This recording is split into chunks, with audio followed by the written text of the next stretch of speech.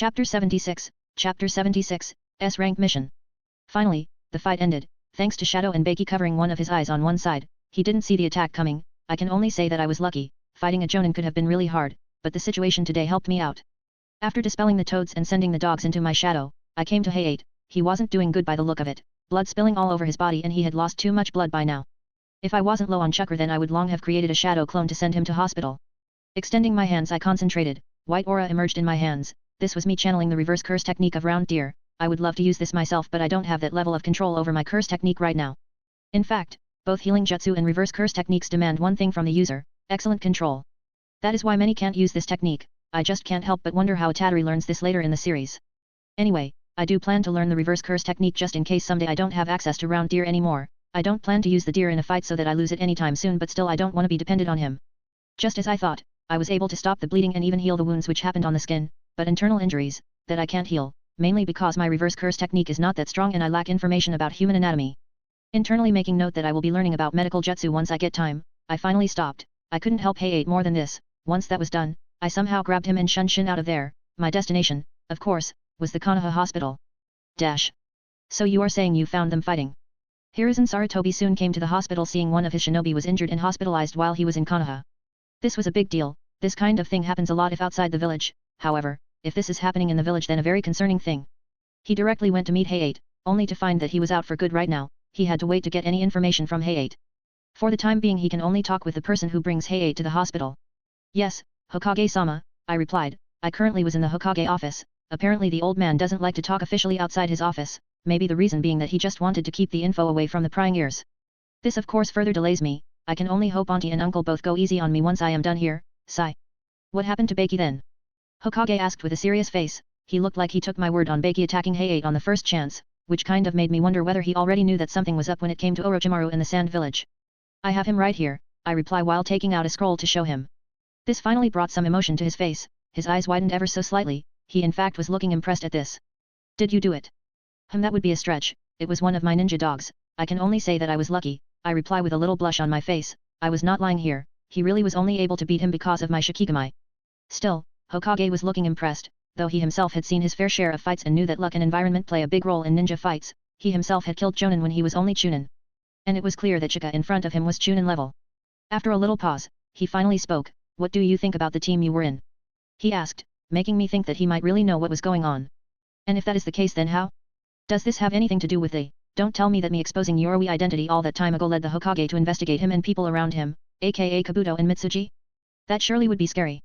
Not pondering too much, I simply answer. They are okay. If you are asking me about their skills then Mitsuji is not that strong, while Kabuto is definitely stronger than what he shows, I replied. I see. Do you know that Kabuto after the preliminary attacks is okay while he was in the hospital, recovering? Hokage said, making me finally understand why he was acting like that. I didn't reply anything immediately, had to act like this was news to me.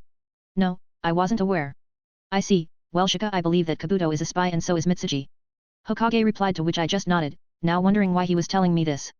Seeing me only nodding and one responding he continued. Shika, I have a job for you, consider it a S-rank mission. Hokage said, making me lose my composure.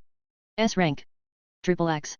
Okay, from his point onward the story go change. The first mission MC did was of course the fuse. Let's see how things work out. Here is the goal for this week. 500 plus stones for the first bonus chapter on Monday. 1000 plus stones for the second bonus chapter on Sunday bonus chapter. Thank you very much for all your support. If you want to read up to 20 plus chapters in advance, check my Patreon. Patreon.com/Kamidemand. Chapter 77, Chapter 77, S-Rank Mission 2. Promoted to Chunin Hui. I can't help but curse internally. It's nice to be promoted yes, but this promotion came with a ridiculous task. Hokage definitely knew something, in secret promoted me. I am now a Chunin, but there is a catch, I still have to participate in the Chunin exam. In fact, that was the S-Rank mission he was talking about. Flashback. Yes, in fact, this mission is only something you can do. Hokage said to my surprise. I didn't say anything, for the time being just let him talk. You are fighting with Gaara right? He asked with a little smile on his face, and I didn't like this already. Yes. If I remember currently you are learning Fuinjutsu recently. He asked again, to which I nodded. Now things are getting a little clearer to me. Good, let me ask you something Shika-kun. Do you know what a Jinchuriki is? Yup, knew this mission is not that simple. Damn old man. Flashback end. In short, he wanted me to use sealing jutsu to stop Gaara from unleashing the one tail inside the village.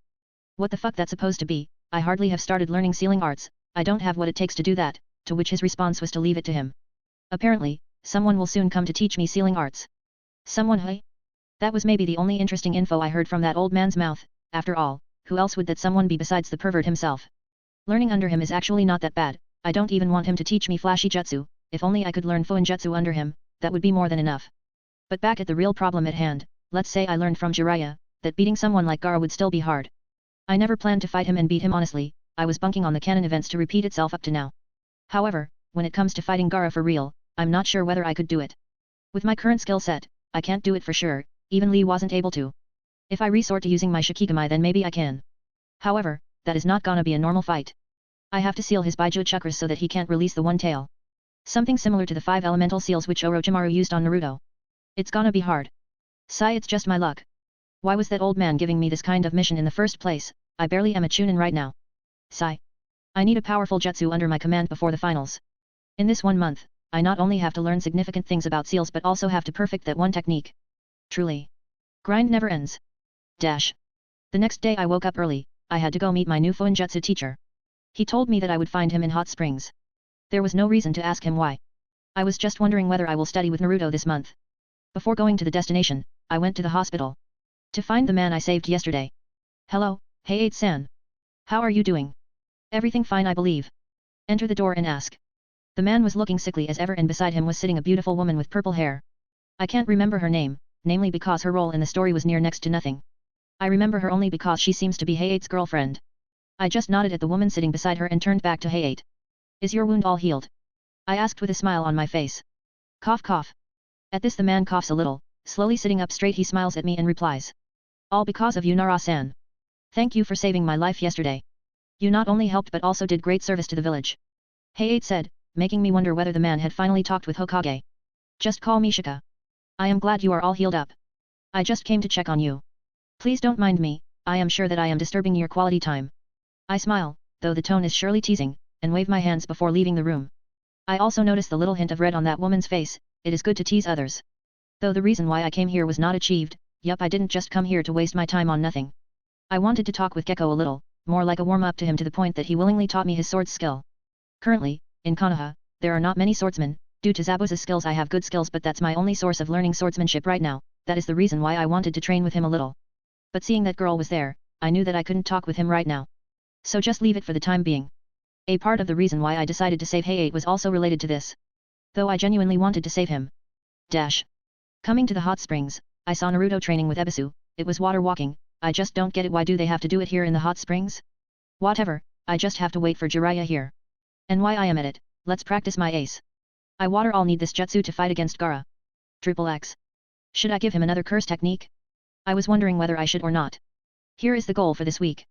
500 plus stones for the first bonus chapter on Monday. 1000 plus stones for the second bonus chapter on Sunday bonus chapter. Thank you very much for all your support. If you want to read up to 20 plus chapters in advance, check my Patreon. Patreon.com/Kamidemand. Chapter 78, Chapter 78, Training begins. Waiting for Jiraiya to come was tiring, it was somewhat pleasing to see Naruto yelling as he repeatedly fell on hot water again and again. To some point, I even wanted to just go up to him and remove the seal which Orochimaru might or might not have put on him. However, I'm not sure that I can successfully remove that 5 elemental mark from him. It's some high-end stuff in sealing after all. My sealing techniques are definitely not as good as Orochimaru or Jiraiya.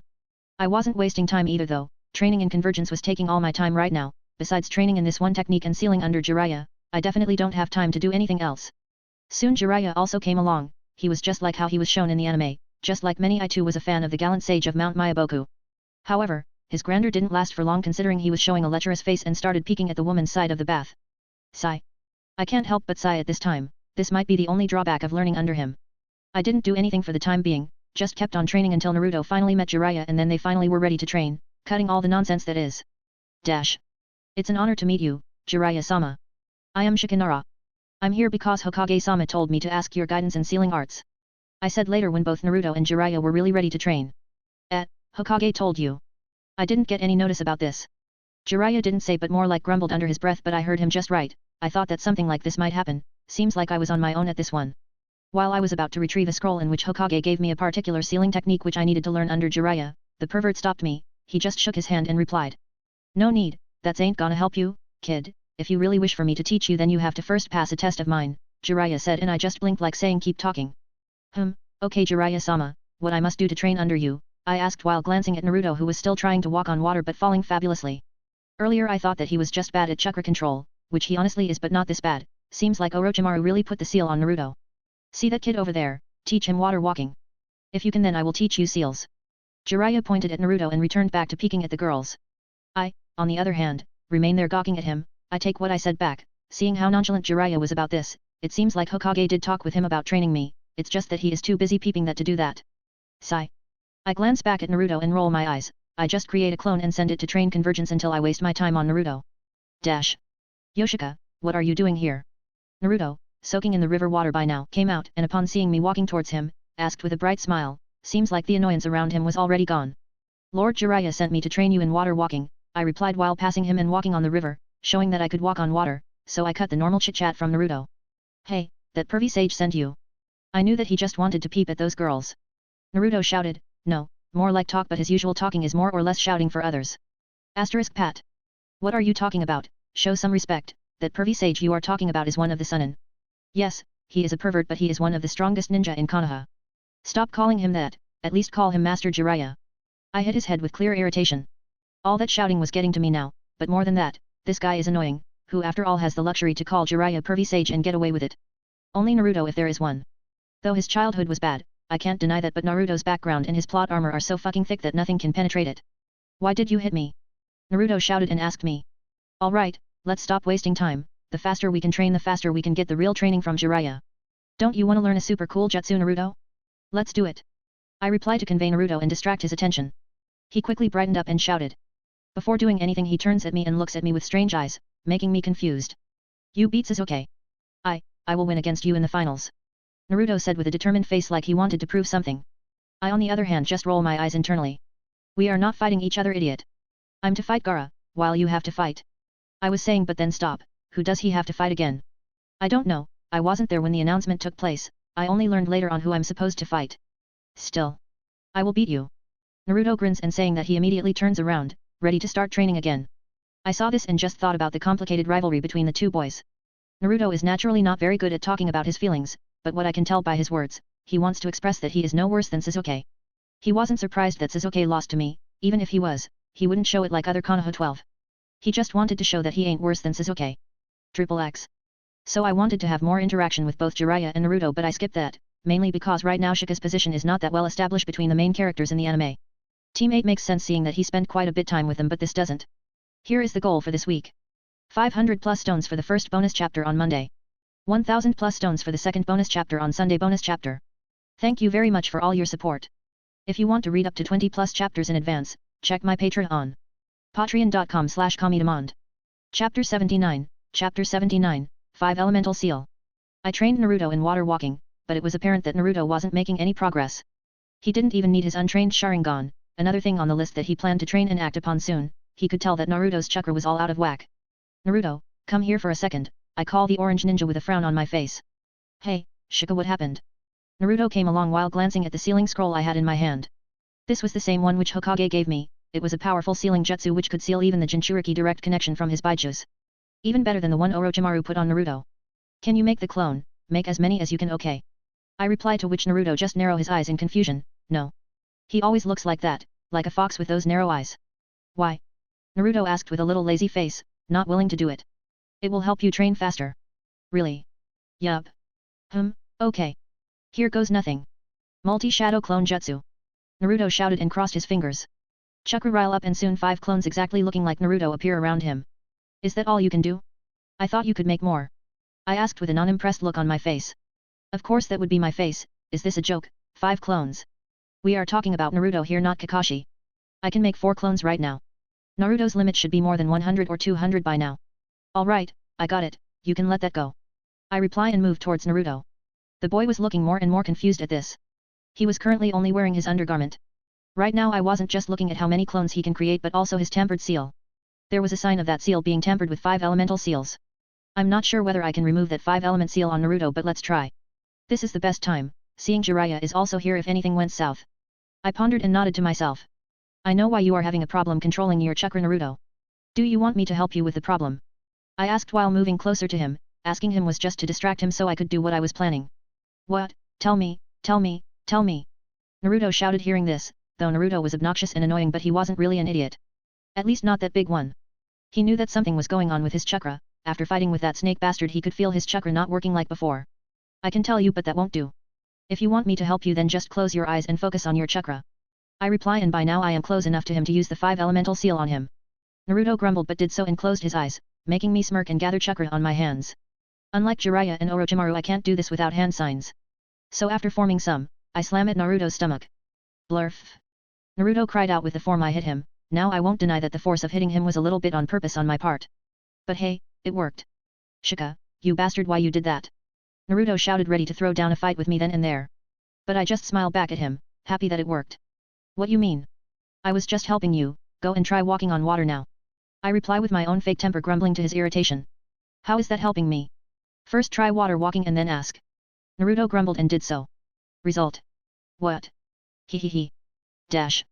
So you are done already? Asked Jiraiya when he was finally dragged by Naruto to show him his water walking.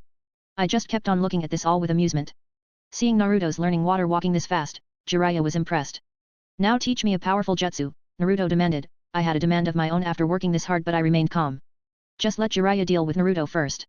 What happened next was out right from the anime. Jiraiya took out a big scroll from a toad's mouth. Earlier I thought that the one he was carrying on his back was the toad summoning scroll, but that wasn't the case. I just waited on the side until Naruto signed his name and summoned a tadpole. I almost forgot how funny the banter between Naruto and Jiraiya was in the early show. It's nostalgic almost seeing them quarrel between each other. Once that was done, Jiraiya finally approached me. You are good with sealing, how did you learn how to remove 5 elemental seals? Jiraiya asked to my surprise, so he was giving attention to both me and Naruto. Just here and there, I only did because I knew that you were there if I messed up. I just recently learned from Hokage-sama what a Jinchuriki is, so I knew that I shouldn't mess too much with the seal. I reply, telling Jiraiya before even he brings up the fact of how dangerous what I did was. If I messed up in any way then it would have been bad for real. If you knew then why take this big risk? Do you know what could happen if the Nine-Tail was released in the village? Jiraiya asked, narrowing his eyes, looking like he was trying to scare me. It's just that this particular role doesn't suit him much. 1. You asked me to help Naruto.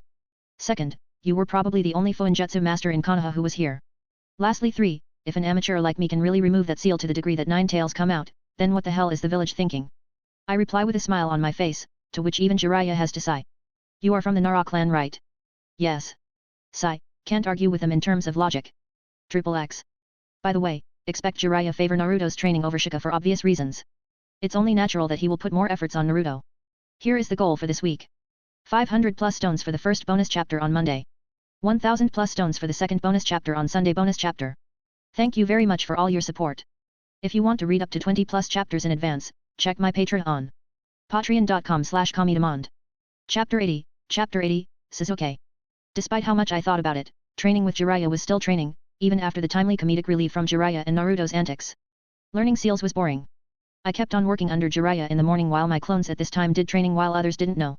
I literally had no other work to do besides training at this point. My talent in seals was just that, average, nothing groundbreaking as Minato's. There ain't any way that I'm impressing Jiraiya anytime soon. He was more focused on training Naruto and making him use 9-tail chakra anyway. I am also sure that at this time he must have talked with the Hokage, about what to exactly teach me and why. That was the only reason he kept on teaching me, otherwise, it's very unusual for one of the Sannin to take a student under them. Hey, Shika, what are you learning? Naruto finally decided to take a little break after his crazy training. Honestly, if only I had 1/3 of his chakra or stamina. He looked curious seeing I was reading the moment I came there, and even under Jiraiya I was doing the same. I am learning Fuinjutsu. I reply, not even looking at him while saying this. Oh, what it does? Naruto asked with curiosity. This is how the tenant inside you is kept from wreaking havoc, from transportation convenience to real power. Seals could do many things, I replied, but those words at the start made Naruto wince. Naruto's face was looking dark and he was looking a little worried right now. Like worried that Shika knows this, which he had no idea how he knew in the first place. Others will know too, and the little comradeship he has, he will lose all that too. I purposefully bring that up, saying to Naruto that I know about his secret. Seeing him wince under what I said, I can't help but sigh and then say, Naruto. I said with a little commanding tone. Naruto, who was looking a little down or a little hesitant just knowing that someone knew his secret, looked up at with a hesitant look. I am not very familiar with you, that I must admit. You are sometimes a little annoying and an idiot. That clearly infuriates the orange boy. But he didn't reply anything, he just again put his head down and just listened to what I had to say. This was my time to form a bond with him, if nothing then a person who recognizes him and he can call a friend. Of course, it was for my benefit, but that doesn't mean that I didn't want to be friends with him. he was a little annoying in real life but in anime in my past life, he was one of my favorite characters. However, that what makes you, you. Make no mistake Uzumaki Naruto. The fox is the fox and you are you. You are not the fox, and if anyone says otherwise then they are an idiot. I said with a smile on my face to which Naruto immediately perked up. Shika. For me, you are Naruto Uzumaki, a shinobi of the leaf, a comrade and a friend. So I personally don't care what is inside you. You will remain a friend to me. So don't go around thinking that you are alone, okay? I said as I got up, patted his shoulder and moved on. That was the most I could say. Anything more and I might mess up. I didn't see Naruto's face at that time but I was sure that I did notice a little wetness in his eyes. Though the boy was really good at hiding that. Thus training kept on going, it was boring, but at least physical training was not this troublesome as seals. Learning seals is like trying to do math. But this time, it's only that none of the rules or formulas are given to us. It's mostly venturing into foreign ground for any seal master. Sigh. Some time later I finally got the time to work on another plan which I was thinking about. Training is fine and all but there is always a limitation on how much a person can do and grow. To really get stronger, I need help, more like comrades who can help me in my plan for the future. There is no doubt that I had to fight with Pain, Obito and Madara in the future. So I have to start planning from now on. And this guy who I want to meet is the person who I believe can help me in this. I long wanted to come visit him but due to the unwanted attention he was getting from a certain snake Sunin, he was under observation from Anbu. It's only now that this has ended. I can't say why but this was the right time to talk with him. Dash. Sasuke was training, and after his defeat against Shika, he threw himself into training with no rest. He was like this even before this but now the situation was worse, to the point Kakashi and Sakura were worried for him. I lost to literally a nobody. That was the only thing he muttered whenever he thought about his fight with Shika. Why? Why did I lose? I have worked so hard since that day. Then why? Why I am so weak? In comparison, Naruto, he won his match and now he will participate in the Chunin exams. Sasuke thought and gritted his teeth. After a day of hard training and pretty much breaking his body, he went back home, tired now. But just as he entered his house he noticed something, there was a presence in his house. He lived alone, there shouldn't be anyone here right now, but there was someone and he wasn't even concealing his presence. Sasuke slowly took out a kunai and slowly moved forward. As soon as he entered his own room he saw a familiar figure in front of him. But more than anything, he saw these eyes, those bloodshot red eyes staring back at him. His mind went slag for a second, remembering what happened all those years ago, what that man did. Itachi. Sasuke all but roared and wanted to rush at the man in front of him to kill him but he found that he couldn't move anymore. Sigh, you need to control your emotions Sasuke. Came the reply as Sasuke was struggling to move but to no avail. Just before he reopened his, now sealed cursed mark, the man with those accursed eyes who was staring at him finally came out of the shadow, and the face that he was expecting to see wasn't the one he saw then. You need to calm down, I don't have much time to spend here, need to talk about something important with you. I said to the Avenger with my Sharingan flaring at him. Triple X. Yup, going that route. A little manipulation on the second protagonist doesn't sound that bad, right? Here is the goal for this week. 500 plus stones for the first bonus chapter on Monday. 1000 plus stones for the second bonus chapter on Sunday bonus chapter. Thank you very much for all your support. If you want to read up to 20 plus chapters in advance, check my Patreon. Patreon.com/Kamidemand. Chapter 81, Uchiha. Sasuke seeing the man who had Sharingan in his eyes was both startled and confused because according to him the only person besides him who should technically have Sharingan is Itachi Uchiha. However, there was the boy who just beat him a few days ago, staring back at him with Sharingan in his eyes. Sasuke was confused, and still now even unknowingly he was struggling. Calm down, I know what you are thinking, look at my eyes carefully. Are they like his? Shika replies seeing Sasuke still not calming down. He knew that there would be a violent reaction from Sasuke seeing Sharingan but this was too much. Good thing that he places silencing seals around the place. But if Sasuke doesn't calm down then his coming here and showcasing his Sharingan will be pointless. Sasuke was too shocked to even open his curse mark at this time, in fact, it might have opened automatically if it was not sealed but that doesn't mean that it can't be opened, it's just harder to open right now. But after what Shika said he finally calmed down and noticed that indeed the eyes were not exactly like the one he was expecting, it was Sharingan no doubt but it was two tomos on one side and one tomo on the other side. He even thought that he was under genjutsu but even his Sharingan was open right now and he couldn't feel any disturbance in his chakra at all. So there is no way the boy in front of him can fake his eyes. That means there are two ways to have it, one him being a Uchiha which is near next impossible and the other that he took that pair of eyes from a Uchiha. Sasuke once again started to get angry thinking this but before that Shika closed his Sharingan in front of him, turning his eyes into his normal black one, stopping Sasuke's train of thought then and there.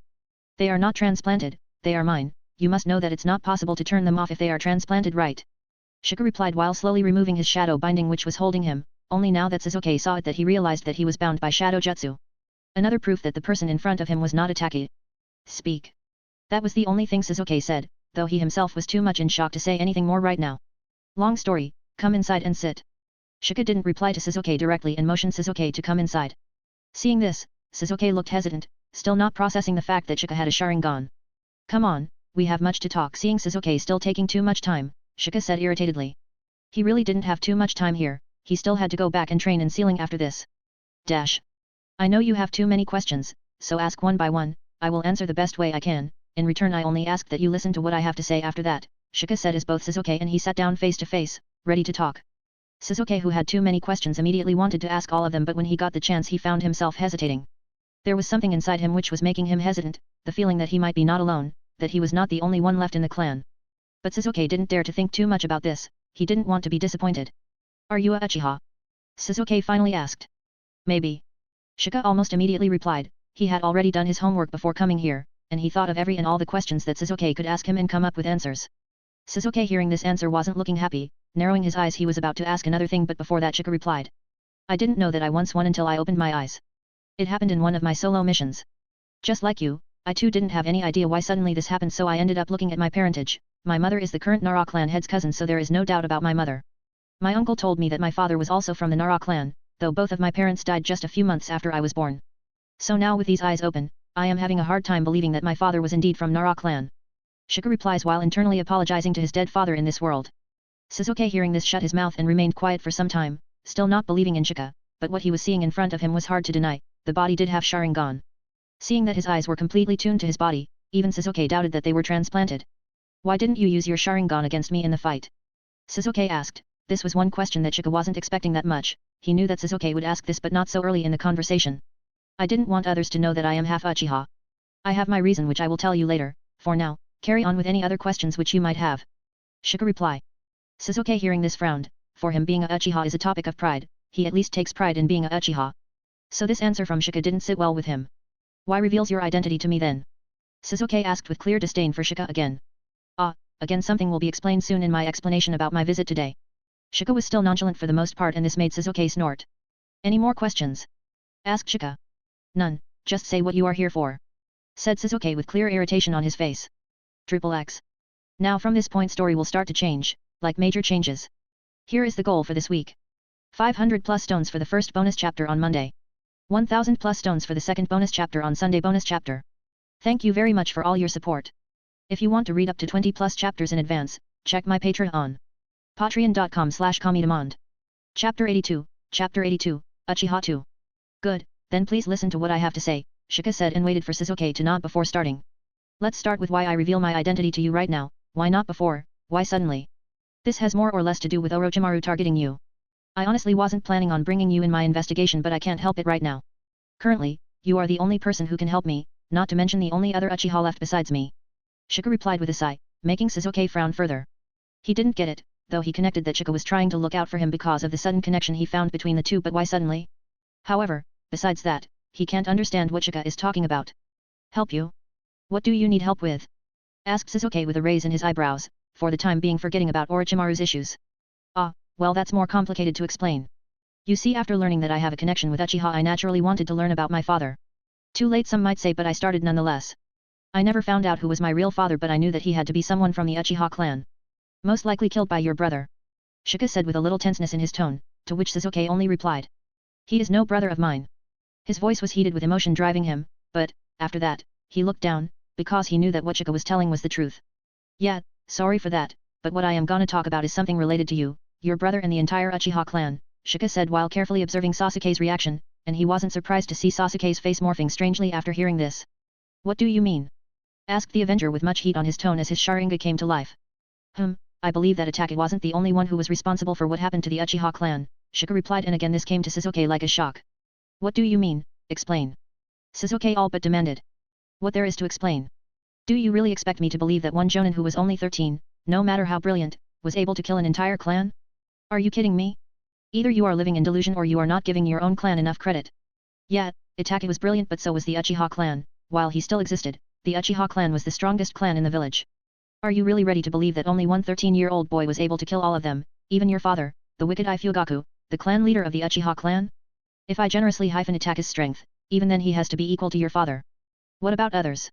Shika replied with a little heat in his tone. This was one thing which he always felt, was that Sasuke was too stupid to just believe what he saw and take everything at face value. Sasuke hearing this wanted to say something, anything, but he can't because he had nothing to say. Many times he himself thought about this, but his anger and hatred stopped him. Not to mention he himself didn't want to think that there was another person, because he didn't want to think even for a second that his brother was not what he thought. He desperately wanted to stick with that hatred of his against his brother. Currently, that was the only thing he had. What proof do you have? Sasuke asked after controlling his emotions. Currently I have no proof, that was the reason why I needed your help. You are the only person right now in Konoha who can and most likely will help me. Secondly, I too believe that for someone who is so hell-bent on taking revenge, you will not leave a chance to actually find out what really happened to the Uchiha clan, do you? Shika asked while looking directly at Sasuke while observing the Uchiha boy. This was his plan, he wanted to use Sasuke, this way he could stop Sasuke from defecting but at the same time he could build his own power to fight with the likes of Pain, Obito, and Madara. What do you know? Tell me, Sasuke demanded. After talking with him this much, at least he learns this much, that Shika knows more than he is showing. Him saying that I know something might be far-fetched. To be honest, I can only say that I have my suspicion. There were others who helped Itachi, or dare I say Itachi helped them to end the strongest clan in the village. Shika replied and then stood up. There was a lot he could have said but not right now. Because he doesn't have any proof. Not to mention he has to make Sasuke work to get those answers. Just like you said, I don't have any proof, just my suspicions. I don't want to say any names in front of you before I have proof, so that's why I need your help. Shika replied and was ready to move out. Sasuke hearing this didn't reply to anything, he honestly wanted to hear those names Shika come up with. But didn't ask him. Why you are so interested in this? Sasuke asked when Shika was just about to leave. Hearing this, Shika just smiled back at Sasuke. I don't know, but I want to know who killed my father. Maybe he might never have accepted me but I still want to know. And if possible, kill that person. Shika looked directly at Sasuke's eyes. Sasuke did the same, a little sense of similarity gleaming in Sasuke's eyes at that time. Do tell me if you are willing to help. And consider this coming from a fellow half Uchiha, if that is what I can really call myself. Stay away from Orochimaru, it will just give you false power and hope. Real power is only the one you can control and use. Not the other way around. Shika said and then vanished from his place. Leaving Sasuke there alone to ponder what just happened there. XXX. Another question, what do you guys think, should I let Sasuke kill Itachi in the future or save him?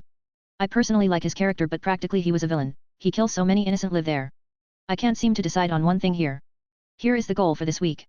500 plus stones for the first bonus chapter on Monday. 1000 plus stones for the second bonus chapter on Sunday bonus chapter. Thank you very much for all your support. If you want to read up to 20 plus chapters in advance, check my Patreon. Patreon.com/comedemond. Chapter 83, Chunin Exam Finals 1. The talk with Sasuke was short, Shika didn't want to drag the conversation anyway, part of the reason being that there he wanted to give some time to Sasuke to think what he told him. Overloading his brain with info about what might have happened was pointless, rather he took Sasuke's help, drove him away from the defection path and more than anything targeted people like Akatsuki and Danzo through Sasuke's connection with Itachi and Itachi's connection to the two mentions before. How to show him this connection wasn't hard either, but Shika knew that he had to wait, he needed to nail the time just right. Training under Jiraiya kept on going, compared to Naruto's training, his own training was pretty boring, at least his clones were working hard in the background. Jiraiya wasn't that good of a teacher, at least not in the conventional sense. However, whatever he taught he made sure that the person learned completely, maybe this was something he inherited from his own childhood, after all, he himself wasn't the sharpest of the students in his time. Under him Shika only learned Fuinjutsu, however, he learned that one thing to the extreme, way past the point of just learning how not to seal the chakra of a Jinchuriki. Shika knew that if he just mastered what he learned from Jiraiya completely in the upcoming years, then he himself could become a Fuinjutsu master. As time passed, finally the finals were upon them. Shika long wanted to meet with Hinata at this time but after her fight with Niji, she was taken by her father to give training for the finals. Shika just wanted to curse that Hyuga bastard right now, but he himself knew that Hinata needed that exposure to the clan, after all, without connection how was she gonna remove that cage bird seal? Going all out to learn sealing from Jiraiya also for this reason, though sealing was useful but not that much in fights, Shika only put so much effort because he wanted to help Hinata. He knew that Hinata alone couldn't remove that cage bird seal, even if she could stop the practice. What about those who already have the cage bird seal applied to them? What about the branch family?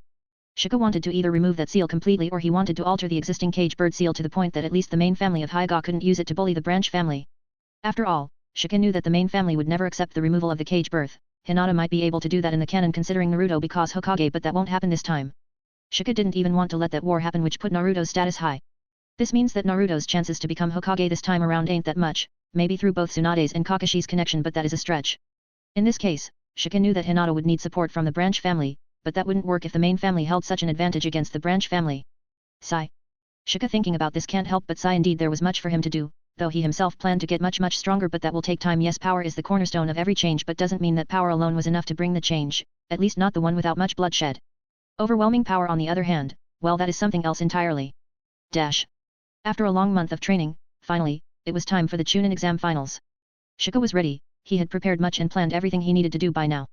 He woke up, got something light to eat and finally got ready to go to the tournament ground. As he reached the place, he saw many civilians and shinobi there alike, ready to watch the finals. There were not many festivals in this world, so the Chunin exams were the best way to relax for families and even shinobi. Shika though didn't care too much about this, he looked around and directly spotted two people he wanted to talk to right now. That was namely Hinata and Sasuke. In this last month, he didn't get to talk with anyone, not even these two. Kurane, her team, even his own cousin, he was so busy that he didn't get any time to interact with them. The first match was between Hinata and Naruto.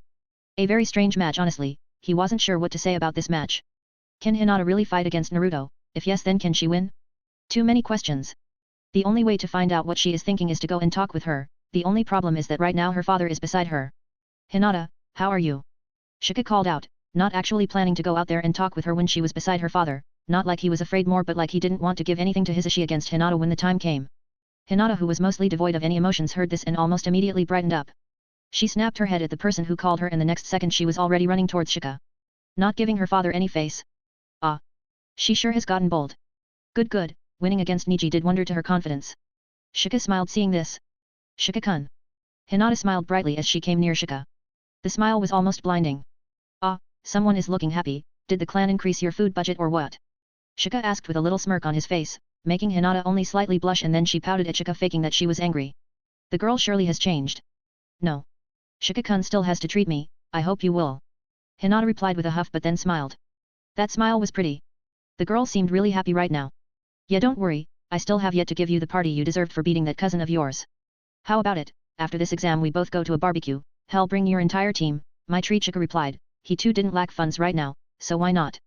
Sure, but that is too much for Shika-kun. I can't ask you that much. Hinata replied a little hesitant. Shika was about to say that it was fine but before that, she spoke.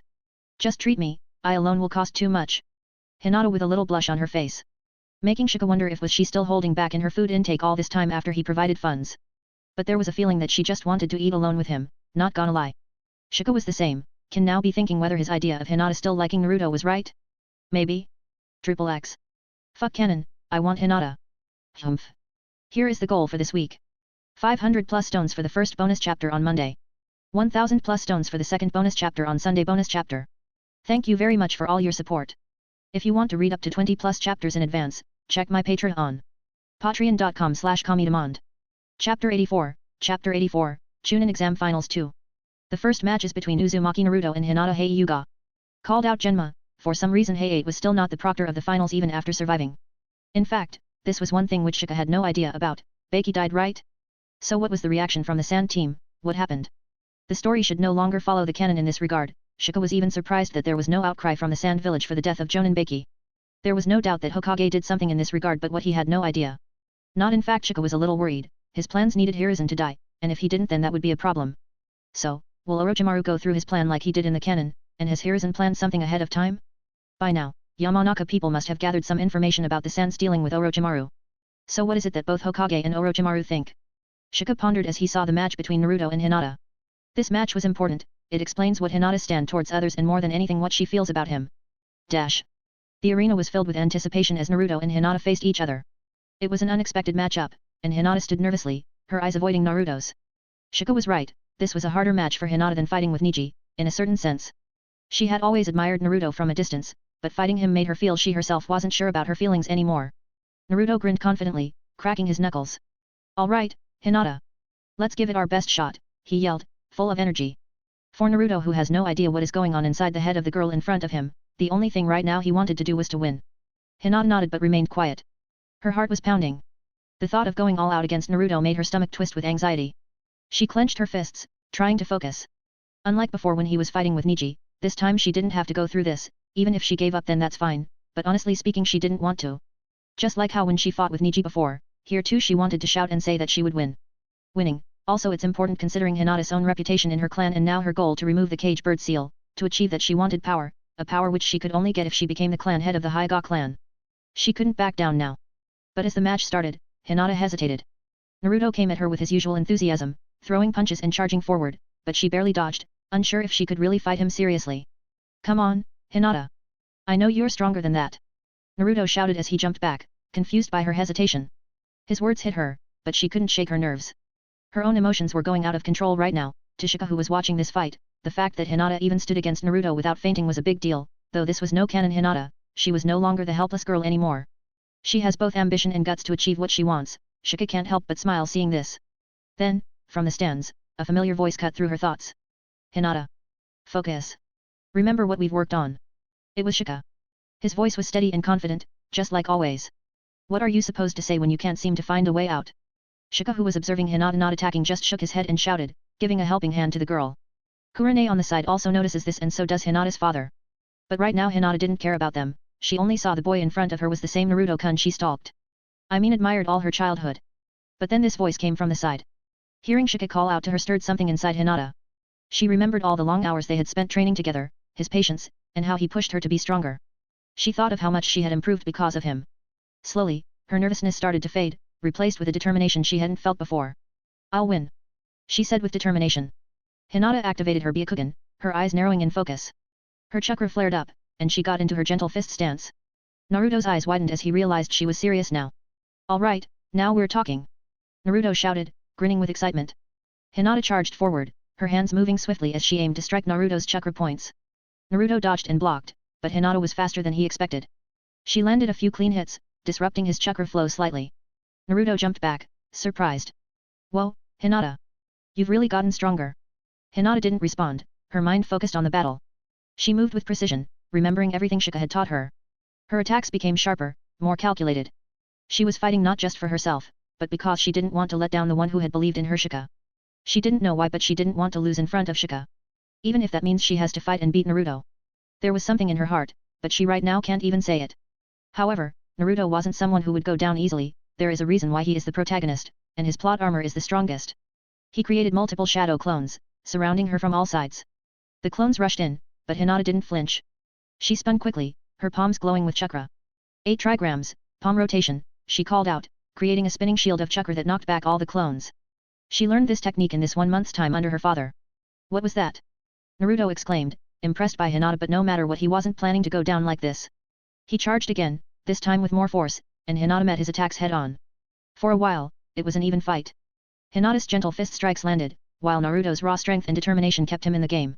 But slowly, Naruto began to overwhelm her.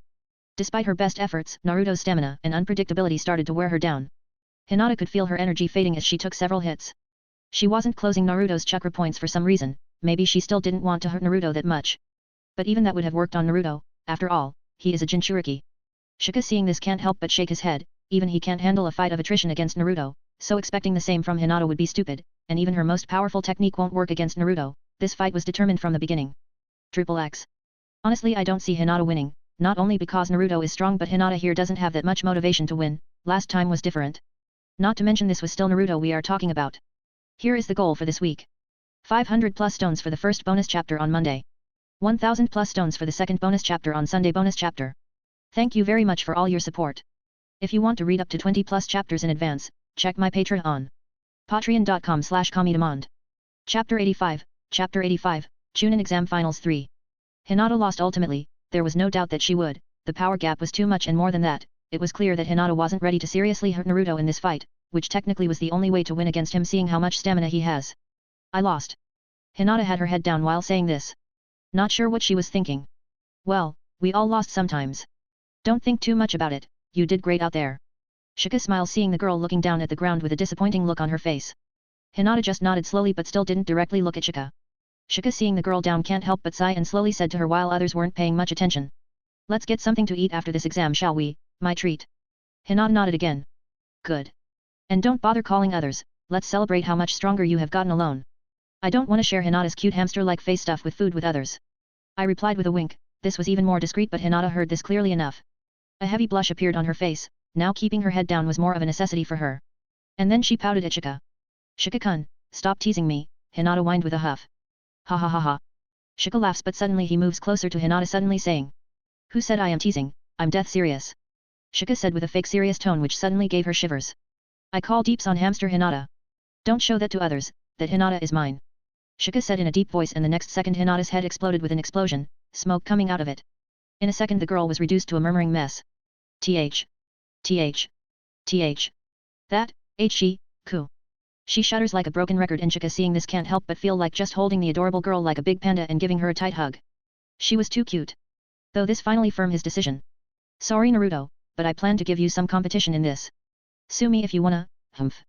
Shika thought of this with a smile, seeing the roasted tomato in front of him and thought it was worth it. He laughed after that and quickly put some distance between him and the girl. Let's meet later okay, dinner on me. Shika waved his hands and moved on. Now he needed to talk with his other target. Dash. The second match was between Kankuro and Shino, however, even here Kankuro gave up the fight before it started. Making the proctor start the third match between Shikamaru and Temari. Ah, take good care of sister-in-law. Shika grinned looking at his cousin's annoyed and lazy look, seeing how he was muttering that he again had to fight with another girl. Ah, what are you talking about? Shikamaru asked with clear irritation. Nothing, just have fun, Shika replied snickering as he saw Shikamaru enter the fighting area. Fine, now time to talk with Sasuke. Shika also thought and slowly moved towards Sasuke who he only now saw was getting sandwiched between both Sakura and Ino. Sasuke, mind if I have a little talk with you? Shika asked not looking at the two little girls glaring at him, clearly displeased. Sasuke all but jumped out of his seat and hurriedly left both the girls to their dismay. Shika smiled helplessly seeing this and went walk a little further from them. Sasuke now looked much like the Sasuke who fought with Gaara in the canon. Though he didn't win against Shika and didn't have to fight Gaara here but still he got special training from Kakashi thanks to Orochimaru going after him. Meaning he has learned Chidori by now. Though maybe he can't use it multiple times like the canon.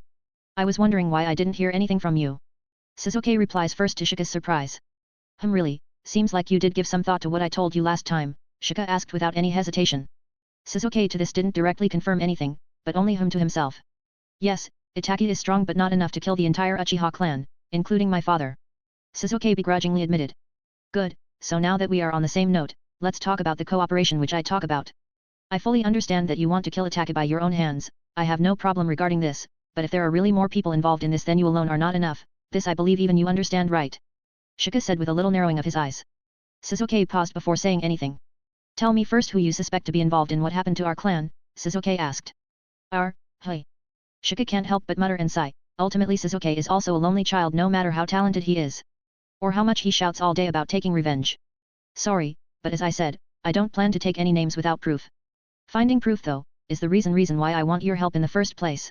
Though I can give you this much, the person I suspect is a part of the village and I also believe that Orochimaru might have some information about this. That's why actually I wanted your help. To get information from Orochimaru. I can't do it without you. Shika replied with a calculating look at Sasuke and the wannabe Avenger too narrowed his eyes, now fully understanding why Shika only showed his identity when he was getting targeted by Orochimaru. XXX. I am not very good at conversations but I am improving.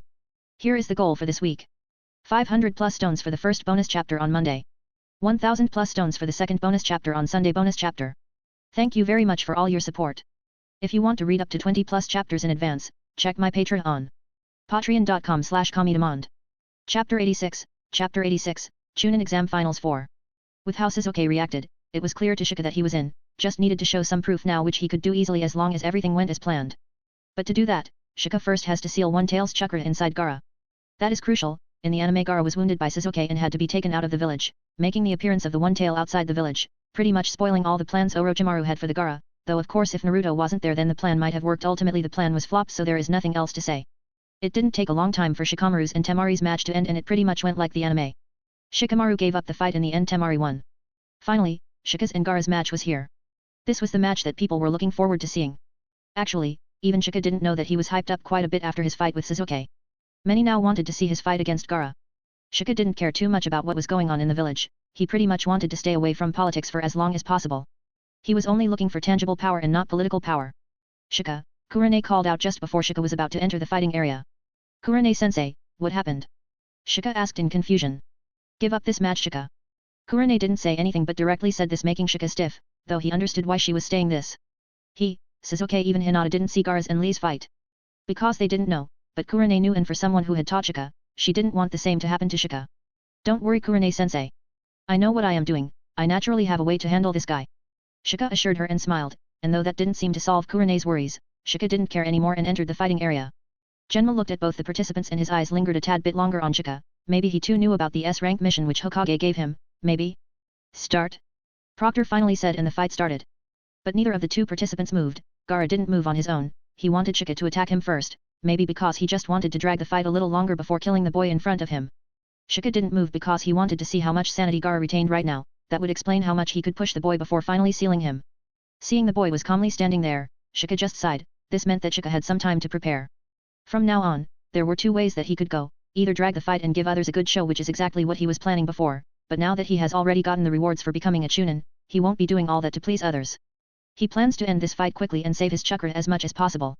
With that thought, his hand almost became a blur, and the next second he internally called out, Hidden Mist Jutsu. The air shifted and mist started to form around him. This was harder to do than a month ago because this place was open with wind, and at the same time this place was much larger to completely covered with mist. But that's fine, he plans to end the fight soon anyway. As soon as the mist appeared, others who were looking for a good fight frowned. They were there to watch a thrilling fight, not for this. Orochimaru, who was right now sitting beside Hokage, frowned internally. He wanted to see Shika fight, but he knew that if Shika used this one jutsu he wouldn't be able to see him in action. But unlike last time, he couldn't use wind jutsu to remove that mist. He was sitting beside the third Hokage, and there was no way to do that. Only civilians were the ones who were mostly complaining. Shinobi kept quiet. Ultimately they would know the result, so there was no reason to complain that much. Inside the mist, Gaara too wasn't able to see anything. He looked around trying to find Shika, but he didn't have the kind of sense to pinpoint his opponent. But he didn't care honestly. He believed in his absolute defense, so he just waited for Shika to come to him.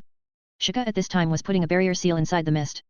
Not enough to stop a Baijo, but it can stop any chakra outburst which might leak later on and alert Orochimaru.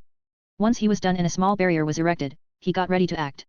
He though had no sensing capabilities, but due to his training and Zabuza's talent, he was able to pinpoint others in his mist and fuse with his chakra pretty well. He clapped his hand and pointed the tips of the finger at Gaara, who was still standing in one place without moving, waiting for him. Convergence. Shika smirked. Finally the technique was completed and he was eager to see how it had come along. He stood in one place and increased the pressure of water in his palm, and just when the pressure was enough he fired. A jet of steam line water ejected out of his palm. The speed was so fast that it rivaled some of the fastest lightning jutsu. Before even Gaara could realize what happened, he felt something piercing him. Only later on the pain hit him, changing his usual calm tone. Triple X. Hope you guys weren't expecting another long-ass fight. I don't plan to drag this arc long. There is much to do after this. Here is the goal for this week. 500 plus stones for the first bonus chapter on Monday. 1000 plus stones for the second bonus chapter on Sunday bonus chapter. Thank you very much for all your support. If you want to read up to 20 plus chapters in advance, check my Patreon on patreon.com/comedemond. Chapter 87, Chapter 87, Chunin Exam Finals 5. The atmosphere in the Chunin Exam Finals was tense. The crowd was filled with anticipation as both Shika and Gaara were covered in the mist, and it's been some time without any outcome. Shika knew that Gaara was dangerous, especially with the Shikaku inside him. The sand armor that always surrounded Gaara was impenetrable to most attacks, and Shika knew that well. That is why he trained hard and perfected the techniques that would give him an advantage. Water convergence. It was a technique he had spent months perfecting, a sharp, piercing stream of water capable of breaking through even the toughest defenses. With precision and speed, Shika launched the attack. The water converged into a thin, needle-like shape and shot forward, cutting through Gaara's sand shield like paper. The sharp scream pierced through Gaara's defense and struck him directly in the chest. Gaara's eyes widened in shock, but before he could react, Shika was already moving forward. The barrier he erected didn't only stop any chakra from leaking out but also sounds so that Gaara wouldn't scream and make both his siblings make their way down here to save him. He knew he didn't have much time. Using the sealing technique he had learned from Jiraiya, he pressed his hands against Gaara's body when he was down and his sand was held back by Shika's water and activated the seal. The complex symbols glowed as they locked onto the Baijo's chakra inside Gaara, sealing it off and preventing Shikaku from awakening. The crowd still couldn't see anything through the thick mist. It wasn't until Shika deactivated his hidden mist technique that the arena came back into view. Gaara was kneeling on the ground, clutching his chest, clearly weakened, and Shika stood before him so victorious that they realized that the fight was already over. That's Kakashi, Guy and Lee, who saw this, can't help but question what they were seeing. Even Lee failed against Gaara after opening 5 of the inner gates, but here was Shika, who not only won against Gaara but even wounded him. They all could see the blood pouring out of Gaara's shoulder. Lee can't help but clench his fist at this. Lee. Guy grabs Lee's shoulder trying to say something but no words come to his mouth. Lee wasn't the only one surprised. There were others, like the Sand team, who saw this and frowned, already rushing towards Gaara. But maybe not more than Orochimaru, who was sitting beside Hiruzen, and after seeing that Gaara wasn't transforming into his Baijo nor he was healing, he was both stunned and angry. He quickly made a hand sign and Kabuto and his other men waiting started their plan. White feathers fell from the sky and a large area of genjutsu was activated, making the majority of the people fall to sleep. The stands filled with snoring rather than screaming, making Shika smile. The irony was really there, as enemy shinobi from the Hidden Sound and Hidden Sand villages appeared. Shuriken and kunai flew through the air, and smoke bombs filled the arena. Konoha's forces rushed to defend the village, but the surprise attack caught many off guard. This wasn't just happening in the Chunin exam stand, the entire village was under attack by Orochimaru's forces by now. Shika also noticed that Orochimaru also erected a barrier with his sound 4 to kill Hiruzen Sarutobi. Hope that everything goes like the canon. As long as Hiruzen is dead, it's okay. Shika hoped, though he knew that his being here would change things. He honestly didn't care about the changes, but Hiruzen should die, and that why he put a clone inside that barrier even before this all started, to make sure things goes on like the canon. Shika immediately snapped into action. He didn't have time to rest after his fight with Gaara. The village was under attack, and he needed to help. As he glanced at Gaara, he saw him struggling to stand, but the sealing technique was still holding back the full power of the Shikaku. Up in the stands, Shika spotted familiar faces. The other genin from Konoha were already moving to assist in the battle. Naruto, Sasuke, and Sakura were all engaged with enemy shinobi, while Kakashi and the other Jonin were fighting Orochimaru's elite forces. Now let's finally get that spy bastard. Shika had a smirk on his face. He of course was talking about Kabuto. Orochimaru and Kabuto are the only people who know how to use Edo Tensei. Right now he has no way to kill Orochimaru, but he can get that bastard Kabuto. Hell, he in fact might be able to get Orochimaru as well, but that depends on his clone. After all, if there was one time when Orochimaru has ever come close enough to dying, then it was when Hiruzen used the Ripper Death Seal on him. Hope the clone can find a way to take both of them out. He can't help but hope. And then he was gone, ready to find Kabuto and stop the zombie army from ever marching the elemental nation. Shika's divine dogs already knew Kabuto's scent, so finding him wasn't hard. Summoning Jutsu. Shika said, more like acted, and sneakily took out a smoke bomb while biting his finger to draw blood and slam his hand on the ground to act like he used the summoning jutsu to summon his divine dogs. A buff of smoke happened in the area and two dogs, one black and one white, came forward. Find him. Shika only said this, and the next second they bolted out to find Kabuto. Dash. At this time, the clone, who was hiding in the shadows up on the rooftop, inside the barrier erected by the Sound 4, was hiding in his shadows and watching both teacher and student tearing each other apart.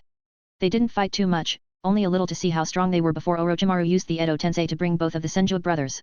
Clone just remained back. He knew that he couldn't stop anyone with his powers inside this barrier, though he was surprised how Hiruzen and Sarutobi looked surprised seeing the Kazekage turned out to be Orochimaru. This means that he was expecting an attack from Orochimaru after Shika found the real plan of sand by saving Hayate. Clone can't help but ponder what Hiruzen was thinking. Probably that there will be two cage-level shinobi in the fight, Orochimaru and Kazekage, so even if he wanted to take some help from Jiraiya, he couldn't. At best he must have thought that he had to fight Kazekage, who was of course weaker than Orochimaru, while Jiraiya would handle the snake. That's why Jiraiya is not here beside Hiruzen. He must have been look for Orochimaru to fight. Tisk, tisk, tisk tisk tisk tisk tisk. Clone snickered. This was good for him. This means that the final outcome might not change ultimately. Triple X. What do you think? Can Ripper Death kill Orochimaru? Here is the goal for this week. 500 plus stones for the first bonus chapter on Monday. 1000 plus stones for the second bonus chapter on Sunday bonus chapter. Thank you very much for all your support. If you want to read up to 20 plus chapters in advance, check my Patreon. Patreon.com/Kamidemand. Chapter 88, Chapter 88, Chunin Exam Final 6. Amid the chaos of the Konoha crush, Shika raced as he surveyed the battlefield. Orochimaru's forces were everywhere, and he knew that someone dangerous like Kabuto was likely lurking in the shadows or fighting someone strong. A thought came to his mind: how strong was Kabuto in early Naruto? They say that he is equal to Kakashi, but he doubts it, but that doesn't mean that he would be on just a Chunin level.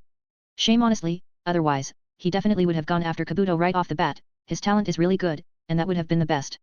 It wasn't long before they picked up the trail. Shika followed them through all the fighting happening in his surroundings, his eyes sharp as he anticipated someone attack him suddenly. He was on his guard. Kabuto. Shika called out, stepping forward with confidence. Kabuto turned to face him, a smirk on his face. Ah, Shika-kun, what a coincidence to meet you here like this. I didn't expect you to be this strong. You beat Uchiha Sasuke and even were able to run away from Mr. Orochimaru's pursuit. I have to say that when you joined our team, I wasn't expecting that you were capable of something like that. But do you really think you can take me down? Kabuto replied as he kicked the person he was fighting with right away. He was strong. Shika could tell that though he might be not as good as Kakashi, he was strong.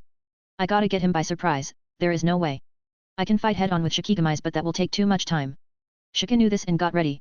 Shika didn't waste time with words. He quickly formed hand seals. Let's see how you handle this. And just as he completed saying this, a shadow clone appeared with a buff of smoke. At the same time, he commanded the dogs. Without hesitation, his divine dogs lunged at Kabuto. Shadow went for Kabuto's legs while Snow aimed for his throat. Kabuto dodged swiftly, avoiding their attacks with ease.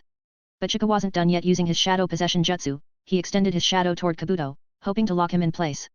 Kabuto, however, was no amateur. He leapt into the air, narrowly avoiding Shika's shadow. You're not fast enough, Shika-kun, Kabuto taunted, landing lightly on his feet. However, that was the same time when the clone Shika appeared near Kabuto and confronted him with close combat fighting. But to Shika's disbelief, Kabuto was able to quickly overwhelm the clone in just under a few seconds, and using his medical jutsu he quickly popped the clone. Shika cursed under his breath. He knew that he wasn't a match for Kabuto, at least he needed his Sharingan, which now he could control pretty well, to hold Kabuto's much superior skills, but he couldn't do that. Opening Sharingan here in the open in front of everyone was dangerous. He wasn't afraid of these people, but Danzo. That was why he had his divine dogs. Charge, Shika shouted. Shadow and Snow rush out immediately. But before those dogs come near, Kabuto vanishes from his place. Instincts kick in and Shika spun around just in time to block a kunai aimed at his back. Kabuto appeared out of thin air, his face calm as he delivered a rapid series of strikes aimed at Shika's vital points. Shika was quick on his feet, but Kabuto's medical ninja skills were sharp. Each strike was precise and deadly. Damn, he surely is skilled. Shika all but cursed seeing how Kabuto was overwhelming him. He knew that he needed a little more help here. Forming a hand sign, he quickly slams his hand on the ground and the next second a horde of rabbits appears out of a big buff of smoke. Distract, and hinder his movements, Shika said, and those rabbits rushed at Kabuto. Kabuto seeing this looked a little surprised. He really had no idea that Shika had a summoning contract, let alone two. Shika summoned water from a nearby broken pipe, forming it into a wave that he sent crashing toward Kabuto. Kabuto dodged with ease, but that was what Shika expected. The water was a distraction. Shadow and Snow lunged at Kabuto from the side and this time they connected. Shadow bit down hard on Kabuto's leg, while Snow grabbed his arm. Kabuto didn't even see the dogs coming thanks to all those rabbits covering his sight. They weren't the only shinobi fighting there, and others also noticed a horde of rabbits rampaging around. Though they didn't do any damage besides biting, which was nothing for a shinobi, they were annoying and really good at concealing attacks from both Shika and his dogs. Kabuto winced but didn't falter. With a burst of chakra, he threw the dogs off, sending them skidding across the ground. Annoying pests, Kabuto muttered, wiping the blood from his arm. Since when you have these two summons? Suddenly a familiar voice rang in Shika's ear and he knew who this was. A long time, though I didn't use it in preliminary as the exam was to test the individual's strength. Shika quickly glanced at Sasuke who appeared beside him and answered. He knew what exactly he was trying to ask. Sasuke didn't reply after that, but Shika knew what he might be thinking. Not using Sharingan, which he thinks Shika had back then, or this summon beast. He might think that he was looking down on him. I heard you have gotten stronger. I look forward to seeing your improvement. Shika only said this as he again rushed at Kabuto. You'll see. Sasuke just sneers at Shika still hiding his Sharingan and rushes at Kabuto. He knew by instinct that Shika wouldn't have summoned his beast if the opponent wasn't strong. He wanted to see just how strong Kabuto really was. He also knew that Kabuto wanted to attack him when he was unconscious, so this was a little personal as well. Dash. The clone was watching the fight keenly. Hiruzen right now was fighting with both the first and second Hokage while Orochimaru himself was standing beside and waiting. The clone wasn't sure whether they could sense him. He first thought that it's possible for a sensor, but that wasn't the case. Karin, who right now was staying in Konoha in the pretext of seeing the Chunin exam, was proof. Her mind eye of Kyuga, arguably on par with Byakugan, couldn't sense him while he was inside shadows. This means that normal people, even Cage level who don't have any sensor ability, shouldn't be able to sense him. And so far, they haven't. This sure got potential. Clone had a little smirk appearing on his face. XXX. Here is the goal for this week. 500 plus stones for the first bonus chapter on Monday. 1000 plus stones for the second bonus chapter on Sunday bonus chapter. Thank you very much for all your support.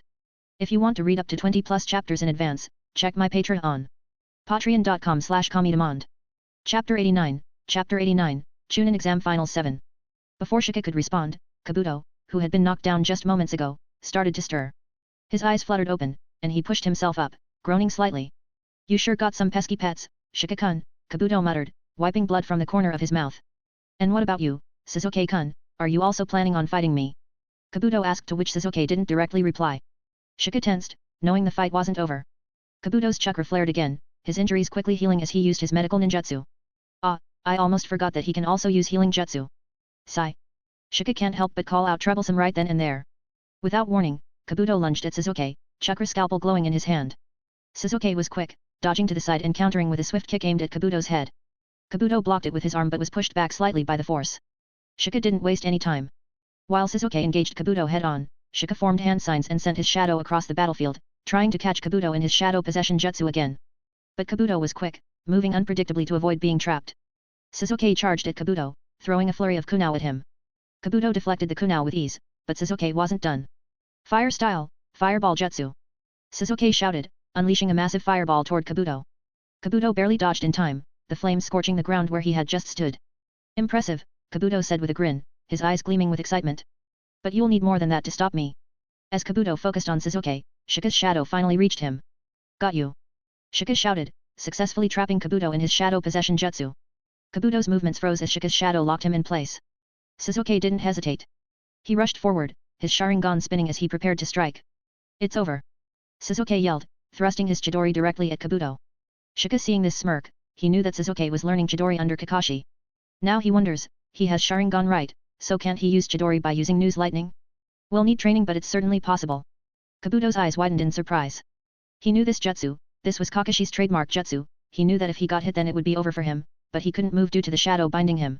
Sasuke rushes at Kabuto and directly attacks him, but at the last second Kabuto's chakra flares up to get out of the shadow binding. Though he wasn't able to get away from the Chidori, he was able to prevent his vitals from piercing. Hold him. Sasuke seeing his smack his tongue and shouted at Shika. I'm trying. Shika yelled back, his muscles straining to keep Kabuto locked in place. Sweat dripped down his face as he pushed his chakra to the limit. Jonin level indeed. Shika can't help but agree. Kabuto, seeing the shadow loosening, jumped back while trying to heal the hole in his abdomen caused by Sasuke's Chidori. Sasuke collapsed to one knee, exhausted from the effort. Damn it, he muttered, frustrated that Kabuto had escaped again. Just as Shika thought, right now using Chidori for one time alone is his limit. Maybe he can use it another one time, but that was it. Sasuke glanced back at Shika, his Sharingan still deactivating. Give me 2 minutes. Yeah, Shika said, panting. He too was running out of chakra, making that clone active, and using that large-scale hidden mist jutsu was too much. But that was when he smirked. Seems like I gotta use this nonetheless. There was a smile on his face and he immediately took out a scroll. The next second he felt his chakra replenishing. Knew this was a brilliant idea. Shika felt his chakra replenishing thought. The scroll in his hand was a chakra replenishment scroll which he himself created. Now there doesn't exist anything like this in the Naruto world, but he was able to make one with all the things he had in his disposal. It was pretty simple. He created a shadow clone and then sealed that clone inside the scroll. Usually, a clone should have half of his chakra. He seals 2 clones together, putting around 66% of his chakra inside the scroll. Now here was the interesting thing, the clone when pop does return some of the used chakra but not all. But when in the sealed scroll, almost 100% of the chakra is there, no wastage, all Shika have to do is absorb that chakra right from the seal itself, he don't even have to unseal his clone, and the chakra is there, just absorb the chakra right from the scroll. And the best part, it's his chakra, meaning his body doesn't need to process that chakra before using it, aka no backslash. Kabuto, now standing a few meters away, looked at the two of them with a wary smile.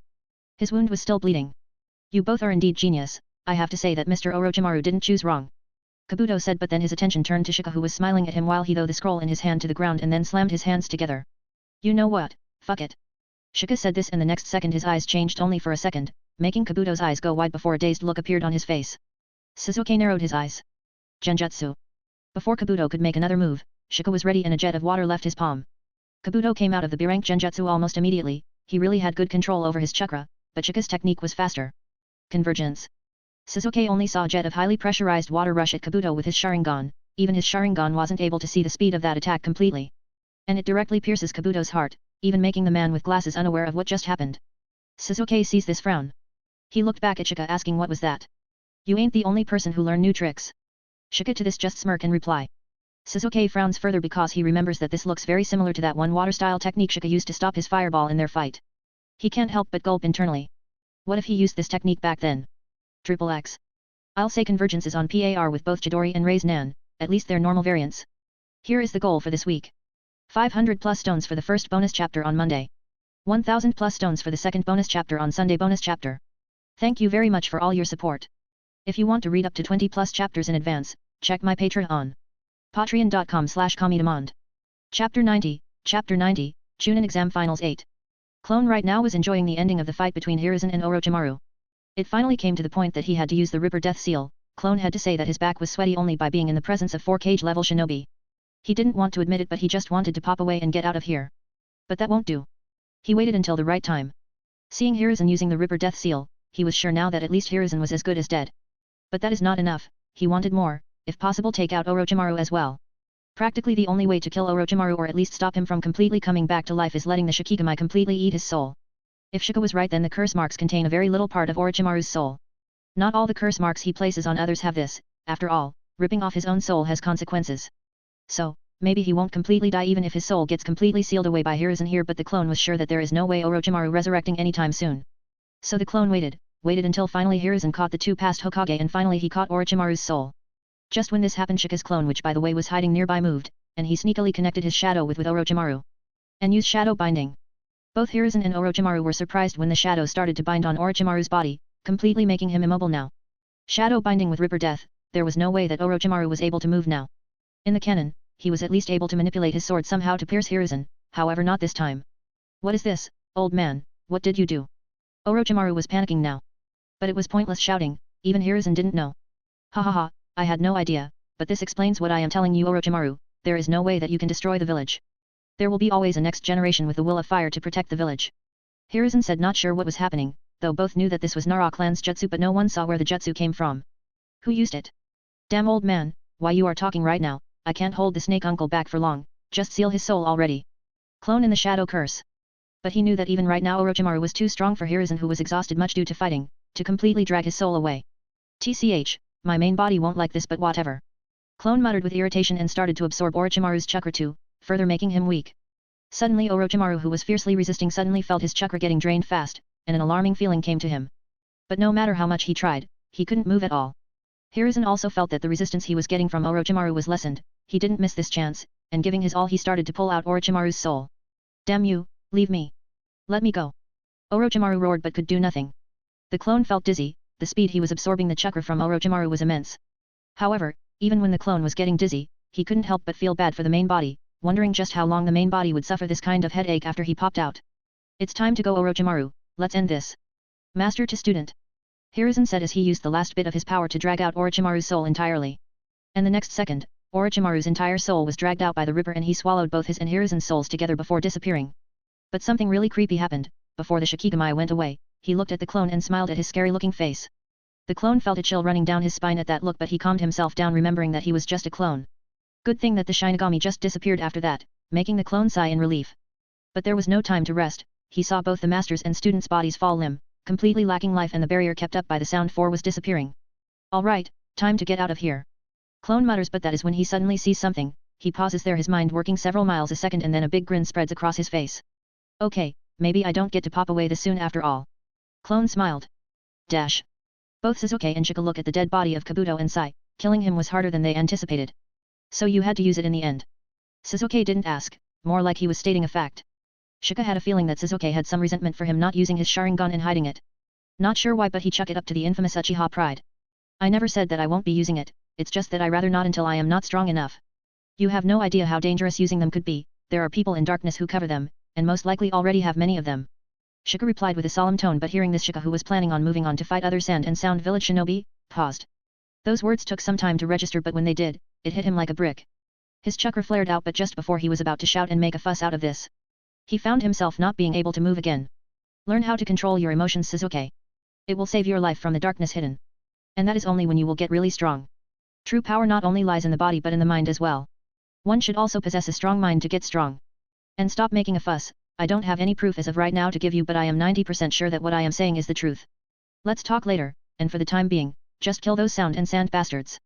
The score is 1-0, you are already losing, Uchiha, Shika replied and then let go of Sasuke. Sasuke at this grumble, calms his emotions and finally replies. What you mean 1-0, that last attack means nothing, if not for my Chidori that last attack you used would have never connected. Sasuke sends a challenging look at Shika. His Sharingan flared out, looking at him with narrow eyes. I'm not talking about Kabuto. Shika smiled and then pointed directly to where he used his water convergence. Sasuke followed his hand, only to find that last attack from Shika didn't only penetrate Kabuto's head but also kept going to kill another Sand Village shinobi, pretty much cutting his body into two. Sasuke, seeing this, just clenched his fist and turned around, now determined to kill more than Shika. He. Triple X. You can expect more of Sasuke as story progresses. And what do you think clone found? Here is the goal for this week. 500 plus stones for the first bonus chapter on Monday. 1000 plus stones for the second bonus chapter on Sunday bonus chapter. Thank you very much for all your support. If you want to read up to 20 plus chapters in advance, check my Patreon on patreon.com/comedemond. Chapter 91, Roots. Hiruzen Sarutobi fought bravely during the Konoha Crush, facing off against his former student, Orochimaru. Even though he was old, Hiruzen gave everything he had to protect the village. In his final moments, he gave his life away to stop Orochimaru, ensuring that Konoha would be safe from further harm. By no means what they were saying was wrong, but it was sounding much grander than it should be to Shika, maybe because he knew the reality of the third Hokage. As his life slipped away, Hiruzen thought of the people he loved, the village, his students, and the future generations he had watched grow. He died with a smile, knowing he had done everything he could for Konoha. Yet, I am done listening to this. Shika can't help but roll his eyes and wants to get out of there. He achieved his goals, and that was all that he wanted. Hiruzen, Orochimaru, and Kabuto are dead. This was an absolute W for him. Hiruzen was supposed to die, so not much amazement there, but Orochimaru and Kabuto. That's a big deal. And yet, Orochimaru is still technically not dead, there is still his curse mark holding a part of his soul, but hey, he ain't coming back anytime soon. That is more than enough for Shika. Now at least he doesn't have to worry about Sasuke becoming a rogue ninja anytime soon, and an army of zombie shinobi marching towards his village. But, it doesn't stop there, there is more.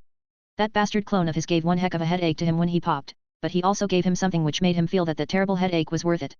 He got Orochimaru's Kusanagi sword, not the one which he gave to Sasuke, mind you, it was his, which he could extend the length of and make the sword fly and attack enemies like some sort of Sith master. This sword was a cut above the rest, and now it was his. This was a kind of sword to which he could actually put his curse energy to make it a cursed tool. He can't wait to start working on that. A little giddy, he honestly just wanted to go and try the sword out, but he knew that he couldn't, because the entire village gathered to say their final goodbyes to their beloved Hokage. The atmosphere was somber, and the skies were overcast, reflecting the sorrow that gripped Konoha. Shinobi of all ranks, villagers, and even children stood in silence as Hiruzen's body was laid to rest. It is strange how none of his students or friends were there at this time. Almost feels like those who knew him personally didn't care much about him dying. Even Jiraiya wasn't there at the funeral for some reason. The monument where past Hokage names were carved now bore Hiruzen's name. As the funeral concluded, the people of Konoha vowed to honor his memory and continue to protect the village, just as he had done throughout his life. Shika also did his acting, but after that, he immediately leaves from there. I no longer want to waste time there anymore. After the third Hokage's funeral, Konoha's two elders, Homura and Koharu, approached Jiraiya. They asked him to become the next Hokage, as he was one of the strongest and most experienced shinobi left in the village. But Jiraiya wasn't interested in the position. He believed he wasn't the right person for the job. He loved his freedom, traveling the world and gathering information. Being tied down as Hokage wasn't something he wanted. Instead of outright refusing, Jiraiya came up with a reasonable response. He told the elders about Tsunade and how she would be a much better choice. Tsunade is strong, skilled, and more than anything, she has the right background unlike me. She's the one the village needs right now, Jiraiya explained. He then convinced the elders to let him leave the village to search for her. Tsunade had been missing from Konoha for a while, wandering and avoiding her responsibilities. Though reluctant, the elders agreed with Jiraiya's suggestion. They trusted him to bring Tsunade back and help the village find its new leader. So we will send a team of envy with you to help search for her, said one of the elders, but Jiraiya at this instant denied it. No need, they will be just a bother. But after thinking about it again, he smirks and replies, though I won't mind bringing a certain someone with me. Jiraiya smirked as he said this, confusing both elders. It was a calm day in Konoha, and Shika was making his way to meet Sasuke, finally ready to reveal some knowledge to him when two masked ANBU members suddenly appeared in front of him, their blank, emotionless faces staring down at him. Something about their presence made Shika uneasy. We need you to come with us, one of the ANBU said, his voice cold and without emotion. Shika felt a chill run down his spine. Root, but why? Why suddenly Danzo is looking for me? As for how he knew that this was Root, besides ANBU, which other organizations in Konoha act like this in broad daylight? Shika tried to stay calm. Sorry, I have other things to take care of, so until it is a direct command from the Hokage, I ain't interested, he said casually, hoping to brush them off without causing a scene. The Root members didn't seem interested in his excuse. This is not a request, the other one said, stepping closer. The tension grew, and Shika's mind raced. He can't fight, even though he kills them, more will come after him later on. He wasn't in the mood to run away, but that was the only option. But why, did anyone see me using Sharingan back then? Do Danzo know that I have a Sharingan? Shika's mind was racing. This was an issue, but it's not just one powerful enemy who he can run away from or use tricks to kill him. As long as Danzo lives and has an interest in him, this will continue to happen. TCH. Just as the situation was about to escalate and Shika was about to use his shadow to get away, a familiar voice cut through the air. Hey, how about you two back off? Jiraiya appeared, standing between Shika and the ANBU members, his presence immediately changing the atmosphere. Shika visibly saw the two Roots tensing up. The two Root agents didn't dare challenge Jiraiya. They knew who he was. This is an order from Danzo-sama. Master Jiraiya, we request that you don't intervene. They said even though Jiraiya was always there, Shika had to say that they had guts. Haha, I don't think so that is possible, you see this young man here will be coming with me, we are going outside the village. Jiraiya just laughed and replied, but this also meant that he wasn't going to let them take Shika from here. Those among Roots wanted to say something, but before that, they felt a powerful pressure on them. Of course, this was Jiraiya. He was calmly looking at them, but the pressure on them was way too powerful. They pause for a few seconds and then finally without a word, they disappear into the shadows, leaving Shika standing there, still on edge. Sigh, good thing Jiraiya was here. Shika let out a sigh of relief but couldn't help feeling suspicious. Why were they after me? He asked, looking at Jiraiya. He is not supposed to know about Root, so to get any information he first have to put that out first. Jiraiya's usual carefree attitude was replaced with a more serious tone. Someone dangerous has his eyes on you, he said. Shika felt a pit form in his stomach. Danzo and Root were dangerous. If they wanted him for something, it wasn't good. So, what now? Shika asked, unsure of what was coming next. Jiraiya grinned and gave Shika a friendly slap on the back. You're coming with me. We've got a mission to find Tsunade, and I could use someone like you with good tracking ability. Besides, it'll get you out of the village for a while and away from their reach. Shika was taken aback. Wait, you are looking for Tsunade, one of the Chunin? Why? Shika got to play his part, right? Jiraiya shrugged. I have my reasons. There's a lot happening in Konoha, and you're unfortunately caught in the middle of it. So get ready, kid, we are moving out in a few hours. Jiraiya slams his hand on Shika's back, it stings like hell but he endures it, and smiles back. Shika realized that Jiraiya wasn't just taking him on this mission for no reason. He was trying to protect him, to get him out of the village before Danzo could make his move. After a moment of thought, Shika nodded. Alright, I'm in. Good choice, Jiraiya said with a grin. Triple X. Why do you think Danzo is after Shika? Did he know about his Sharingan? Or it's something else? Here is the goal for this week. 500 plus stones for the first bonus chapter on Monday. 1000 plus stones for the second bonus chapter on Sunday bonus chapter. Thank you very much for all your support. If you want to read up to 20 plus chapters in advance, check my Patreon. Patreon.com/comedemond. Chapter 92, Chapter 92, to find Tsunade. The sudden notice to accompany Jiraiya disrupted his plans. Now not having enough time to fool Sasuke with half-truths and half-lies, he had to hurry. So, after leaving Jiraiya, Shika rushed to where Sasuke usually trained to talk with him. It's crucial that he talk with him and prove that there is some weight to his so-called suspicion which he always talked about.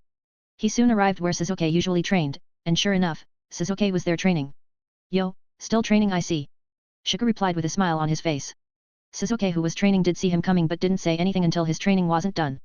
Shika had his eyebrow twitching seeing the bastard ignoring him. He didn't have enough time so he said again.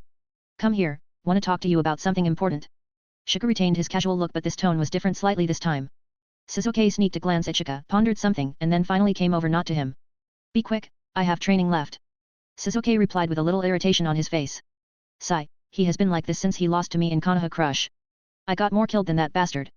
Mainly because I was back on full chakra due to that scroll, he has been grumpy ever since.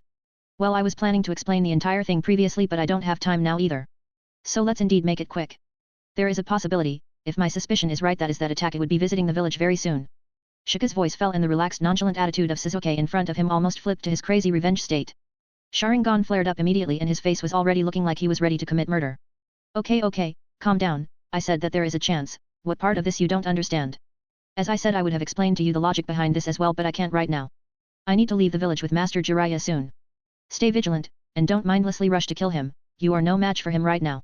Shika replied as he was all ready to go away but at this time he felt Sasuke grab his shoulder to stop him. Explain. Do you really think you can get away with saying something like that? Where is Itachi, how do you know this? Sasuke was trying to intimidate Shika but Shika didn't lose his cool. Hey, didn't I tell you that it's just my hypothesis? If he comes then that means that there is some weight to my suspicions.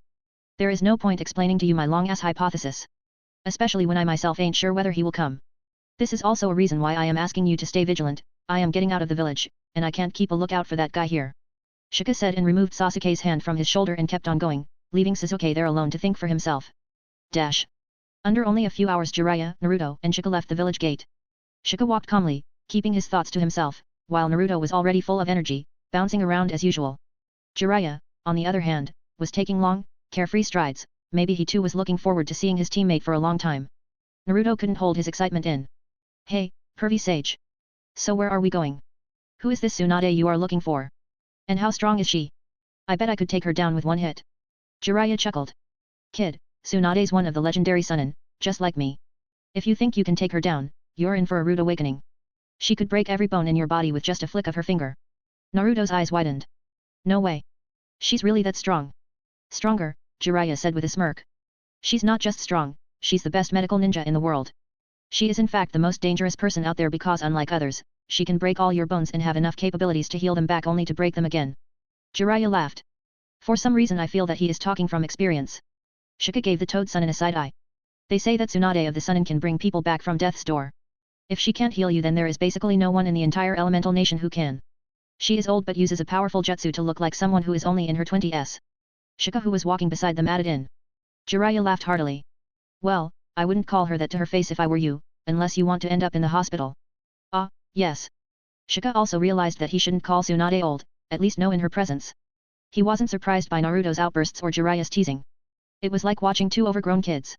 He admired their energy, though. Even with all the danger they were facing, they still found a way to stay upbeat. Naruto turned to Shika, who had been silent the whole time. Hey, Shika. You're being super quiet. Don't tell me you're nervous about meeting Tsunade too. Shika shrugged. Not really. I just don't see a reason to get worked up about it. We'll meet her when we meet her. Why you are coming with us again? Naruto asked with a little pout on his face. This guy always reminded him of both Shikamaru and Sasuke. A strange combination of both two. Shika looked over at him. I am a good tracker, Master Jiraiya brought me in to help find out Lady Tsunade. Shika shrugged, he himself didn't want to go around looking for that legendary sucker, but right now he has no other option. Dealing with this is way better than dealing with Danzo back in the village. Jiraiya gave a small nod. There was another reason why coming with both Jiraiya and Naruto on this small trip was worth it. For Shika, this was an excellent way to start his Chidori training. He was holding on to this training for a long time, but now that he is under Jiraiya, he is pretty safe and also has enough chakra to start training in this technique. Triple X. I thought about it and decided to give him Chidori instead of Raise Nan. Here is the goal for this week. 500 plus stones for the first bonus chapter on Monday. 1000 plus stones for the second bonus chapter on Sunday bonus chapter. Thank you very much for all your support. If you want to read up to 20 plus chapters in advance, check my Patreon on patreon.com/comedemond. Chapter 93, Chapter 93, Itachi. Sasuke couldn't stop thinking about what Shika had said. The possibility that Itachi might come to the village stirred a whirlwind of emotions within him. Even though Shika had mentioned it was just a suspicion, Sasuke couldn't get the thought out of his head. It consumed him, keeping him awake and restless. Annoying, now it's in my head. Sasuke mutters with clear irritation. Unable to sit still any longer, Sasuke left his home and roamed the streets of the village, hoping that the cool air might help clear his mind. There are others who are responsible for what happened. If what he said is true, then I kill them too. Starting with Itachi, I will kill everyone who has a part in killing my clan. Sasuke kept thinking about what Shika told him even after he came out to take a stroll. He couldn't be at ease, emotions inside him were violently rotating inside him. Not sure what to do. That anger that he felt, for that long has become the only source of motivation for him. However, after Shika revealed his identity, his ideology and goals were changing. Shika was a Uchiha like him, and Sharingan was proof, so he at least believed him somewhat. More than that, Shika was right now stronger than him. Maybe that was the real reason for his irritation. Shika beat him while he wasn't using his Sharingan. While Sasuke himself was getting help with his Sharingan and the curse mark. Then there was also the comparison between his Chidori and that water attack from Shika. Kabuto survived his attack, but Shika's attack didn't only kill Kabuto but even one more person who came in the line of his attack. But then, when all these things were rotating in his mind, something caught his eye. In the distance, he spotted Kakashi and Guy following two figures, both wearing black cloaks with red clouds on them. The sight immediately put Sasuke on high alert. In any other case, he might not have cared that much, but right now, he was wary of any outsider who visited the village. His heart raced as he decided to follow them from a distance, staying hidden in the shadows. As he trailed them, he recognized Kakashi's tense stance, his Sharingan gaze focused on the two strangers. Guy, too, was unusually serious, his typical upbeat demeanor replaced by one of caution. Sasuke's instincts screamed at him, something wasn't right. The group eventually stopped in a place with a river nearby. Kakashi moved closer to the two strangers, speaking in a low but firm voice. I know who you are, Kakashi said, his eyes narrowed, focused on the taller figure with a long sword on his back and had shark-like features on his face. Kisame. What are you doing in the village? But Kisame didn't say anything, it was the other person who replied. It's been a long time, Kakashi. Said the man standing beside Kisame, slowly took out his hats and a pair of bloodshot eyes were revealed to everyone. Sasuke's blood ran cold seeing those eyes. Itachi Uchiha. Kakashi immediately opened his Sharingan and was on guard. The man turned, his face still shadowed by the cloak, but there was no mistaking those eyes. The Sharingan. It was him, Itachi Uchiha, Sasuke's brother, and the one responsible for the massacre of their clan. Itachi spoke in a calm, almost indifferent tone. I have no interest in this village. I am here for something else. Step aside, Kakashi. This doesn't concern you. Kisame, the other cloaked figure, grinned widely, gripping the handle of his enormous sword, same Heta. Yeah, why don't you just let us pass? We're not here to start a fight, unless you're looking for one. Kakashi didn't move, his hand twitching slightly toward the pouch on his belt. Do you really think that you can just come back to the village and move around like nothing happened?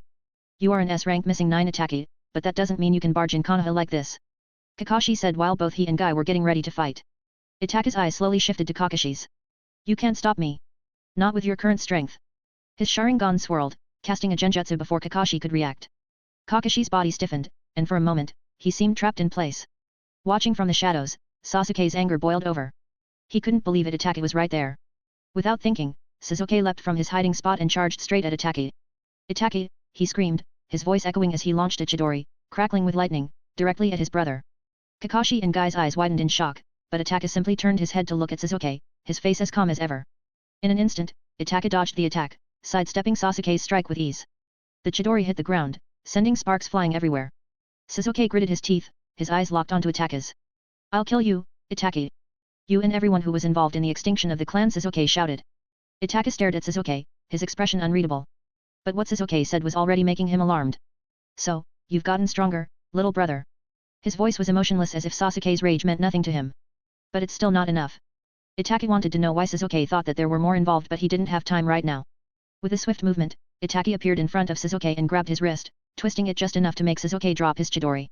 Sasuke's body froze as Itachi's Sharingan locked onto his, trapping him in a powerful genjutsu.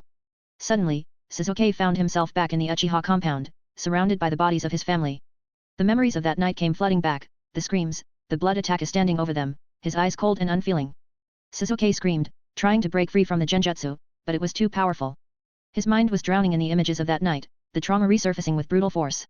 Just under a few seconds, Sasuke was unconscious and dropped down to the floor. Kakashi acted fast and caught him. Both Kakashi and Guy stood in front of him, both Kisame and Itachi. The situation was getting worse. Triple X. Here is the goal for this week. 500 plus stones for the first bonus chapter on Monday. 1000 plus stones for the second bonus chapter on Sunday bonus chapter. Thank you very much for all your support. If you want to read up to 20 plus chapters in advance, check my Patreon. Patreon.com/Kamidemand. Chapter 94, Chapter 94, Setup. So, the Nine-Tails kid is traveling with Jiraiya, one of the legendary Chunin. That old toad is not someone we want to mess with. Kisame said as both he and Itachi saw Jiraiya with two kids moving towards a town nearby. Yes, Jiraiya is a formidable opponent. Fighting him would only cause unnecessary complications. Our goal is to capture Nine-Tails, not engage in a battle we might not walk away from. Itachi agreed. So, what's the plan? Jiraiya's not going to let that brat out of his sight. We can't just grab the kid with him around. And what with the other one, isn't the blonde idiot-looking one is the Jinchuriki? Jiraiya has a weakness. He's easily distracted by women. We can use that to our advantage. And yes, Uzumaki Naruto is our only target, that other kid, do whatever you want with him. Kisame grins upon hearing this. You want to lure him away with a pretty face, huh? That sounds like something he'd fall for. How do you want to pull it off? Genjutsu. Itachi only said this much. But to which Kisame smirks. Ah, simple but effective. That Sharingan sure is handy in cases like this. But, what if Jiraiya realizes something's off? He's not a fool. We'll have to be quick. Jiraiya may realize it eventually, but if we time it right, he'll be too distracted to stop us.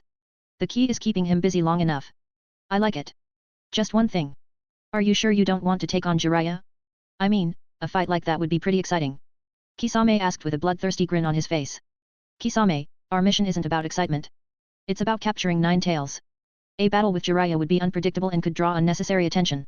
If other shinobi from Konoha or elsewhere get involved, it could jeopardize everything. Itachi replied, still in his normal tone, but this time he did sound a little more serious. Right, right. Gotta stick to the mission. But still, it would have been fun. Dash. Jiraiya, Naruto, and Shika finally arrived at the town after hours of traveling. The streets were busy with people, and the air was filled with the smell of food from nearby shops. All right, we're taking a break here, Jiraiya announced, stretching his arms as they walked toward a small inn. You two, why don't you get something to eat? You must be starving. Naruto's eyes lit up. Yes. Ramen, here I come.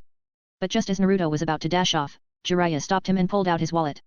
Oh, but first, give me your money. Hey. Naruto blinked, confused. Why? Jiraiya grinned. Because I'm your teacher, and you owe me for all the training I've been giving you. Plus, this is for your own good. You don't need to spend it all at once. Shika hearing this gave a "Are you serious?" look to Jiraiya, but that old man shamelessly asked for money from the little kid. Shika was a kid, but he was a reincarnated being, so that didn't count. Grumbling, Naruto reluctantly handed over his money.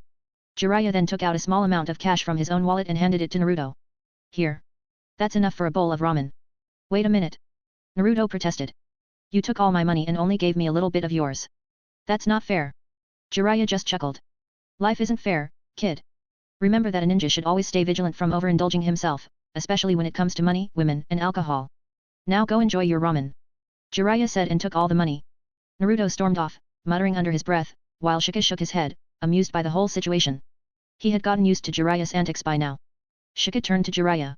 So, what now? Are we just staying here for a while?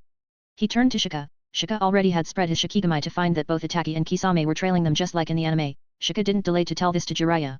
So right now both of them are mainly acting. Jiraiya nodded. Yeah, we'll rest here before moving on. No rush. It's good to take things slow sometimes, you know. Jiraiya replies, while laughing. Shika has to say that this guy is a good actor. Just as they were getting comfortable, a beautiful woman approached Jiraiya. Her movements were elegant, and she had a shy smile on her face. Jiraiya's eyes lit up immediately. Well, hello there, Jiraiya said, grinning. What brings a beautiful lady like you to someone like me? The woman giggled softly and gestured for Jiraiya to follow her. Come with me. I'd like to show you something, she said in a soft, alluring voice. Really, what kind of fool will fall for something like that? What girl says that? Shika thought and shook his head. Without thinking twice, Jiraiya was already following her. Making Shika frown, Shika raised an eyebrow, but before he could say anything, Jiraiya was already gone. Shika glanced at Naruto, who was still happily slurping his ramen. Eat fast, we need to get to the room after this, Shika said to Naruto. I just hope that Sasuke was vigilant and didn't attack Itachi in the village. And even if he did, it's better for him to lose his consciousness in the village than here. Shika thought and got ready for what was about to happen after this. Triple X. Here is the goal for this week. 500 plus stones for the first bonus chapter on Monday. 1000 plus stones for the second bonus chapter on Sunday bonus chapter. Thank you very much for all your support. If you want to read up to 20 plus chapters in advance, check my Patreon. Patreon.com/Kamidemand. Chapter 95, Chapter 95, Setup 2. Itachi and Kisame stood outside the rented room, their eyes cold and focused. They had followed the trail of Naruto and knew he was in this room. Kisame, with his shark-like grin, knocked on the door. The door opened, revealing Naruto standing there, looking a bit startled. Who are you guys? Naruto asked, blinking in confusion. Shika was standing beside him, equally surprised. Kisame chuckled darkly. Looks like we've found our target. Itachi's Sharingan spun, locking onto Naruto. You're coming with us, Uzumaki Naruto, he said calmly, his voice cold and emotionless. Before Naruto or Shika could react, Kisame stepped forward, ready to grab Naruto. But the moment his hand was about to reach Naruto, the boy vanished in a puff of smoke. A clone. Kisame growled in irritation. This brat tricked us. Itachi's eyes narrowed slightly. It seems we're not alone, a trap, he muttered, scanning the room. Suddenly, the figure standing behind Naruto, who they had assumed was another clone, transformed as well into Jiraiya.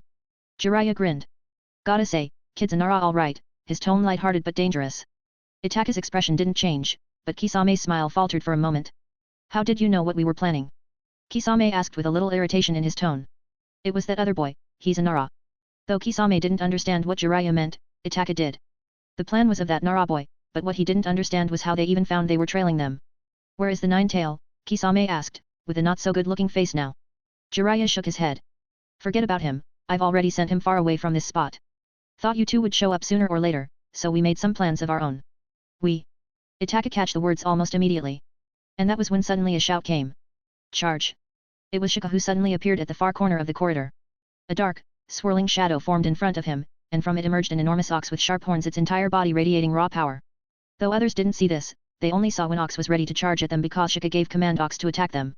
Kisame, with his trademark grin, glanced at the incoming beast and scoffed. An ox? You think that's going to stop me? He swung same hata, ready to slice through the creature. But as the ox charged forward, Kisame's smirk quickly disappeared. The ox was moving far faster than he anticipated. Shika especially appeared a little away from them to give Ox a little space to charge up, its strength was overwhelming. Kisame swung his sword with all his might, but instead of stopping the ox, the sheer force of its charge plowed through him. What? Kisame cried out, seeing the sheer force behind that attack. The ground beneath him cracked as the ox rammed Kisame, sending him crashing through the building's wall. Kisame was launched outside, skidding across the ground, leaving deep trenches in his wake. Jiraiya's eyes widened in surprise. What the? He hadn't expected Shika to be able to summon a creature of such size and power. Since when can you do that, kid? Itachi, though typically expressionless, raised an eyebrow. His Sharingan studied the ox intently. A summoning technique, but there was no chakra flare. Kisame, now picking himself up from the rubble outside, wiped the blood from his lip. What the hell was that? He shouted, clearly annoyed. But it wasn't done, because the ox also came down after Kisame. This time the ox was even further away from him, ready to charge at him. Jiraiya let out a low whistle. Looks like you've got a few tricks, kid. Yeah, a few, Shika replied with a little smile on his face. Itachi was the only person left right now. He glanced at both Shika and Jiraiya with a little complicated look on his face. I wasn't expecting something like that from a genin. What's your name? Itachi looks over to Shika. Well, I am not a genin anymore, I just haven't gotten my Chunin jacket yet as I was taking that zero-paying S-rank mission from that old man, sigh. Shika thought with a little disappointment. Shika was just about to answer when he saw those red eyes staring at him, and the next second he was in a totally different place. He saw he was standing in a very dark place with horrible sounds coming from his surroundings. It was a genjutsu. Shika had learned this enough to know that. He immediately mobilized his chakra and got out, but it was he wasn't fast enough. Itachi already has thrown a few shuriken towards him. If not for Jiraiya standing near him to push him out of the way, they would have hit him. But Itachi was expecting that. He was in fact targeting Shika just to lure Jiraiya. He knew that with Jiraiya there, getting out would be hard. Jiraiya might go after him, so he attacks Shika. The next second his Sharingan turns into the form of Mangekyo. Shika, who just come out of his daze, saw the Mangekyo and hurriedly clapped his hand to send a jet of water at Itachi, who was clearly targeting Jiraiya. The Toad Sunin also saw this. He himself wasn't worried about some genjutsu, but Shika knew. Itachi only uses Mangeki for 3 reasons. Susanoo, Amaterasu, and Tsukuyomi. Itachi, who was about to target Jiraiya, had to dodge the powerful water jutsu. He narrows his eyes, can't believe but think that Nara boy somehow knew that he was about to use a powerful attack. Fine then. Itachi internally thought. He wanted to target Jiraiya, but that would be hard, so targeting the boy was better. At least his passing out will hold Jiraiya back. Tsukuyomi, Itachi muttered, and then a trail of blood tears dropped from his eye. Next second Shika found himself in a completely different place again. Triple X. Here is the goal for this week. 500 plus stones for the first bonus chapter on Monday. 1000 plus stones for the second bonus chapter on Sunday bonus chapter. Thank you very much for all your support. If you want to read up to 20 plus chapters in advance, check my Patreon on patreon.com/comedemond. Chapter 96, Chapter 96, Tsukuyomi. The moment Itachi activated his Tsukuyomi, the world around Shika changed instantly. The rooftop, the surroundings, everything disappeared, leaving him standing in a dark, nightmarish world. The sky was blood red, and giant ominous crows circled overhead. Shika felt his body tense up, and his mind quickly registered where he was Itachi's infamous Genjutsu world. You're now in my Tsukuyomi, Itachi's voice echoed as he appeared before Shika, his Sharingan glowing ominously. In here, I control time, space, and your very perception. I could kill you 1,000 times, and you'd feel each death for what would seem like an eternity. Shika remained calm. He knew something like this could happen, and of course, he was ready. But he needed to buy time before he could do anything. This thing, the power of the Mangekyo Sharingan, just like I anticipated, it's very powerful, Shika said, not asking but stating. Itachi didn't like this at all. Shika was too calm, it like everything was under his control. Before you start, Itachi, Shika said with an unwavering voice, I have one question. Why did you kill the Uchiha clan? Itachi's eyes narrowed. That has nothing to do with you, he replied coldly, dismissing the question. Shika smirked slightly, his eyes suddenly changing. The red glow of the Sharingan appeared in his eyes, shocking Itachi for the first time. You. Itachi began, his voice betraying a hint of surprise. I believe that it has much to do with me, Shika replied still calm. How? I killed everyone. None was left beside. Itachi was staying, but before that Shika interrupted him. Beside your little brother, yes we know that. I am a Nara, you are not mistaken there. My mother was from the Nara clan, Shika said, lying convincingly, but I recently realized after opening my eyes that my father, he was Uchiha. I don't know how this happened or why. But because of that, I have the right to know. Itachi's expression darkened. Even if that were true, it doesn't change anything. The reasons for what I did are not for you to know. He took a step forward, preparing to end the conversation and the fight in his own brutal way. Then who helped you? Shika pressed, ignoring Itachi's warning. You couldn't have done it alone. Who was your accomplice in the Uchiha massacre? Itachi's face remained impassive, but the silence that followed spoke volumes. He had no intention of revealing anything. Keeping his secret from Sasuke and the rest of the world was more important than answering Shika's questions. Itachi's hand was ready to use the swords floating around him to pierce Shika and then repeat the process for 72 hours straight. Okay, one last question. This one got nothing to do with Uchiha. Shika shouted, stopping Itachi. This is a genjutsu, right? It can't be real. Shika asked. Why do you care? Itachi's voice was very cold right now. Consider it a curiosity of a fellow genjutsu user, I am just interested. Tell me one thing. Am I right now in your mind or are you in mine? Shika asked while staring Itachi right in the eyes. Not a feat many could do. Itachi didn't understand why the boy was asking this, but he replied just to end this pointless conversation and start his work. Just like any other genjutsu, this is happening in your mind. Of course, if you are thinking that by disturbing your chakra you can get out, then you are mistaken. Itachi replied with a calm tone. Shika hearing this just grinned. Ah. I see, well thank you for telling me that, you showed me your Tsukuyomi and answered my question, Itachi. I believe it's only fair that I return the favor. This stopped Itachi. He already had a bad feeling about this, from the moment how Shika was acting, he knew that something was wrong. Shika then closed his eyes, confusing Itachi until something strange happened. Suddenly, the dark world of Itachi's genjutsu started to shift. The crimson sky dimmed as an even darker presence began to consume the space around them. Itachi's eyes widened slightly, sensing the change. Sorry, these binding vows are tricky things. Needed a little time to come up with a perfect vow to use this without hand signs. Shika replied with a smile. You, what are you doing? Itachi demanded, his voice sharper now. Shika's voice remained calm, almost amused. Welcome to my domain, Itachi. Consider this a very similar place like your Tsukuyomi. I can't cast this in the real world yet, but just as you said, we are currently in my mind. Here, he. Domain expansion. Chimera Shadow Garden. Shika chuckled and then finally said this. The darkness then completely covered the entire Tsukuyomi world. The world around them darkened further, the red of Tsukuyomi being swallowed up by endless shadows. Tendrils of dark energy stretched out from the ground, curling and twisting like vines. Shika stood in the center of it all, completely in control. The air grew colder, and Itachi could feel the oppressive weight of Shika's power pressing against his own. You explained Tsukuyomi to me, Itachi, Shika continued. So, let me explain Shadow Garden to you. Here, shadows rule. This is my world now, where I control everything. This is the peak of Jujutsu. Shika replied as he felt powerful inside his domain. Itachi's Sharingan flared in response. Jujutsu, he muttered, regaining his composure. Domain. Jujutsu? I am sure the Nara clan have no such things. What is this? Itachi wondered, thinking of a way to get out of there, but unfortunately for him, even his own consciousness was trapped inside, as domains are created in a way to trap the opponent inside them. Why can't I sense any chakra in here? Itachi finally asked. That was the most suspicious thing according to him. He, you'll know, Shika said calmly. His shadows surged forward, wrapping around Itachi like chains, pulling him into the darkness. Itachi struggled to break free, but the shadows resisted his attempts. But that wasn't it. Itachi saw many different kinds of animals forming out of the shadows and attacking him. All the attacks were coming at him at random at this time. Even his Sharingan was having hard time noticing the attacks. Itachi attempted to dispel the shadows with his immense genjutsu prowess, but Shika's domain wasn't a genjutsu. The shadows adapted, reforming faster than Itachi could destroy them. At first, Itachi thought that this was something similar to Tsukuyomi, that the boy also opened his Mangekyo, but now he knew that wasn't the case. Because no matter what kind of power Mangekyo grants, there should be a trail of chakra. But here, he can't feel anything. Your strength lies in controlling your opponent's perception, Shika said, as his shadow tendrils tightened around Itachi. But the shadows doesn't care about perceptions. Now then, let's dance. Shika smirk and disappears in shadows only to add in on all the fun. XXX. This one thing I wanted to do for a long time, knew it gonna be good. Here is the goal for this week. 500 plus stones for the first bonus chapter on Monday. 1000 plus stones for the second bonus chapter on Sunday bonus chapter. Thank you very much for all your support. If you want to read up to 20 plus chapters in advance, check my Patreon. Patreon.com/Kamidemand. Chapter 97, Chapter CH 97, Tsukuyomi 2. As Itachi's Tsukuyomi crumbled under the overwhelming force of Shika's Shadow Garden, the backlash hit him like a wave crashing against the shore.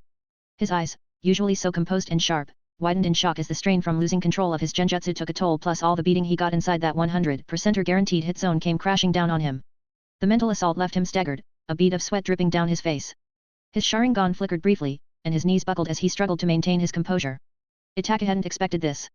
Being bested inside his own Tsukuyomi was something he never imagined possible, yet here he was, trying to catch his breath, his body trembling from the immense backlash of losing control inside the mental realm.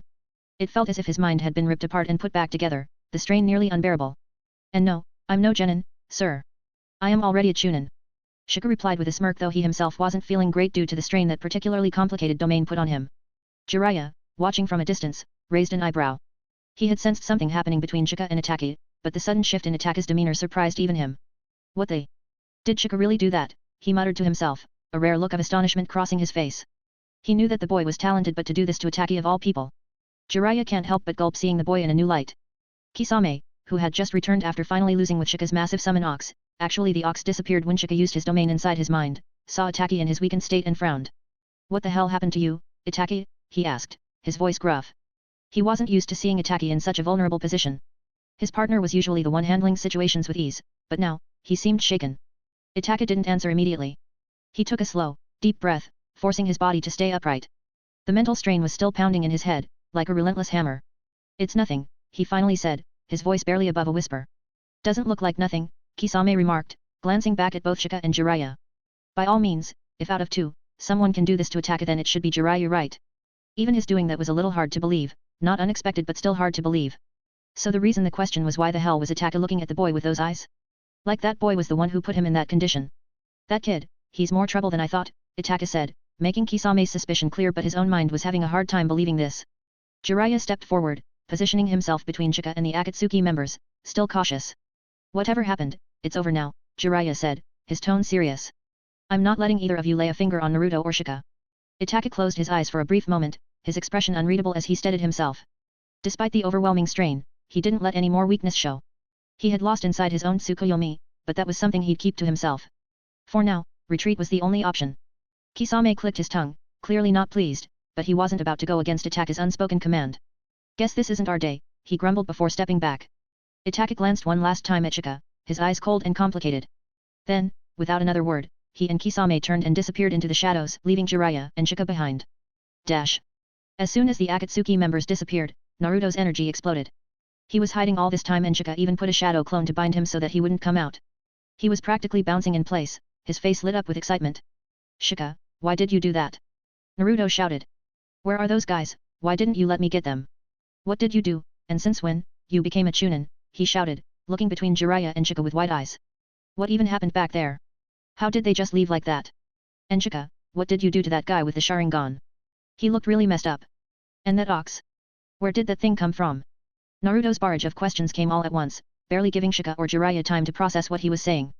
Shika, calm as always, just gave Naruto a small smile and shook his head slightly. Jiraiya chuckled, his arms crossed.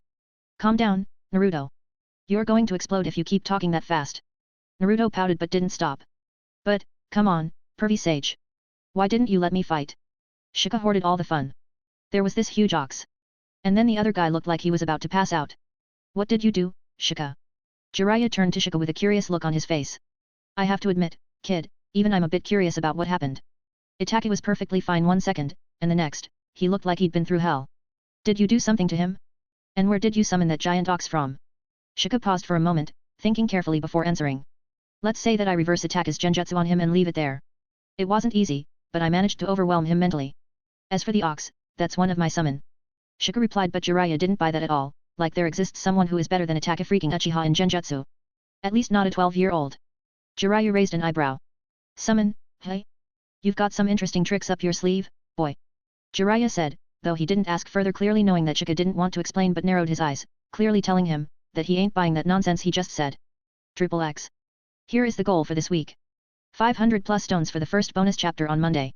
1000 plus stones for the second bonus chapter on Sunday bonus chapter. Thank you very much for all your support. If you want to read up to 20 plus chapters in advance, check my Patreon on patreon.com/comedemond. Chapter 98, Chapter 98, Tsunade. As the journey to find Tsunade continued, Jiraiya began teaching Naruto one of the fourth Hokage's legendary jutsus, the Raise Nan, just like in the anime. No such favorable thing for Shika though, makes sense, Minato invented the technique, so it makes sense that Jiraiya passed down the technique to Naruto. Teaching the technique to Shika indeed doesn't make sense. It was a long and winding road, both physically and mentally, for Naruto, but his excitement to learn something so powerful kept him motivated.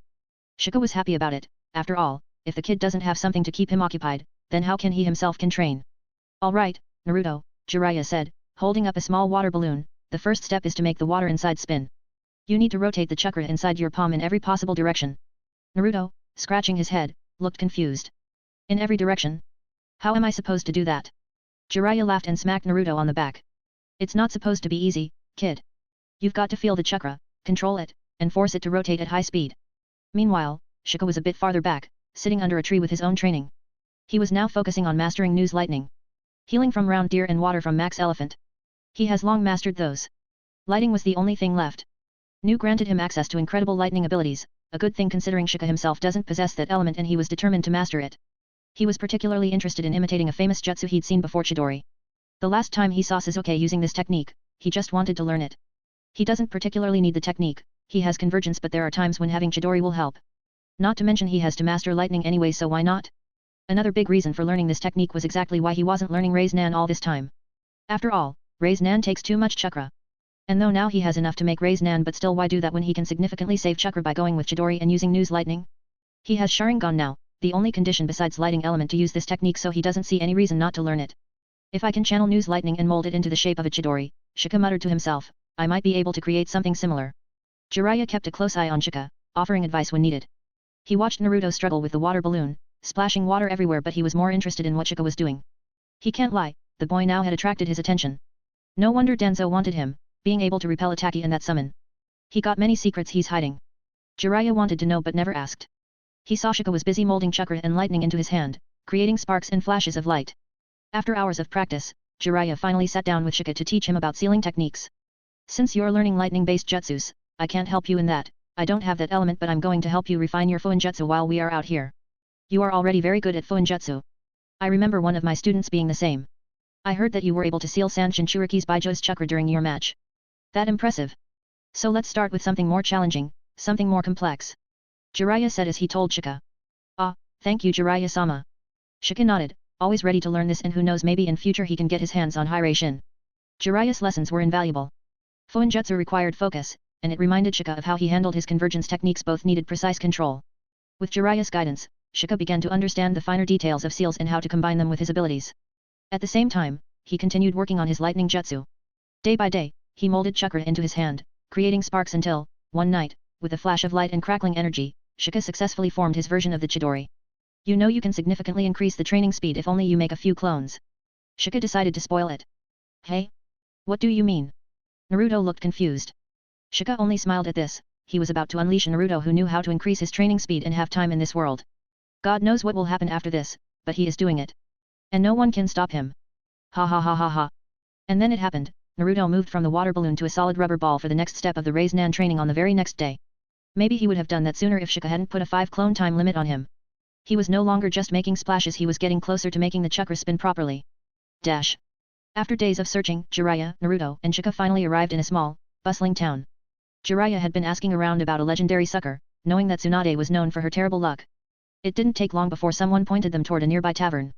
There she is, Jiraiya said, spotting Tsunade sitting at a table inside, casually sipping sake with her assistant, Shizuan.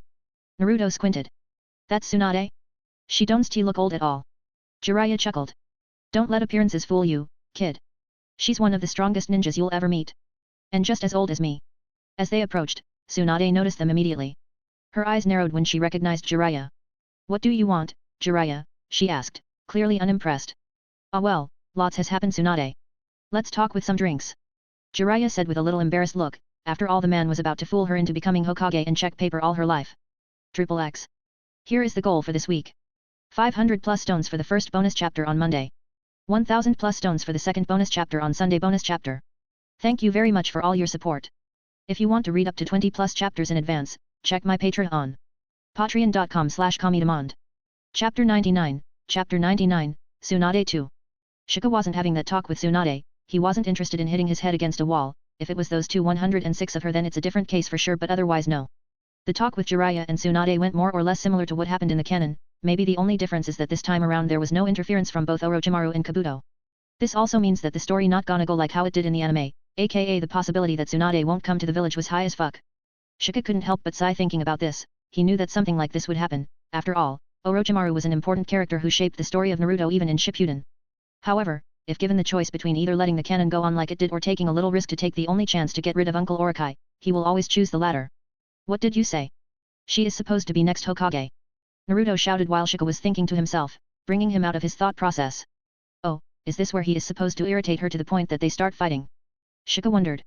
Tsunade was pretty, Shika couldn't deny that, but that was only what she looked like, her rude behavior was a turn-off immediately. And of course, it kind of makes sense considering that she was 50 or so. Whatever, I'm never been the boobs guys anyway. Personality matters more to me in the end. Shika thought and let them have their fun. Dash. Tsunade leaned back in her chair, crossing her arms as she looked at Naruto and Jiraiya. Hokage? It's a fool's position. Only people wanting to die take that job, wasting their lives for a village that doesn't care about them. Naruto's eyes widened in disbelief. What did you say? The Hokage is the strongest ninja in the village. They protect everyone. This conversation sounded very familiar to Shika, not interested he just focused on his food for the time being. He didn't even let his presence known to others even after he was sitting on the side. Acting like he wasn't among them at all. One reason is that one section of the seat only holds 4 people, that being Tsunade, Jiraiya, Shizuan, and Naruto. So he was sitting on the other side away from them, and secondly, he just didn't want anything to do with this all. Hiruzen was dead, that all matters, even if Tsunade doesn't become the Hokage it's fine, those old man soon going to push Jiraiya to be one for sure. As long as it's not Danzo, anyone is fine. Tsunade laughed, clearly unimpressed. The strongest? Maybe in the title, but it's just a glorified position for fools who throw their lives away. Naruto clenched his fists. I don't care what you say. I'm going to become Hokage one day, and I'll prove to everyone how important that position is. Tsunade raised an eyebrow, amused by Naruto's determination. You? Hokage? You wouldn't last 5 seconds in a real fight. Fuming with anger, Naruto stood up and pointed at her. I'll show you. Let's take this outside. I'll prove to you that I'm serious. Jiraiya sighed, knowing things were escalating fast. Shika remained quiet but observant, still more focused on his food than anything. Once outside, Tsunade smirked. Fine, but I won't need more than a finger to put you in your place. But remember kid, if I win then you will forget about being a Hokage. Tsunade said making Naruto frown. Oh yeah, and what if I won? Naruto asked. Well if you won then I will give you this necklace. Tsunade pointed to the pretty stone she was wearing. Naruto didn't care about some stupid necklace until Jiraiya told her what that thing really was. Maybe I should be ready to heal him. Shika pondered as he was still munching on his dumplings. Naruto charged at her with all his strength, determined to prove himself. But true to her word, Tsunade only raised one finger and effortlessly blocked Naruto's punches, flicking him back as if he weighed nothing. You're too weak, she said coldly. But as Naruto got back up, panting, he formed a raised nan in his hand, startling Tsunade. I'm not done yet, he shouted, charging again with the spinning ball of chakra. Tsunade's eyes widened in shock. Raised nan. She barely dodged, surprised at how well he had formed the jutsu. Though it wasn't perfect yet, Naruto had clearly been training hard.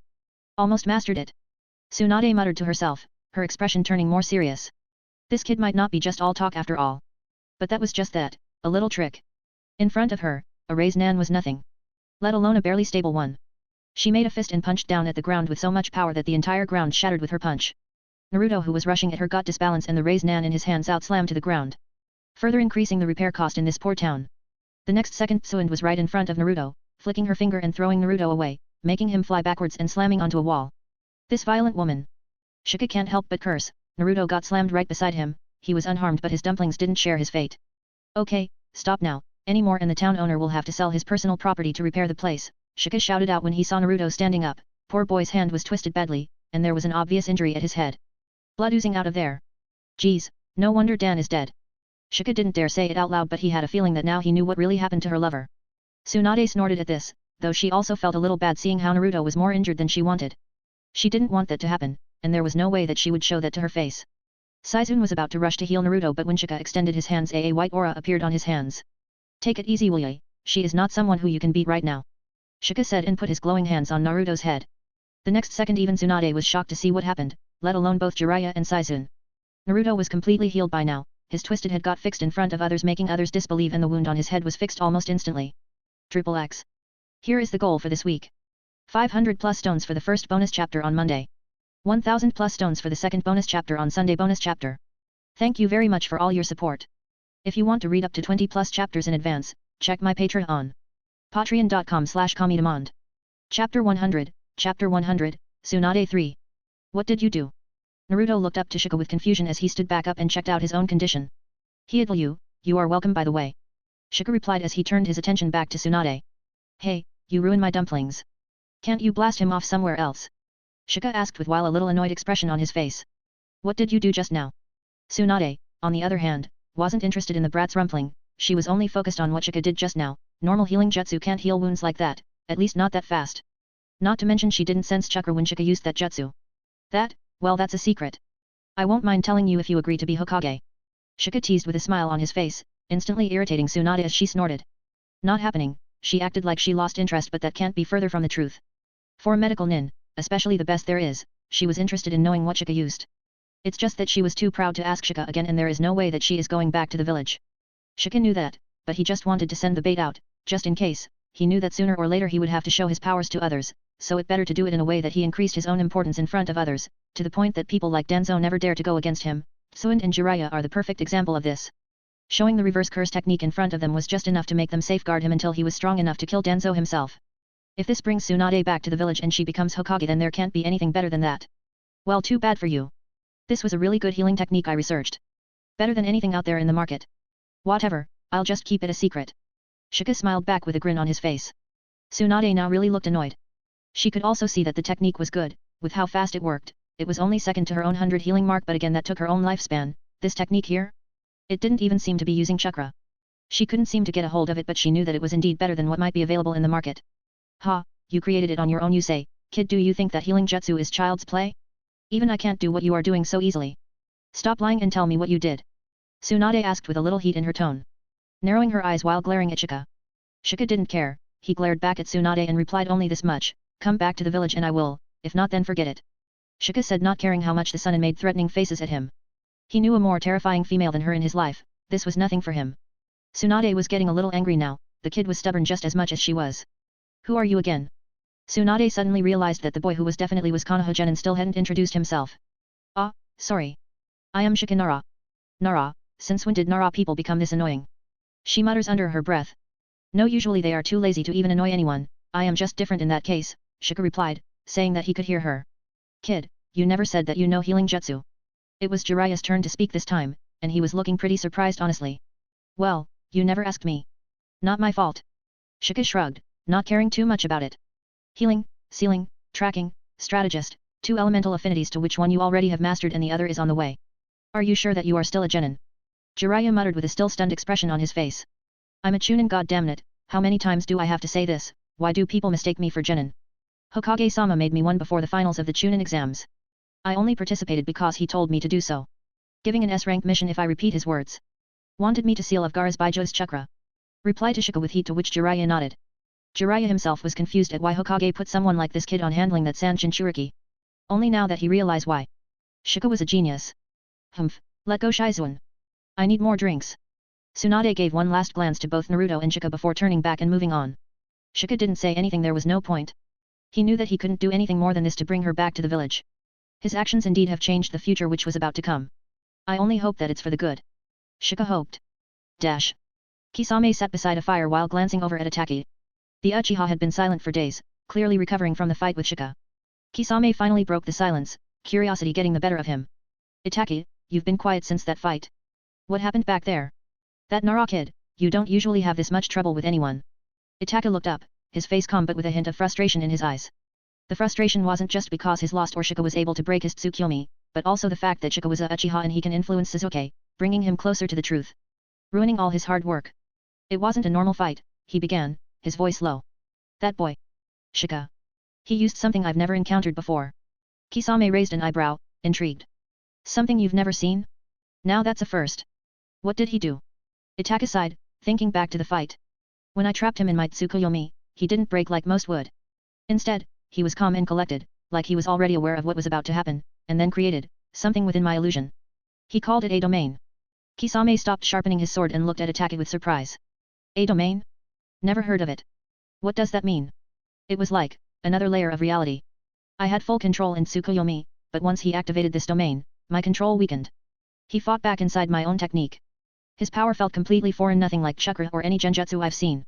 He called it jujutsu, something I don't understand. So this kid's pulling out powers we've never heard of, hey. Kisame replied, not sure himself what to feel about this.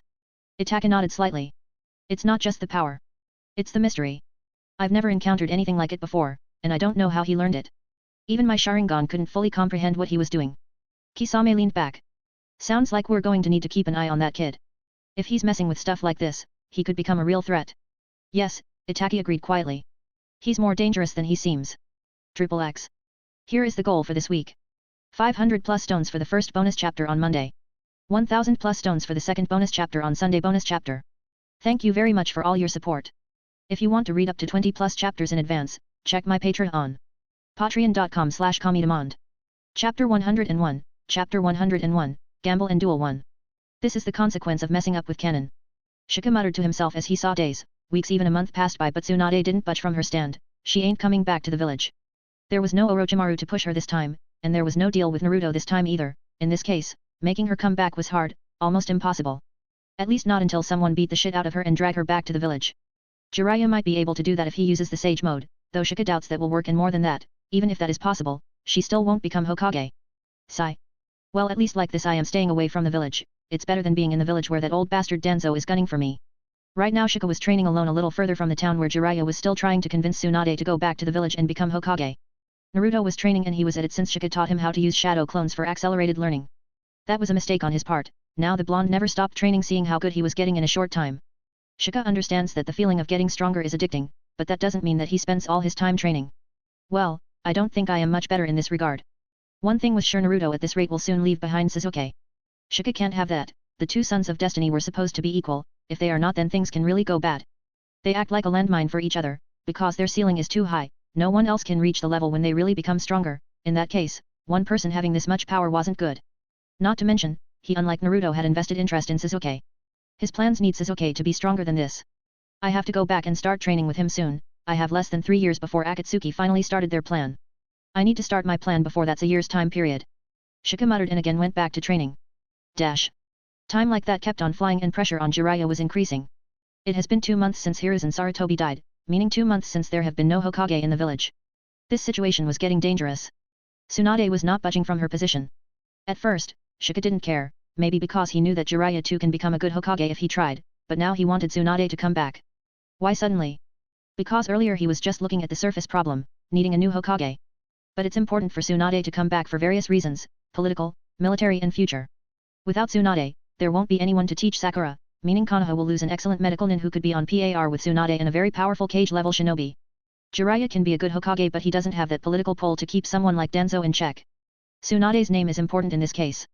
Lastly, not only in future but even right now, Konoha need all its power. In less than 3 years Akatsuki will be on its move, and even if Jiraiya become Hokage, then Konoha will lose its very well-developed spy network this Jiraiya handles in a cage-level shinobi from the battlefield. After all, Hokage hardly entered the battlefield until it was not absolutely necessary. I told you, Jiraiya, I am not going back to that village again. You are just wasting your time. Tsunade said with much irritation on her face. But Tsunade, the village needs you. Right now there is no one beside you who is suitable for the position. If you don't come then even you know what will happen. Jiraiya said, now even though he was looking a little agitated. Tsunade knew, how could she not, her last name was enough to bring political stability if she agreed to become Hokage. But there is no way that she is going back. You are wasting your time, I am not becoming Ho. Tsunade once again wanted to refuse while her anger was getting the better of her but then a soft voice interrupted her. Lady Tsunade, I heard that you like gambling, yes. Jiraiya, Naruto, Shizune and Tsunade turned their head to see a 12-year-old boy with a slightly muscular physique entering the tavern. This was Shika of course. It's you, kid, I thought you went back to the village, Tsunade said. After that first day, Shika never bothered coming to convince Tsunade, he just focuses on his training and getting stronger. This was the first time in 2 months that Shika had shown his face to the two women. Ah, well we can't do that until we complete the mission. It shows badly in my record. Shika shrugged. Well, you better get ready to kiss that perfect record goodbye because I ain't coming and that's final. Tsunade humphed and snorted. Actually I am here for that exact reason, Shika said as he found a seat nearby and ordered something for himself. Narrowing her eyes Tsunade asked, oh you also now want to join these two idiots to convince me to go back, and here I thought Naramens have more brain. Jiraiya and Naruto too looked at Shika with curious glances, they had practically tried everything but failed to convince Tsunade. Well, no, men are stupid equally across all breeds, we at Nara are no different. Hearing this Tsunade raised her eyebrows. But hey, often these stupid men come out with a simple and stupid solution to most complex problems. And then stupid people start calling them genius. This confused everyone confuses. Naruto especially looked confused and started to nod like he understood everything. Kid don't waste my time, what you want, Tsunade asked with irritation. I asked a question the moment I entered the place, you were the one asking pointless things from me. Shika shrugged and saw Tsunade's eyebrows twitch. Yeah I like gambling, so what? Good, then let's gamble shall we? If I win you come to the Hokage. No. Before even Shika completed what he wanted, Tsunade cut him off. Shika didn't care about that. He just continued. And if you won then I will give you this. Shika said and nonchalantly tossed a small book at Tsunade which she easily caught even after being drunk. She threateningly looked at Shika, like she doesn't like people throwing things at her but opened the book to see what it was nonetheless. But when her eyes opened, they never close, in fact they went wide as saucers. This. Tsunade struggled to say anything after that. You can have all of it. High stake risk and rewards. What you say, fancy a duel with me? Shika smirked. Hearing the last words, made not only Tsunade but everyone to snap at Shika like he had suddenly grown another head. XXX. Here is the goal for this week. 500 plus stones for the first bonus chapter on Monday. 1000 plus stones for the second bonus chapter on Sunday bonus chapter. Thank you very much for all your support. If you want to read up to 20 plus chapters in advance, check my Patreon. Patreon.com/commydemand. Chapter 102, Chapter 102, Gamble and Duel 2. Shika, what were you thinking? That woman beat the shit out of me with just a finger flick. Naruto shouted before anyone else. Shika just rolled his eyes, clearly expecting something like this from Naruto, he didn't give him much attention and kept on looking at Tsunade. She was pretty similar as well, not paying much attention to others besides the small book in her hands. Kid, what are you, did you loot a bank or something? Tsunade asked with wide eyes. No, but something like that. Don't worry about it, it's not black money. Tell me whether you are interested or not. Shika asked, the small book which he tossed to Tsunade was his own account book. It was a lot of money which he got from looting Gato. Black money. Tsunade and others looked confused, they don't have the concept of black money here, because there is no hiding money from those nobles and daimyo. While Naruto was shouting nonsense, Jiraiya remained calm, he was already getting a headache, if this had happened a little earlier then surely would have stopped Shika but now he didn't even try. He tried everything to convince but to no avail. So, he let Shika do what he wanted to, maybe it will work? And when it comes to that much money, well he has nothing to do with it. Shika after saying this much kept his quiet, not saying anything. Tsunade's eyes had a dollar sign right on in them. It was almost visible that she was struggling from her dislike of the village and her greedy gambling side. I still won't become Hokage. Tsunade ultimately said while closing the book with hesitation. It was easy money, there was no way that a recently made Chunin could beat her, but still didn't want to gamble on this. She after all still is weak to blood so even taking this little gamble about her going back was impossible for her. Humph, quite a gambler you are, even after having such a big advantage you are playing it safe, are you really not confident enough in yourself? Shika looked nonchalant and mostly not interested when saying this, the way he said this made Tsunade irritated even more. Here, I will put in another big offer for you, I won't ask you to become Hokage if you come back to the village. But in return, you have to stay in the village and help out. Can you do that? Shika asked while chopping on the dango he just got, sounding nonchalant yet again. Brat don't underestimate me, you are talking like you are sure that I would lose. Tsunade roared while crushing the glass in her hand. At this point when she thought that Shika had a way of beating him otherwise why would the kid do this? Shika didn't reply directly, he ate his last dango and then licked his hand while looking at the stick which came with the dango. Taking the stick he pokes it at his thumb. Before he even felt it there was a little drop of blood appearing as he applied pressure. Making others wonder what he was doing, but to Tsunade and Shizune, they understood what he was trying. He grinned and threw his blood, dropping it in front of the beautiful blonde, making her pause in her place, all her earlier fuss dying down almost instantly. "Yeah, I am sure I can beat you. So sure that I will express it by saying that I won't even need to draw even a single drop of blood. If I do, then you won by default," Shika said, making the silence. Tsunade looked at his eyes, narrowing her own. "The brat knew about my problem, and he is not gonna use it in a fight." Tsunade was affected by the blood, but it was just a mere drop of blood and thus she didn't freeze up completely. She tries to ignore the redness in front of her to maintain her facade. "Did he say it like this so that others don't know about my problem?" Tsunade, glaring at Shika, put more pressure on the table. The sound of crackling was making others tense. Shizune at first directly wanted to intervene, knowing that the boy knew about Tsunade's weakness, but she too understood what the boy was saying. This means that the boy would not use blood against her. It was a gesture of goodwill from him. So, she didn't intervene, seeing that Tsunade was able to handle her nerves by only seeing a simple drop of blood, but she still didn't like this gamble that he was talking about. What gave him so much confidence that he was sure that he could beat one of the Sunins? Jiraiya too didn't know about Tsunade's problem, but seeing how she had gotten quiet all of a sudden, he now started to suspect, but at the same time, he was now too interested to see what was it that gave Shika so much confidence that he could beat Tsunade.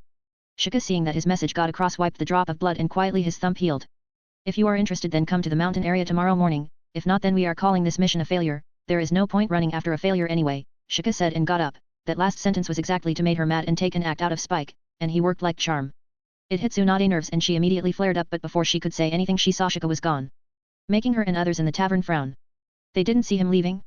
This kid is getting interesting as time goes on, Jiraiya thought with a little smile coming to his face. Now even he was wondering what Shika was planning. Whoa, that sure was cool. Naruto had stars in his eyes. The way Shika acted looked quite cool to him. "Tsunade-sama, are you going to go tomorrow?" Shizune asked, making Tsunade purse her lips in deep thought.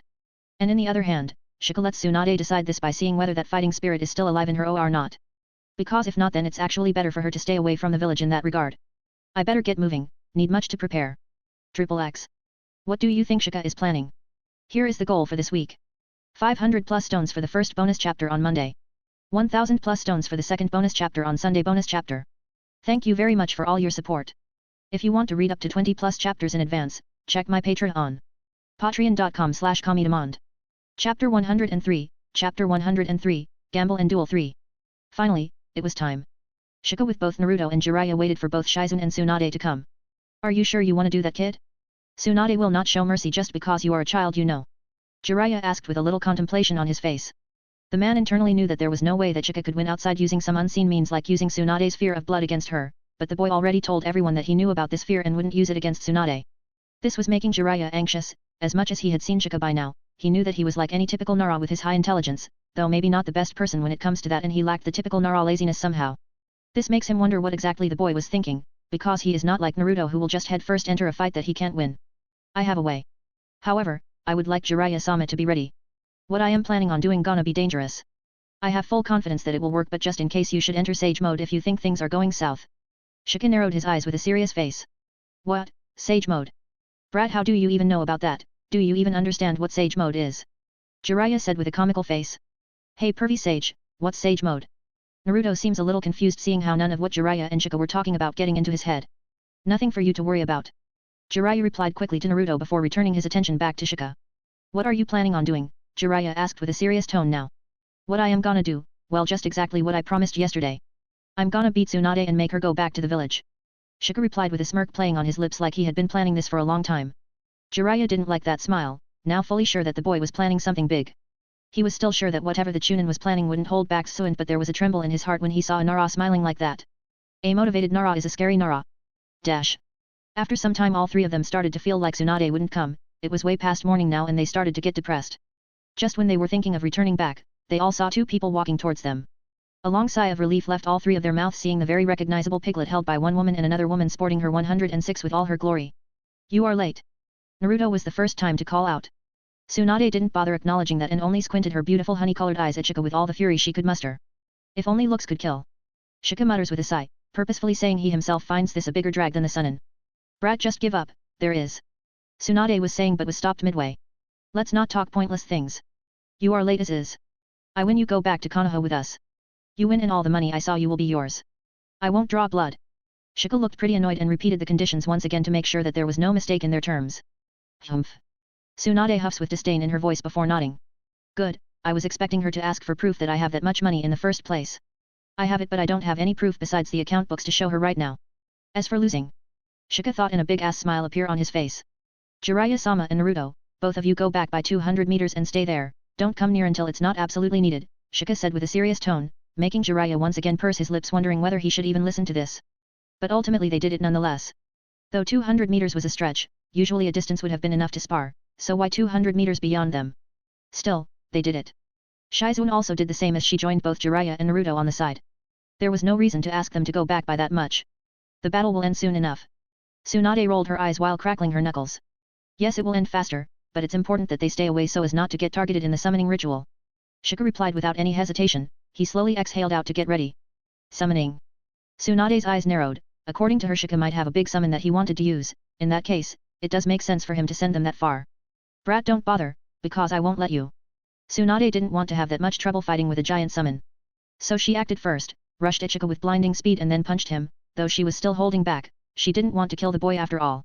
Unfortunately for her, the moment the attack connected, she saw that it was a clone. Then she hears the voice from her behind. I am sorry to do this to you, but I have no other way than this. But it's only because you are you that I dare to bring him out. Shika was standing a little far away from Tsunade while holding a particular hand sign. Tsunade didn't bother hearing this. She wasn't planning on letting Shika summon whatever the summon beast he was planning, period. She rushes at him. Eight-handed sword Divergent Sela Divine General, with this treasure. I summon. Mahorage. Triple X. Ha ha ha, Sorcessor bitch. Here is the goal for this week. 500 plus stones for the first bonus chapter on Monday. 1000 plus stones for the second bonus chapter on Sunday bonus chapter. Thank you very much for all your support. If you want to read up to 20 plus chapters in advance, check my Patreon on patreon.com/comedemond. Chapter 104, Chapter 104, Gamble and Duel 4. Eight-handed sword Divergent Sela Divine General, with this treasure, I summon. Mahoraga. Shika shouted. The scream was enough to turn heads, but it was actually the behemoth figure which appeared after this chant which attracted everyone's attention. It stopped Tsunade in her tracks. Seeing the monster summon which was 4 times her height, there was a feeling of trepidation in her heart. She had seen bigger, no pun intended, summons in her life, but there was something about this eyeless humanoid monster with a sword attached to his arms that made her body instinctively stop, like she knew this guy wasn't good news. Shika immediately vanishes from his place after summoning Mahoraga. Good thing that he did, because the next second a giant fist fell where Shika was standing. Asterisk bam. The earth shattered by the powerful punch. No doubt Shika would have died if he hadn't vanished from his place then. What is that?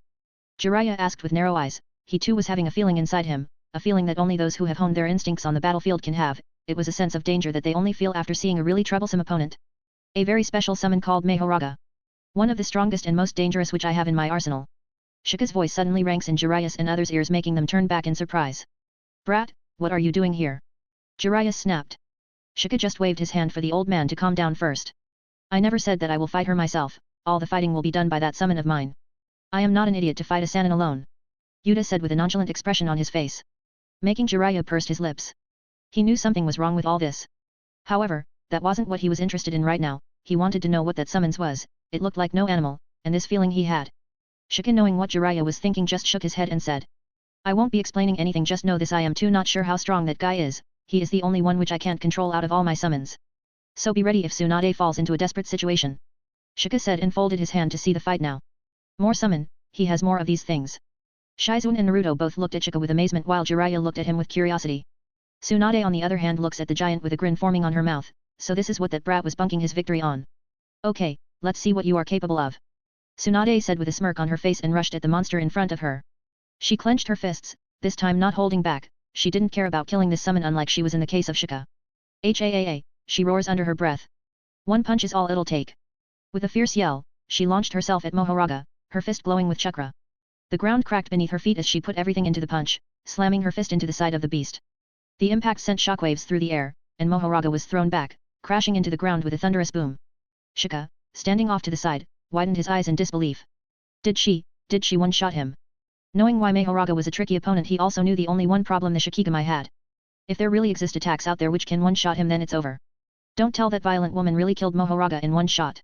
Tsunade cracked her knuckles, thinking the fight was over. That's it, I was honestly expecting more. She said while looking for where Shika was. Now it was that brat's turn to get punched. But to her surprise, Mahoraga began to stir. Slowly, the massive creature rose from the ground, the will of Mahoraga above its head turning with a soft hum. The damage from Tsunade's punch seemed to fade away as Mahoraga stood tall once again. God, that almost gave me a heart attack, the only ace I had getting destroyed before even it can start the fighting.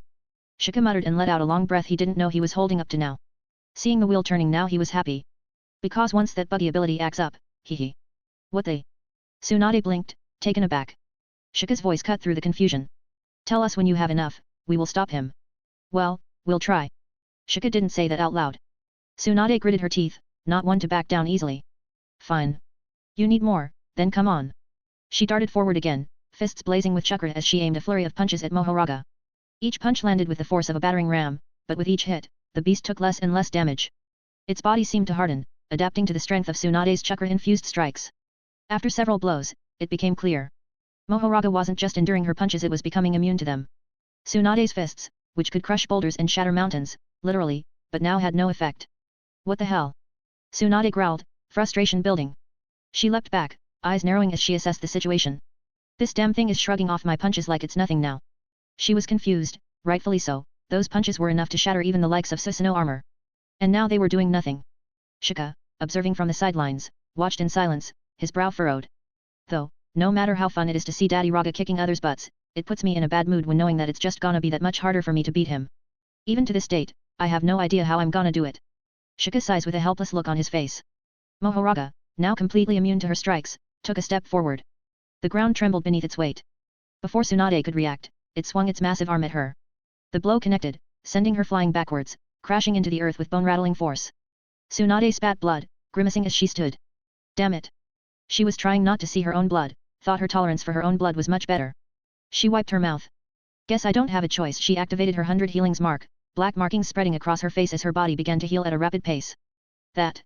Jiraiya and Shizu knew what this was, more surprised seeing this than Tsunade punches were useless against that summon.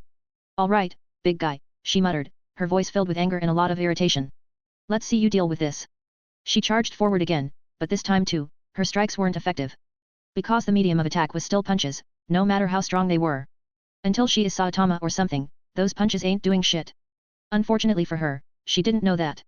Mohoraga had already adapted to her punches, and now, even her enhanced strength wasn't enough.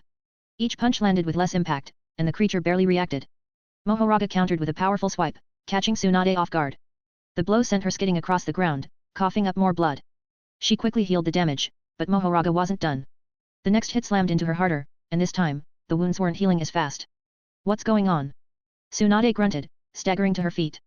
Shika's voice echoed in the background. Don't be a stubborn hag, tell us when you can't take it anymore. Shika wasn't actually trying to rile her up, though unintentionally that was his intention, he was really looking out for her. It's hard to cope with how much Mohoraga have adapted to the point that a sudden attack from the Shikigami could be fatal. He has to be vigilant. Tsunade cursed under her breath. This isn't fair. I punch that thing to death and he shrugs them off like they were flies. How do you fight something that can just ignore all your attacks? Tsunade shouted with irritation, finally catching up on what was going on, at least to some degree. Mohoraga advanced, relentless in its assault. Each punch from the beast felt like a mountain crashing down on her. She tried using other jutsu on the Shikigami like elemental jutsu, but again Mohoraga adapted to it. None of the attacks were strong enough to beat Mohoraga in one shot. She dodged as best she could, but with every hit, her healing was becoming slower, less effective. And then, with a sickening realization, she felt a wound on her side that refused to heal. Tsunade's eyes widened in horror. It's not healing, my 100 marks is now completely refused to heal me. Mohoraga swung again, and this time the blow was too much. Tsunade collapsed to her knees, panting, her body struggling to recover. Blood dripped from her mouth as she tried to stand. Come on, damn it, she muttered. I've faced worse than this. She tried to move but nothing was going like she wanted. This is ridiculous, she shouted, punching the ground in anger. How the hell am I supposed to beat something like this? Just as Mohoraga raised its arm for the finishing strike, Jiraiya standing beside Shika and others moved with blinding speed, a giant raised nan already in hand ready to knock off that summon. All his amazement and surprise were forgotten for the time being, right now he only wanted to save Tsunade. XXX. Mohoraga really is a cheat. Here is the goal for this week. 500 plus stones for the first bonus chapter on Monday. 1000 plus stones for the second bonus chapter on Sunday bonus chapter. Thank you very much for all your support. If you want to read up to 20 plus chapters in advance, check my Patreon. Patreon.com/Comedemond. Chapter 105, Chapter 105, Gamble and Duel 5. Jiraiya was ready to save Tsunade, but before even Jiraiya could arrive near Tsunade, the Mohoraga towering over the slug sun and disappeared into the shadows. Making everyone aside, Shika gasped in surprise. Rasen. Jiraiya's big ball raised nan stopped midway as he stood in both confusion and amazement. Phew, it worked just like I anticipated it to be. Shika on the side just sighed with relief seeing and then had a big smile on his face. Finally, all that testing showed their fruit. Shika muttered under his breath and then with both Naruto and Shizune they went to Tsunade who was still very much injured. Actually, he learns about this little cheat some time ago. He was trying to tame the ox. He tried many things but that ox is just built differently. So the only option was to stop piercing ox completely on his tracks to render him useless. He laid a trap of course. The thing which was different here was that he wasn't the one who summoned the ox. It was a clone of his as he planned to activate the trap himself. And that was when an interesting thing happened. During the scuffle with the ox, the clone which summoned the ox was destroyed, and to his surprise the ox also vanished. This was both surprising and interesting to him so he tested out more different things and the findings were interesting to say the least. That the summon will try to kill the summoner or anything under the range of the subduction ritual, the other person beside the summoner being the Shikigami's main target. This happened all the time, so he tried doing it with the ninth summon that tiger as well and the case was similar. Meaning as long as he himself didn't go near the ritual grounds, he was safe, Mohoraga or any Shikigami for that matter would only go after the clone which summoned him. Of course, if he wanted to bind a contract then he had to stay within that 200-meter range or it might not work since he clone can't really contract the Shinigami, it can only summon it, but still, it could be really useful in times like this when he wasn't actually trying to fight Mahoraga. He used all the different methods with the ox, it's fine if it's the clones which summon the Shikigami, as long as he himself is under the contract range then the subjugation will work. Of course, summoning Mahoraga for just a clone was hard, he had to save up a lot of chakra and make chakra scrolls for that but it was worth it. Right now, just before Daddy Raga was about to make Tsunade call him daddy, the clone popped himself, ending the ritual at the cost of the summoner's life. Making Mahoraga vanish. Dangerous, yes. Crazy to have an unknown element like Mahoraga in a fight like this, totally. But, there was no doubt that this for the time being was indeed his ace, outside putting his life online that is. The only one problem which he had with this method was that he had to ensure that all the conditions were fulfilled before he summoned Mahoraga. Letting the clone absorb that much chakra alone takes too much time, let alone saving so much chakra that a clone can summon a Shikigami like Mahoraga. Even he, the real one has a serious problem pulling that off, it takes too much chakra. Dash. Shika rushed to Tsunade's side, the blood was everywhere and he didn't wait at all, knowing that this wound was not something he himself could heal, he formed a hand sign and his shadow extended. Jiraiya who was trying to stop the blood flow saw this and had a defensive look on his face. The same was the way with Shizune as she protectively stood in between both Shika and Tsunade. Stop wasting time, she needs medical support, did you guys forget that I can heal? Shika said with a little irritation on his face. They are looking at him like he is a third-rate villain right now. Hearing this they too understood that Shika didn't have bad intentions, though it was hard to believe seeing what his summon was capable of. But that didn't explain why he summoned another beast. This was different, it was a big and beautiful looking deer. This particular summon can heal, move now. Shika didn't waste time and led the round deer near Tsunade. Healing is not working. Shizune said with anxiety in her tone. That was the first thing she did upon arrival. Hearing with chakra won't. But my summon heals differently. Replying Shika instructed the deer to heal Tsunade. Tsunade right now was already unconscious, maybe it was due to the extreme beating she withstood or maybe because of blood loss. It could be because she was scared of her own blood, Shika can't say but he was glad that she didn't see round deer. He already can see how she renting round deer for Konoha hospital for full time. He can't have that. At first, others didn't believe that a deer who could heal but the next second, it was like magic that all of her wounds healed up. Almost in an instant to the point that it felt like the wound never existed before. A sharp gasp was let out by Shizune. Jiraiya was the same, his eyes were popping out at this point in disbelief. He has seen Tsunade's healing mark and he has to say that that is the closest thing he has seen to being immortal but this. Is it possible to bring back dead people with this kind of healing? Even the ever-idiot Naruto seeing this had goosebumps, he has gotten hurt a lot over his short life and he never healed this fast. Now, don't tell about this to anyone. I would appreciate it if you all could keep this a secret. Especially you Naruto. Shika glared at Naruto and said, making sure that boy kept his big mouth shut. How did? Shizune didn't seem to hear what Shika said, now she just wanted to know what happened. Take Tsunade back to the inn, we'll be leaving for Konoha the moment she wakes up. Shika didn't bother answering. His work here was done. He also showed what he was capable of to the few key individuals who he wanted to. That should give him the position or at least the exposure which he wanted in the future. Triple X. Here is the goal for this week. 500 plus stones for the first bonus chapter on Monday. 1000 plus stones for the second bonus chapter on Sunday bonus chapter. Thank you very much for all your support. If you want to read up to 20 plus chapters in advance, check my Patreon. Patreon.com/Kamidemand. Chapter 106, Chapter 106, Back to the Village. Tsunade slowly blinked her eyes open, wincing at the pounding headache from her earlier battle with Mahoraga. She sat up, rubbing her temple. The last thing she remembered was almost getting impaled by that monster's sword. Groaning, she looked around to see Shika, Jiraiya, Shizune and even Naruto standing nearby, waiting for her to wake up. You brat, she all but shouted after seeing Shika there, getting to her feet. What was that? Some kind of monster? I should have crushed it. Shika stood calmly, arms crossed. Terms are terms, Lady Tsunade. We agreed. Now that you have lost you have to come back to the village. The fight was supposed to be between you and me. Not that monster. Tsunade said with equal heat in her tone. Even now she felt getting her bones getting crushed under that monster. And that was my summon. Even official tests like Chunin exams allow summons and consider them as a part of a person's strength. It was completely valid. You lost. Yet as if, what kind of summon was that? You are taking me for a fool. If you don't believe then I can summon him again, see for yourself if you don't believe it's a summon. Shika put his hands in a familiar stand which immediately gave Jiraiya, Shizune and more than anyone, Tsunade a mini heart attack. Tsunade shot him a deadly glare, clearly not happy. Okay, I remember the stupid terms, kid. But there's no way I'm going back to be the Hokage. I already said that's not happening. Shizune looked nervous but relieved to see Tsunade awake, and Shika putting his hands down, which was very similar to a hovering finger over a nuke's button. Lady Tsunade, you promised. Tsunade waved her off. I promised to go back to the village, not to sit in that Hokage chair. I want nothing to do with it. I'm a medic, not a politician. She then pointed at Shika. I'm only going back because I lost to your, whatever that was. Jiraiya, standing beside Shika, couldn't help but laugh. Come on, Tsunade, you'd make a great Hokage. You can't avoid it forever. I mean, look at you. You've still got that fire, even after getting knocked out. Tsunade threw him a half-hearted glare.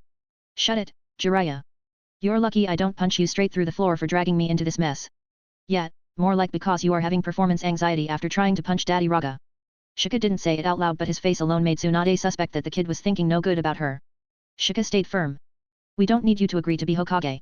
My mission was to bring you back to the village and that's it. Just come back to the village and see those historic fossils. That's all. Shika said, making both Jiraiya and Naruto deadpan seeing how he only completed the part of the mission which was in the job description. Both Tsunade and Shizune didn't get the fossils reference. He's talking about the elders. Jiraiya slowly said to clear their doubts making both of them to chuckle. Tsunade folded her arms and grumbled. Get ready Shizune, we are going back. Tsunade said with a sigh but hearing this Shizune sure did light up like a candle. Phew. Jiraiya seeing this let out a long sigh of relief but then this attention went back to Shika. The boy was not getting more and more mysterious to him. He of course talked with the boy after the fight, the information he got from the boy wasn't much. That boy was too stubborn for his own good. But whatever it was, for the time being, Jiraiya believed Shika to not suspect him. Dash. After bringing Tsunade and Shizune back to the village with Jiraiya and Naruto, Shika didn't stick around for long. As soon as they crossed into the village, he excused himself, leaving the others to handle the formalities. Where are you going brat, come with us, you are not getting out of it this easily. Tsunade roar. I will be at the hospital if you want me, though I am 90% sure you won't so please forget I exist while we are inside the village, Shika said before leaving making Tsunade grumble though she wondered why the hospital. Hey wait, I am coming as well Shika. Naruto too ran off. The reason why both wanted to come to the hospital was because Sasuke was admitted there. Naruto came because he was worried about Sasuke but being a tsundere in this regard, he won't admit it. And Shika came because he further planned to manipulate that poor kid. The hospital had been quieter than usual, the aftermath of the attack on Konoha still lingering. When Shika arrived at Sasuke's room, he found him resting. He wasn't sure whether Itachi used Tsukimi on him this time or not but seeing he was there in the hospital in the first place he believed he did. After all the fights with Itachi that happened 2 months ago, it's completely possible for Sasuke to wake up on his own at this time. After all, Itachi won't do any permanent damage to his dear little brother, the fucking childhood trauma which lead him to be a psychopath, but hey childhood trauma is not much of a concern in this world when living itself is not guaranteed. Just not that high up in the priority list. Sasuke looked frustrated, likely from being bedridden for so long. You looking peachy, did you finally lose that V card or something? Sasuke didn't get mean what that meant but he grumbled nonetheless. Tell me everything you know. Sasuke all but growled, now he didn't doubt what Shika suspected, because Itachi's presence in the village was exactly like how Shika predicted. Get better before, let's talk later. Shika didn't want to talk about this right now. But Sasuke had other plans. The boy stood up and went to grab Shika, though he hardly were able to stand properly. Sigh, you are troublesome. I told you to not attack him but you won't listen. If you can't think logically then it's more of a reason not to tell you anything. Grow up Uchiha, you need more than just muscles to accomplish that vendetta you have against your brother. Shika spat and left, leaving Sasuke alone there. Sasuke didn't talk at all this time. Maybe because he knew what Shika said was correct. He was acting like an idiot all this time. He needs to get stronger, but he also needs to be smart when times demand it. From there, Shika decided to head to Training Ground 9. Guy's team always had a special energy about them, and checking in on them felt like a good way to unwind after everything that had happened. However, there was a special reason why he was going there. As he approached the training ground, he could hear Lee's excited shouts and Niji's calm but focused voice, instructing Tenten in sparring. He only looked at Lee for a second before a smile spread across his face before turning his head to a familiar girl getting special training from Guy himself. XXX. Who's the girl? Here is the goal for this week. 500 plus stones for the first bonus chapter on Monday. 1000 plus stones for the second bonus chapter on Sunday bonus chapter. Thank you very much for all your support. If you want to read up to 20 plus chapters in advance, check my Patreon. Patreon.com/comedemand. Chapter 107, Chapter 107, Karin's Situation. Shika-kun. I am so glad you are here, please take me away from here. I don't want to train anymore. Shouted the red-haired girl with big tears trailing down her cheeks as she grabbed onto Shika and rubbed her tears and snorted at Shika's shirt. Shika looked at this with both disgust and relief. For the time being he didn't bother talking with Karin. He shifted his attention from the girl to Guy. Thank you Guy-sensei for taking care of Karin. Shika replied while bowing. Haha, don't worry about something like that Shika, you heal Lee, this is the least I can do for you, said Guy with a classic Guy smile on his face. Shika felt Karin who was still hugging him tightly like he was his last lifeline shredded after seeing that smile. Was staying with Guy was too much for the little girl.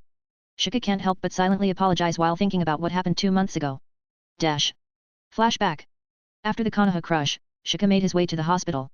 Knowing about Lee's injuries from Gaara, he didn't want to let things go just like in the canon, he had to change canon enough that it might not go well and maybe Tsunade might never come back so it's better to heal Lee. Approaching Guy, who stood outside Lee's room, Shika could see the worry etched on his face. Guy-sensei, Shika greeted him calmly. Shika, what brings you here? Guy asked, trying to keep his voice steady despite his obvious concern. He already knew Shika enough thanks to Tenten that he wasn't surprised when he came out of nowhere. Shika didn't beat around the bush. I heard about Lee. His condition isn't good, is it? Guy sighed, nodding. The doctors say only someone like Tsunade can heal him. I've been trying to stay positive, oh Lee this is all my fault, I shouldn't have let that happen. Guy said and then shed the tears of youth. Shika just stood trying to ignore most of the daily dose of comedy this world throws at him from time to time. He nodded, absorbing the weight of the situation. I can heal him, he said, his tone serious. But I need something from you in return. Guy blinked, surprised by the statement. You? Heal Lee? But... He didn't finish, not wanting to outright question Shika's abilities. What do you want in return? Well, he didn't believe in Shika but knowing that if he was here then he must needed something. I need you to keep this a secret, Shika said, glancing around to make sure no one was listening. And while I'm away from the village, I want you to protect someone for me. Her name is Karin. You have to make sure no harm comes to her while I'm gone and another Hokage is not appointed. Guy, still skeptical about Shika's claim, hesitated. You're saying you can really heal him? Why are you keeping this a secret? Shika simply replied, there are things I can do that I don't want to be common knowledge. You'll understand once it's done. Do we have a deal? Though unsure, Guy nodded. If you can save Lee, I'll protect Karin with my life. Guy had no idea who this Karin was but he would do it if it really meant that the boy could heal Lee. Though the chances are slim. Shika then walked into Lee's room. Using his reverse curse technique, he poured energy into Lee's injured body. Slowly, Lee's muscles and bones began to heal, his injuries knitting back together. After a while, Lee stirred, his eyes opening in surprise. This. Guy said in surprise when both Lee and Shika came out of the hospital room together, most importantly Lee was walking on his 2 legs. Flashback end. Dash.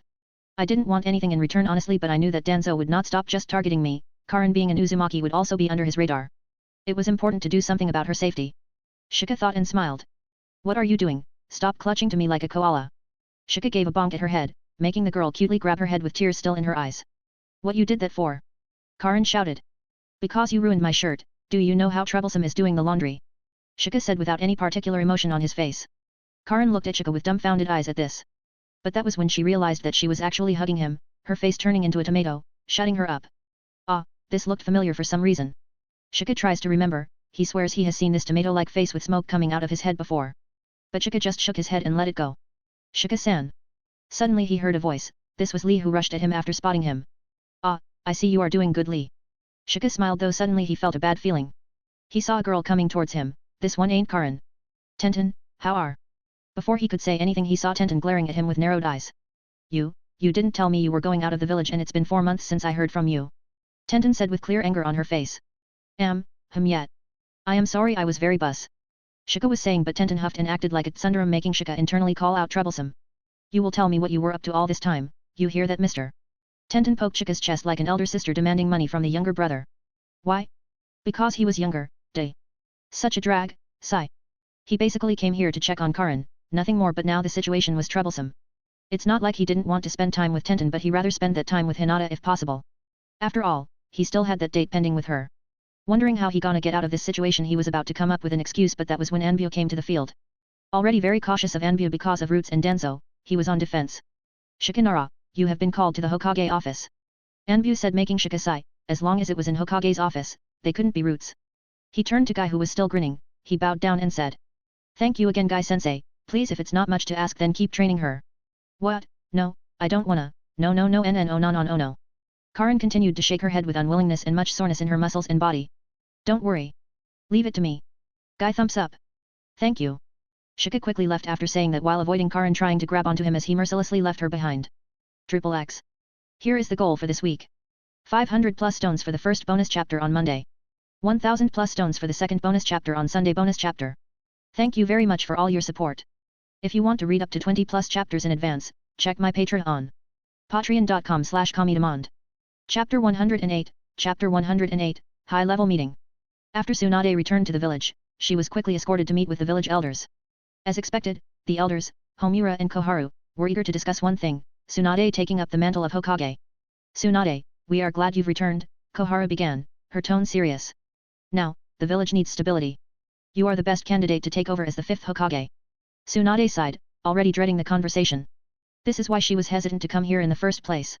Though she said earlier that she ain't becoming the Hokage, but what's the point of saying that to a little kid like Shika or even Jiraiya for that matter? The real people who want her to be the Hokage are this elder and probably the daimyo.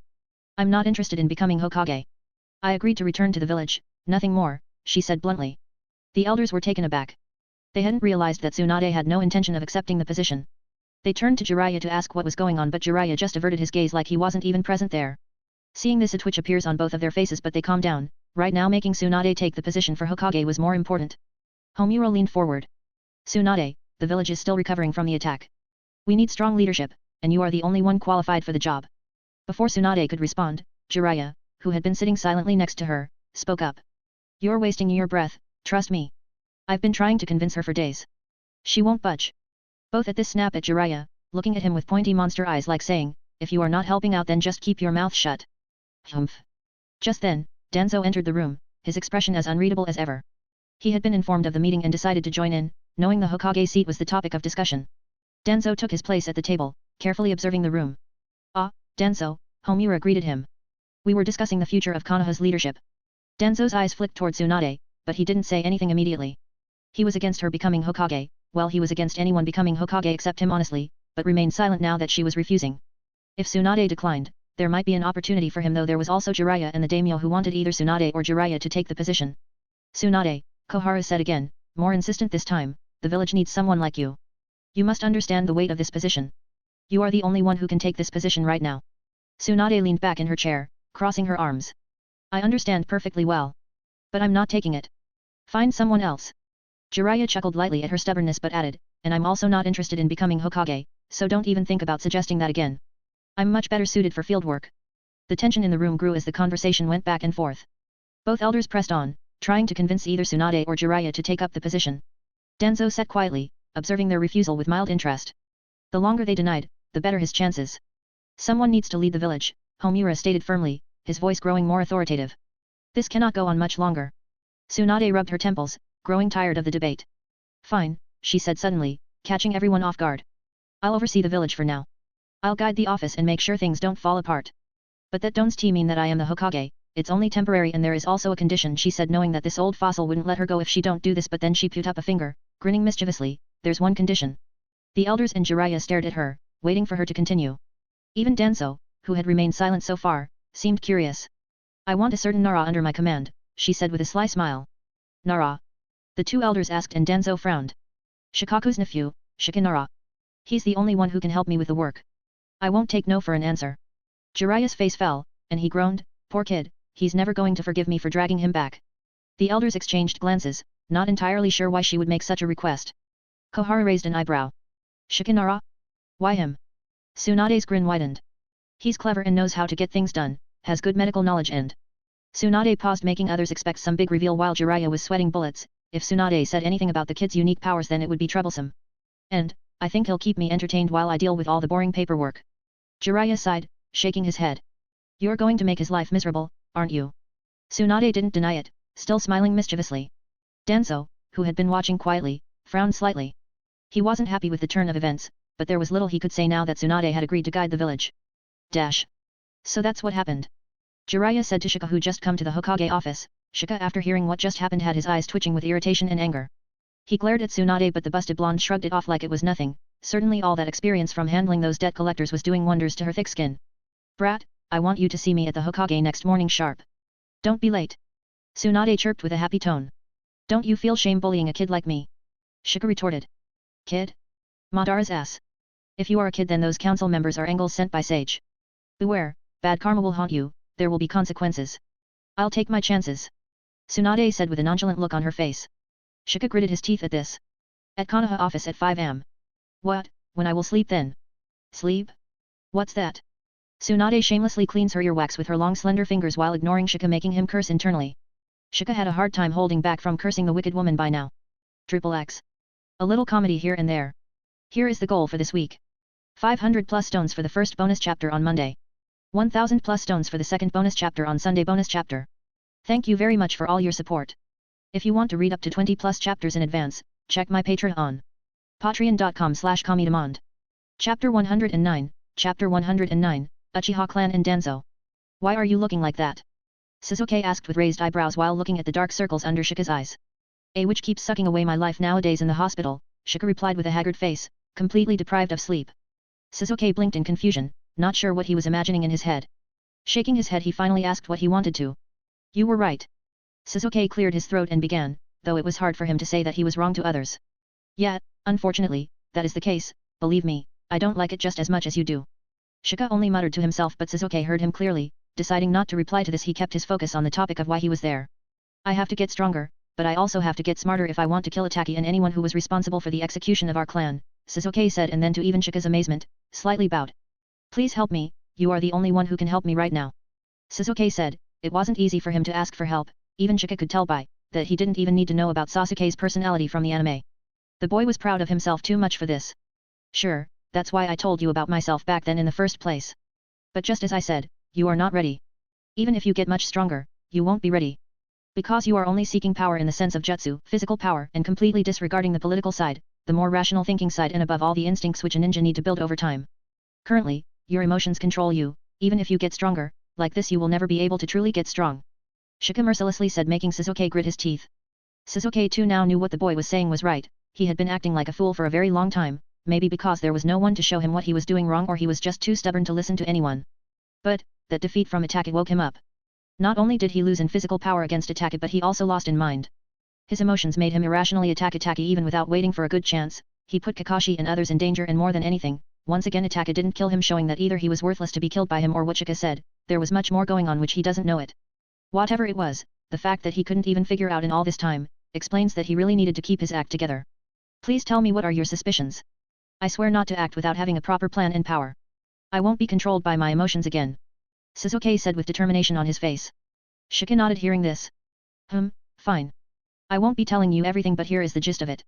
Shika said and then went on to explain about the conflict between the village and the Uchiha clan.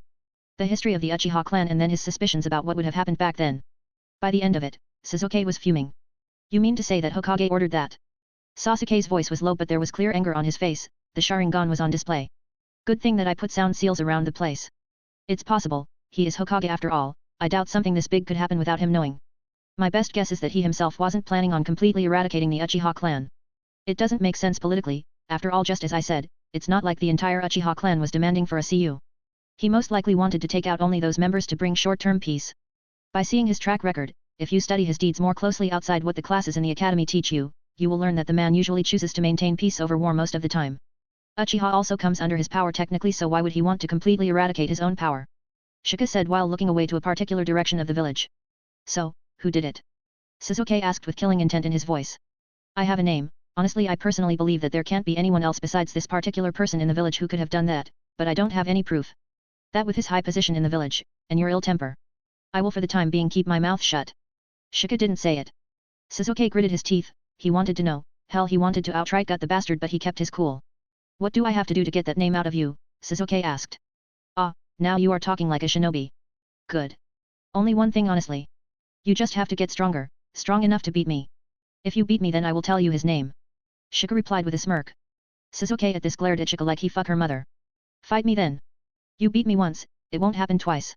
Sasuke said already getting into a fighting stance. Oh, well we'll know about that. But I have to say it to you, you are no match for me as you are right now. Shika's smile got bigger, it felt good seeing Sasuke scowling at him. HAAA. Sasuke didn't bother talking more to Shika after this and attacked him. This ain't no kindergarten fight kid, you have no idea how much I hold back even back then when fighting you. Shika shook his head though he was thinking about releasing his stress by beating up Sasuke here. Dash. In the dimly lit room of Root's headquarters, a masked Anbu knelt before Danzo, handing over a sealed document. Danzo took the file, his single visible eye scanning the contents quickly. As he read, his expression shifted from interest to deep suspicion. The report detailed Nara's activities, and what Danzo saw shocked him. According to the file, Shika had completed several high-level missions far beyond what a Genin or even a Chunin would be assigned. But these missions were never made public. Hiruzen had clearly covered them up. There was no way he could get his hands on something if Hiruzen himself hid it, but after him gone, he slowly started to get all those secrets. And that was when his attention went to Nara. On paper, the child was nothing special but what he saw in the Chunin exam tells otherwise. And now he had proof, the child was indeed Chunin rank for a long time ago but Hiruzen held him back. Several high-tier missions, there was even a S-rank mission done by him. Danzo frowned deeply. Why would Hiruzen hide the capabilities of this boy? His hand tightened around the file as he looked down at the kneeling Anbu. This information is incomplete. I want more. Especially regarding Shika's relationship with Tsunade, Danzo said coldly. The Anbu nodded. From what we gathered, Shika was forced to work in the hospital under Tsunade's orders. She's made him her personal assistant, though it's unclear why. Danzo's eyes narrowed. And his role in bringing Tsunade back to the village? What happened? The Anbu hesitated for a moment. There is no solid information on that. We only know that after Tsunade initially refused to return, the boy challenged her after 2 months of Tsunade refusing to come back to the village. But there are no details on what transpired during that time. Those Roots members who were assigned to trail the Jinchuriki and everyone with him never came back alone. This was of course Shika's doing. Before showcasing what he was capable of he made sure that there were no extra ears or eyes around. Danzo's frown deepened. A challenge. A recently made Chunin challenging someone like Tsunade? And no one knew what happened? This only added to his suspicions. There was clearly something being hidden. Find out everything you can, Danzo ordered. I want full details on what happened between Shika and Tsunade. No more gaps in information. If there's anything unusual, bring it to me immediately. Hi, Danzo-sama. What about that Uzumaki girl? Still under Guy's watch, we can't move her without making him suspicious. There were a connection between both the boy and the girl, right? It was Shikamaru who requested Guy to train the girl. Train or look after? Danzo pondered and it was more suspicious that Guy just readily agreed. There was more to this. The Anbu nodded again before vanishing into the shadows, leaving Danzo alone in his thoughts. He needed to know more about Shika. At first, he just sent his route to take the boy because he found his potential in the Chunin exam but Jiraiya came in between. And now this? Triple X. Here is the goal for this week. 500 plus stones for the first bonus chapter on Monday. 1000 plus stones for the second bonus chapter on Sunday bonus chapter. Thank you very much for all your support. If you want to read up to 20 plus chapters in advance, check my Patreon. Patreon.com/Kamidemand. Chapter 110, Chapter 110, Ramen Date 1. It is not easy to get free time nowadays for Shika. Tsunade was making him go through the ropes in the hospital. He didn't like it but didn't retaliate either just because he was getting direct learning under Tsunade. He could instantly heal others and himself in seconds with reverse curse technique but that doesn't mean he has enough knowledge of human autonomy to do anything more. There are times when normal healing, no matter how powerful, is just not enough and one needs more in-depth knowledge about medicines to heal others. He long wanted to learn medical jujutsu but maybe because of time or because he had no one to teach, he never came to learn it. So now that he was getting knowledge under Tsunade he took the opportunity. But this also means that he wasn't getting enough time to train himself or spend some time with Hinata. That last one was especially a sour point for him, he couldn't even give that poor girl the treat he promised her and that was 2 freaking months ago. Sigh. Though he was putting his clones to work almost every day. But even this his training also suffered quite a bit for this. And today was the day when he finally got some time to spend with Hinata. He had to fight tooth and nail to get one free day from the hospital, had to say that Tsunade when it comes to it was a slave driver. Though he was sure that she had some personal vendetta against him. Maybe I shouldn't have stopped Mahoraga after all. Shika ponders with irritation on his face. Shaking his head to stop thinking about his misery, he directly went to the spot where both he and Hinata decided to meet. This wasn't exactly a date, Shika promised Hinata to treat her with anything she wanted. But he wouldn't mind making this a real date, he liked Hinata, not just due to the anime he watched but the girl here was also someone he liked. He is not sure what her attitude is towards Naruto but if possible he would like to pursue her. No loss at trying, right? It was on to Hinata where she wanted to go, the girl chose Ramen stand in again for some reason. He honestly wanted to bring her somewhere good but it seemed that she liked Ramen more. Or maybe she didn't want to be seen alone with me by someone else in a big enough place. Ramen stand after all is a place where everyone once in a while arrives and eats, it's pretty normal. Shika thought and the more he was thinking the more depressing things were becoming. Sigh. Soon Hinata came, she was on time, it was Shika who was early. Shika-kun. Hinata called out as she entered the stand making her presence known. Shika noticed that she wasn't wearing her normal baggy coat and pants. It was a shirt which well showcased her curves well, and with that, she wore Enbu-style pants. It was more similar to how many kunoichi dress in the village nowadays. You are looking good Hinata. Shika complimented. Ah. Thank you, Hinata replied blushing and sat down beside him. The look wasn't feminine but more like a battle-hardened female warrior. It was very suitable and modest for a kunoichi, but on her, even this was looking hot. A little too developed for her own good. Shika practically had to drag her eyes away from her and asked her to order. Uncle, bring whatever she wants, everything on me today, Shika said, making the ramen guy and her daughter who were staring at both of them and her smile got moving. So Hinata, how have you been? It's been some time since the Chunin exam, how things are going? Shika started a casual conversation. Everything's good. After the exam, father started teaching me again and my training has been going well so far. Hinata smiled and replied. You sure looked happy. Shika smile. Hum. Hinata nodded while her face was stuffed with noodles, looking quite like a hamster. Kawi. But he won't say it. Ah, there it is, hamster Hinata. I can die in peace now. Shika laughed, making the girl who was eating the ramen with ferocity almost choke and then glare at Shika with her cute look. Huffing, she turned back like she was angry at him and solely focused on eating, though she still didn't bother about not looking like a hamster in front of him. Sorry, I couldn't help it, you look too cute like that for me to not to point out, Shika replied while taking a bite of his ramen. He can't eat like Hinata nor he can complete a few dozen of balls. So to avoid running out of food and then awkwardly sitting there, he only took a small bit. Hinata didn't turn to Shika even now, though this time the reason was more because there was a huge blush on her face. Who calls someone else cute this openly? Humph. This wasn't the date he anticipated, but he liked it so far. Oh, by the way, how is Team 8?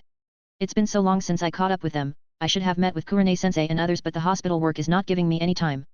Shika said, trying to turn the conversation around. He knew that Hinata wasn't angry or anything but will keep acting like she is until she has a way to turn that around. Oh, they all are fine. Kurane-sensei did tell me to tell you that you should not cheap out on your genjutsu training, Hinata said with a pout, knowing that he was trying to change the conversation. Yeah, unfortunately, I have to disappoint her on that. I really have almost zero time on my hands nowadays. Tsunade is a slave driver.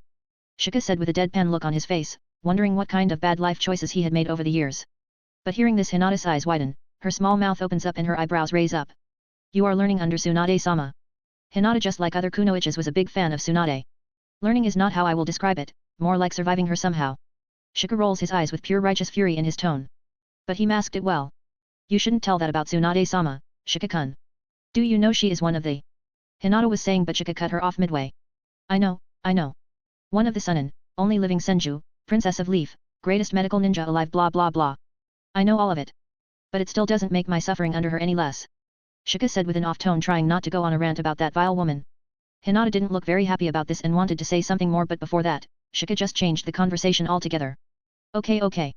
Let's not talk about that. Tell me about yourself, and how is your training is going on? If you are learning under your father, then you must have gotten real strong, right? Shika asked, trying to convert the conversation to something else. Anything else? Yeah, father taught me many powerful techniques of the clan and now my food budget has also increased, Hinata replied happily. Not minding Shika trying to avoid the previous topic altogether. Good. XXX. For someone like me who is single, writing this is like going through a boss fight. Sigh, many won't understand, but whatever, tell me if there is a way I can improve. Much appreciated. Here is the goal for this week. 500 plus stones for the first bonus chapter on Monday. 1000 plus stones for the second bonus chapter on Sunday bonus chapter. Thank you very much for all your support. If you want to read up to 20 plus chapters in advance, check my Patreon. Patreon.com/Kamidemand. Chapter 111, Chapter 111, Ramen Day 2. After finishing their ramen at Ichiraku, Shika and Hinata left the shop, their stomachs full and spirits high. Shika wasn't sure whether to be happy or sad, seeing how there was a big dent in his wallet. Hinata really can eat. Though it was nice that the girl didn't hold back in front of him and ate to her heart's content. Glancing over to Hinata, Shika could see a little smile tugging at her lips. This was enough to say that she was happy, that is all that matters. I have to bring more money the next time I take her out though. Making a mental note, Shika slowly eased the small helpless smile on his face. Even after having a lot of money, it's not easy to see it disappear right in front of you, no matter how small the amount is now is you. Sigh. The evening air was cool, and the streets of Konoha were lively but peaceful, which further put him in a relaxed mood. He glanced over at Hinata, who was smiling softly, her usual shyness replaced by a sense of calm. The girl had changed a lot and he was happy about it. That was good, Shika said, rubbing his stomach. Ichiraku never disappoints. Hinata nodded, tucking a strand of hair behind her ear. Yes, it's better than any other place I know. The food is relatively priced and very tasty. Hinata nodded with vigor. Ah, so that's why she chose this place, it was money after all. Knowing that I would make her eat until she was full, she didn't want to choose an expensive place like barbecue Q or sushi restaurant. Shika can't help as a small smile comes to his face. This is the kind of girl which any man would want. This just further makes me want to pursue her. Maybe I should go further and ask her out. But is this the right time? We are just 13 and we don't know each other for that long either. Shika was conflicted, having no experience with girls even in his previous life. He didn't know what to do. Yes, though next time please don't worry too much about the price Hinata, I know you were conscious about your appetite but you don't have to limit it to just ramen. I told you that I will treat you means I naturally can afford it. I will be happier if you just don't worry about this kind of thing from next time. Shika said, he was still sour about the money but if it meant that Hinata was happy then he didn't care. Hinata hearing this immediately shut her mouth. Realizing that she had given away her real intention of picking Ichiraku while talking, now she looked a little embarrassed. No Shika-kun, that is not the case. I really like. Hinata tried to cover up but Shika didn't let her.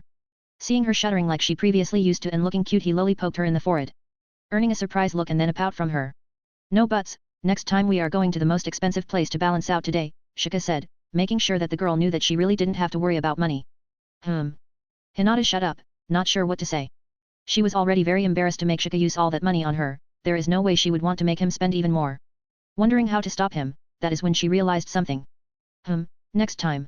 Only now that she realized that Shika has already planned the next time. Isn't that a little too fast? Oh, you don't want to, that's fine if you are busy or ain't interested. I just thought we both enjoyed this time, guess I was thinking too much. Shika said, not wanting to get ahead of himself. He usually acted brass in front of others but he didn't want to push things with her. No. I really like him, I enjoy my time. I won't. Hinata registering what she said, how it came out and what his reaction was immediately was flustered to the point she started shuddering again and trying to deny it only to say things which might further make her embarrassed. Shika chuckled.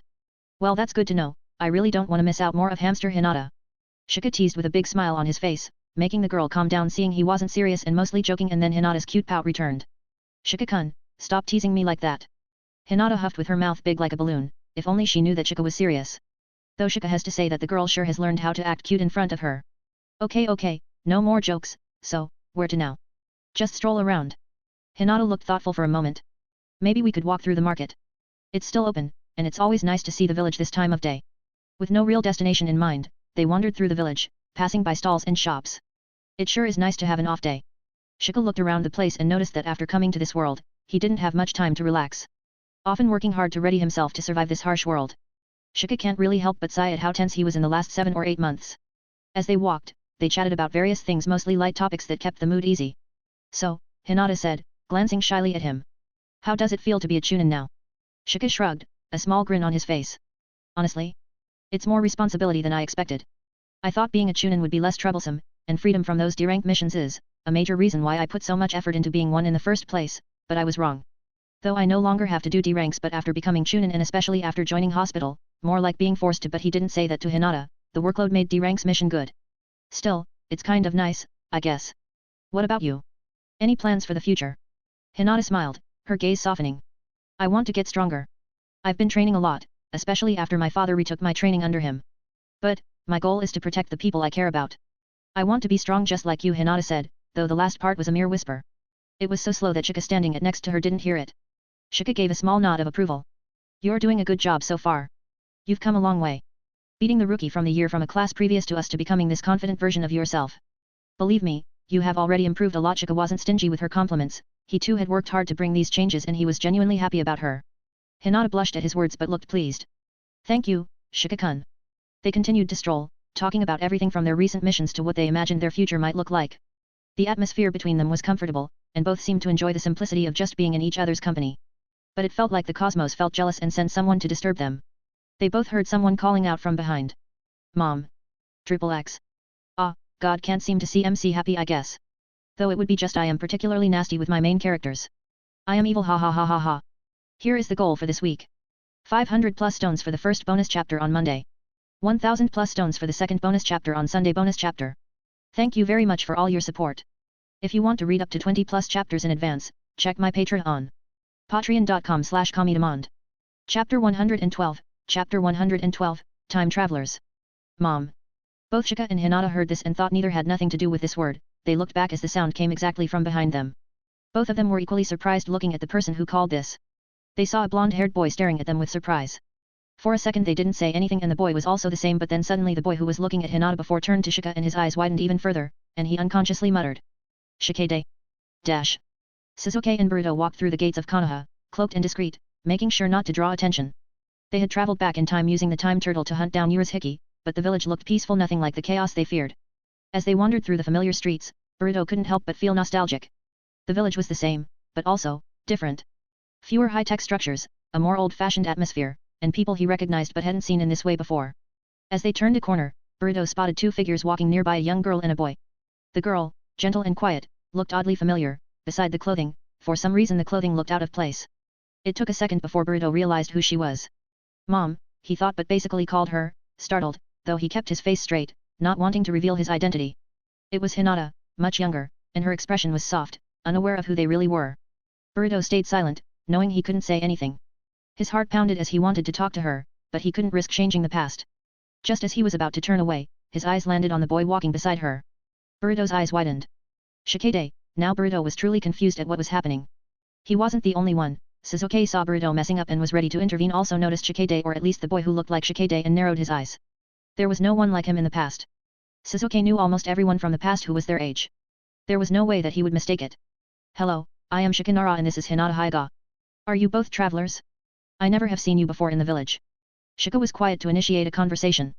Fuck, how did I forget that this happened in Boruto? Maybe because I pretty much gave up on Boruto by then, but still. This is the time by which Sasuke have defected from the village in the original story, and Naruto was just about to leave the village with Jiraiya on the training trip. Tsunade should already be a Hokage according to the canon. But, nothing is like that, there is not even a talk from Jiraiya about taking Naruto on training now. He is too entangled right now at the Hokage selection. Both he and Tsunade refuse but also don't want Danzo to be Hokage, for good reason at that all as. But more than that, Sasuke is in the village. This is troublesome. 1 minute, they are here, then that means that Urashiki thought also be in this time, right? Fuck. Shika can't help but internally lamented for forgetting something like this. Now his mind was working hard to figure out how to act. Should he be a bystander? But that option is already somewhat out of the question, seeing how Sasuke have seen him. Boruto might not know, but Sasuke will suspect him and look into his details for sure, probably for how Boruto mistook him for Shikade and how he was with Hinata. I am Soru and this is Haruta. We are travelers and just arrived in Konoha. Sasuke said calmly, quickly regaining his composure. Ah, that's nice. I also feel nice when other people can experience how it is to live here in Konoha. Shika for the being planned to act neutral. Not sure what to do, that was for the best. Yes, that is right. That's why we like to travel that much. Boruto, who was now Haruta, said with confirmation with urgency on his face. Though still he couldn't remove his eyes from both Hinata and Shikade. Yes, that's really nice. I would like to recommend the Konoha public bath if you are tired, and Ichiraku ramen if you are hungry. They make some of the best ramen there, Hinata said with a big smile on her face, not suspecting a thing and happily pointing toward where both places were. Yes, I can double down on that claim. We just came from Ichiraku and have our fill. That place is something else. Highly recommended. Shika added while trying to end the conversation as soon as possible. Not want to interact with both of them for too long if possible. Sure, we will check that place out for sure. Sasuke. Sasuke was wearing an eye patch by now. Shika didn't remember what happened to his eyes, but he knew that that was the eye where he had Rinnegan. Seems like the future is more troublesome than I anticipated. It's not just Madara that I have to take care of after all. Not seeing thought Boruto was a mistake. Hinata, where else do you plan to go? Do you think we thought to give Kurane-sensei and Team 8 a visit, not wanting to stay there any longer? Shika asked Hinata. Today is an off day for Team 8, so I am not sure where they are. Maybe some other time. Hinata hummed to herself and pondered what she wanted to do next. Thank you for helping us, we will leave you alone then. Sasuke was quick to make a beeline out of there. Coming into contact with anyone from this time was bad. Though he now was curious about this boy who looked like Shikamaru's son and his relationship with Hinata. Shika. But that was when a voice attracted both of them. Practically both Sasuke and Shika froze on their track. Fuck my luck. Triple X. Here is the goal for this week. 500 plus stones for the first bonus chapter on Monday. 1000 plus stones for the second bonus chapter on Sunday bonus chapter. Thank you very much for all your support. If you want to read up to 20 plus chapters in advance, check my Patreon. Patreon.com/Kamidemand. Chapter 113, Chapter 113, Alternate Reality? It could be anyone else, but why him? Shika closed his eyes for just a second to lament his luck and then again went back to his nonchalant attitude. How many times do you want to get beaten before you stop challenging me, Sasuke? Shika said in a monotone voice. He was facing the teen Sasuke, but his eyes were on the adult Sasuke and Boruto. Don't get full of yourself, you won by just a hair length last time. Fight me again. Kid Sasuke said, almost shouting in anger. He has been trying to beat Shika ever since Shika told him that he would get all the answers he wanted if he showed that he was ready. Naturally, in pure ninja fashion, that means that he has to beat Shika, which honestly Shika hadn't seen happening for some time. Now that he has made much progress in Zabuza's skills, though maybe not power vice but surely in skills he was closer to a Jonin. He was grinding hard when he was in Tsunade's retrieval mission. Just mere excuses, talk when you really beat me. And no, that hag finally gave me a free day, there is no way I am wasting it on fighting with you, I am taking today slow and not doing anything which might even slightly resemble like a drag. Shika said with a bored tone, making teen Sasuke fume. Hinata on the side frowned hearing what Shika was calling Tsunade, thought she also found it a little funny, trying to hide her chuckle at Shika's usual antics. But the real show was on both adult Sasuke and Boruto's side. While Boruto was glaring at the teen Sasuke and then looking back at adult Sasuke to compare, adult Sasuke had his one visible eye widened in disbelief. He wasn't supposed to be in village, he should have gone with Orochimaru by now. He quickly wanted to open his Sharingan to see whether this was an illusion of some sort but refrained himself. But after getting rejected by Shika, teen Sasuke's attention was drawn to the two strangers. The bond reminded him of Naruto, while the older man. Teen Sasuke narrowed his eyes, because this man looked a lot like Itachi. Though Itachi wasn't even in his 20s while this man was in his 30s. Adult Sasuke's mind was racing, wondering what went wrong. He knew that there was no person named Shika in the past nor his younger self should be in the village. With how Hinata behaved, which was a sharp contrast to the past, he was sure that either they had come to an alternate reality and not just time travel, or this world was different because of Shika. At least this was the only character who he can't seem to remember from the past. So it's worth looking into him. If this was an alternate reality then he doesn't care, but if this was their past then it's very concerning, because what happened here will define their future, aka their present. You are just afraid that I will beat you. Sasuke made one last try to make Shika fight him. Shika on the other hand just rolled his eyes. Even someone like Hokage will have a hard time assigning him a mission today, let alone him. Come on Hinata, I wanted to check your training on water jutsu for a long time. Shika huffed and grabbed Hinata's hand, making Hinata freeze for a second, and then her face immediately turned red. Teen Sasuke's eyes twitch at this, seeing how Shika is pretty much ignoring him. However, it was Boruto's side who was the most distressed. What's going on? Why this guy who looked like Shikade is so close to mom? Where is dad? Do he even know what's going on? Alarms started to sound inside his head. Shika then just walked off with Hinata, not wanting to stay there anymore. He makes it seem like he was running away from teen Sasuke, but actually, he was running away from those time travelers. Now both Sasuke and Boruto were there alone. Not getting the fight he wanted, Sasuke just huffed with irritation and went away without saying anything. Is that really you? Boruto asked to Sasuke. Yes, it seems so. Sasuke didn't deny it but didn't accept it right away either. He was still lacking info. Boruto, I want to look around for a bit, try not to draw too much attention to yourself. Sasuke didn't wait and instantly after saying this vanished for his place, leaving Boruto there alone. Boruto, who was about to ask for permission to either follow his mother or find his father after seeing how Hinata and Shika were together like that, didn't hesitate after Sasuke went away. With his top speed, he followed where both Hinata and Shika went. But as he went ahead to catch up with both Hinata and Shika, he ended up bumping into someone else entirely. This was a blonde-haired boy who was running away with a old white-haired man. Before poor Boruto even realized what was happening, he joined the two in running away, more like had to, because chasing them was a horde of women with weapons in their hands. Dash. Shika, after knowing that two time travelers were in the village, didn't actually plan to waste his time with lazing around. He, after getting out of there, now had his mind on what he should do. There is that Urashiki and then there is both Boruto and Sasuke. In the anime, Urashiki died because what Shika could say was lazy idiotic writing. How the hell were two 12 or 13-year-olds even able to kill Urashiki in the first place? That was some plot armor bullshit at this peak. He doesn't count on something like that happening here. So, if Urashiki is really here then he has to be ready. Secondly, he also has to be on guard against adult Sasuke. There is a possibility that he will look inside his background and try to find out why things are so different than his past. In which, he was correct, as Sasuke right now was doing the same thing, gathering information about what recently happened in the village. Shika-kun. Hinata's face was like that of a tomato by now. She slowly said, making Shika come out of his daze. Yes. You, our hands. Hinata pointed with a huge blush on her face, making Shika to immediately release her hand with surprise. Sorry. I almost forgot in my train of thoughts, you see I had to get out of there, otherwise Sasuke would have dragged me to fight with him. Sorry again. Shika instantly said.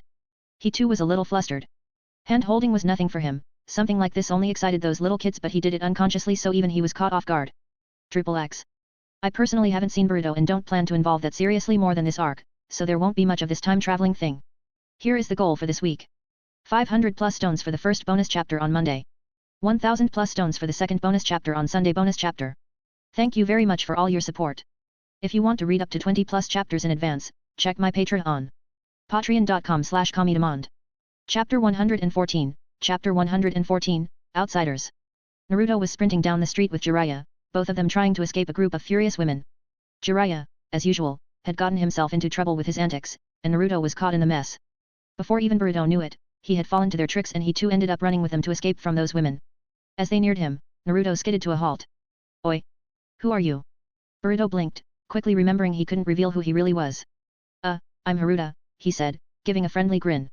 But that was quickly forgotten when he remembered how both Naruto and Jiraiya left him alone back there. That is not important, you know, you both leave me alone there. Boruto shouted with eyes twitching. Don't sweat the small stuff, kid.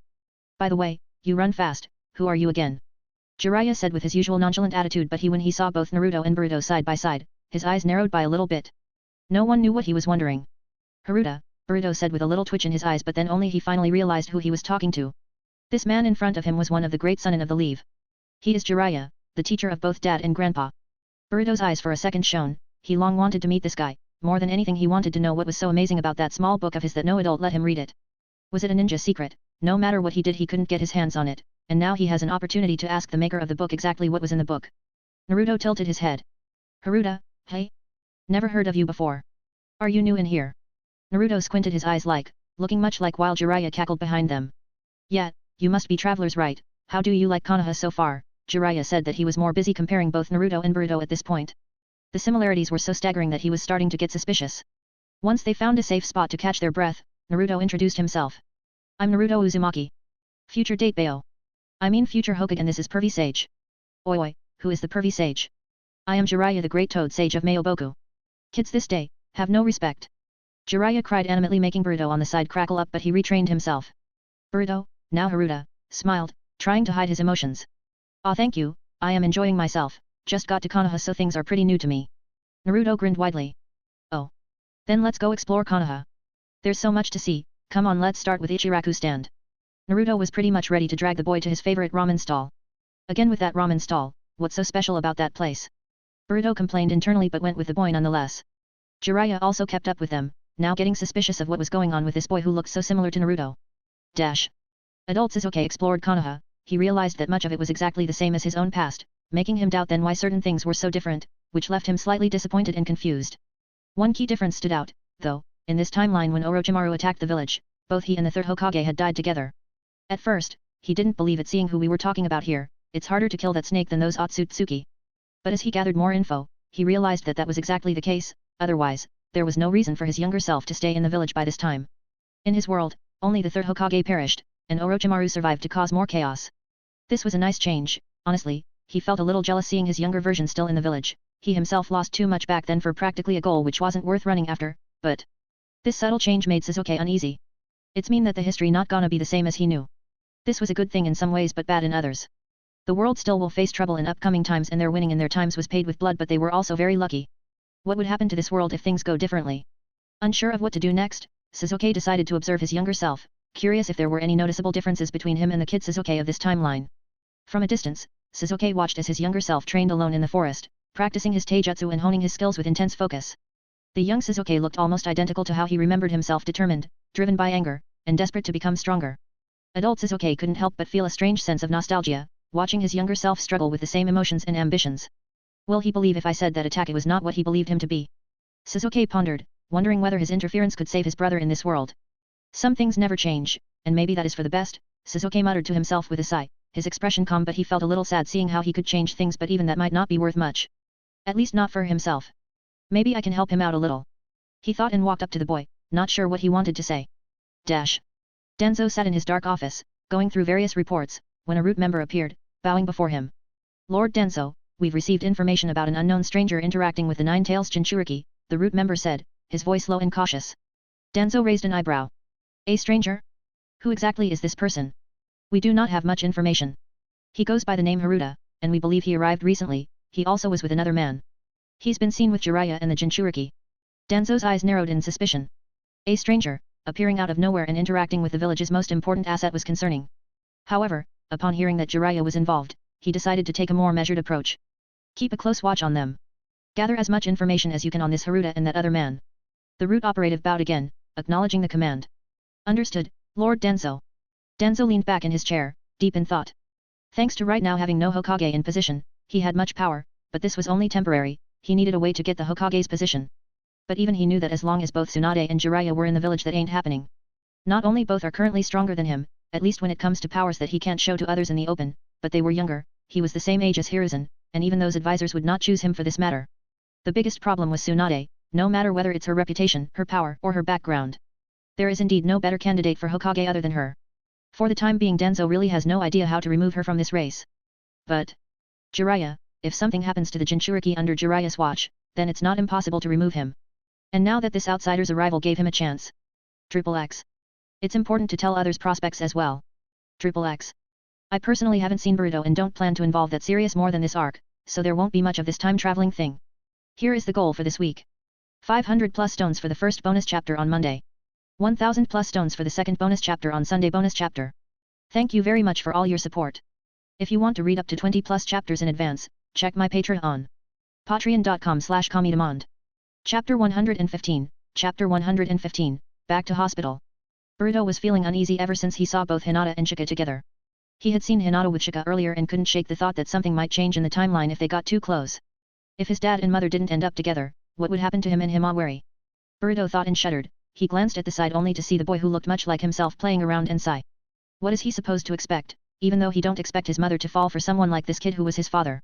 If only he knew. Hey, Naruto, Boruto started casually, what do you think of Hinata? Naruto blinked, looking confused. Hinata? Do you mean that quiet girl from class? She's nice, I guess. Kinda weird though, she always faints around me. Quiet girl. What the hell? Don't tell me you didn't even know mother by now. At least your guys should be friends or something, right? Boruto's tension got intensified. Never had he ever felt so much animosity towards his best friend than today. Though Shika wasn't Shikade but they looked almost exactly identical. Boruto raised an eyebrow but kept his cool. Weird, hey? She's with that guy Shika a lot though, right? What do you think of him? Oh, Shika. Naruto at this lit up. He's kinda lazy, but he's pretty smart. And super strong too, he is already a Chunin. He even beat Sasuke Tem before. Even taught me how to use shadow clones correctly in training. Naruto said with a big grin. Obviously their relationship was far better after Shika acknowledged him and helped him out. Boruto's heart raced. Shika was definitely close to both Naruto and Hinata. Do you think they might, like each other? He asked, trying to sound as casual as possible. Naruto laughed. Nah, Shika's too lazy to care about that stuff. The only time he's not lazying around is when he's training. Boruto let out a small sigh of relief but still couldn't shake his worries. By the way, he added, where did Shika come from? He looks kinda familiar. Naruto shrugged. He's Shikamaru's cousin, though I can't say that he is your typical Nara. Hey. Shikade's uncle? Dude looks so much like Shikade that I would call him his father. Is Shikamaru-san really Shikade's father? Did Aunt Temari? No. Don't think about it. What is more important right now is to figure out how I am gonna make dad and mom together. Dash. Shika, after leaving Hinata back to her place, which basically every boy should do, no matter even the girl is a kunoichi, made his way toward his home. Right now he just wanted to stay out of sight of both Boruto and Sasuke. That was the best idea he had. They were here for a reason, basically to stop Urashiki, so he better let them do their job and go back to their timeline. As long as he doesn't appear in front of them too much, he personally believes that they won't go after his unusual existence. But just when he was going home, suddenly an Enbu ninja appeared in front of him, making him tense. He was again very much on guard for anyone who resembled like Enbu. You never know whether they are Enbu or Root, right? Lady Tsunade urgently needs you in the hospital, the Enbu said, and didn't disappear like they usually do, but remained there. No doubt Tsunade orders to drag him to the hospital if he refuses. Damn, this was supposed to be my off day. Shika wanted to grumble but nodded nonetheless. His day was already ruined anyway, so what a big problem with going to the hospital. It's only slightly worse than going back home and taking a nap. Okay, maybe a lot worse, but what is he supposed to do, hey? Refuse the esteemed future Hokage of the Leaf? Sigh, life sucks hard for me for a few days. At this rate, I rather become a Rouge Nin. Shika mutters with irritation on his face. Dash. By the time Shika arrives at the hospital, he notices a little commotion on the side. And the middle of this commotion was none other than the woman of his disdain. Brat, what took you so long?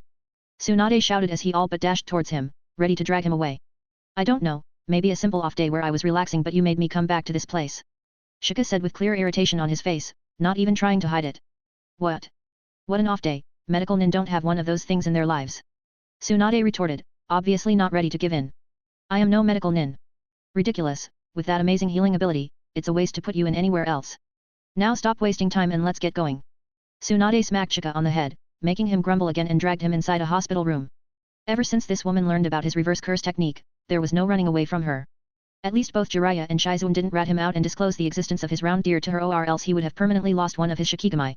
Grumbling, Shika entered the room only to see Shizune and two more medical nin healing a badly injured Jonin. Shika's grumbling face immediately disappeared. He immediately walks up to the person, now knowing why Tsunade has to urgently have to call for him. He has lost too much blood. And is seriously suffering from chakra exhaustion. He has no power left in his body, to the point that even medical jutsu is barely working on him. Tsunade said with a little hesitation. Her problem with blood was now much better, partly because Mahoraga did a number on her, and partly because now she come in contact with blood daily to the point that she was building some sort of immunity. Shika frowned hearing this. A ninja's chakra can also be said to his lifeline. Chakra after all is a combination of both spiritual and physical energies. If a person is completely drained, then it means their body won't have enough resources to properly work anymore. This could be very dangerous for anyone, besides a few cheat-like characters like Naruto. Even medical jutsu simulates the natural healing process to heal someone, but if the patient's body is lacking what is needed to repair itself, then even medical jutsu can't do much. Shika didn't bother wasting time. The man wouldn't survive if he lost too much blood. Chakra exhaustion can be cured, there are many ways, but healing him was the most important. Shika quickly drew RCT and started healing the guy. Unlike healing jutsu, RCT doesn't need to simulate others' bodies, all the energy comes from the RCT user. How this happened? The wound aside, how he lose chakra to such a level that he is no longer conscious? Shika asked while healing the man. Don't know, Anbu is still looking. Shika hearing this frowned, someone came to his mind and he didn't like it. Triple X. Here is the goal for this week. 500 plus stones for the first bonus chapter on Monday. 1000 plus stones for the second bonus chapter on Sunday bonus chapter. Thank you very much for all your support. If you want to read up to 20 plus chapters in advance, check my Patreon. Patreon.com/Kamidemand. Chapter 116, Chapter 116, Urashiki. Shika was quick to heal Jonin's wound, but the cause of this wound and more importantly the reason why he was suffering from chakra deception was bordering him. Though he has not seen Boruto like many, but he did know that Urashiki was capable of stealing others' chakra. And if that was really the case, then he was already in the village. I have to find Naruto soon. Good job, I have to say this healing ability of yours is something else, considering it a high praise from me, kid. I don't usually praise someone else on their healing ability. Tsunade grinned and patted Shika's back, almost breaking his backbone. Who named her Tsunade? She should have been named Tsunenojiros. What with this monster-like strength of hers? Shika grumbled but didn't bother complaining to the busted blonde. He had another blonde to find. Alright, we are done, I am out now, Shika said and rushed out to find Naruto. Brat, we are not done here, there are 2 more people I want you to he, Tsunade was saying, but Shika was gone before even she could complete. Dash. Urashiki Otsutsuki hovered over the Hidden Leaf village, his presence causing an immediate stir. His alien-like appearance and ability to fly sent shockwaves through the streets. As villagers looked up in fear, intrigue, and expectation, whispers of an attack spread quickly. This being a ninja village had protocol for everything, a mere intruder was nothing. Ninjas from all over the village began gathering, drawn by the unsettling presence of this mysterious intruder. Among them were Jonin, Chunin, and even members of the elite Anbu, all converging to confront the danger. Naruto and Boruto were in the market, strolling through the village when Urashiki spotted them. Urashiki, true to his arrogant nature, wasn't even bothered by sneaking in or waiting to ambush Naruto when others weren't looking, he just directly flew into the village to capture Nine Tails' chakra. This also explains a little bit of his personality, he doesn't even take a big village like Konoha into his eyes, he just barges in just like that. His piercing gaze locked onto Naruto, and in an instant, his Byakugan was able to see the hidden Nine Tails chakra in Naruto.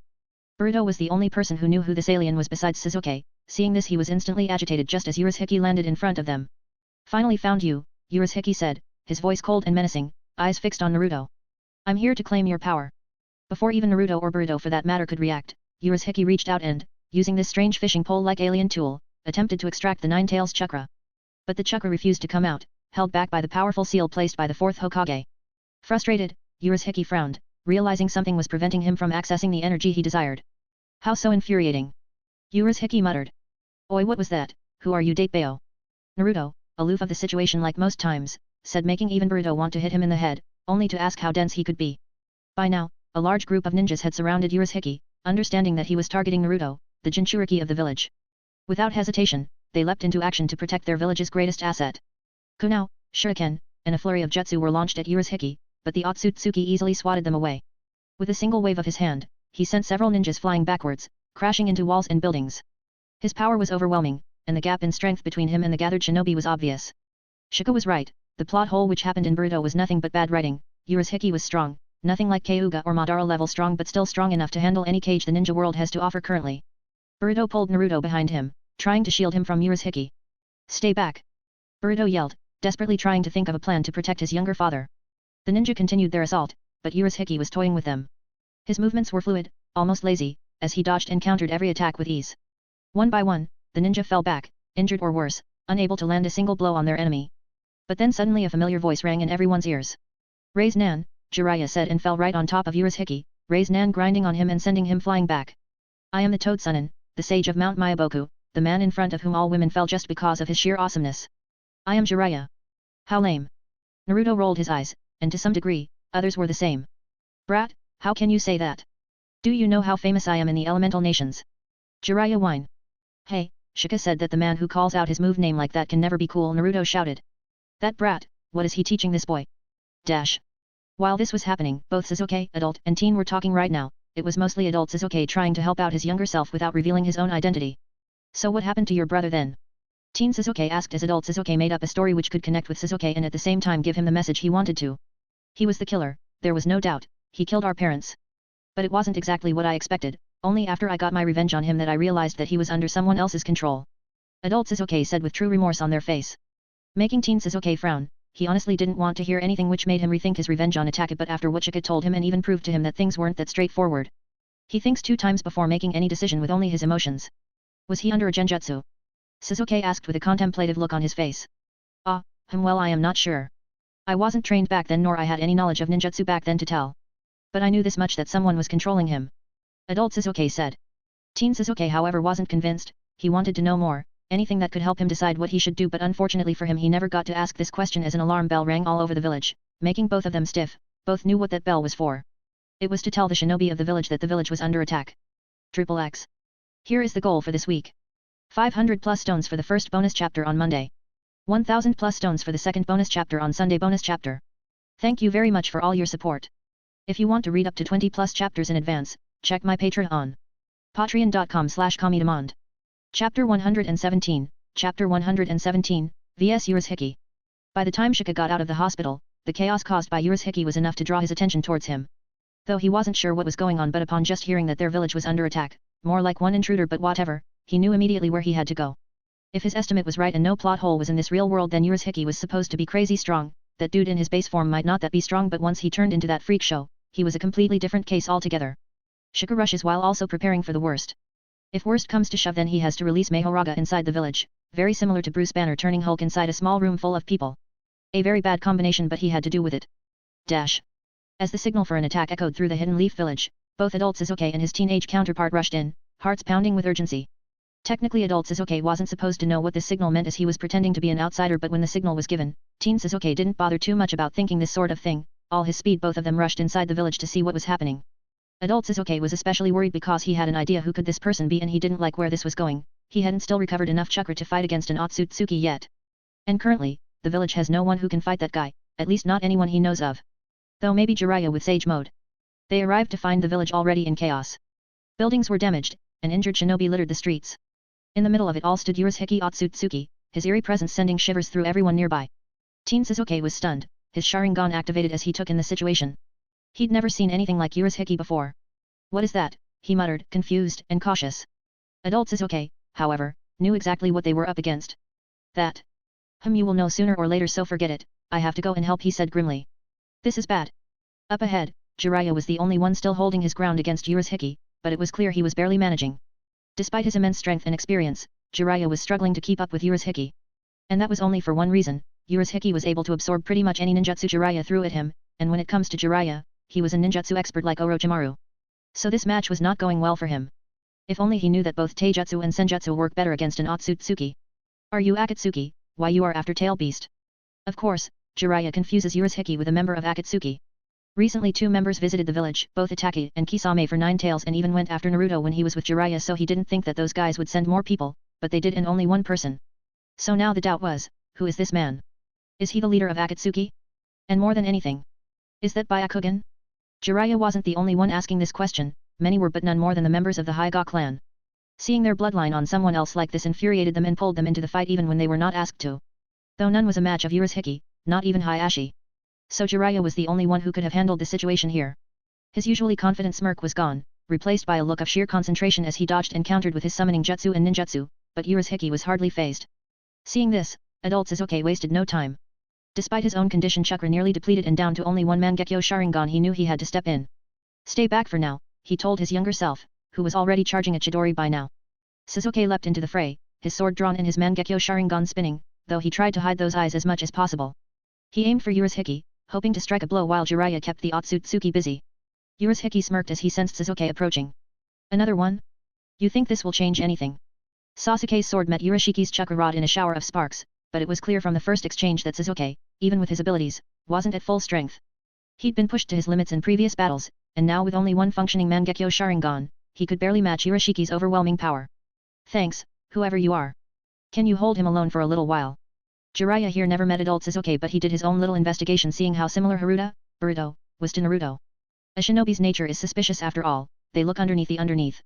He knew that there was one more person with Boruto, and by Sasuke's presence alone could tell that Sasuke was strong. However, only now that he realized just how strong, so he thought that maybe he could enter Sage mode if Sasuke held back this alien for a little bit.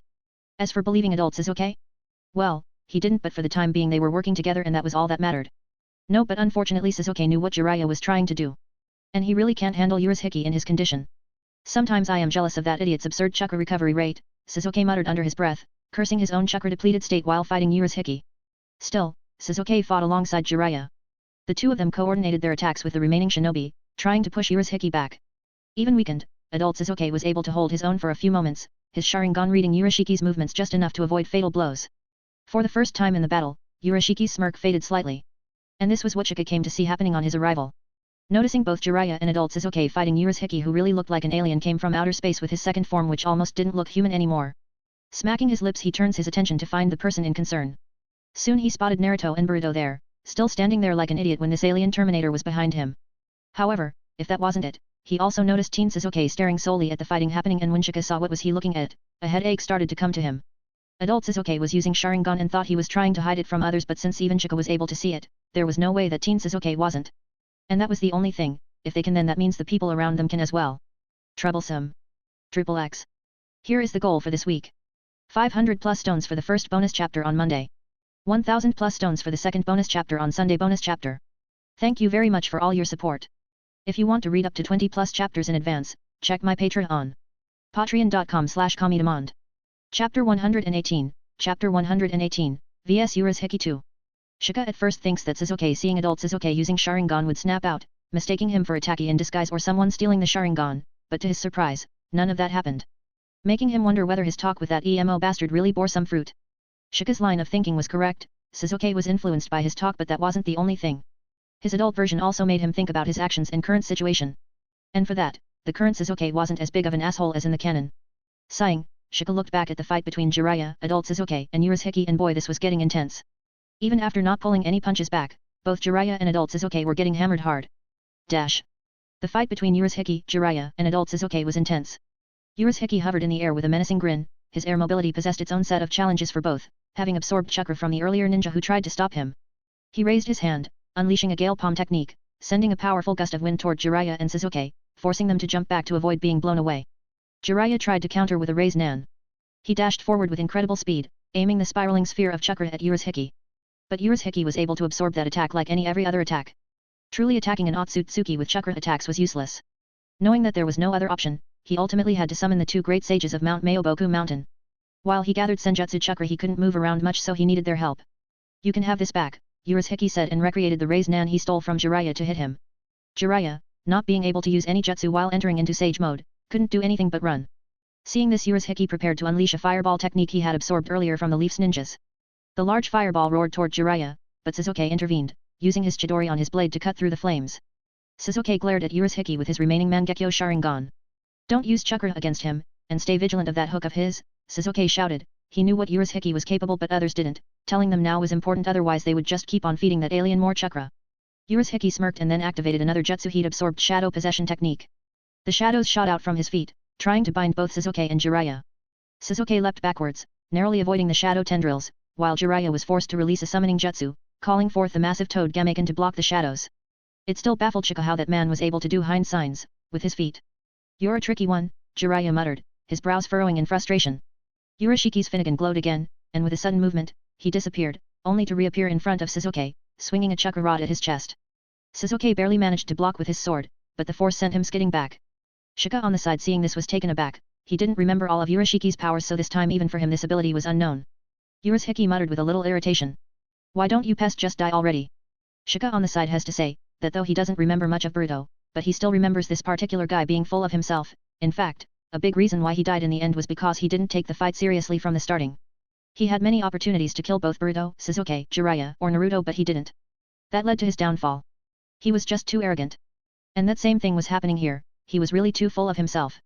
The only difference here is that he actually has the power to back that arrogance of his. He is way too powerful compared to what Shika remember of the canon, and that makes sense. Being an Otsutsuki means that he is supposed to be.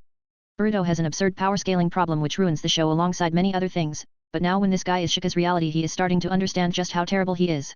Sasuke panted, clearly exhausted from the prolonged battle. His chakra reserves were running low, and fighting with just one Mangekyo Sharingan was taking a toll. Still, he refused to give up. He lunged forward with his sword, aiming for Urashiki's head, but once again, Urashiki's Rinnegan ability allowed him to warp space and evade the attack. As the battle raged on, it became clear that Urashiki was a step ahead. His combination of stolen jutsu and his own abilities made him a nearly unstoppable force. Each time Jiraiya and Sasuke tried to land a decisive blow, Urashiki either dodged or retaliated with overwhelming power. But the most bugging ability he had was that he was constantly able to dodge any of their attacks. Only one attack landed on him that was on his blind spot when he didn't have his Byakugan on but rather his Rinnegan. Truly a boss-level challenge. Shika heavily shook his head. Trying to get his head back into the game, he urgently needed a way to beat this guy. He actually had a way, but it was only one-time technique that he could do which he saved for Mahoraga. Not to mention doing it right is extremely hard and will need a lot of preparation. He racked his brain for any other option but there is none right now in his mind. Maybe using that secret one-time attack was his only way. As he was ready to start preparing he suddenly heard something which stopped him right on the track. Ninjutsu and Fuinjutsu don't work you say. Well, good thing that I delay my next mission. Otherwise, I would have missed out on this fight. I have to say it, this one is practically tailor-made for me. It's time for Konoha's blue beast to emerge once again. XXX. Here is the goal for this week. 500 plus stones for the first bonus chapter on Monday. 1000 plus stones for the second bonus chapter on Sunday bonus chapter. Thank you very much for all your support. If you want to read up to 20 plus chapters in advance, check my Patreon. Patreon.com/Kamidemand. Chapter 119, Chapter 119, vs Urashiki 3. It's time for the blue beast to emerge. A shout came and this caught Shika and others off guard. The next second a blue flicker appeared in front of Urashiki. He was so fast that even the Otsutsuki wasn't able to see what was coming his way. The next second, the alien was kicked out with so much force that he almost coughed up blood. What with this man and kicking Otsutsuki to the blood? Shika smiled, now a little relaxed. Guy. Jiraiya called, maybe first time happy to see the strangely dressed ninja. Adult Sasuke on the side smirked, he knew who Guy was and what he was capable of. He too felt a little relaxed seeing the blue beast there. See hey. But that wasn't all because, before even Urashiki landed, there was someone waiting for him on the ground. Fist infused with chakra, Tsunade who also came here after knowing that the village was under attack finally entered the fight after seeing how both Jiraiya and that other unknown shinobi were struggling against this strange person.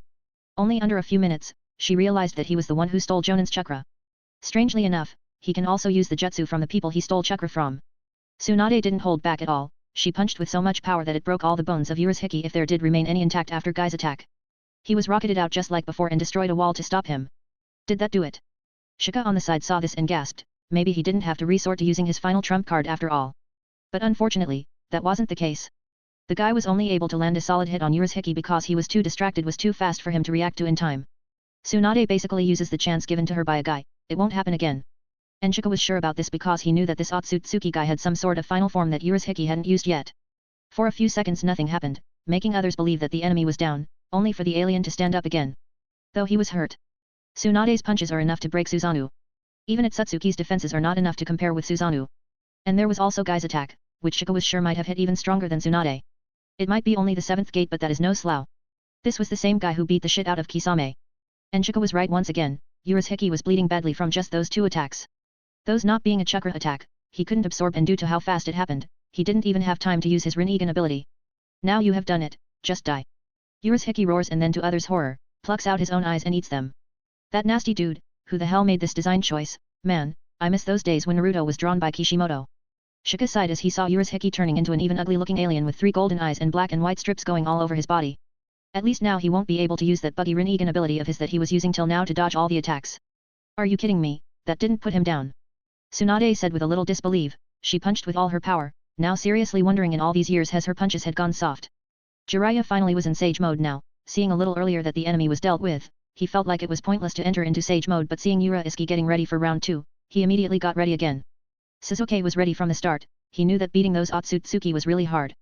Shika went back to his preparation, he had to be prepared just in case those 4 can't handle Urashiki. The fight was chaotic as Urashiki transformed into his final form after consuming his own eyes. His body radiated an intense power, his features becoming more alien as his strength surged. Guy, in his 7th gate, charged first. His fists blazed with chakra as he closed the distance with blinding speed. Dynamic entry, he roared, aiming a powerful kick at Urashiki. But Urashiki effortlessly blocked the kick with a single arm, grinning as he sent Guy flying back with a wave of energy. Jiraiya and Tsunade followed up, attacking in unison. Jiraiya summoned Gamaken, the massive toad striking with his shield while Jiraiya launched a giant raise nan at Urashiki. Though chakra attacks were a taboo against Urashiki but now he was in sage mode so he thought it worth giving a shot. At the same time, Tsunade charged forward, her chakra-infused fist glowing with immense power, determined to end this match with her fist and reclaim the glory of her punches back. She leapt into the air, ready to crush Urashiki with her devastating punches. But Urashiki, now even faster and more powerful, blocked Tsunade's punch, showing just how much stronger he had gotten by physically, and then he punched Tsunade out, breaking many of her bones in the process. Though even he had to dodge the Senjutsu power giant Ray's Nan, as he couldn't seem to absorb that. His golden eyes knew that energy wasn't exactly pure chakra but something else entirely. Sasuke, breathing heavily from his earlier efforts, knew they had to work together more effectively. "We can't let him pick us off one by one," he shouted, activating his Chidori in his blade and darting toward Urashiki, aiming for his heart. As long as the attack wasn't a pure chakra base one, even Urashiki can't easily absorb it. So using lightning with his sword was the right option. Urashiki laughed, his hands crackling with energy as he countered with his own attacks. His strength was overwhelming, but the team was relentless. Tsunade, recovering quickly with her 100 healings mark, rejoined the battle, landing a blow on Urashiki's side. It barely phased him. The guy came in from the opposite side, his morning peacock attack sending flaming punches toward Urashiki. The barrage of strikes lit the battlefield on fire, forcing Urashiki to shield himself. At first he thought he could absorb the fire. He learned that that wasn't chakra at all, that man was using friction in the air to do this. Even though he was surprised, but he soon countered with a massive energy blast that knocked Guy away. Jiraiya, with his sharp instincts, used the distraction to summon even more chakra into a sage art, Big Ball Ray's Nan, which he aimed directly at Urashiki's exposed side. It connected, causing a massive explosion of energy and dust. But when the dust cleared, Urashiki stood tall, grinning once more, but anyone who had eyes could tell that he was injured by that one. Not a big wound, but it was an indicator that the enemy had weaknesses that they could take advantage of. Senjutsu attacks were still effective against him. That actually hurt, he said. "Let's take care of you first then. XXX. Here is the goal for this week. 500 plus stones for the first bonus chapter on Monday. 1000 plus stones for the second bonus chapter on Sunday bonus chapter. Thank you very much for all your support. If you want to read up to 20 plus chapters in advance, check my Patreon. Patreon.com/Kamidemand. Chapter 120, Chapter 120, vs Urashiki 4. Seeing the fight between the strongest shinobi of the leaf and yet one enemy was pretty much pushing them back, everyone was at the edge. It was clear that the person was no ordinary ninja. Now Jiraiya was more convinced that this ninja was the leader of Akatsuki. Shika at first was unsure how strong was Urashiki. After all, the power leveling in Boruto is all whack up. Nothing makes sense. He at least has an idea that he will be stronger, just the amount of hacks he had was enough to make him stronger. Just look at Obito to know what a good hack can do. That and a broken heart. It's just that this world doesn't have a gym, or else maybe the world would have been saved from Obito. Yup, a simple gym might have saved Obito from going to the dark side. Anyway, back to the topic. Shika now at least knew that things were not going to be that simple. Even the combined force of Jiraiya, adult Sasuke, Guy, and Tsunade wasn't enough to stop the now second stage Urashiki. He quickly got ready to start preparing for his plan he thought for defeating Mohoraga, but that would need some preparation. One of that would be to get in the zone. AKA he needs to perform a black flash right now. Naruto. Shika saw a very convenient punching bag and shouted. But Naruto wasn't the only one who listened to him. Sasuke and Boruto both listened to this and rushed towards him. Boruto mainly followed Naruto, while both Naruto and Sasuke came to Shika because both knew that currently, he was the only one who might have some sort of plan. Shika had helped both of them to the point that they believed him about this. "Tell me you have a plan." Sasuke instantly said, like already sure that Shika had one. Naruto was the same, he looked at him with big blue eyes. Even Naruto restrained himself from entering the fight, he too knew that he wasn't strong enough to enter into this fight recklessly. Shika sighed, was he only good at coming up with solutions? "I have a plan, but I need help," Shika said and explained the plan to all of them, making others dumbfounded. "So you will use Chidori against him?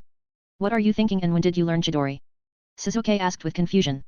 Chidori was powerful, he knew that, but that wouldn't cut it here. That enemy was much stronger than to be taken down by just a normal Chidori. "Leave that to me.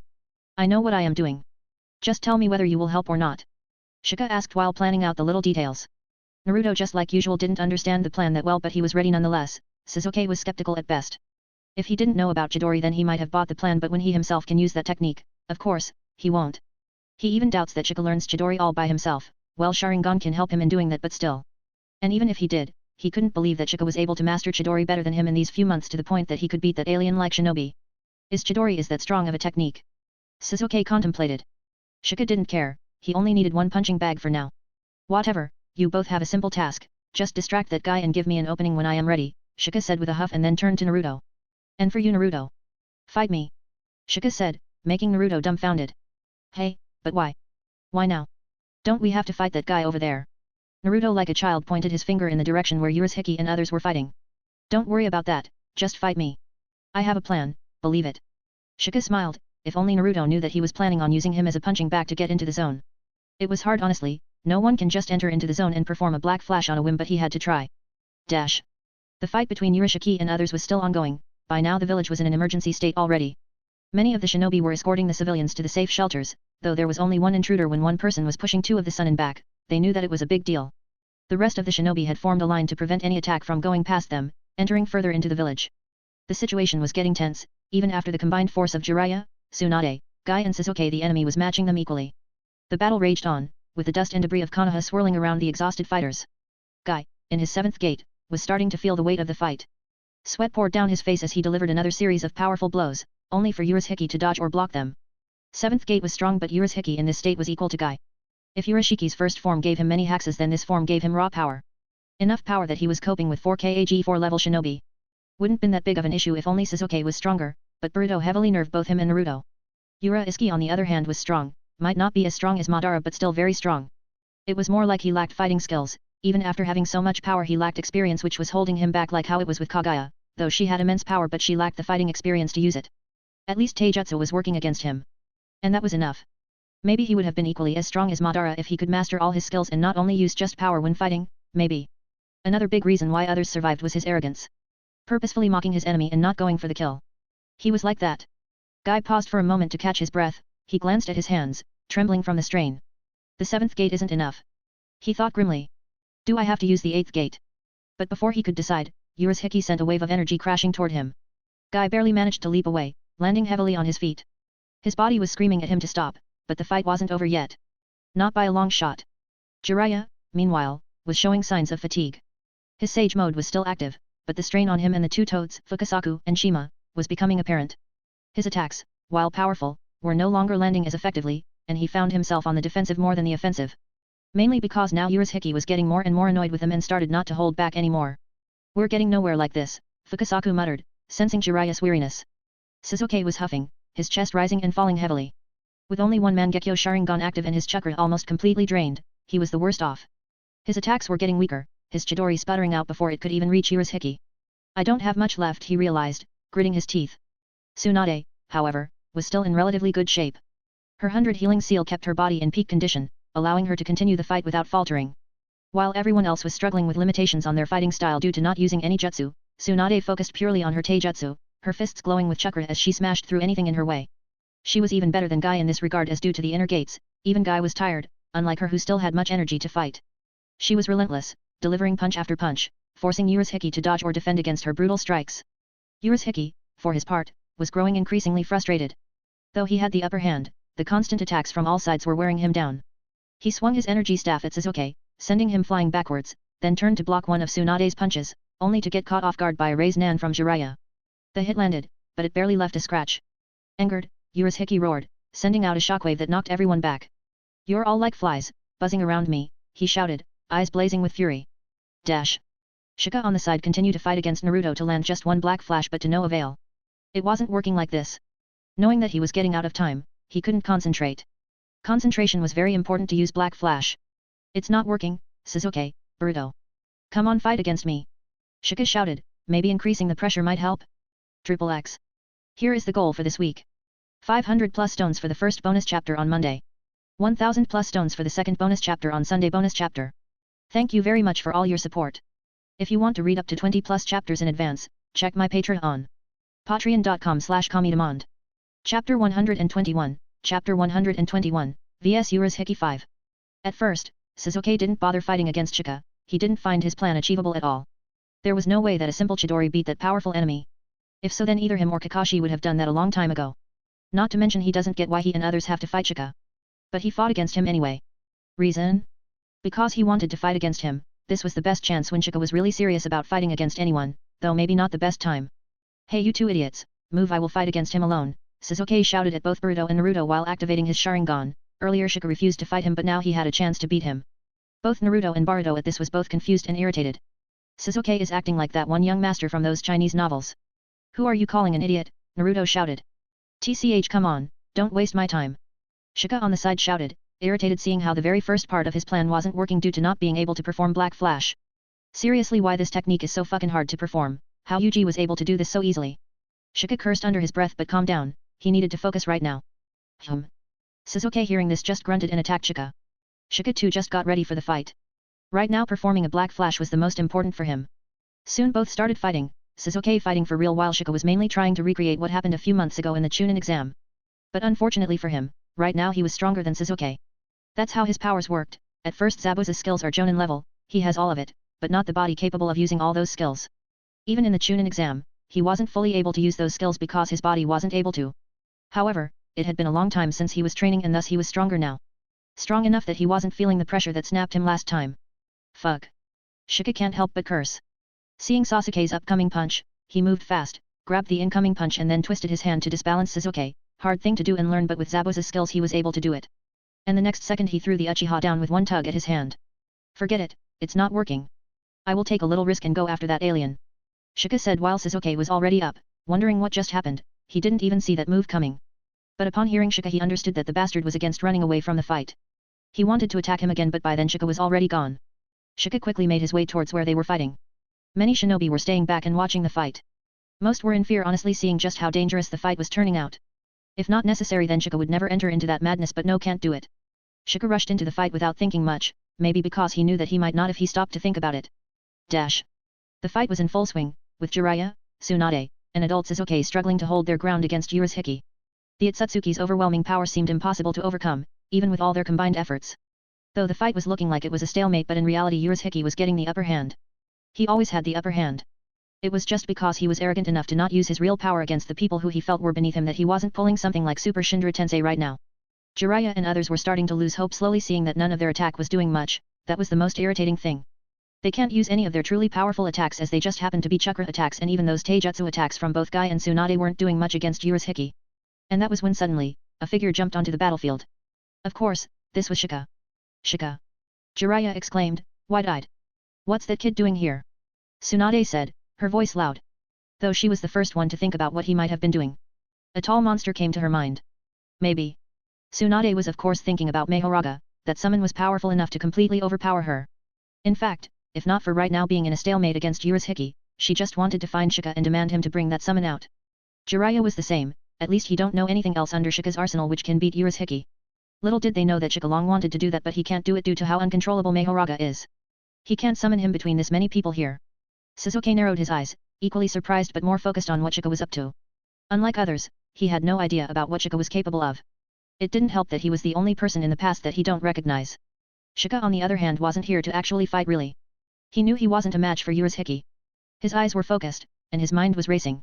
Black flash that was all he was thinking about. He needed the intensity, the danger, the perfect pressure to perform it, and Urashiki was the key. Urashiki looked down at the young Nara with a smirk. More pests, he taunted, his chakra flaring. Shika didn't respond. He dashed forward with speed, aiming directly for Urashiki, who easily dodged and countered with a powerful strike. Shika who was hit popped up with a puff of smoke. Go. From another side a sound came, attracting everyone's attention. Suddenly an ox appeared to be charging right at Urashiki. Making him and others frown. What would an ox do against Urashiki? Others were thinking with doubts. But Shika wasn't backing down. Every attack Urashiki threw at him, every near-death moment, pushed him closer to what he needed. He's insane. He's going to get himself killed. Tsunade shouted. But Jiraiya who has seen the ox before saw this with a little skeptical. He knew that this summon of Shika was strong but how strong? He can't tell. No, he's up to something. Only act if he thinks he is in danger. Jiraiya though not particularly sure what Shika was after, he stopped Tsunade for now. Urashiki too didn't think the ox was much and decided to tank the attack. Unfortunately for him, that is what everyone thinks. Boom. The next second he was thrown back with so much power that he almost went outside Konoha. The hail even Shika was taken aback at this, he looked at the ox with a look like asking what the fuck. How I'm supposed to use black flash if you throw him out of the ring? Shika grumbled and then ran after the alien. Others were no different, they looked at this with dumbfounded expressions on their face. Is there an ox Baijo which I am not aware of? XXX. Here is the goal for this week. 500 plus stones for the first bonus chapter on Monday. 1000 plus stones for the second bonus chapter on Sunday bonus chapter. Thank you very much for all your support. If you want to read up to 20 plus chapters in advance, check my Patreon. Patreon.com/Kamidemand. Chapter 122, Chapter 122, vs Urashiki 6. Shika, lazy as he was, just ended up getting on top of the ox and ordering it to follow where Urashiki was sent flying. Ox was faster than him going there himself anyway. So as he rode his ox, others kept looking at him like he resurrected Madara Uchiha. Jiraiya, what was that? Tsunade asked with surprise. Here they were, busting their asses to beat that freak and suddenly that boy summoned a darn ox and sent him flying. I don't know. Jiraiya too was taken aback, he had seen the same ox blasting Kisame off like it was nothing but this. Just how powerful that ox was. Others were the same, Teen Sasuke was the most surprised, he fought with Shika many times nowadays, and none of the time Shika used that summon against him. He of course knew that Shika had contracts with many animals which he actively used them in real fights. He even asked him to use them against him, after all when he wasn't using them it felt like he was holding back. But Shika didn't use it, let alone that, Shika hardly used even Sharingan against him. However, that was mainly because he has a PST that someone might see him with Sharingan over actually lowballing Sasuke. Gritting his teeth, Sasuke now was sure that Shika was majorly holding back against him. Many were surprised, but right now they wanted to follow up with Shika, he alone was not enough to fight against Urashiki. No matter how powerful that ox was, Shika undoubtedly caught Urashiki off guard, but that won't happen again. With that in mind and making a mental note to ask Shika where the fuck he get this kind of summons in the first place, Tsunade, Jiraiya, Sasuke and others rushed to where Shika was going. Dash. Urashiki lay flat on the ground, his body aching, the damage was way too much than he anticipated. Damn beast, it even took him some time to even register what happened, but when it did, he growled with much fury in his voice. He was hurt, but not much. Though he could say that this damage was only a little less than what earlier that woman and that weird guy in green had done to him. He shrugged it off, and stood up again, ready to kill that beast now. He was angry. But little did he know that beast was right now rushing directly towards him. Hey. A soft but distant sound was heard, he blinked and looked back towards the village only to see an ox charging right at him. His eyes widened seeing this. Dash. Shika shouted, cursed and held on to the same ox which was the reason for him shouting and cursing in the first place. He was currently holding on to the darn piercing ox for his dear life as the damn ox started to speed up. He got up on top of the ox only to cut off the traveling time and nothing more, but now he felt like an idiot. Slowly the speed of the ox started to increase and by the time Shika noticed, the ox was so fast that it was now completely unsafe for him to get off. And just after a few seconds, he even started shouting as now he was no longer was able to handle the velocity at which the ox was increasing his speed. It's like sitting in a sports car and rapidly increasing the speed of the car. The only difference was that there was no seatbelt here. Urashiki on the side had his eyes wide, his Byakugan saw the ox coming at speed was so fast that he couldn't even anymore dodge the upcoming ox charging at him. For Shika, it felt like hours, but in reality, this all happened in just a few seconds. Urashiki hastily put up his hand in front of him. And then it felt like a moon crashed to him. Boom. It felt like a bomb exploded and the next second he was blown black, much like before but this time it was much worse. Due to piercing ox getting enough charging speed, this time the attack it did was beyond something that even Shika himself could think of. Urashiki was thrown back with so much power that the sound was audible from even far away, even those people who were rushing behind Shika and cursing about how fast the ox was, heard it. Shika huffed again and again. Trying to catch up with his breathing, he stared daggers at the ox which was getting ready to rush once again at Urashiki. I told you to slow down, damn it. You almost gave me a heart attack. Shika shouted at the piercing ox. Who only grunted, looking like he was looking down on Shika. Shika didn't even care about what happened to Urashiki right now, his own condition after getting that ride which felt like facing a trillion G worth of force slam onto him was enough to completely snap him at the ox. Where is the enemy? That was when both Jiraiya and Tsunade appeared there, and not a little to after Guy and adult Sasuke followed. Shika was taken aback and pointed unconsciously towards the direction he was blown away. All four of them looked in the direction where he was pointing but to even their surprise, there was a cloud of dust rising, there. Urashiki is nowhere to be seen. They blinked and looked back at Shika, but he was still berating his ox, while ox itself was just looking away, not giving him much attention. Suddenly they remember how his other summon was, he can't control that one either. And at least compared to the other one, this one was at least a little tame. Though powerful nonetheless. Whatever, just get going. You did well. Shika said and let the ox disappear. XXX. Here is the goal for this week. 1000 plus stones for the bonus chapter on Sunday or Monday bonus chapter. Thank you very much for all your support. If you want to read up to 20 plus chapters in advance, check my Patreon. Patreon.com/Kamidemand. Chapter 123, Chapter 123, Black Flash and Binding Vows. If the earlier attack from the ox was somewhat similar to what both Guy and Tsunade did to him, then now Urashiki was feeling like he was crash-landed on a planet from outer space. Many of his bones were broken and even now, when he is in his enhanced state which increased his physical power and defense, he was seriously hurt. What was that? Urashiki questions the heavens, both anger and confusion clouding his mind. I will kill that beast and that boy. And finally, the anger overshadowed the confusion. Even his Otsutsuki bloodline was taking time to completely heal himself. Maybe this was the first time he had suffered this level of damage. He somehow got up and saw that those Konoha ninjas were rushing at him. Again anger clouded his mind. Now he just wanted to kill that ox. His Byakugan looked around but the ox was nowhere to be seen. This further infuriated him. Though the ox wasn't there, the boy who summoned the beast was, and that was his target. Next second, disregarding his physical state, he rushes towards Shika. Shika with others moved towards Urashiki who was thrown even further away this time around. Kid, what was that bull? It's an ox. Who cares what it was, bull, ox, or Doraemon himself? What kind of summon was it? Tsunade grumble. A powerful kind, you don't need to know more than that, focus on the enemy for now. Shika too grumble. He was taking bullshit from Tsunade all this time in hospital but no longer. Not only he was too mad to listen to her, but this falls into personal info for any shinobi, it's no rule that a subordinate has to show their cards to their superiors. A tick mark formed immediately on top of Tsunade's head, she was a violent woman to begin with. Wanting to beat Shika before she could even move so, Shika in front of her vanishes. More like someone crashed into him and took him out. She and the others stopped midway and turned their heads only to see Urashiki grabbing Shika in one hand by his head. Just die, Urashiki shouted and smashed Shika to the ground, shattering the ground. Shika, Jiraiya shouted, worried at looking Shika whose head was in a pool of blood. That for what you? Urashiki was saying but before he even completed a kick came right towards him. Guy moved faster than anyone, instantly reopening his seventh gate for just 1 second and vanishing from his place. Arriving near Urashiki to save Shika who was mostly unconscious right now. Urashiki saw that and let the boy, who most likely was dead by now and if not then soon will be, go. Now he had others to kill. Once again the fight between others started, now that they were fighting outside of the village, it was a little easier for them, especially when using more dangerous techniques. Though, unlike Urashiki, others were trying, Sasuke and Guy more than others. Back to Shika, he felt like he was struck by a truck, again. Good thing that he had a backup for this kind of situation. Otherwise, he really was a gone case. He, with a little well-placed binding vow, was able to use Round Deer's healing on himself even if he was unconscious and hadn't summoned Round Deer. In return, he just had to give up a little more curse energy than necessary. Probably the most useful binding vow he has ever come up with. Opening his eyes, feeling like his head came underneath a darn baiju. He glanced at others fighting with Urashiki and grunted with anger. That bastard, I almost died. Shika's Sharingan almost flares up there. He saw how others were struggling against Urashiki now, especially both Sasuke and Guy. He could have healed both of them, for Guy his body and for Sasuke his eyes. But another part of healing himself like he did a little while ago, he can't use Round Deer for some time. Again the entire stupid system of Jujutsu Kaisen revolves around risk. So he had to put himself in some kind of risk.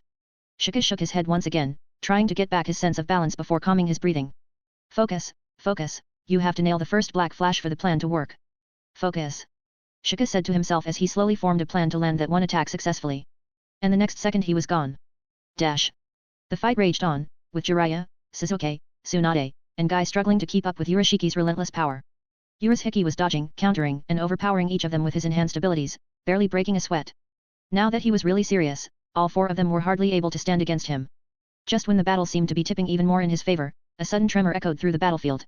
From the distance, they all noticed a familiar sight: the ox, rushing at full speed toward Urashiki again. That Shika. Others immediately after seeing the ox coming towards Urashiki snapped towards where Shika was earlier only to find him gone. Phew. They thought he was a goner. The others, recognizing the beast's momentum, instinctively stepped aside, not wanting to be caught in its destructive charge. Urashiki stood firm, his eyes narrowing. Damn beast, he growls. You think I will fall for this again? I'll kill you this time. As the ox thundered toward him, Urashiki gathered energy in his hand, launching a powerful strike aimed directly at the charging beast. But just as his attack was about to connect, the ox vanished. What? Urashiki shouted, his eyes widening in shock. Before he could react, Shika emerged from the shadows, appearing right beside him. His eyes were only on Urashiki now, nothing in his mind but to hit him and land black flash on time. Urashiki reacted fast though, seeing the boy was about to punch him, a smirk appeared on his face and went to catch the punch with his bare hands. The moment both hands come in contact with each other, a familiar black lightning reappeared which some might remembered from the Chunin exams. The force of the blow sent shockwaves through the area, and Urashiki let out a surprised, pained grunt as he was thrown back a few steps. Shika's punches were nothing in comparison to someone like Tsunade or Guy, but even a smaller number went power by 2.5, the outcome is greater than imagined. Shika landed gracefully, breathing heavily, but there was a different look on his face. The fatigue and chakra loss he got from that recovery earlier was gone now. Black flash restored curse energy. In Shika's case, both Ci and chakra are the same, so even his chakra was restored. His sudden strike had shifted the momentum inside him.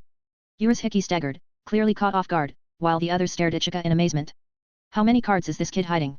What was that black lighting? Tsunade all but shouted. Haha, next generation will indeed surpass us. Jiraiya laughed looking at his. That is youth. Guy wanted to shout but his body was in so much pain that he was even having a hard time speaking now. Sasuke on the other hand was in the same situation, completely out of chakra, and could only see what Shika did with an amazed look on his face. Contemplating who he was exactly. Now, let the plan begin. Shika let out a long sigh and looked at Urashiki with intense eyes. XXX. What you think, like the chapter? Here is the goal for this week. 1000 plus stones for the bonus chapter on Sunday or Monday bonus chapter. Thank you very much for all your support. If you want to read up to 20 plus chapters in advance, check my Patreon on patreon.com/comedemand. Chapter 124, Chapter 124, Black Chidori Flash. Now finally it's time to put the plan to work, Shika muttered to himself with a smirk forming. Bringing both of his hands together into a strange hand sign that none of the shinobi there knew. He slowly said, Domain expansion, Chimera Shadow Garden. And the next second the entire area started to be shrouded with shadow. What is that kid doing now? Tsunade asked with a relieved face.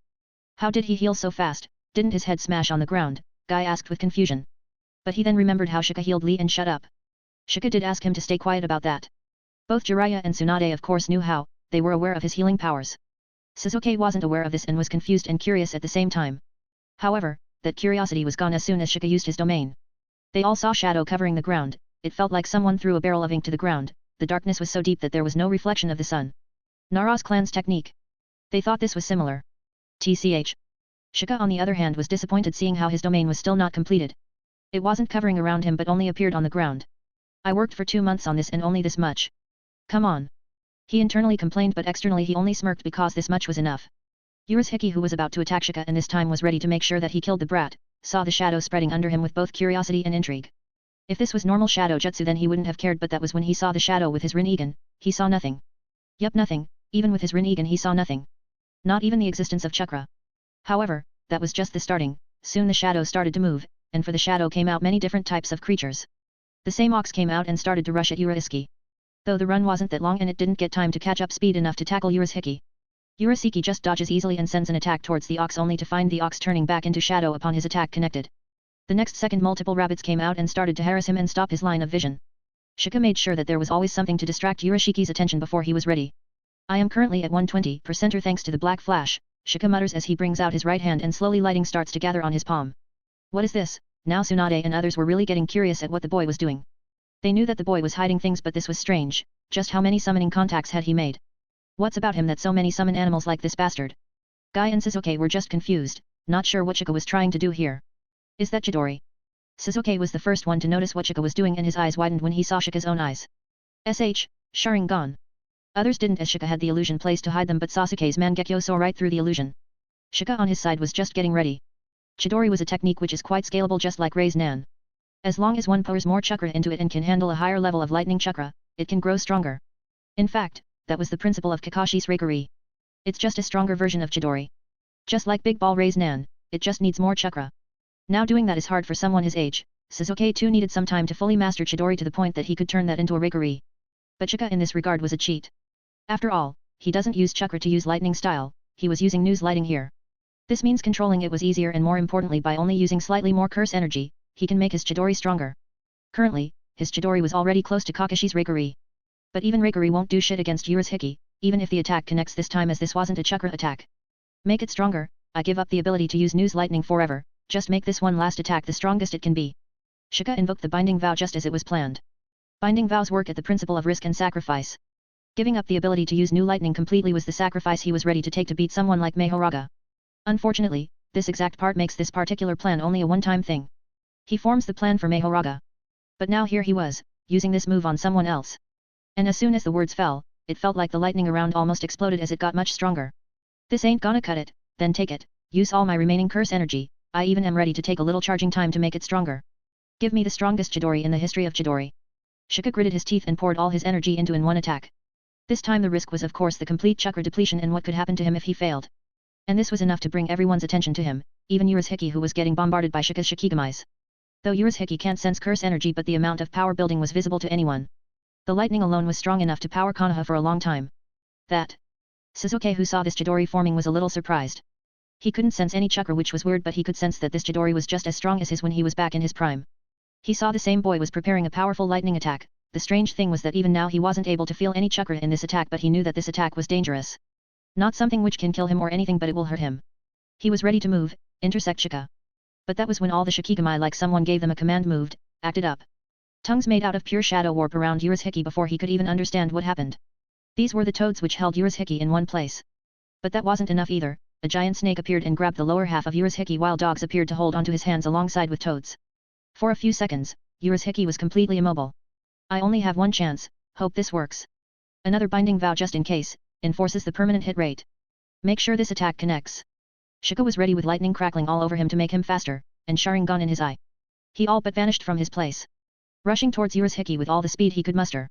So fast. Everyone gasped.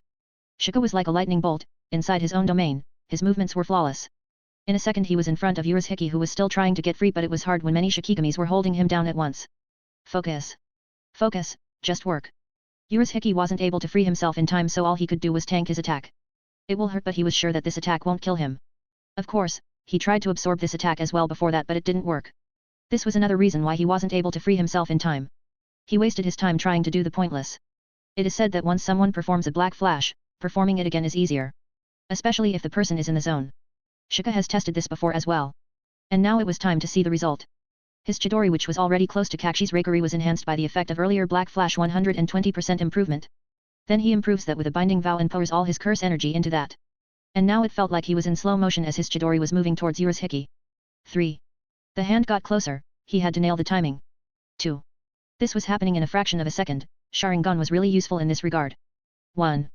For that final push to make this final Chidori turn into something that can really kill an Otsutsuki. 0. He has to land another black flash while performing Chidori. Giving his Chidori a power to 2.5 improvement. Not percent or times, but power 2. Hoshika shouted as soon as he thought the timing was right, and then the next second the entire Chidori, which was crackling with white lightning, turned back. Black Chidori Flash. Triple X. Got any better name than that? If so then tell me, and if not then please don't complain in the comments. And did you saw Black Flash and Binding Vows could be used like this? Here is the goal for this week. 1000 plus stones for the bonus chapter on Sunday or Monday bonus chapter. Thank you very much for all your support. If you want to read up to 20 plus chapters in advance, check my Patreon. Patreon.com/Kamidemand. Chapter 125, Chapter 125, Unnecessary Attention. How is he doing? Jiraiya asked, outside the hospital room. He asked the moment Tsunade came out.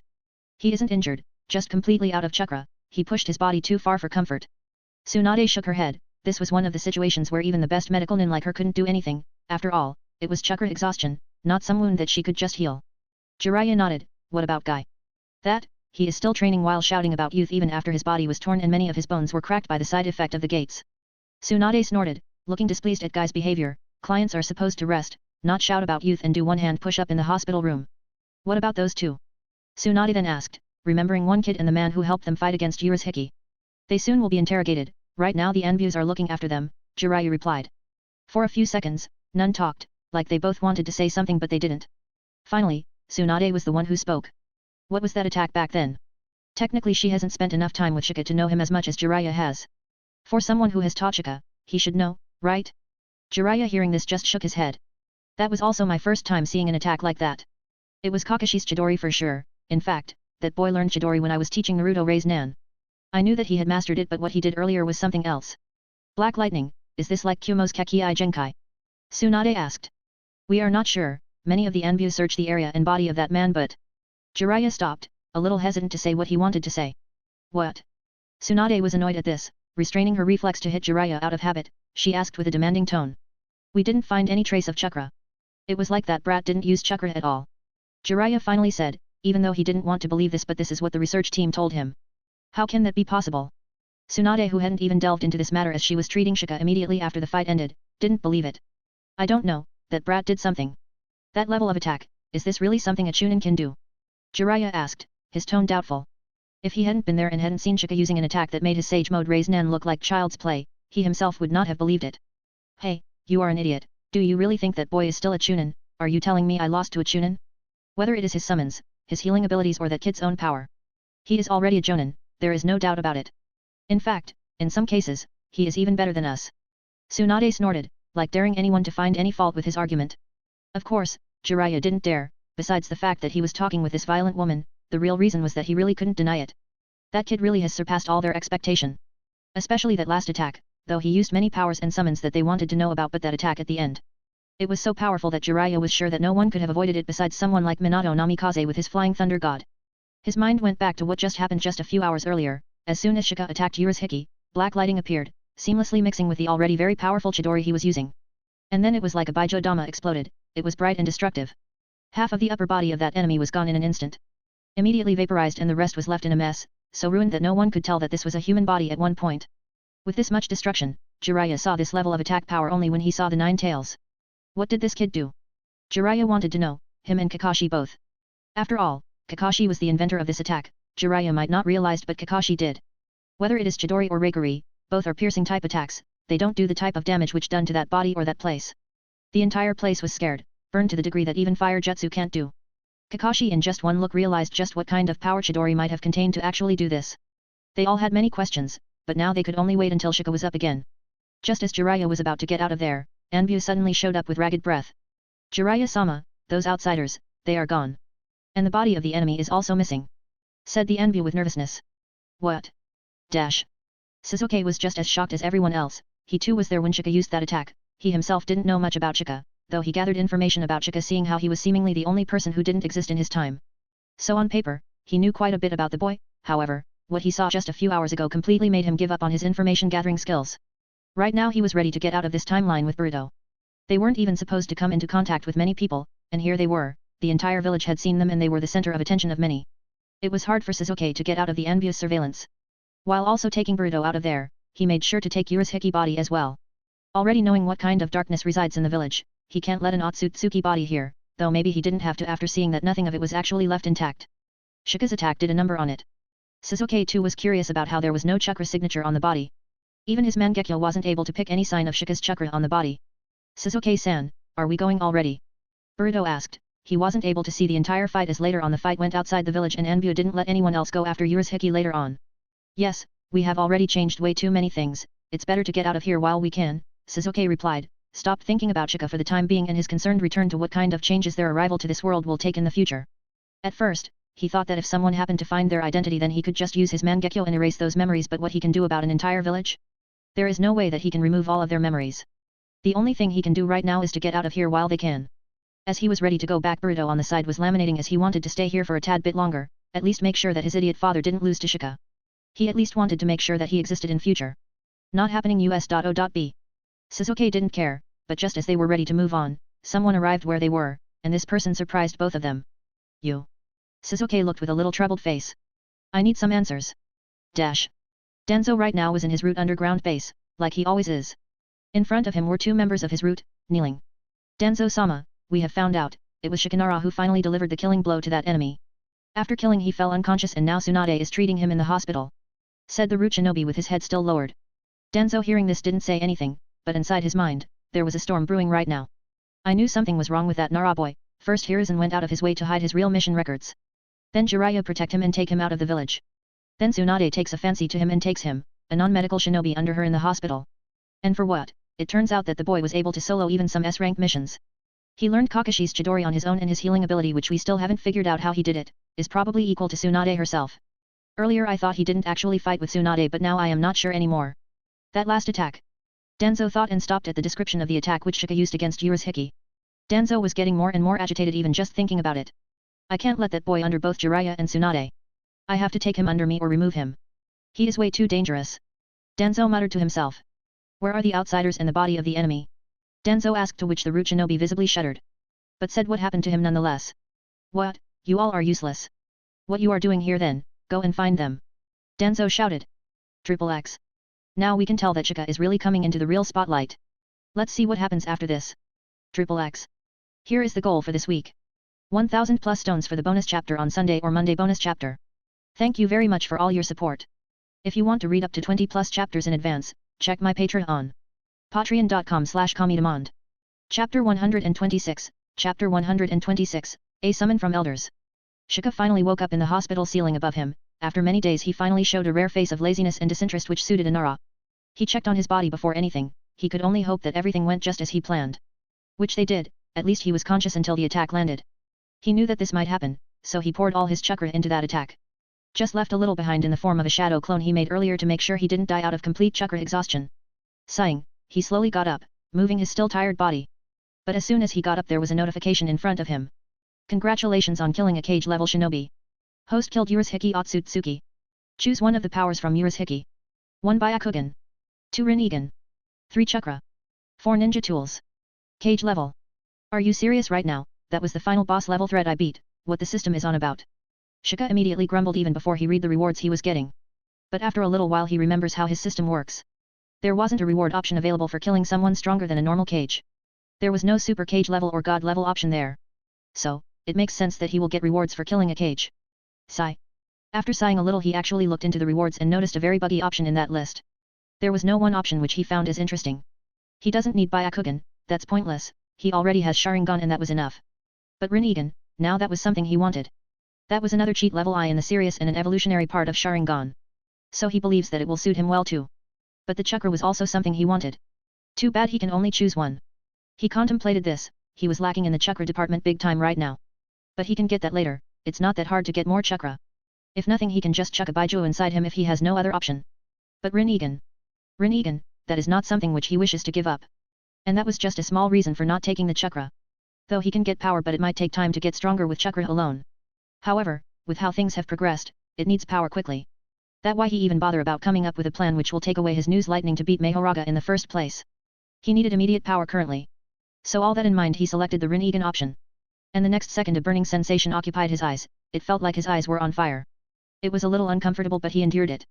Dash. Brat, do you know what kind of scared you gave us all? Yoshino Nara has been breathing down my neck to see you. Tsunade later on found out that he was acting as still being unconscious to lazy around more. Too bad for Shika honestly, he was able to get at least one day of free time for himself. But as soon as he heard the name of his aunt, he was out of bed, he couldn't do anything, that woman was scarier than Madara Uchiha sometimes. Sigh, women. Shikamaru, the elders have ordered you to visit them as soon as you wake up. But just when he was laminating his fate when he got back to the Nara compound, a voice came, making him frown. Sorry I was calling it Nara land all this time, it just sounded good to me but whatever, I was just being stubborn. Who is asking for him? It was Tsuin who asked this time, she knew those elders were up to no good. It's the elders, Anbu said he was respectful since he was actually from Anbu and not from Roots. Which elder? Tsunade almost growls. All three of them. All of them, what are those fossils up to now? Tsunade said aloud loud. Making Shika almost choke as he usually calls them that. Tsunade may have picked that up from him. The Anbu by now was sweating, Senju Tsunade could call even the sage an old bastard, because she is Tsunade Senju, but he was only an ordinary shinobi, if someone added this incident with his name then he was over. I will go then. Shika got up, though he didn't want to give even a second of his life to those fossils but he had no other option, he was after all just a normal Chunin. I will go with you, Tsunade said out of nowhere. Shika looked at her, not sure what the woman was thinking but ultimately this was better. If she is there then at least there was someone to back him up if those elders bring out something outrageous out of nowhere. Dash. Amidst all this, the village again started to rebuild itself after the amount of destruction only one enemy did. News of this was quickly sent to the other villagers as well. At first, because of the death of Sarutobi Hiruzen, the third Hokage, the world was already in turmoil. It has been more than a decade since the last war. Ever since the founding of the hidden villages, there have been 3 great shinobi wars, which started after the death of Hashirama Senju. It was surprising that in all 3 Konoha somehow became the central player. The reason why Konoha is the target of so many villages is because of its rich fertile land and natural resources. What was more surprising was that all 3 times Konoha came out as the victory in the war. Countless sacrifices were made to achieve this but there's no doubt to say Konoha is the strongest hidden village after such an impressive record. But that was a thing of the past, many of the Konoha's talent and the reason why they won the war previously are no longer there. Uzashio who used to be Konoha's alliance at one point but it's gone now. The 2 founding clans of Konoha, both Senju and Uchiha are gone. Talented individuals like White Fang and Orochimaru are gone. Konoha right now is nothing but a shadow of his past glory. The only thing which was practically stopping others was the presence of the third Hokage. But now that he has gone, things have turned troublesome. Other villages who were losers of the past wars now want to change that. This is the best time for them to set another war in motion. But they didn't act, only because there are still some powerful people still exist in Konoha. Jiraiya is back in the village and so is Tsunade. This was what was stopping them from taking action. They also have no idea of the power of the current Jinchuriki of the village. But now just one enemy ended up entering the village, he alone was able to beat all the powerful shinobi of the village. Of course, others won't understand how powerful this one enemy was, after all until they don't see his power, they won't believe it. All they think is that Konoha is weak. That it couldn't stop just one person no matter how powerful from infiltrating and wrecking so much destruction. And finally, more than anything, Konoha still haven't picked a Hokage, which shows how divided the internal ruling of the village is. Trouble was already brewing. X. Now comes the political aspect of the story, what you think will happen. Here is the goal for this week.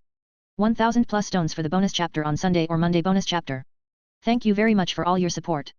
If you want to read up to 20 plus chapters in advance, check my Patreon. Patreon.com/Kamidemand. Chapter 127, Chapter 127, I am no pushover. By the time Shika and Tsunade reached the Hokage office, which those elders shamelessly used to manage the village's affairs, they saw 2 Anbu stopping them from entering the office. Tsunade-sama, elders only want to meet Shikamaru, said one of the Anbu. Shika only by this much knew that the person in front of him was not an Anbu but a member of Root. It was evident because there was no way any Anbu would dare to say these things to her. Just as he was thinking about this, the gate of the office door alongside with the same Root member was punched hard by Tsunade, breaking both in them inside the office. Please don't wreck more things, the village is suffering from repairing funds as it is. Shika just sighed and muttered to Tsunade, but she just snorted towards him. Hey, even my teacher never dared to keep me away from entering his office, what does he think of himself, the daimyo? Tsunade said, completely disregarding what Shika just said. By now, breaking the door was almost a habit for her. She can't gamble in peace if she doesn't do it. Tsunade, what are you doing here? Asked one of the elders, his name was Koharu. Out of all the elders, Tsunade particularly didn't like this old hag. Mainly because she handles the Konoha Medical Nin Hospital.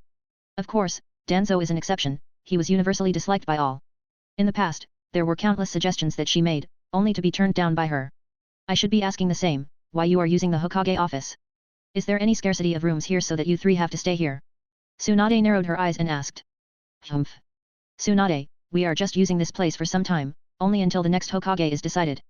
Say if you are willing to become the Hokage, then we can clear this place out for you immediately, said Homura, shutting Tsunade up. Though none of the elders here have the power to do that to Tsunade, but Homura always have been good with words. Don't talk nonsense, I am not becoming Hokage, I have told you this already. Tell me why you summon this brat here. He is still my patient. If you don't have any important thing to talk with him, then I will take him back. Tsunade huffed and said with a haughty tone. We have reason to summon, but why you are here, do you have something to say? Danzo asked, not wanting Tsunade to say here while they talked with Shika. Reason. He is my patient, that is enough reason for me to be here. If you want to ask him something, then do so. I am staying. Tsunade replied, particularly hostile towards Danzo. If not for this man, then she wouldn't even entertain the fact that she was one of the candidates for the next Hokage. Anyone can become a good Hokage, anyone besides one Danzo Shimura. In this, pretty much all agree, even those two elders. Seeing there was no way to change Tsunade's mind, they just sighed, making her go out wasn't worth the trouble. Shikamaru, you were the one who killed the enemy who infiltrated Konoha. Tell us how you did it when many of the other shinobi were helpless against him. Danzo asked with his usual cold tone. Glaring at Shika, he was trying to put more pressure on him. It's a special technique based on Chidori I developed, Shika replied with just as cold an attitude as the bastard was showing him. Are you trying to tell me that you, a 13-year-old boy who is just a Chunin, developed a technique which was able to beat an enemy who two of the Sunin weren't even able to? Koharu said with a sharp tone. Though her words had a mockery in them. Shika already knew that these old fossils were up to no good. They especially call him here to give him trouble. Yes. Shika didn't plan to play their game. He just answered as nonchalantly as possible. Prove it. Immediately one of them asked. It was Danzo, of course. Why? Shika raises one of his eyebrows in a questioning tone. Because we command you to. Koharu, take it over. Command? Only Hokage have the authority to directly command one of the village shinobi. What kind of chain of command are you talking about here? Shika narrows his eyes, glaring at Koharu. Do you understand what you are talking about? We are the elders, the advisors. We have the right to ask for a clarification if the village's safety is at stake. Koharu said with a cold tone. Advisors or elders, no one except the Hokage have the right to decide this. And if it's really for the village, then proof that first. Usually that will need a meeting of all the clan heads in the absence of Hokage, right? Shika Long had done his homework about village rules and policy. He knew how the chain of command worked, at least officially, and how the political landscape in Konoha worked. Legally, he was right. Insolence, you are not in any position to ask us about our decision. You will follow what is asked of you or what? Just ask. Koharu was getting more and more irritated and almost resorted to threatening Shika. Tsunade butt in. Or what, will you do, threaten a shinobi of the leaf? Tsunade narrowed her eyes with a hint of danger in them. Sorry if I ever called you old head with big watermelons, you are the best. Shika internally shoved thumbs up towards her. Cough ahem, Tsunade, we are just asking the child for the good of the village. Homura quickly said, defusing the situation. Good of the village, why it felt like I have heard this somewhere before. Like every other time when you old fossils need to get something done. Is this the only excuse you can come up with? Tsunade snorted. They all very conveniently didn't react to that. Whatever it is, whether you have the authority or not, I certainly don't have any proof for you. I only know that I did it and that's it. Shika shrugged, still taking things lightly, and replied. Why, can't you just use that technique again? They asked with suspicion clear on their face. And fell unconscious like last time, completely out of chakra. No thanks. Shikamaru, you are a Chunin of the village, it's your duty to serve the village. Like getting in a dangerous fight, putting one life in danger to beat an enemy who was making short work of other shinobi. Yet, if that can't be called serve the village, then I am not sure what is. Shika replied with still his calm tone, he wasn't letting them have the upper hand here, no matter what. Now the elders were frustrated, they were planning to pressure Shika to tell about his secrets and that one last attack. But this kid seems to take them lightly. Not to mention the presence of Tsunade means that they can't threaten him. Not like they can even if she wasn't here, he wasn't gonna take those things lightly, better just kill all three of them and go rogue. The village suspects that you are involved in the recent attack in the village, Danzo said, but he wasn't backing down. Tsunade looked like she was about to explode seeing how shameless these people were, but Shika opened his mouth first. Oh, do you have any proof? Shika asked with a small smile on his face. What? Proof? Village suspect me, right? So there should be a proof or a reason for that, right? Shika was still nonchalant. Boy, don't get ahead of yourself. You are in no position to ask for proof from us. Danzo said with a dangerous tone. Really? Strange how you were doing the same just a second ago. Strange? Well, since it's just a suspicion and the village is not ready to put forward any reason or proof why it suspects me, I don't have any comment on that. After all, there only could be a defense when I know what exactly the allegation is, right? Shika shrugged, making others frown. Not all though, there was one who enjoyed this. Tsunade had a smile on her face, which was getting wider by the minute. This was the first time she has seen someone who doesn't play those damn elders game. Triple X. Nah, not gonna bend over to these old fossils. Here is the goal for this week. 1000 plus stones for the bonus chapter on Sunday or Monday bonus chapter. Thank you very much for all your support. If you want to read up to 20 plus chapters in advance, check my Patreon. Patreon.com/Kamidemand. Chapter 128, Chapter 128, all for Konoha. Boy, don't get ahead of yourself. You are in no position to ask for proof from us. Danzo said with a dangerous tone. Really? Strange how you were doing the same just a second ago. Strange? Well, since it's just a suspicion and the village is not ready to put forward any reason or proof why it suspects me, I don't have any comment on that. After all, there only could be a defense when I know what exactly the allegation is, right? Shika shrugged, making others frown. Shika's tone was making those elders blow off their head by now. But he really wasn't saying anything wrong, knowing that there would be a time when he would be put into this kind of situation. He long learned about the village rules. So, officially these elders really can't do anything.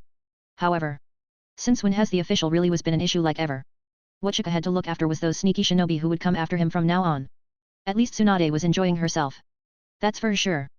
Ahem, the village suspects that you were behind the attack. Koharu was saying, but Shika called out almost immediately. Yeah. I know all that what you want to say, my question remains the same. Do you have any proof? She almost choked. You, what are you? Even if you don't have any proof, there should be a good reason behind those suspicions, right? If you can't tell me, then those are just expectations. Anyone can do that. What stops me from thinking that one of you elders was responsible for the Konoha invasion that happened a few months ago? Shika said and tried really hard not to look at Danzo, whose eyes slightly took that sharp look. He recognized that sharp look on his face, but Shika didn't care. So, is anything more you want to say to me? Anything more concrete, or I should be going? Shika asked with a bored tone back to his face. By now almost all three of them were gritting their teeth. Shameless boy, do you understand from what you are talking to, what you tone otherwise?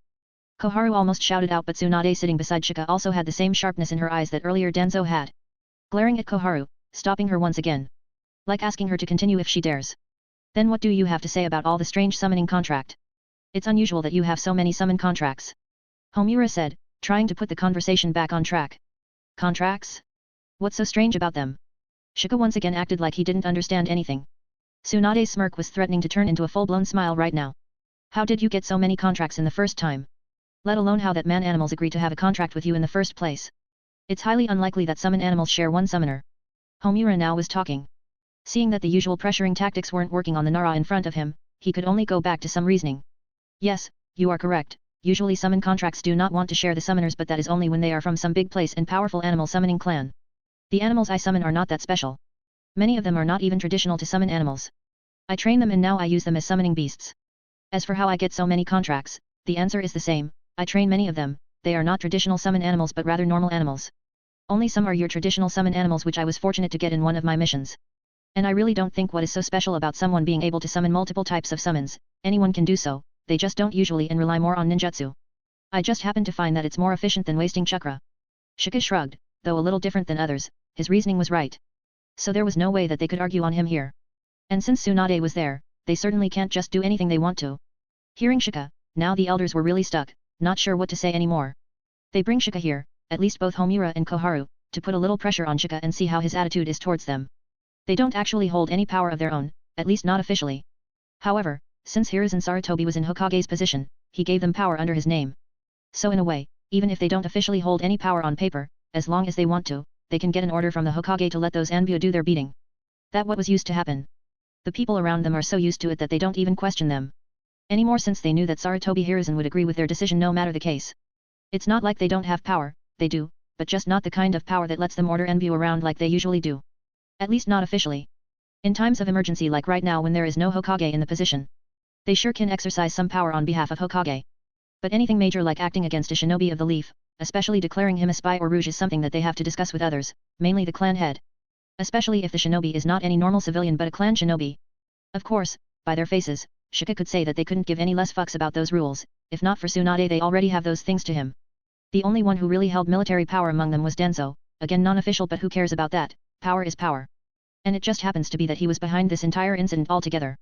While those other two elders wanted to have someone like Shika under their control, but they didn't act on their own. Anything more? Shika asked as a yawn came to him, making those elders twitch their eyebrows. They wanted to say something but right now they had no concrete proof against Shika, and unlike how they act out of rules, they can't do that right now.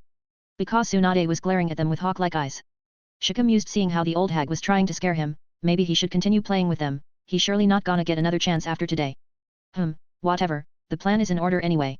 Tsunade on the side was wondering what substance this boy's balls were made out of. Tsunade call them the strongest. He knew what was coming after this point, going against them like this here would bring them to target him. A little smirk started to form in his mouth, it was almost invisible. Well, you don't get a chance to do that, because I am already targeting you old foggies.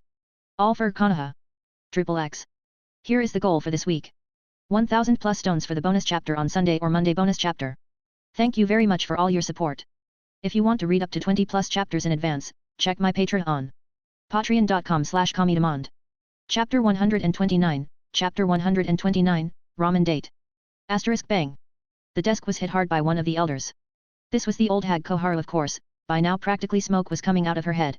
That brat, he absolutely has no respect for us, he is dangerous, Koharu shouted.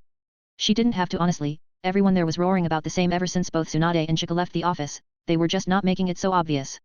Agree, the kid is dangerous. It was fine if he was disobedient but he is also strong. Homura nodded, agreeing with the old woman. Leave it to me. Danzo unlike them wasn't panicking or making noise. He was calm, his eyes were still sharp like usual. What are you planning, Danzo? Homura asked, almost immediately. Homura usually thinks more than Koharu. He knew that Danzo was thinking something dangerous. It wouldn't matter if that brat was just anyone else but Tsunade was behind him. If anything were to happen to him, Sage only knew what Tsunade would do. Her leaving the village quietly in that case might be the best outcome, and that already was not something that the village could afford. The right now was the village's weak state. Jiraiya hardly stayed in the village, Danzo was held and was never as strong as Hiruzen to begin with. Tsunade right now was their only option.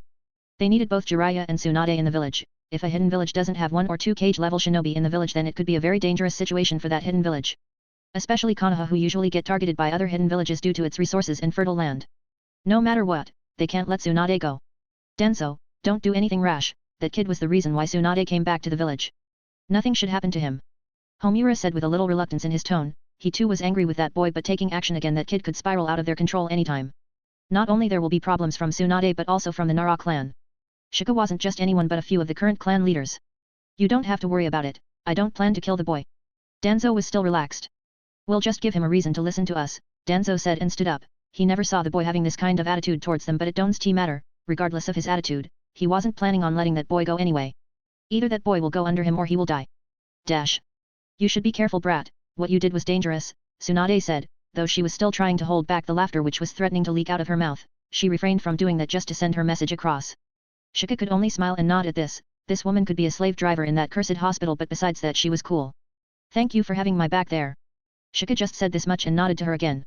Tsunade though frowned at this, her face was screaming that she was just a little away from hitting Shika. Maybe thinking that the boy wasn't listening got her. Possible?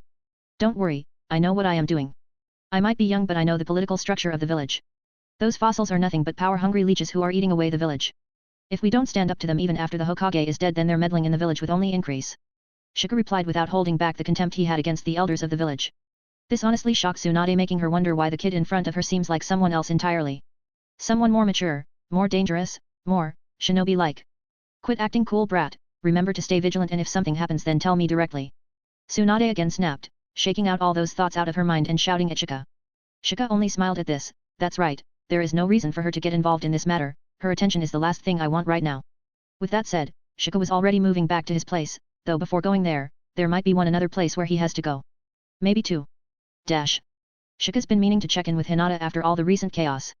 This might be the best chance for him because, after today or probably tonight itself, he will be targeted by those darn elders. When he arrived, he was greeted by a watchful Hyoga guard, who led him into the courtyard to wait for Hinata. This was the first time he directly came to the Hyoga place, usually coming here to her home would not be something he would do, but he was well aware of his own fame in the village right now. It's not just out of the blue those elders summoned him or just because he was strong. One of the main reasons was his newfound popularity. Power is important but in a political war, one's popularity matters a lot. If Shika only has power then that is fine, those elders can always put more shinobi against him. But when it comes to popularity, that's what they fear. After all, no matter how big of a dictatorship one lives in, as long as it's not the ridiculous world of One Piece, populace, when anger could dethrone any dictatorship. Having a good public image for those elders is especially important. It wasn't long before she appeared, looking a little surprised but pleased to see him. Hey, Hinata, Shika greeted with a warm smile. Thought it'd be nice to go grab some ramen. What do you say? Hinata's cheeks flushed a soft pink, and she nodded, a shy smile forming on her face. I'd like that, Shika-kun. Thank you for inviting me. As they left the compound together, Shika noticed how relaxed Hinata looked away from the pressures of her family's formal setting. Though right now she was handling the complicated Hyga family matters more, but it was as troublesome as always. It was clear on her face that recently she had been taking too much stress. Shika wanted to remind her not to do so, but he refrained himself. She was a big girl, she can handle herself. Sometimes, silent support is more effective than any words in the dictionary. The stroll to Ichiraku Ramen was peaceful, with the evening sun casting warm light over the village. Along the way, Shika talked with her a little bit, some casual banter. However, Shika could easily see that she wanted to say something. Something was in her mind, she was just not saying it out loud. When they arrived at Ichiraku, Shika pulled out a chair for Hinata before sitting down across from her. 2 bowls, please. And keep them coming. He called out to the ramen chef with a grin, then added the last part after remembering who he brought with him. So, are you going to ask me what's on your mind, or do I need a Yamanaka? Shika asked with a smile on his face. Hinata was of course blustered when Shika literally pointed out what she was thinking. She hesitated a little bit, then after a little pause, she finally said. Shika-kun, I heard that it was you who beat that intruder. She said with a hesitation on her face. It exaggerated Hinata's, I might have been the one who dealt the final blow, but that was all. The real people behind taking down that enemy were Tsunade, Jiraiya, Guy and... Shika said, but remember that he isn't supposed to say Sasuke's presence to anyone. Ah. I see. Hinata said, but it was clear that she had something in her mind. Out with it already, I can practically feel that you want to say something. Shika grabs another ramen brawl and puts it in front of Hinata. Shika-kun has become very strong. In just this little time, you are not only studying under someone like Tsunade-sama but also were able to fight that intruder. Hinata still wasn't saying it out loud, but Shika understood. Sighing, he could only smile and put his hands on top of Hinata's head. A little habit which he exceedingly found doing as he enjoyed hamster Hinata eating ramen. You are strong, Hinata, remember the first thing which I told you when we were training? Shika asked, to which Hinata pursed her lips and then nodded. What was it? Don't compare, just keep getting better, Hinata repeated. Shika made sure to drill this in her. Exactly, what I or someone else can do has nothing to do with you, Hinata. What matters to you, is your own power. Your own progress. I know you are thinking that you are not getting strong enough, I feel the same at times. Shika said, to which Hinata was glaring at him in disbelief, like wondering whether he could see through his thoughts. Remember, whenever you think like that, do what I do, Shika said and smiled but never said what he did. Hinata waited, and waited until he didn't reply until she couldn't take it anymore and asked finally. What you do? I come here and see hamster Hinata. This reminds me why I am getting stronger. To protect precious people around me. Now whether I am capable or not, I know that I will do it. Because it's not just about me alone anymore. Shika grinned. He could also see the ramen guy on the side sneakily nodding and showing a thumbs up. Smooth. Hinata immediately turned into a burning red mess. Ah, I will miss teasing her. Sign. XXX. Here is the goal for this week. 1000 plus stones for the bonus chapter on Sunday or Monday bonus chapter. Thank you very much for all your support. If you want to read up to 20 plus chapters in advance, check my Patreon on patreon.com/comedemond. Chapter 130, Chapter 130, Root. Shika moved swiftly through the forest, his mission complete ahead of schedule. The sun was setting, casting an orange glow over the trees as he followed the familiar path back toward Konoha. It had been a straightforward assignment, just some basic recon in a neighboring area, nothing that required much effort or planning. And that is why this was more suspicious. And especially right after what happened with those darn elders. His mind was screaming to him that this was a setup. Seeing how Danzo operates, he will be disappointed at the darkness of Konoha if this is not a setup. Just as he was nearing the village's outskirts, he sensed something off. The air grew tense, and he noticed subtle shifts in the shadows around him. So it begins, hey. In an instant, several masked Shinobi Root members emerged from the surrounding trees, blocking his path. Shika's eyes narrowed. So, were you guys trailing me or waiting for me here? He asked, shifting his stance. These were Danzo's secret operatives, he was letting his guard down here. He is not sure whether they are ordered to directly kill him or take him away. Whatever it was, he wasn't going. One of the masked ninjas stepped forward, speaking in a cold, emotionless tone. Shika Nara, you are to come with us. Shika smirked, just like I thought, he rather me before getting rid of me, over directly getting rid of me, this means even if I kill all of these people here. No thanks, I have an appointment at the hospital, if I'm not there in time then that violent woman will punch me to death. Without another word, they lunged at him, and Shika quickly activated his shadow jutsu. Shadows extended from his hands, reaching out like tendrils, grabbing hold of two attackers and immobilizing them. But more came from behind, forcing him to dodge and counterattack. The fight was intense. Root operatives were skilled, and their attacks were synchronized, making it hard for him to find any weak points. But Shika remained calm, carefully analyzing their movements and looking for openings. Shika uses some of his already used powers in front of them, like summoning rabbits, dogs, and ox. But restrained from summoning any other Shikigami for the time being. There were many, more than he thought there would be, almost a dozen with 3 Chunin. Those 2 Chunins were the real issue, honestly. But he keeps a steady pace. Now if Shika wanted to, he could easily run away or even beat those Roots Shinobi if he wanted to. Maybe it could be a little hard, but definitely not impossible. However, why would he ever do that? Why work so hard on something so pointless? So in true Nara fashion. Okay. I give up. Bastard, you are saying this after killing 7 of us. Hey, don't point at me. Unlike me, they didn't give up on time. Shika wanted to say, but unlike usual Shinobi, these Root members don't have any emotions or bonds. Even if they lose their comrades, then they are not gonna bat an eye. So, he was just thinking about the awesome responses he had just in case someone might as him while those Root members ruthlessly restrained him. Dash. In Root base. Shika was brought down here, and before even anything he was beaten pretty badly. He had to say, these people know how to welcome guesses.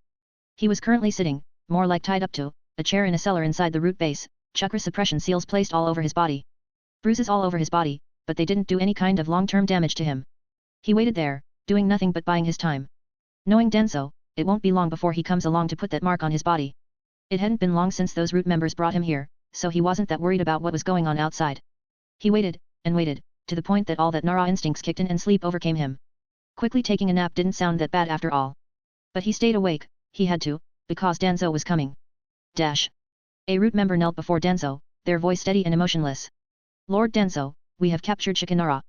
Danzo's eyes narrowed slightly, and a smirk crept across his face. That brat, nothing but the big game, he said, rising slowly from his seat.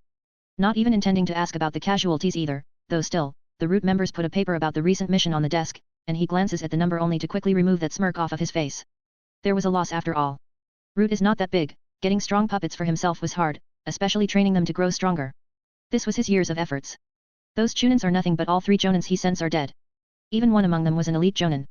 The dimly lit room cast long shadows across his figure as he walked towards the door. He had been waiting for this moment. Assemble the team, Danzo ordered.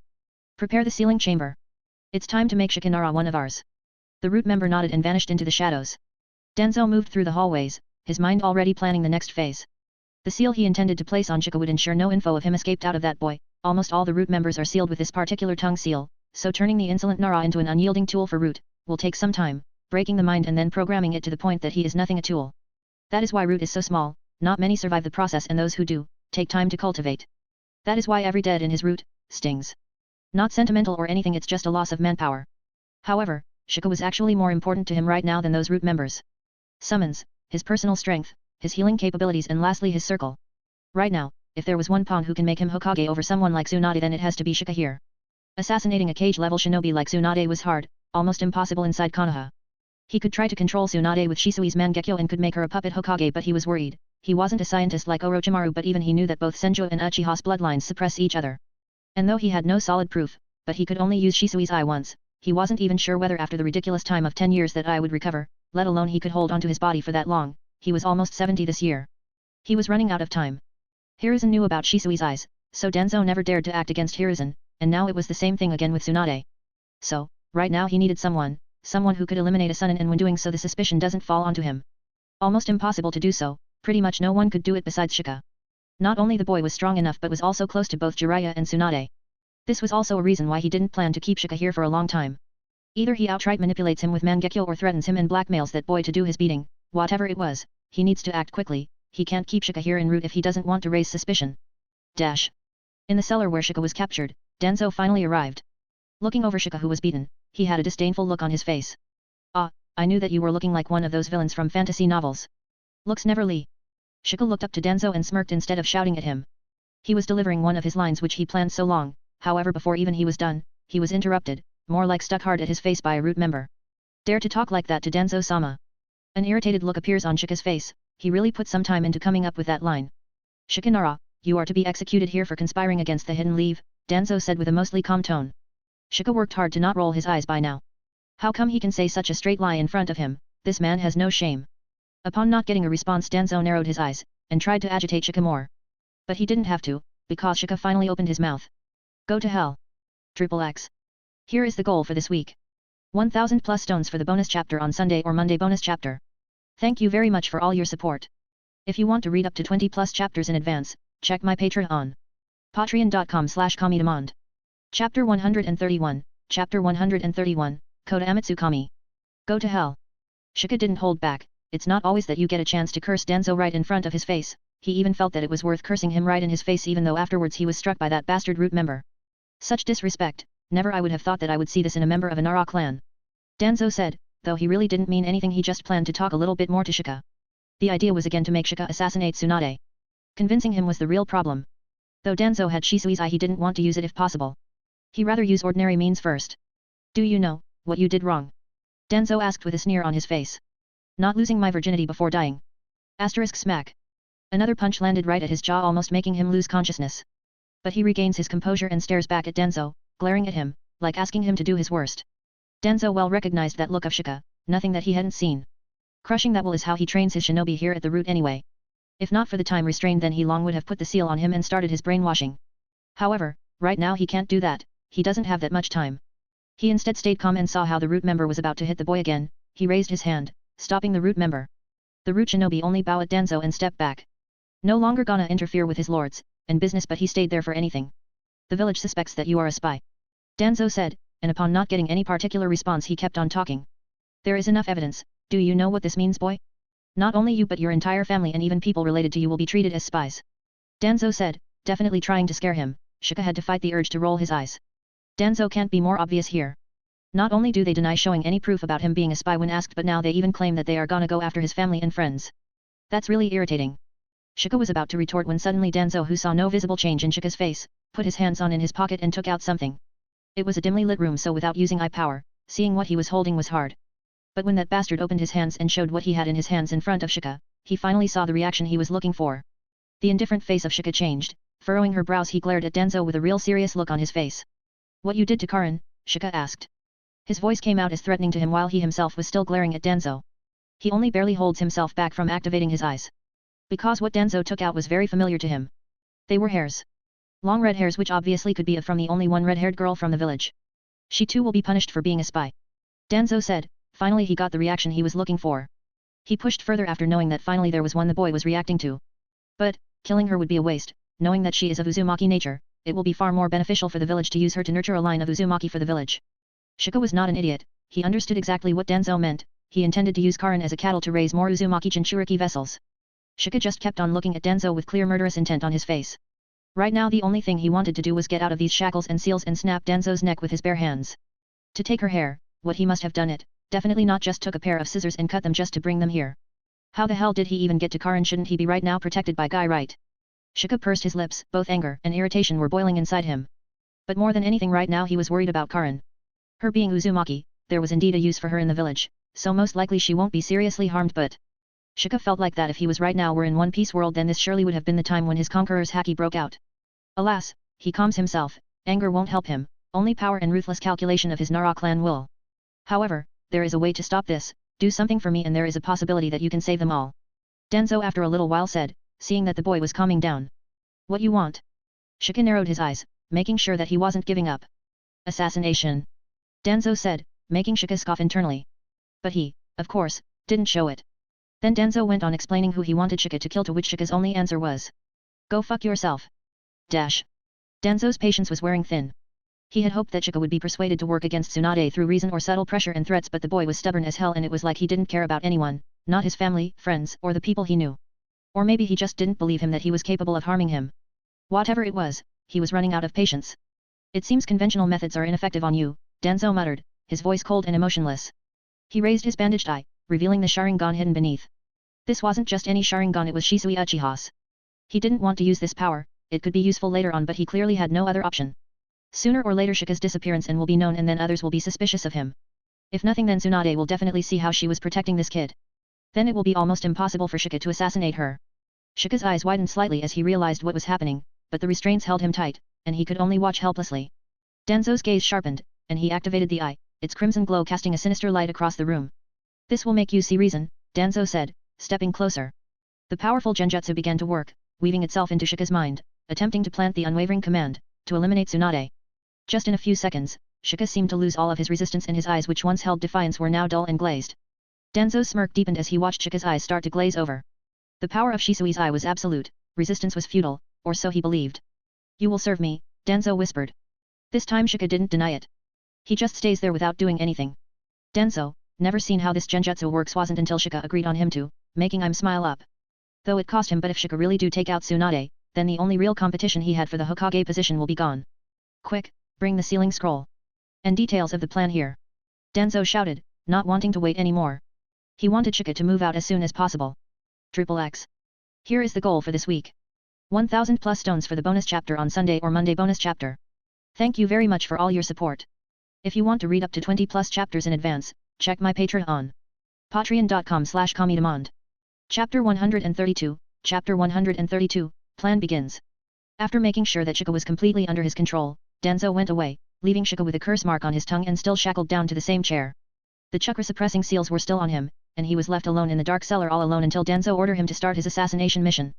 But unknown to him, there was someone watching him right now. "TCH, are you done? Get up already," came voice of an impatient teenager. He stood there with his hands on his pant pocket and his eyes were red. "Yeah, just waiting for them to figure out where they are keeping Karin." Shika, who had his head down now suddenly raised it and looked at the boy. "Are you sure you want to do this? This could go real wrong and then you two will be assigned as a rogue nin." Shika asked one last time to the boy with the same eyes as his. This was none other than Sasuke.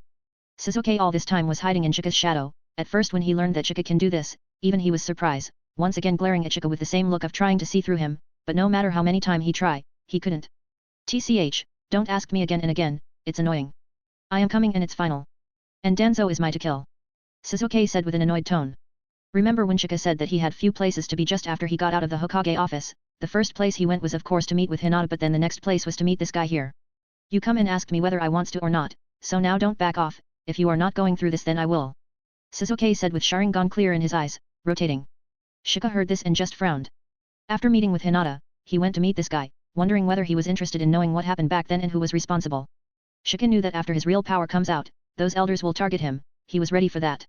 In fact he planned to not wait for them to come for him. He planned to take them out first. "Got it." Shika replied with a helpless look on his face. He did ask him to come only because Sasuke won't get any stronger inside the village right now when Orochimaru don't exist. But this guy was a little too eager to kill those elders for some reasons. He don't get it, did he already know that it was those elders? Shika at least made sure he never named anyone particular. "What about those other elders?" Sasuke asked suddenly. This made Shika even more sure that this guy knew something. "My clones will take care of them." Shika replied without any hesitation. When it comes to assassination, he was the best, maybe only second to the like of Obito at this point. With the ability to hide in shadows and travel in shadows, he was a bane for those censors. Maybe he could give Kakuzu a run for his money if he enter into this business later on. Maybe? How did you resist that genjutsu? Just as Shika was about to ask for Sasuke's help to bring him out of those seals and shackles, thought he didn't needed it but why not if he was just gonna stand there leisurely with his hands in his pocket, Sasuke himself opened his mouth to ask this. So he was paying attention hey? Shika thought with a narrow eyes. To bring Sasuke here, Shika had to put him in his shadow, of course he knew what was going on outside. Meaning he already know Danzo had Sharingan. If so, then why he is so fucking calm? Is he the same Sasuke from the anime? Or maybe he didn't saw the Sharingan, he should have felt the strong chakra but surely didn't saw the Sharingan right. Shika ponder. My eye power is strong enough to resist it. Shika just shrugged, he wouldn't have dared to do something like this with just normal Sharingan in his possession earlier but now. Now he have Rinnegan, a fucking Rinnegan. He might not have used this thing in a proper fight yet but he can feel just how fucking powerful this thing is, just the passive from this thing alone is too much overpowered, no wonder that Pain thought that he was a god. Again this level of pupil power, even Mangekyo Genjutsu is nothing. Not to mention, the eye Danzo had was faulty to begin with, the real deal was taken by Itachi. I am more surprised to see that you haven't turned into a Baiju rampaging and going after Danzo by now. Shika asked with his eyebrows raised. You were the one who said to not act on my emotions. Sasuke acting like it's under turned his head, but this was making Shika even more sure that something was wrong. This wasn't the Sasuke he remember. Calm and collected, he was more acting like Itachi than Sasuke. Come on then, let's get moving. Remember we can't let anyone be alive. Kill everyone. Shika said and then suddenly powerful pressure releases from him. The chakra suppression seals were rendered useless. And his shackles were broken and his seals were lifted. Sasuke once again glanced over to Shika, narrow in his eyes, he could have swear that just now, that wasn't chakra. The pressure was something else entirely, but he refrained from asking this, right now wasn't the time. Let's go. Sasuke nodded and the next second both of them were gone. Just as this was happening, almost the entire route was under the surveillance of Shika's clone. Many of his clones have already entered into the shadows of the sum of the root shinobi. Ready to take action. As for how he made so many clones active at the same time. Well, simple enough, he didn't made them right now, he had them store up just in case a situation like this rise someday. And when it comes to that too he handle it with few simple binding vows. However, he still had to put some of his summons on the work to find Karin. That was the only part of his plan which didn't went right. He didn't calculate Karin in his plan seeing how she was under Guy and well protected. He was wrong, so before he attacked Danzo and end this darkness once and for all, he has to find that girl first. XXX. Here is the goal for this week. 1000 plus stones for the bonus chapter on Sunday or Monday bonus chapter. Thank you very much for all your support. If you want to read up to 20 plus chapters in advance, check my Patreon on patreon.com/comedemond. Chapter 133, Chapter 133, Rescue Karin. The plan had to be modified to keep up with the changes of the current situation, though Shika's plan was almost flawless, he didn't anticipated that Danzo will kidnap Karin.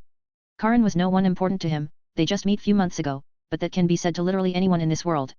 He haven't spent much time with her either, but still he didn't wanted the girl to suffer anymore if he can help it. In the canon, he only barely known her story but after coming here, after learning the truth from her own mouth, Shika realized that her story was even worse than he could think. Maybe it was pity that drove him or he just genuinely wanted to help the girl, he didn't let her go back to that demonic village which killed her mother and would most likely would have done the same to her. When he did that, he took the responsibility to look after her at least until she is big enough. Now there was no way that he would just leave behind her just like at his. So, the plan was delayed slightly. All over the root base, Shika's clones started to search for Karin until one clone ended up finding her true location. We got her, Sasuke, we are going to start the offense now. What are you gonna do? Shika stopped as he got the information from his clone and then asked Sasuke. Danzo, he is mine. Sasuke said with a calm voice, but there was barely visible anger and hatred lingering into his tone. Shika again was uncomfortable seeing how different Sasuke was acting, definitely the way he should have acted but why so suddenly? He wanted to ask, wanted to know, part curiosity and part wariness but he held himself back. Right now wasn't the time. At least he could tell that Sasuke was on his side, there was no way with that face that this guy was playing double agent. Fine, then let's go. Time to root this darkness out and tell him whose domain he dwells in. Shika smiled a little, punching that bastard was the only thing running inside his head right now. What is going on? Why there is no sign of those on the outer patrol? One of the root shinobi asked when they got there for the change of shift. Another good reason for building the root base underground was that this place had many link routes which were hard to navigate until one have previously mapped it out. This was another reason why Shika needed to get inside the root base first, while he was inside his clones were mapping out the entire area. And now that Shika had an idea of the entire root base and even know where Karin was. It was time act. While he himself with Sasuke went directly towards Danzo's office, the rest of the root members were left to his clones and Shikigami's. No reply yet, there is something wrong. Go and report quickly. The root member was about to rush but then he found himself not being able to move at all.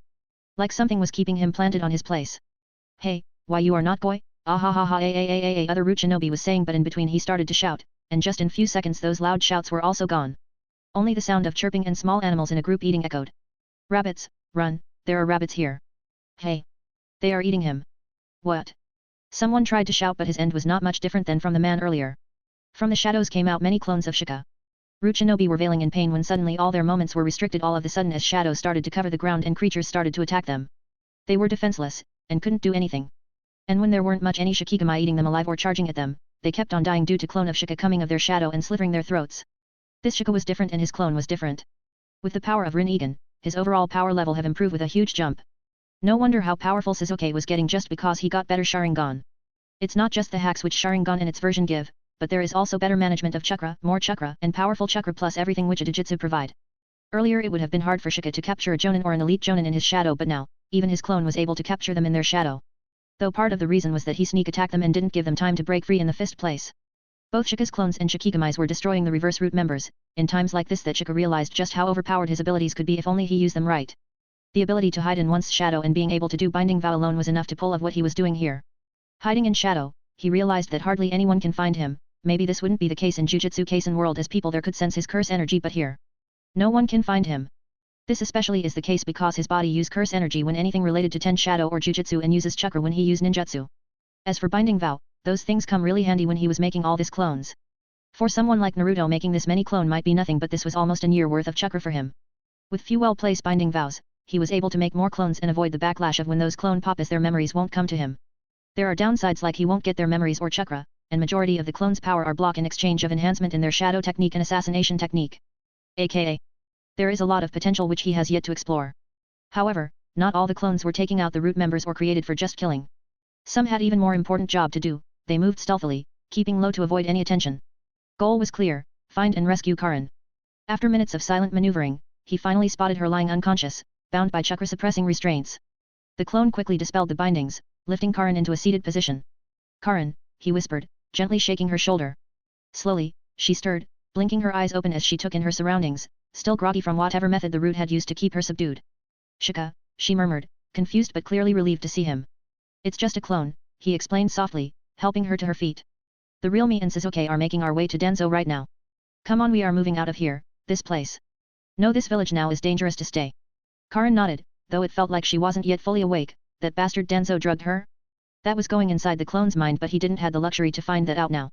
So he just pick her up, pretty much princess carrying her, and make a beeline out of there with Karin in his hands. Meanwhile, in a different corridor, the real Shika moved swiftly with Sasuke by his side.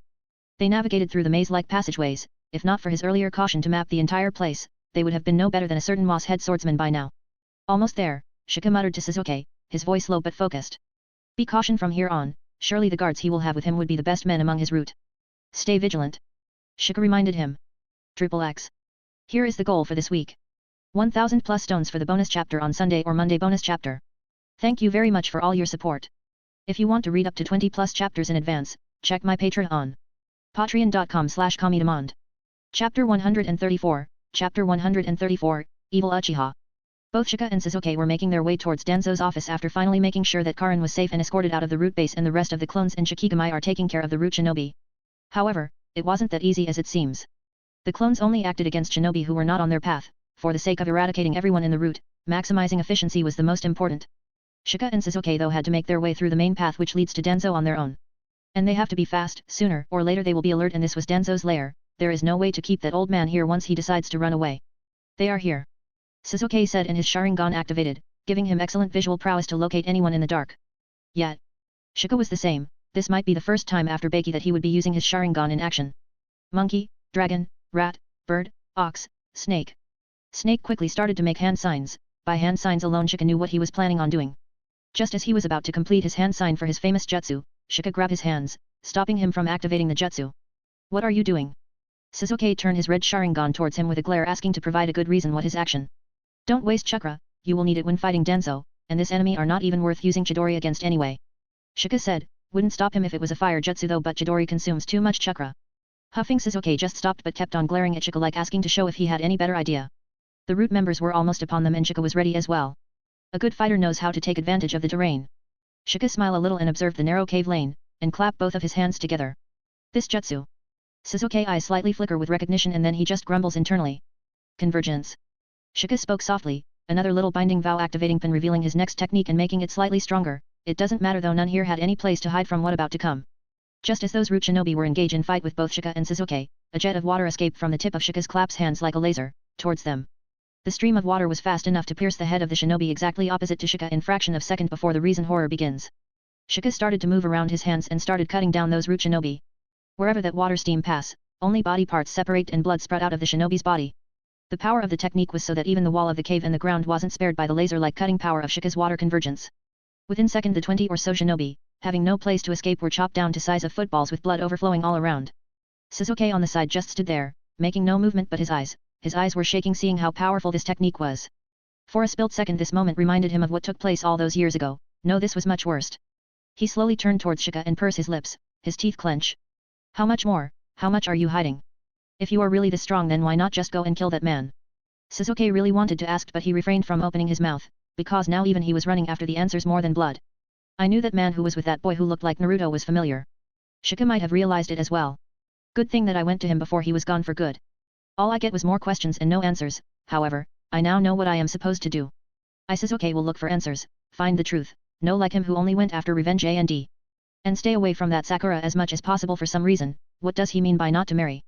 Yo, why the intense look, can't handle gore or something?"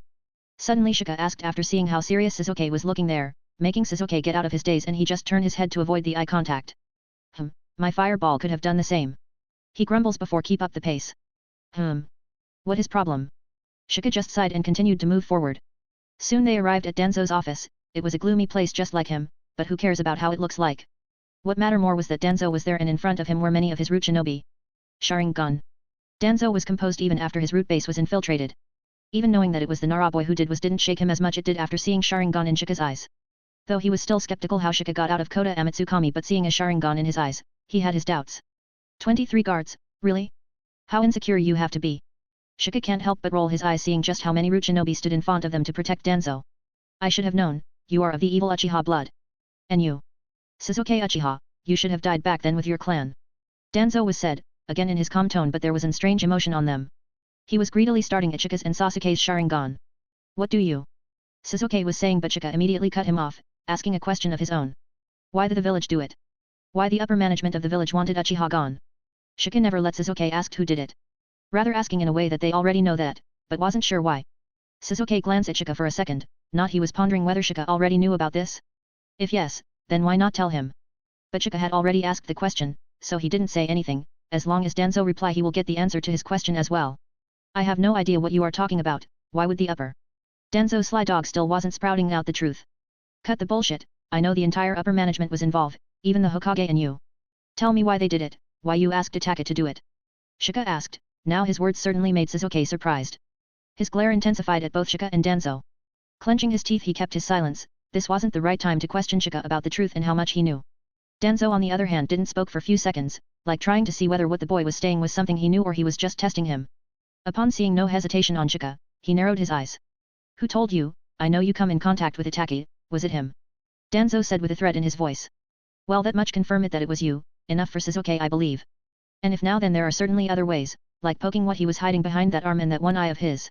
Shika thought, trying resisting the smirk which was forming at the corner of his lips.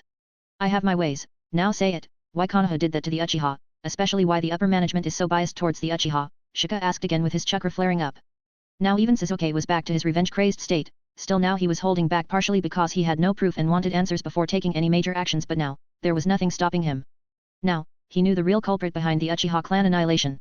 I have no answers for you two accursed Uchiha spawns. You have acted against the village, you both will die here. As soon as Danzo was done talking, all the root shinobi, beside few who remained back to protect Danzo, rushed at both Shika and Sasuke. XXX. Here is the goal for this week. 1000 plus stones for the bonus chapter on Sunday or Monday bonus chapter. Thank you very much for all your support. If you want to read up to 20 plus chapters in advance, check my Patreon. Patreon.com/Comedemond.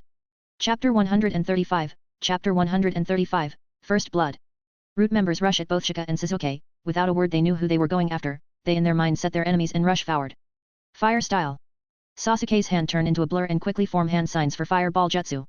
Within fraction of seconds, Sasuke drew a huge gush of air inside him and then a might fireball rush at those root members. However, this shinobi were not like the one from earlier, they were the best among the best in root. You know, Danzo handpicked them when they are protecting him. And more so ever, Sasuke was still just a Chunin level shinobi. Sharingan or not, he wasn't strong enough to handle all those people. Shika's move at the same time, knowing the infamous history of almost every fire-based jutsu in this darn world, expecting it to hit anyone would be like expecting hitting a lottery on the first try. Quickly forming hand sai, he activate his own jutsu. Mist started to from around the office, thankfully due to the enclosed nature of the place, it was much easier and quicker for Shika to use his hidden mist jutsu. Within seconds the entire place was submerged in mist, the visibility dropped to its lowest point. Wind style, great, aha. One of the root shinobi was about to use the wind jutsu to clear away the area, but just before that he even used the technique he was attacked by something. Mist didn't allow anyone to know what, but by the sounds of growls and grunts it's definitely not a human. An beast? It's that brat's summon beast, they can smell you. Danzo from behind grunted, he was the only one who remember all of Shika's powers enough to know this. Shika hidden in the mist smirked, those dogs, acting before I even say anything. He sounded like he was complaining but he was smiling at this time. Alright, I can't remain behind, let's start. Kidney. Heart. Throat. Liver, which one you guys would like me to chop up first?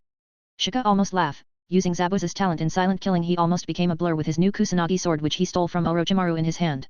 Ahey! Hurry, get out! Wind style! Retreat, retreat! The painful howls and grunts of those root shinobi filled the entire place. Shika was smiling almost ear to ears while using his new toy he practiced so much on in his free time. This was the first time he was getting to use this sword.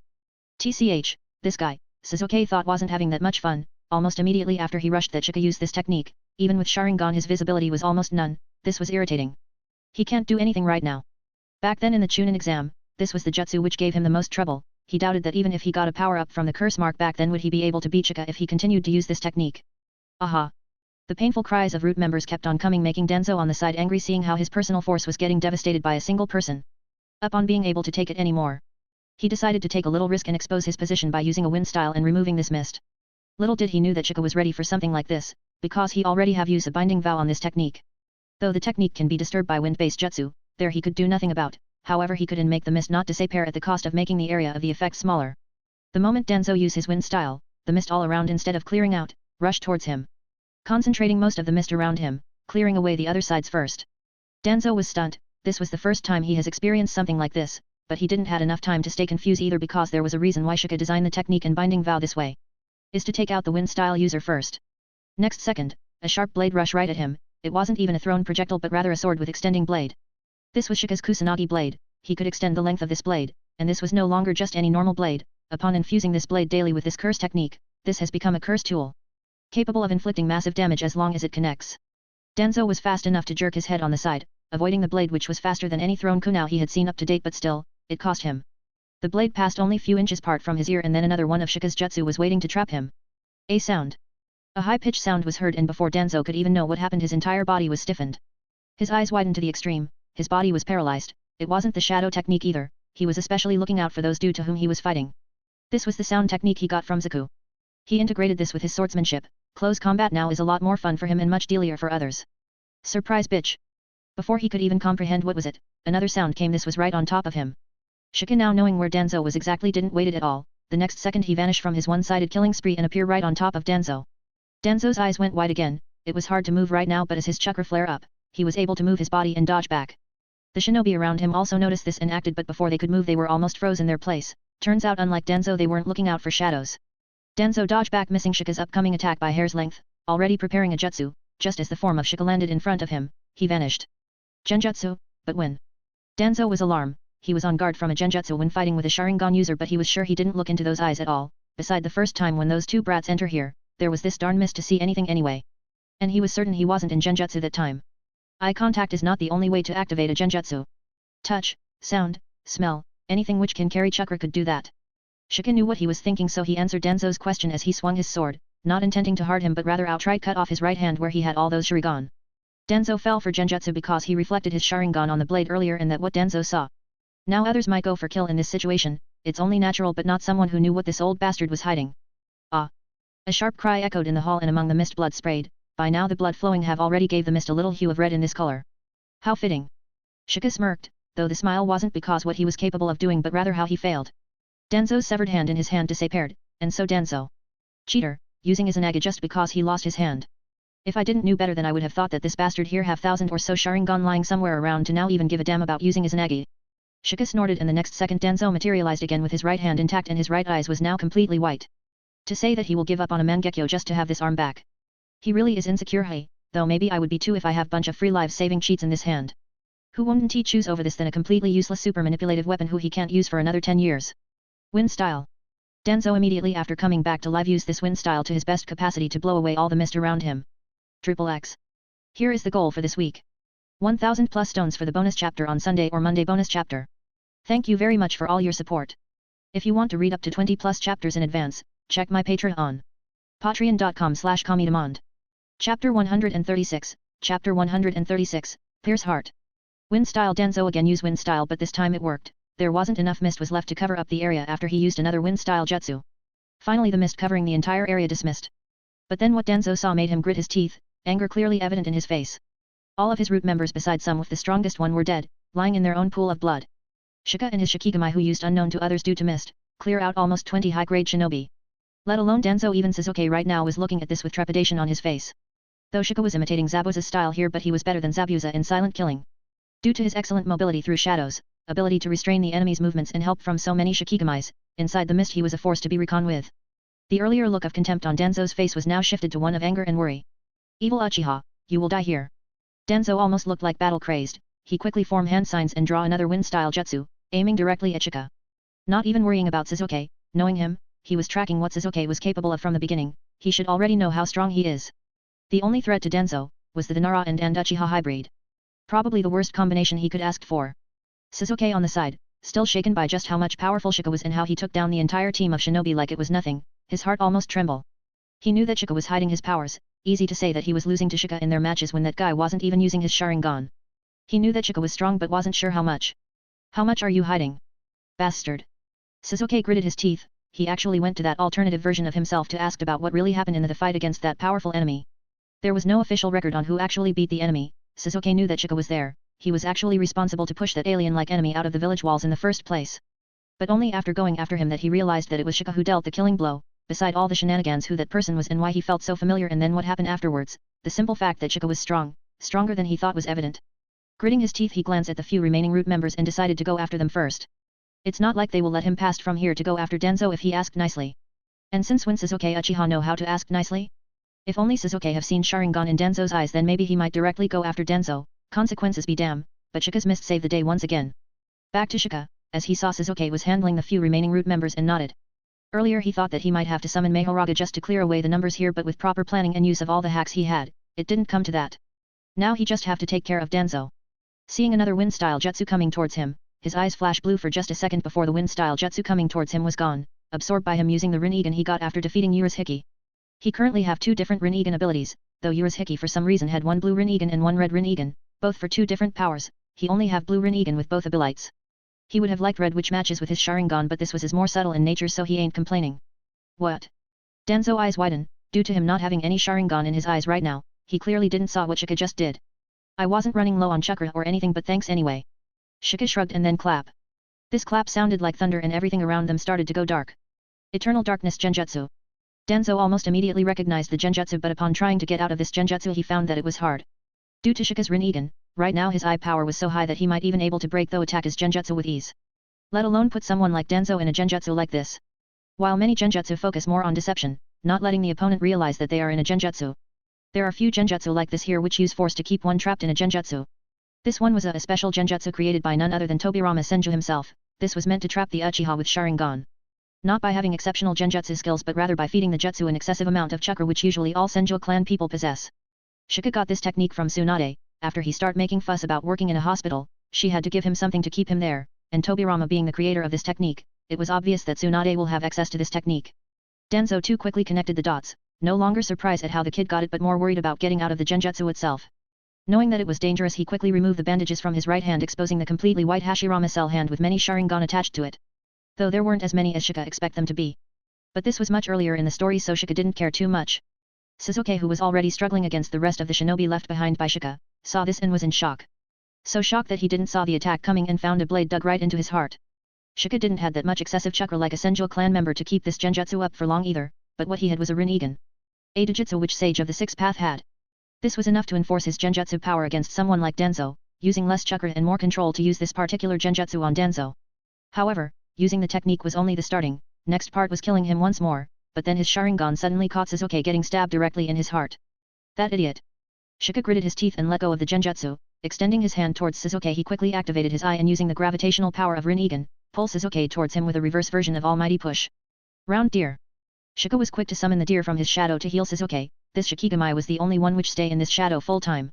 Just as Sasuke fly towards them, the deer came out and healed the pierced heart within seconds.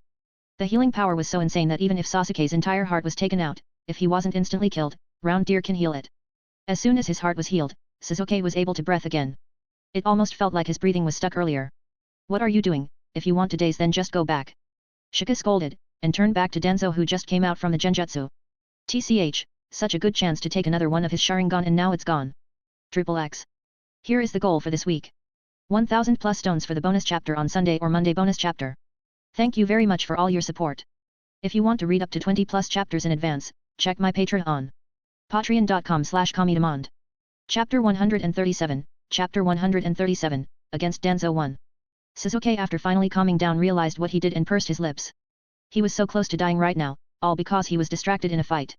The shock was too much, but he was a shinobi, he should never lose his concentration in a fight. If Shika wasn't there then. Once again Sasuke gritted his teeth with self-loathing coming to him. Another reason why he was feeling like this was because it was Shika who saved him. This guy, is this what he was learning in hospital? Did that Sunin really teach him this? Sasuke wondered, but it doesn't make sense how that deer is involved in the healing process. He can feel it, his pierced heart was healed within seconds. It was almost frightening how powerful that level of healing ability was. Even Sasuke has to say that he wouldn't mind learning that technique himself, even if that isn't giving him power. Danzo, finally out of the Genjutsu, didn't see what actually happened. He only knew that for some reason Shika let go of the Genjutsu. At least he was sure that it wasn't him who broke the Genjutsu. He only gave one glance at the deer and Sasuke. That was a new summon he didn't know about, but still that didn't matter. His attention was completely on Shika. Shika on the other hand was more focused on people who saw him using the deer. Sasuke was fine but those other root members had to go. Troublesome. Shika muttered with a little irritation on his face and then he raised his hands towards those root shinobi who were gawking at both him and then towards Sasuke, especially where his heart was pierced with horrors and disbelieved. But then they stare at the deer and something seems to click inside their head. Almighty pole. Shika didn't let them though, the existence of the deer was a very important secret for him, till now only Karin knew about the deer and that was only because he had no other option. He won't be letting anyone live with this. So almost instantly his Rinnegan activated and pulled all those shinobi towards him, and then like lightning his shadow spread and a very giant mouth suddenly came out from the shadow, a giant snake, almost as big as Manda and ate away all those shinobi in one gulp. Yo, it's been a while since I bring this one out. Shika smirked seeing the serpent taking out all the shinobi in one attack, making them his snack. Danzo saw this in shock, there were too many elements here to even point them out, like Shika using a strange jutsu to pull all of this remaining root towards himself, he was now wary of that attack from Shika. Or the fact that Shika was able to summon a snake from his shadow. That was more disturbing. Was he really a spy from Orochimaru? Danzo's mind rang. He didn't wait, his situation was looking bad so he quickly from hand signs and summoned his own summon, Baku. Shika knew that he had a summon, but it had been so long since he saw Naruto that he almost forgot what it was, and now he knew why. This summon, it was hard to even tell what this was, a strange combination of an elephant, lion, mouse, God knows what. Serpent, now that you are here, why not you take care of that thing? Shika said to the serpent was still more than half inside his shadow, he still can't get used to how big this snake was, in anime it was big but here it's just ridiculous. Maybe bigger than those three holy place where summon comes from. Serpent act almost instantly, launching himself towards the other summoned animal. Before even Baku could use his genjutsu, Serpent was upon him, making him retreat. Sasuke saw this with awe, only now he realized how useful summon animals could be. Suddenly he felt like the hawks and cats are not enough anymore for some reason. Those small animals are really good at delivering messages but in fights, they don't help much. He then remembers that Naruto also seems to have a summoning contact and his mood became even more soured. Let's continue. Shika turned back to Danzo, fully confident in Serpent to handle Danzo's summon beast. He moved towards Danzo, secretly counting how many Sharingan he had in his hand. There were only 5. He could have swear that he had more in anime but who cares. It's just that much more easy work for him. Shika took out his sword again and rushed at Danzo. Finally ready to end this bastard once and for all. Danzo had 2 options right now, it's either to run away, he was alone and there were 2 people. As long as he is alive, he can always train more people and with the power of the village he could hunt this 2 brat down. However, the greed for 4 Sharingan was too much. And though they were 2, Sasuke hardly count. It was only Shika could be a problem to him. More than anything, he had both wood style and Sharingan. This gave him confidence to fight. Both Shika and Danzo rush at each other, Danzo took out his infamous kunai which, the rumor was that it was made by the sage himself, powerful enough to break apart a Susanoo armor itself. Shika already had Sharingan in his eye and Kusagani sword in his hands. Asterisk clang. Sword and kunai collided, and to Danzo's surprise, his kunai was thrown out from his hand with just one swing from Shika's sword. Kusanagi was already a very powerful sword and now it was also an cursed tool. Shika didn't give Danzo any time, he quickly swung his sword at Danzo, but Danzo too was experienced ninja, though it was clear that years of working from shadows had dulled his skills, he still was able to execute an last-minute replacement and get out of Shika's attack range. Shika didn't care, his Sharingan saw this coming and he quickly turned to where Danzo went and put chakra into his sword, extending its size. The blade expanded, increasing the length of the blade, it was just like how it went before. But Danzo saw calculate this, just as the blade came towards him, he pop up in smoke. It was a shadow clone. The real Danzo appeared behind Shika, he already prepared a wind-style jutsu and attack Shika. Just as the wind-style attack rushed at Shika, he too vanished with a puff of smoke. Danzo instantly started looking for Shika's real position only noticed that he can't move anymore. His eyes wide, a very crucial thing just escaped from his mind. Looking down he saw this shadow was overlapping with a long shadow. How? Danzo's eyes shrank. Now he was wondering just how Shika did that. There was no way that he didn't see shadow coming. XXX. Here is the goal for this week. 1000 plus stones for the bonus chapter on Sunday or Monday bonus chapter. Thank you very much for all your support. If you want to read up to 20 plus chapters in advance, check my Patreon. Patreon.com/Kamidemand. Chapter 138, Chapter 138, Against Danzo 2. How? Danzo's eyes shrank. Now he was wondering just how Shika did that.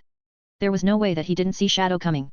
Shika was smiling right now, only he knew how broken the combination of 10 shadow powers and shadow paralysis could be. He put one of his shadow clone in the shadow nearby, when Danzo was focusing on him, that shadow trapped him. His own shadow only connected with Danzo later on, just to make sure that he don't run away.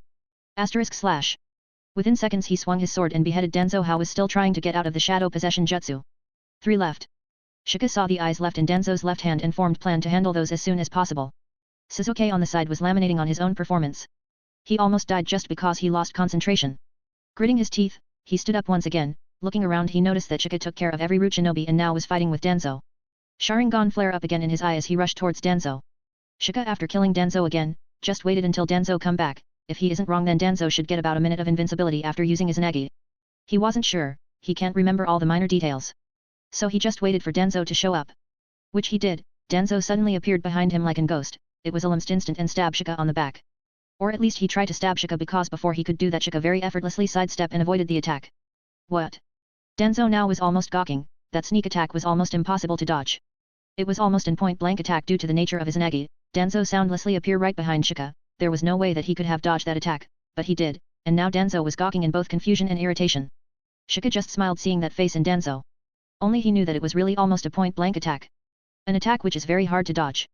There are only few people in this world who can dodge it. It's either Obito with his Kamui, or those people who have some kind of physical defense or immunity, like Susanoo. In this case, how he was able to dodge this attack. Temporal Ravine, a Rinnegan exclusive technique which Urashiki had. Even Shika after having this technique can't explain how exactly it works, but he technically send himself into the past and chance whatever wrong action he took. It not like time travel or anything, it can only manipulate time by few seconds at best. However, that few seconds are enough to change many things. Just as he was about to act, he noticed something from the side of his eyes and a smile came to him. Seeing how Danzo glaring at him, he took full advantage of it and launched another Eternal Darkness Jutsu on Danzo. Danzo saw the place around him turning dark and he quickly flare out his chakra before the Genjutsu completely trap him. However, when he was doing this, he suddenly felt that his chest getting pierced by something. His eyes widened in surprise, he looked back only to see Sasuke with Chidori piercing his heart from behind. I didn't hear. Danzo was almost bloodshot. But then it clicked, it wasn't the vision that Shika was trying to block, it was the sound. Two-layer Genjutsu. He gritted his teeth and cursed, spating out a mouthful of blood. Uchiha demons! He shouted and then fell lifeless on the ground. Sasuke seeing this was unguarded, but Shika knew better. He half knelt down, and took his sword in his hand. If it was only him then Temporal Ravine can handle Danzo's sneak attacks, however, Sasuke don't have Susanoo to save himself right now. New shadow style, simple domain. He muttered and just stayed there with his sword in his hand. Making Sasuke who just killed Danzo confuse. Until the body of Danzo in front of him disappeared. Two left. Shika's counting didn't falter at all. Sasuke was about to ask why Shika was kneeling down in the strange posture and holding his sword like that. But knowing Shika, he didn't, he just stay vigilant. Once Danzo's body disappeared, it further made him sure that the fight hasn't ended yet. And then it happened, Danzo appeared behind Sasuke out of the blue just like he did to Shika a few moments ago. And the moment he entered into Shika's simple domain, Shika moved with blinding speed, fast enough to almost disappear right in front of both Danzo's and Sasuke's eyes. And the next second he was near Danzo swinging his sword and, cutting off Danzo's hand before he could stab Sasuke. Danzo now was furious, it felt like the boy was almost reading his mind. How does he even know what he gonna go? Again the answer was simple, many time it was just Shika's own understanding of Danzo's power and character. And sometimes it was Rinnegan's Temporal Ravine which give him an heads up. One hand gone, Danzo didn't wait it and create distance between them. Only having one hands wasn't a big deal for Danzo, he long master how to perform jutsu with only one hand, it was necessary in times when he can't use his other bandage arm. Quickly forming single hand signs he drew a long amount of air inside him, throwing a large amount of wind towards both Shika and Sasuke. Both Shika and Sasuke quickly vanished from their place. Appearing only a little away from Danzo who was trying to stop the blood loss from his hand. I will ask you only one more time. Tell me why you and the upper management of the village target the Uchiha clan. Shika asked again. Though now there was no need for him to ask Danzo, this much proof was more than enough for Sasuke to make him believe that Itachi wasn't the only one involved in the massacre, but this way he can give a boost for Sasuke to search for the truth with him. You asked why you do think so? Uchiha clan is evil. Don't look for anyone else beside Uchiha Madara. It a clan of demons. Danzo didn't answer just like Shika anticipated, just talk nonsense, fueling Sasuke's rage. What is going on, why isn't he dead? Sasuke asked to Shika, knowing that Shika knew the reason. Shika did answer immediately. It's Uchiha clan's special technique, called Izanagi. Why else do you think that guy has so many Sharingan attached to his hand? Stay vigilant. Shika didn't bother explaining the technique to Sasuke, it was just that, Danzo can avoid death. There was nothing more. So as long as Sasuke was vigilant, it would be fine. Shika didn't bother explaining because he was more worried about Danzo building up a ton of chakra. He had an idea of what the man was planning on doing. And honestly he didn't like it. He extended his hand forward, doing the same, building up chakra. Deep forest emergence. Almighty push. Triple X. Here is the goal for this week. 1000 plus stones for the bonus chapter on Sunday or Monday bonus chapter. Thank you very much for all your support. If you want to read up to 20 plus chapters in advance, check my Patreon on patreon.com/comedemond. Chapter 139, Chapter 139, Against Danzo 3. Deep Forest Emergence. Almighty Push. Both Danzo and Shika used their technique at the same time. Bunch of trees started to grow from where Danzo was and started to rush towards both Shika and Sasuke. However, just as they were only halfway in, a powerful gravitational force was blasted out by Shika. The power of this technique was so powerful that it not only stopped the ascension of the growing wood but completely threw them backwards, stopped their momentum. Though this was only because it was Danzo who was using this technique. If it was Hashirama Senju who used this technique, then even Pain Super Shinra Tensei couldn't have stopped that forest from emerging. Impossible. Danzo looked in daze how the power of the first Hokage which he worked so hard to get was rendered almost useless by this Uchiha brat. Shika just smirked after noticing both Sasuke and Danzo's reaction. He was expecting this kind of reaction after he showed this move. It's always put trolling others like this, especially when they think that they have the upper hand. However, he gotta stay serious. Seeing how Danzo only got 2 or so Sharingan left on him and he is not getting an upper hand, it takes no rocket science to know that the guy gonna start running after this. He can't let that happen. My turn. Shika smiled and snapped his finger. At first nothing happened, others thought that Shika was just edging them, but then the shadow around them started to move. And then to Danzo's surprise, from the shadow near him came out 2 dogs who grab onto him almost immediately. Danzo's eyes shrank. Finally now he understood how Shika was able to sneak attack so well. No wonder, the brat can travel through shadows. Is this his Mangekyo abilities? Danzo gritted his teeth, and of course, not seen Shika's Rinnegan due to his genjutsu masking his eyes. Danzo attribute all the strange powers which Shika was using to Mangekyo. He was already convinced that Shika had Mangekyo. Now that was what keeping him here, it was his greed. Even after most of his jutsu weren't working against Shika and somehow Shika had a counter to all his techniques and moves, almost like he saw this fight happening a long time ago. He remained there, because he wanted Shika's Mangekyo. To save his life, he had to use his only Mangekyo Sharingan he had on him. Shisui's eye was useless for another 10 or so years anyway. So he didn't hesitate that much, but the real reason was that he just didn't had time to unbandage his arm and use the Sharingan in his arms at that time. Not to mention, in this fight he has consumed a lot of his Sharingans, he need to refill them. Glaring at both Sasuke and Shika, he had an confident and greedy look on his face. It was clear who was the real threat here. As long as Shika was taken care of, he didn't had to worry too much about it. By the end of this, he could get 4 Sharingan, among which 2 are Mangekyo. However, just as he was thinking about this, he was caught off guard by Shika's dogs and was captured. That 1 second is all that Shika needed to clap his hands and launch a powerful stream of water towards Danzo. Convergence, beside being really power, was also an extremely fast technique as long as he could launch it. Within seconds the stream of water reached Danzo, and him who was grabbed on both the side by Shika's dogs, couldn't move. Convergence directly pierced his heart, almost killing him instantly. 1 left. Shika narrowed his eyes and waited for Danzo to reappear. It was a safe bet to considering that he has used Izanagi if his body disappear. And that exactly what happened. Stay sharp Sasuke. Shika, upon making sure that his attack connected and Danzo indeed has used Izanagi, quickly alerts Sasuke in just any case. Shika, like earlier, bent down and quickly used his simple domain. As long as Danzo appear his body will move automatically. But after some time he noticed that Danzo didn't come. Narrowing his eyes Shika looked towards the exit of the room, only to find no one. Did he? Shika pointed, but just then suddenly a loud howl come. He snapped his attention back to where the sound came and gritted his teeth.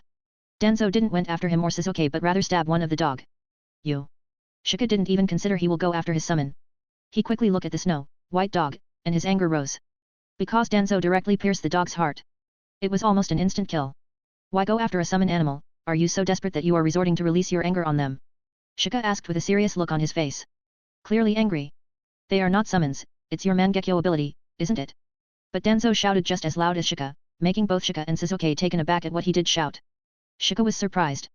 Having idea how Danzo figured it out that those were not summons, thought it was understandable why he might think that he had Mangekyo. Sasuke on the side was the most shaken. Of course he knew about Mangekyo, he went through pretty much anything that could make him stronger, and exactly that why he was so surprised. It was hard to believe that Shika has activated that power, which is considered to the pinnacle of Sharingan in his clan. He glanced at Shika with a strange look, but as he thought about it, it did make sense. All those strange powers which Shika had shown, nothing else but Mangekyo makes sense. Pursing his lips, gritted his teeth again, once again laminating his own weakness. He was no fool, he was good already that he was no match to Danzo the way he was right now.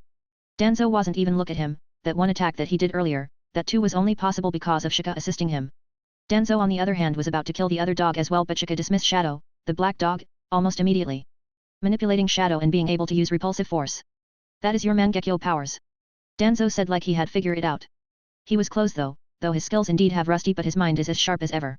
He didn't just wasted all those Sharingan out of the blue. He was evaluating Shika's powers as well.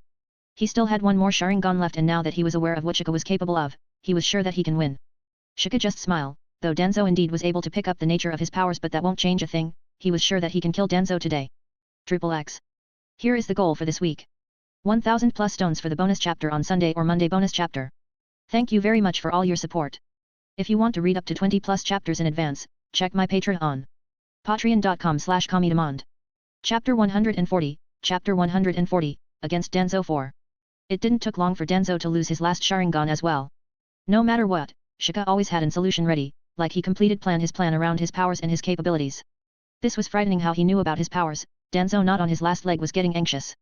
The earlier confidence about killing both Sasuke and Shika and plugging out their Sharingan was gone. Now he was just wanted to save his own life. He thought that once he learned about Shika's powers, he could take him down, but just as his kunai was near his neck, Shika was able to dodge like he saw future and stab his own heart instead. Now Danzo had no Sharingan left. I need to run, retreat for now. I can't die here, I have yet to become the Hokage, there is no way I will die here. Not by the hand of this Uchiha brats. Danzo gritted his teeth and quickly formed hand size. Sasuke thought that he was doing another attack but Shika knew better. And the next second Danzo was gone, nowhere to be seen. Shika didn't even bother moving, just stood there waiting for Danzo to come back. What are you doing? Let's go chase him down. Sasuke shouted as soon as his mind recognized what just happened. Don't bother, he will come back soon enough. Shika just waved his hand with relaxed chill tone. Coming back. Sasuke didn't understood but he didn't bother asking it, by now he knew Shika enough to know that he already must have taken some prevention to stop Danzo from running away. Danzo was quickly running away, as long as he can reach to the village, no just get out of the root base.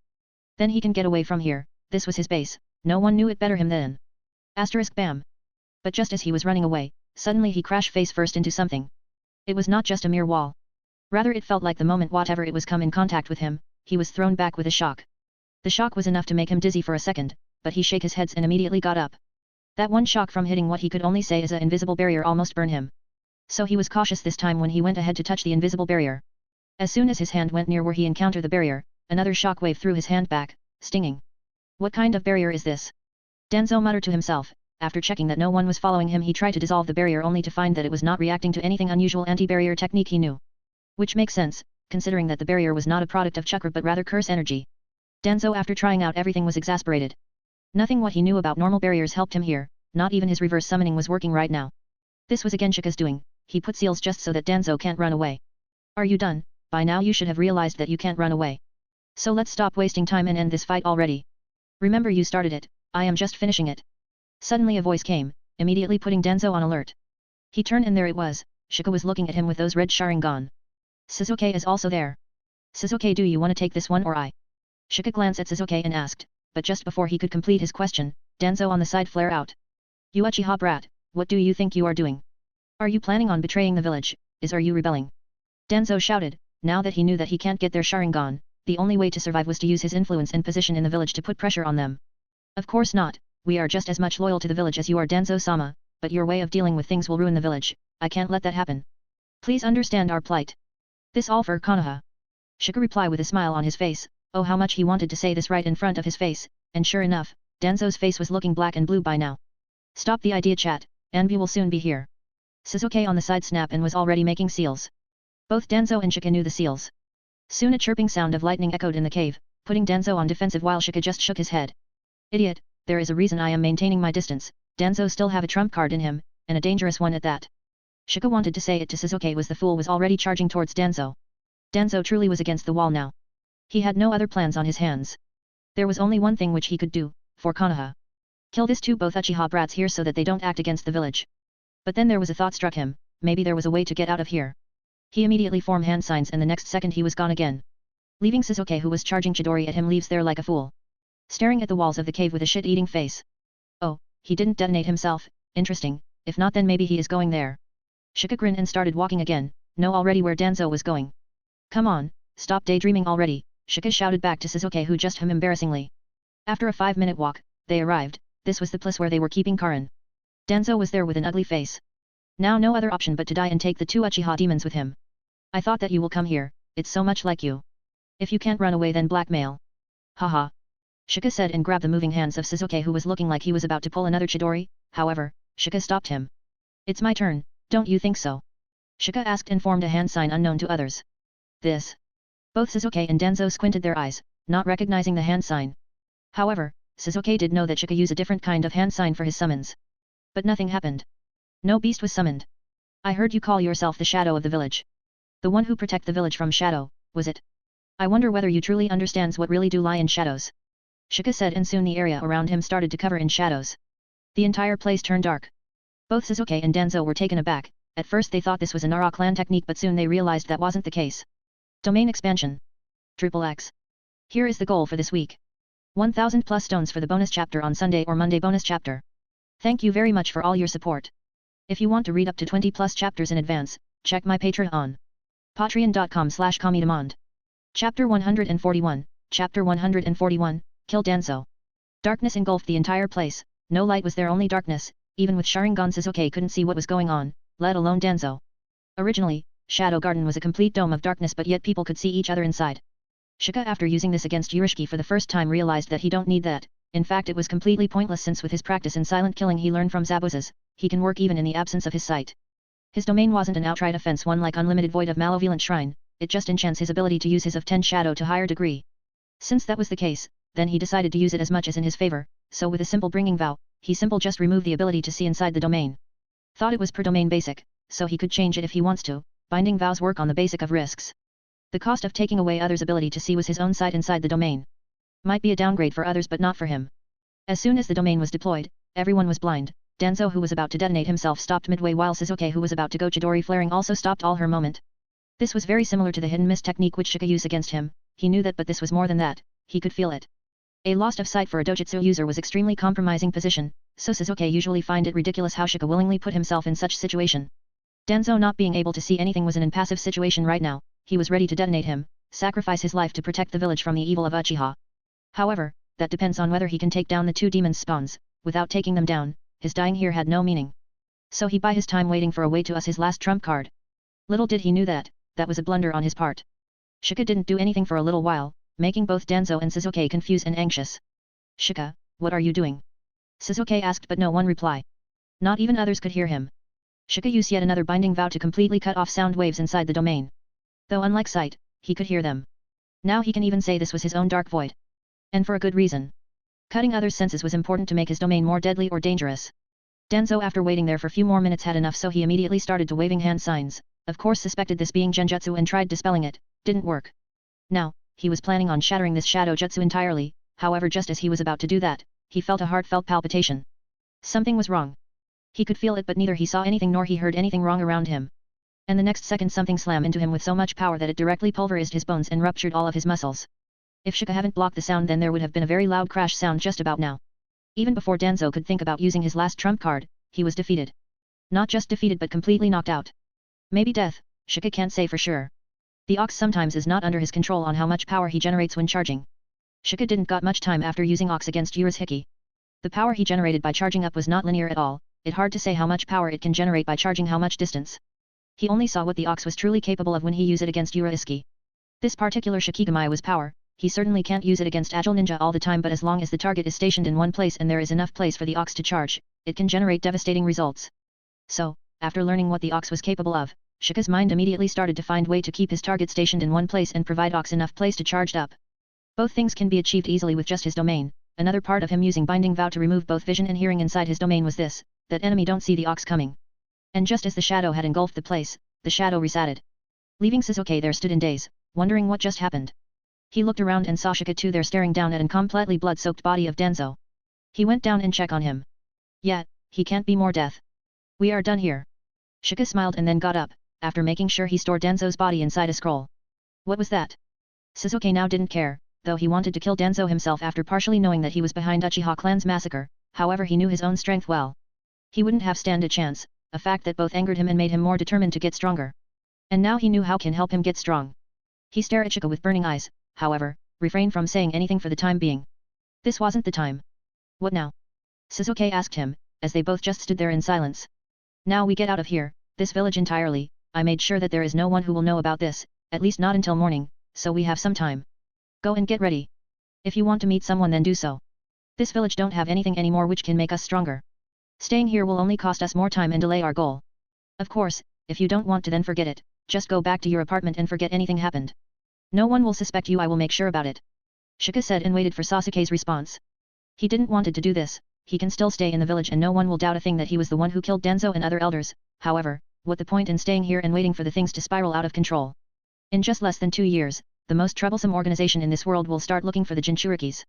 He wasn't just gonna waste here and let them do that, if possible he rather finish them all before they even start their main mission. Something which he certainly can't do if he stay in village. Are you in? Shika asked, not sure whether Sasuke was ready to go without the village. In the anime he did, but the anime was much different. This Sasuke was much different than that revenge-filled brat. Don't take too long, meet me outside as soon as possible. Sasuke said and walked off. Hey, maybe not that different. Shika shrugged. His mind was already planning things out on how he gonna work from now on. I will be needing a team, I alone can't do anything. Then there is a base of operation and funds. To go against the likes of Akatsuki, Obito, Black Zetsu, and Madara Uchiha. I have to get stronger and plan things right. Shika muttered and then look around him. I should thank Danzo in this regards, he left many resources here for me to start with. Shika grinned. XXX. Here is the goal for this week. 1000 plus stones for the bonus chapter on Sunday or Monday bonus chapter. Thank you very much for all your support. If you want to read up to 20 plus chapters in advance, check my Patreon. Patreon.com/comedemond. Chapter 142, Chapter 142, Trouble. Lady Tsunade, something has happened, they need you in the Hokage office as soon as possible. Shizun shouted as he abruptly entered into the Tsunade's office, which nowadays she use it as a home. Why? Some might ask, when she got an entire Senju mansion under her name. Well, she just like Shika was just too lazy to go back to Senju mansion, she rather just sleep there in her office and wait Shizun to bring her food. It was a good life. Beside not being able to gamble, that is, no casino let her in, she still owe too much money in there.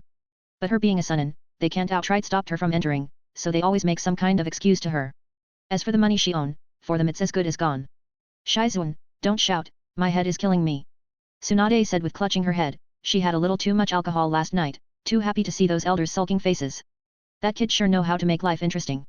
A grin formed in her face, however, that grin was gone as soon as it came when Shizun again opened her mouth. Delivering a news so shocking that her heart almost jumped out of her mouth. What? She shouted, asking her to repeat what she just said, however the answer was same. She froze in her place and then her mind suddenly went towards a single person. Shizun, quickly go and find that Nara kid. Make sure he is staying put, hurry. Tsunade said as she sprung out of her bed, still clutching her head, but he rushed to chance her half-dressed state nonetheless and quickly ran out to the Hokage office. Poor Shizun was left there alone with confusion on her face. Why go and find Shika in this time? She wanted to ask, but years of serving as a kunoichi put her mind back to the task allocated to her, and before he knew it, he was already moving towards the Nara compound. By the time Tsunade arrived at the Hokage office, the entire place was in a tense environment. Many high-level people were there, from Anbu head to the clan heads. Tsunade, you are finally here. Jiraiya came near her with solemn look on his face, his usual perverse look and childish antics were long gone, right now he was looking very serious. Jiraiya, what happened? Did the Anbu find anything? Tsunade sounded anxious. Half of the reason why she was sounding like this was what happened yesterday. We are not sure, it's only up this moraine that Anbu found the two elders dead. There was no clue, no chakra trace or poison, it didn't even look like a human's work. The entire place was bloodied and it looked like an wild beast got inside and ripped them to shreds. By the bite marks and claws, we think that it was a lion or a tiger. Jiraiya explained the situation. Making Tsunade's heart clench as her mind went to who used beast in the village. Beside the Inuzuka clan and few shinobi like Kakashi, not many do. Except the person who she was suspecting. What kind of animal are we talking about, is it like a dog? Tsunade asked, since this was Jiraiya, asking a little more suspicion arising questions were fine. Jiraiya, being the intelligent agent he was, immediately found that Tsunade was hinting at something or someone. His own mind raced and he figured out whom. However, he didn't voice it, he personally don't believe Shika would do something like this. Yes, who else have so many beasts under his control in the village escape Shika? It was no hard thing to figure that out, especially for him who has spent time with Shika and seen him fighting. No, the wound and the claw marks are too big and wide to be caused by dogs, and which dog can take down those two old crooks when 3 World Shinobi Wars failed to do so? Jiraiya replied and even added a little joke to lighten the mood. He was trying to ease Tsunade's worries, neither he nor Tsunade are fond of those elders, if possible they would like to kill them with their own hands but no can do. What they now was worried about Shika. What do you think, Shikaku? Inoichi, did the intelligence corps found any clues? Asked someone who was in high position. No, there was no clue whatsoever, the assassination was neat and clean, even if there was any clue then the beast which tear the entire place apart ruin it all. Inoichi shook his head. We have to find who did it, do you suspect anyone? Someone asked, and as soon as whoever it was asked this, many gave a slight glance towards the Inuzuka patriarch. She was there, and due to the nature of the incident, her clan was in the most scrutiny. However, without proof, no one dared to say anything. Just as the situation was getting more and more tense, suddenly one asked this. Where is Danzo? Something this big happened, he should be here. Asked Jiraiya, he purely did to ease the tense room, but what he said struck a chord with others. They never bother telling this to Danzo because he somehow learns what's going on in the village anyway. But him not being here was suspicious. Did someone call for Danzo-sama? Go and call Danzo here, he might have some information he wants to share with us. So soon an envoy was sent to the hidden root base to call Danzo, only from him to hurriedly run back with anxiety in his tone. Jiraiya-sama, Lady Tsunade.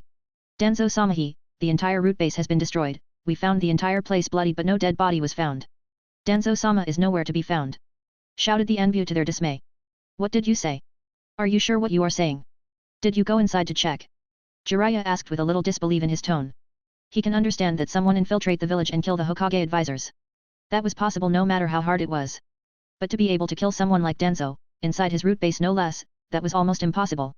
In there, Danzo's safety is even better than Hokage in the village. Yes Jiraiya-sama, we checked and upon not getting any news from the root, upon entering and not getting stopped by root, we were suspicious and started looking around. The entire place was destroyed and bloodied. The envu said with trembling voice, not only Jiraiya but others too were looking at him. The pressure on him was enough to make his voice come out in shaky tone. And upon sensing that the envu wasn't lying, Jiraiya said. I am going there. I have to check it out for myself. Jiraiya said and rushed, and many other shinobi, clan head and envu alike followed him. By the time they reached the root base, they all were completely gobsmacked by what they saw. The entire root base was in ruin. This was the first time they have visited this place, even Hokage himself haven't seen all what this place had to offer before it become like this. However soon they came back to their senses and they started to look around to find any clue. Unfortunately they not gonna, Shika remove anything which could be a clue. Zabuza's skills were really good for this. Tsunade at this time wasn't there, unlike others, she was the only one who didn't went to the root base, rather she directly went to find Shika. She had a feeling that that kid was involved in this. She directly went to Shika's apartment, not her first time, many times she had to drag napping Shika from there to the hospital. She now know every hiding place in Shika's apartment. By the time she reached his house, she found Shizun inside while mountain of books and records in Shika's room. Shizun was furiously reading all the records with her eyes wide. Shizun, what is this all? Where is that kid? Tsunade asked with contemplation in her voice. Now she was really having a bad feeling about this. And what Shizun said next solidified her feeling. XXX. Here is the goal for this week. 1000 plus stones for the bonus chapter on Sunday or Monday bonus chapter. Thank you very much for all your support. If you want to read up to 20 plus chapters in advance, check my Patreon. Patreon.com/Kamidemand. Chapter 143, Chapter 143, Leaving Konoha. Yes. I did it, if you are wondering that is. You will only get this letter after those fossils are dead and I am long gone. I am not alone either, Sasuke and Karin is with me. As for why suddenly I defect from the village, well it's a long story. I learned that Danzo, 3rd Hokage and the entire upper echelon of Konoha were involved in the Uchiha massacre, and not only that, there are many more things, dark things which they were keeping under their coffins. Too many to count honestly but here are few which might give you an idea what kind of things I am talking about. Danzo somehow was involved in the Nine-Tail attack, he also was secretly researching on the first Hokage cells with Orochimaru, which continued even after Orochimaru defected. But, there is more, Danzo also happened to be behind the death of your brother, he was the one who revealed the location of Orochimaru's group in the war and put a target on the Waki. You don't have to believe me though, I have given all the proof, just go through them. Tsunade read the letter with trembling hands, from what happened to how her teacher and that bastard Danzo was researching on her grandfather's cell. It was infuriating. Tsunade snapped her attention toward Shizun who was still going though all the proofs that Shika left behind for her. Shizun, all this, is it true, they are not fake are they? Tsunade asked, though internally she too knew that that was the case, Shika has no need to make counterfeits here. They all are real lady Tsunade, and Dan they are. Shizun replied with same shaky voice, unlike Tsunade, she was extremely shaken. Because unlike Tsunade, she hasn't come across with the darkness of the village that much. Tsunade's fist clenched the moment she heard his, veins started to pop on her head and she just wanted to trash things right now, however. If you destroy anything there, make sure that you have to pay for it. Tsunade read on the letter with more anger on her face. Anyways, let's continue if you are done checking my claims. I suddenly have to take action due to what happened that day in Hokage office. Just like you thought, they came after me, or rather I should say, Danzo come after me.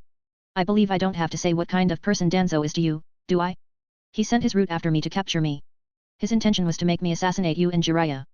That Danzo. Tsunade all but roared, she wanted to just go and dug up Danzo's grave right now, but there was no body, Shika took it and the grave was empty. He tried to blackmail me with family and friends, the usual, but upon not getting anywhere with that, she used something which completely made me sure that he was a complete lunatic. He had a Mangekyo Sharingan in one of his eye socket. And if that wasn't enough, his entire left arm was made out of Hashirama cell with multiple Sharingan attached to it. Crack. Tsunade heard this and could handle her emotion anymore, she directly struck the wall, a crack was from where she struck, and that when she hold her power back. If you don't believe it then look for yourself, I put arm in a storage scroll there with Sharingan there. Though you won't find Sharingan because the bastard used a forbidden Uchiha technique in our fight. He even kidnapped Karin to blackmail me. After I took care of him, I learned many of his dark dealings. And in which I learn about the organization which are after Naruto, or to be exact very Jinchuriki out there. I am talking about Akatsuki. They are targeting Jinchuriki and have a special dislike for Danzo. Of course that has nothing to do with me, but I knew that even if I try to hide it, there are many who will soon find out who did it, so this was the only thing I could do. I am not a traitor, I did it for the village, so since I have started then I rather just see it through. I with Sasuke and Karin, going after Akatsuki. I am giving you all the proof and leave it on you to decide what you gonna do with it. If you wish then just keep it a secret, or you can show the village that it was a good thing that those old fossils are dead. Of course you can use this incident and become the Hokage. I know you don't want it but the village really need you. You already know what kind of place this village has become under the hands of Danzo and third Hokage. You are currently the only one who can fix this. I for once would really like if someone like you become Hokage over those completely corrupted shits. As for me, again it's on you to decide, you can protect me by putting up an excuse like I am chasing after whoever killed the elders or put all the blame on me. The best thing I could do is not to kill any Konoha shinobi if they were to come after me. Though I still have a little request, please look after my cousin and uncle and auntie. It's all me who did what I did, they have nothing to do with it. That was the end of the letter and by the end of the letter, Tsunade pretty much fall to the ground with a thud. Her headache was killing her, however this wasn't the time to rest, she knew that sooner or later the village will connect the dots and figure out that Shika wasn't in the village. What should I do? Now she was torn between what to do, Shika leave all of the responsibility on her. That brat, the next time I met him, I will give him a piece of my mind. Tsunade all but roar, Shizune on the side was also sweating. She knew that Shika wasn't normal by any means but this was way too over the top. Are you sure you wants to go? There is still time to turn back. Karin looked back towards the village and asked with a complicated expression on her face. It was very sudden when Shika told her that they are leaving Konoha. She who was kidnapped and even tortured a little was too dazed to even register what was happening back then. Now she is blaming herself for Shika taking this move. I told you that I didn't do this for you. With you or without you I had to leave the village anyway. So don't worry too much about it. Shika looked back and replied. Though he too didn't wanted to leave the village but he had to. There was no other way. In just 2 years, Obito will start his plan. If they really ended up capturing all those Baijo then situation will become very troublesome. Shika don't fear war, or thousands of white Zetsu. Though he rather not let the situation develop to that level but still he could handle it. The real problem is when those 6-path level characters will show up. He had no idea how to handle them, and frankly he don't want to let them become an enemy of his in this world the first place. What are you planning doing now? Sasuke asked, with Shika and Karin, he also ended up leaving the village. We have to lay low for a little and develop our power and gather manpower. Don't worry I have things figured out.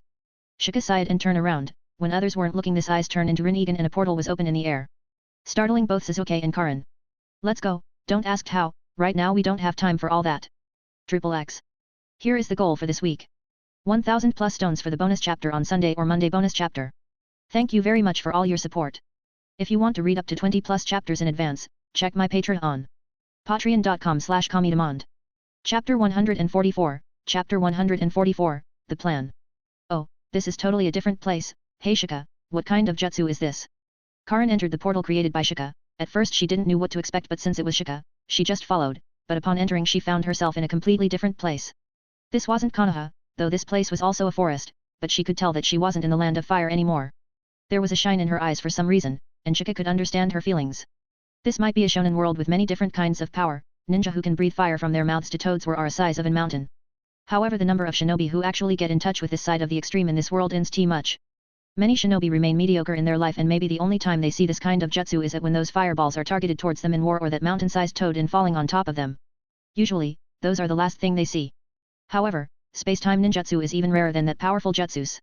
The only 2 known people who could have used a space-time jutsu were both Hokage. And both were a legend in their own rights. This is the land of snow. Though I believe that now it's called the land of Spings.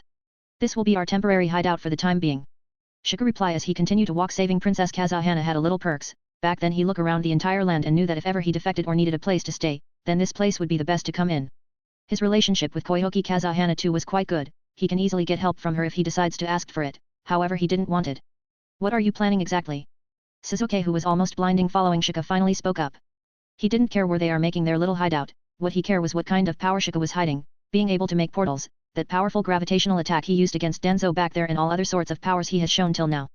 He was getting envious, he wanted that kind of power, only then that he can go after Itachi, though now that he knew a part of the truth, he wasn't that aggressive about hunting down Itachi, but he still planned to go after him. What I am planning is to form a team and get stronger. Shika finally stopped, it was time to explain his plan to the 2 fellow founding members of his team. Team? What kind of team? World-saving kind. Hey. Shika and Karin back and forth, their conversation made both Karin and Sasuke even more confused. Let me explain. You already saw, that by killing Danzo and the elders, I completely went against the village. I knew that this was coming, Karin might not understand, but Sasuke you should already have an idea when I partly explain that things are not as simple as it seems when it comes to Uchiha clans massacred in Itachi. Shika looked at Sasuke with serious look, and only got a nod from the duck hair boy. Wait a minute, what are we talking about here? I am lost. Don't bother, this is an internal matter about Uchiha clan anyway, if you wish to know then I will explain later. I knew that Danzo and the upper echelon of the village management are definitely involved. So I created condition in which Danzo will attack me or even wants to take me out. I wanted to confirm my suspicions. And he did kidnap me. Even blackmailing to do his beating, that all was under my plan. Though he also went after you Karin, which I didn't anticipated, especially when you were protected by Guy. Sorry for that, it was my fault, I should have known that he bastard will pull a stunt like this behind everyone's back. Shika bowed a little, he was really apologetic about what happened with Karin, and in the entire plan when he saw Danzo pulling out Karin's red hair from his pocket, that was the only time he lost his cool. Ah, don't worry, you saved me right, that's all that matters. Karin flushed at the sudden apology, she hurriedly waved her hands and stopped Shika. Why get yourself kidnapped, surely there were better ways to learn about the truth. Sasuke just rolled his eyes at Karin's and Shika's antics and asked with this usual emo look on his face. Yeah, sharp as always, yes I didn't had to get myself kidnapped by Danzo to know that, but I wanted to infiltrate Danzo's root. The killing was always an idea that I had but I had no proof, getting kidnapped gave me that excuse. But more importantly, I was able to find some disturbing things. If killing Danzo before was more of a personal vendetta, after learning about that thing, it almost became necessary to take him out before we leave the village. Shika said and then turned Sasuke. Sasuke, do you know about the Nine Tails attack in the village? Shika asked, to which Sasuke felt a little ridiculous, who in Konoha don't know about that, but knowing Shika, he knew that he meant something different. Do you know that after the Nine Tails attack, village's treatment for the Uchiha clan worsened? Sasuke hearing this frown, though he didn't know the reason but he just barely recalled some conversation about clansmen talking about the village framing the clan for the sudden attack. Of course back then he didn't care and outright like a child believed that the village was wrong. When the Nine Tails attack took place, many people saw Sharingan in Nine Tails' eye. I don't know whether what I learn is the truth or not but it was obvious that the upper management of the village didn't care. Only after that incident that the clan was forced to relocate at the outskirts of the village. Those higher-ups were targeting the Uchiha clan, there is no doubt. Shika said and both Sasuke's and Karin's felt contemplated. But if you know what I found out then you will want to revive Danzo just so that you can kill him. Shika sneered and said. Danzo was behind it, Sasuke didn't need Shika to said it, it was obvious how Shika was putting it. Yes, not only that but even the death of Shisui's of the body flicker was his doing. But let's focus on Nine Tails attack for now. Danzo himself didn't took action back then, rather he commissioned an organization to do it. Can you guess which organization it would be? Shika said, to which Sasuke all but pause. Akatsuki. Bringo. The deeper I got the more it became evident that Akatsuki is involved in all this. Now the following information which I am about to give you is not something I got from Root, half is my own conjecture and half is something I got from outside sources. It turns out that Akatsuki are targeting the Jinchurikis. They are after the tail beasts. That why Taka came to Konoha. Shika explained and Sasuke's almost immediately pick up on what Shika was trying to say. Naruto. Exactly. Shika signed. Learning that Danzo had dealing with this organization including what kind of deranged research he had done with the help of Orochimaru and using first Hokage cells and Uchiha Sharingan. I couldn't left him alive. As for why I leave the village, as you already might have realized that even after killing Danzo, staying in the village wouldn't that hard if I wanted to. With all the proof I got from Root, I easily could have blackmailed my way at clearing my name if my deeds got exposed in the first place, which I am confident that would have happened. I originally planned just deal with those elders and stay low after all. But I leave the village on purpose, now I am planning on going after the Akatsuki. Shika said. Sasuke hearing this wasn't surprised but Karin was almost panicking internally. Why you want to go after those Akatsuki guys now? Karin asked with flustered look on her face. Because I have questions. Questions which could only be answered by Itachi Uchiha. And I wants to stop Akatsuki from hunting down Jinchurikis. Shika replied with a firm tone on his face. And for that you plan to become a defected ninja and build a team of your own? Karin asked with a ridiculous face. Pretty much. Shika shrugged. What pretty much? You could have done that from the village as well. Like any normal shinobi you know. She said with annoyed tone. She really didn't want it to be hunted down if not necessary, thought if give a choice between staying in the village and following Shika, she would still choose the latter. No, that's not possible, because what we are going against is much more dangerous than what the village is ready for. That's why we are here, to get ready and strong. Take an action against Akatsuki before they take action against us. XXX. Here is the goal for this week. 1000 plus stones for the bonus chapter on Sunday or Monday bonus chapter. Thank you very much for all your support.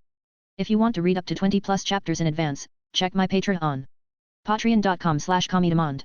Chapter 145, Chapter 145, What next? Setting up a base, arranging funds, securing rations and weapons, coming up with training plans and finding more like-minded people to join the newly built organization. There was a lot of work left to do. Unlike Sasuke and Karin who didn't ask much due to the former's only desire to get stronger and find Itachi and latter being partially dependent on Shika to some extent, other members who will join will surely ask for the real purpose of the newly built organization Shika was creating. Shika decided to stay low for the time being, at least until he have a good hold of his own condition. His next actions depends on what Konoha ended up doing, whether he will be reported as a missing nin or not determined his next action. For the time being, his own funds were more than enough to sustain the organization. Geto's money was enough for him to keep the organization going for a long time. But it turned out that he didn't had to put his money in his organization at all, he got enough from Root's base that he can sustain this new organization for half a decade. So, funds were not actually any problem, even if more people ended up joining him later on. The more pressing matters were finding a stable source of rations like food, water, weapons, and other shinobi tools. This was relatively easy for either Shika and Sasuke to do, however Shika decided to give this job to Karin. She don't have much fighting power so she can handle this logistic thing on her end. So, Shika directly allocated funds to her and let her handle the logistic problem. Remember, there are not many people who will recognize you, but for good measure have a good disguise.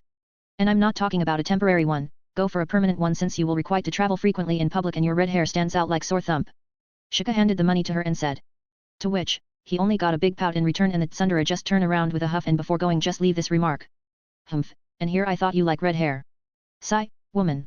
This job shouldn't be that hard since the land of snow don't have a ninja village. Due to using portal, there shouldn't be any leads which point those Anbu that they are here. So the possibility of Konoha Anbu coming here all the way to the land of snow is almost nil.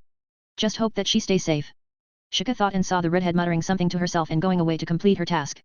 Shaking his head he just returned to his work. Okay, let's see, creating a base, done. Funds, done. Securing stable channel of rations and other necessary items, in progress. Shika muttered to himself. Now that the basic necessities are out of the way, he had to start preparing for the real reason he was creating the organization in the first place. Intel network, a way to hide our presence from that bastard Zetsu, a way to protect this base from space-time jutsu like Kamui. Finding members for this new organization to counter Akatsuki, Nagato, Obito, and Madara and finally getting stronger. There was still a lot of things which he has to do. Now that Karin was out working, his attention went to the emo duck who was training alone. Sasuke harassed him to fight against him all morning and upon denial from Shika, he had no other option but to train alone.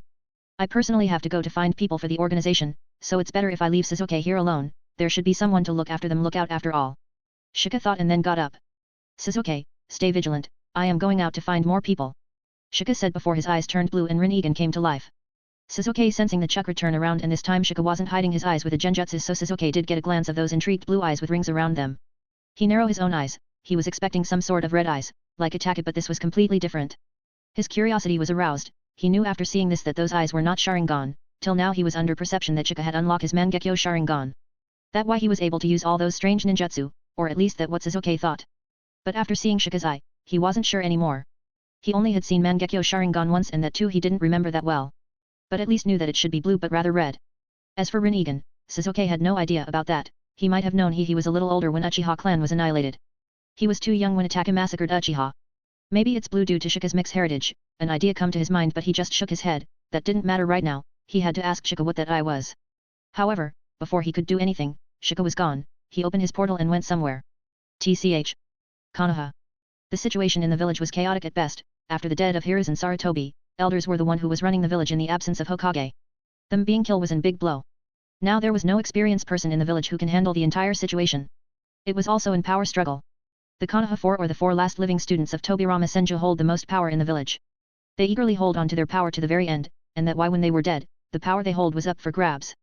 From their clansman to other clans and even some high-standing officials in the village. This was the kind of situation which could not stop until a Hokage is appointed and the only person right now who had both the power and the public support was Tsunade. And the said woman was right now lying in her room, clenching her head with a drunken state, she was cursing Shika. That bastard kid, let me just find him, I'm gonna beat him to death.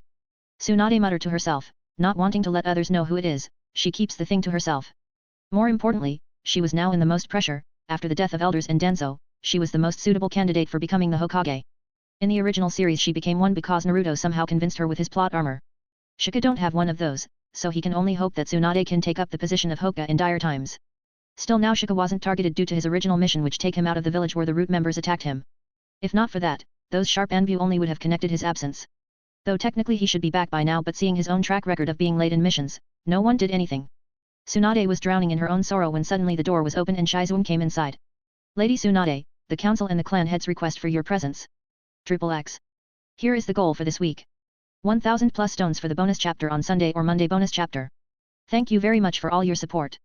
If you want to read up to 20 plus chapters in advance, check my Patreon on patreon.com/comedemond. Chapter 146, Chapter 146, Trap the Trap. There were many candidates which wanted to pull over in the merry band he was forming. However, finding them was a headache. He had no information network to search them or anything. So he could only search for them himself. Having no leads, he could only use his knowledge of the anime to track those people down. Right now he was in the country of waves, because he might get a lead here for the first person he wanted to pull into his group. Hello, I am looking for a girl who should be around my height, she is slender with a beautiful face.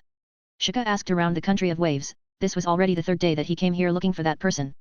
It's not necessary that that person has to be here, but he can't help it, this is the only place he could think of to search for that person.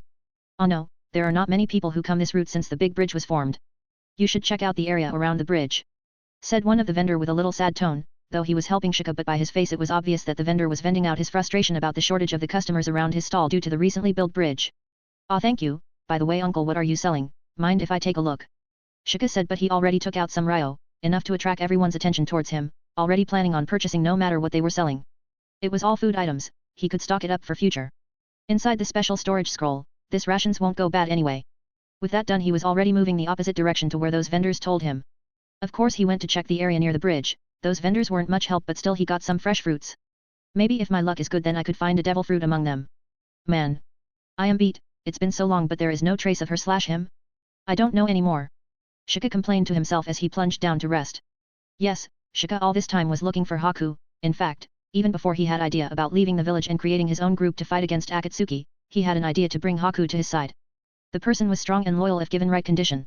And though he might be a boy, but even Shika can't argue that the guy was super easy on the eyes. However, finding her was hard. He didn't know much about Haku to track him down. A character who's supposed to be dead a long time ago, but lived due to him intervening. How he supposed to find him? Now his only hope to find Haku was his Shikigami's.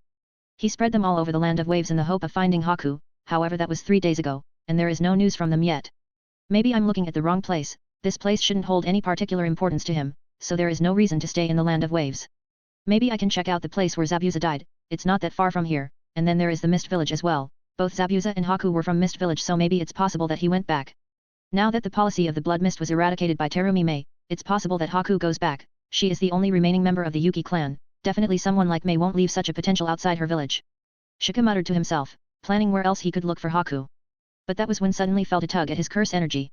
This was one of his Shikigami who was looking for Haku. He almost jolted up, he knew what this meant, one of his Shikigami found him. And sure enough, he was found near the place where Zabuza was died. Has he been living there all this time? Shika slowly tapped his finger on his forehead, thinking what Haku could have been doing there. If Haku is planning on living a normal life away from everyone else, then it will be hard to bring him back. Sigh. Almost instantly his eye changed color and he opened the portal. And the next second he was outside the land of waves, only a little away from where Haku was spotted. I better not alert him. Shika didn't wanted to put himself in an hostile situation against Haku, so he didn't directly went to him but teleported himself a little away from his place. Then just like in Traveler lost in his way, he slowly tumbled upon Haku. Who's there? Haku, who was living alone for months now, suddenly called out. Haku was basically in isolation all this time, though usually he goes out to purchase some necessary things and earn enough money that he can earn his living. After the death of Zabuza, Haku completely gave up on the ninja profession. At first he was thinking about pursuing Zabuza's dream to save the Hidden Mist from the Blood Mist policy, but that too was done by the time he went back to Hidden Mist. The village was already under Terumi's control. Now he was unneeded, alone and of no use of anyone. In this situation what he could do? For months he just traveled all over the elemental nations, aimless, directionless. And ultimately having nowhere to go, he ended up coming back here. Just a traveler. A reply came which Haku actually wasn't expecting. Being living in forest for long enough, it was natural that he encounters many wild beasts. Though he asked out of habit, but internally he knew that it would be the same this time as well, until he heard this voice. There was an inevitable feeling in him that he has heard this voice before. But couldn't recall where? Who are you? Haku now was more cautious and on defense. Wild beast are one thing, they are nothing in front of a ninja but human. Just as I said, just a traveler. Don't worry, I have no ill intention towards you or anything. Shika replied as he slowly came out of the forest with both of his hands visible to Haku to make sure not to trigger him. He wasn't expecting, but the moment Haku saw his face, his eyes shone with recognition. Clearly Haku remembered him, he wasn't expecting that, but this made things a little easy. You. I feel like we have met before. Shika too was a good actor, from now on it depends on how well he can convince this trap to trap him in his idea. XXX. Here is the goal for this week. 1000 plus stones for the bonus chapter on Sunday or Monday bonus chapter. Thank you very much for all your support. If you want to read up to 20 plus chapters in advance, check my Patreon on patreon.com/comedemond. Chapter 147, Chapter 147, Just 8 Talk. Outskirts of Land of Wave. Shika took his time talking with Haku. He didn't want to directly hire the boy, besides the fact that he might not agree, there was also the problem with the boy's current mindset. He was skilled no doubt, but whether he had any fighting spirit left in him mattered the most. A man without any ambition, anything to cherish and need. Why would he work under Shika, without getting something in return. So, why you are here again? Another mission? Haku asked. Now he was a little calm, after only talking with Shika that he remembered the boy. It was because of this boy that he lived on. Because what the boy told him back then. Nat. I left the village. Shika smiled and waved his hand. Haku, who was now a little relaxed as back to his preparation work for today's meal, paused after hearing this. Raising his beautiful eyes, which could make anyone praise him for their beauty, as soon as they mistook him as a girl that is, he looked at Shika, almost glaring like asking, is that even some kind of information that you should tell someone you just met? However, Haku didn't say anything, just kept on staring at Shika. Living by Zabuza's side ever since he was barely 8, at least gave him enough mindset to know that this was no slip of tongues from Shika. Haku's mind worked fast, and soon he connected the dots. You know I was a shinobi. He muttered in a slow voice. Shika heard him and just smiled back.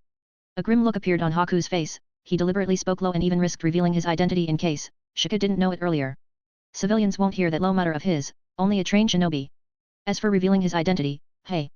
If Shika wanted to kill him, he didn't need a reason like that, he could have just done so, so his intention was something else. What do you want from me? All the calculations happened in just a fraction of seconds inside Haku's mind, and finally, he decided that instead of attacking Shika or trying to make a break out of there, just ask him. It's not like he cherishes his own life that much either now, unlike earlier he had a goal, someone to work for, someone to call home. Now he was all alone. What I want?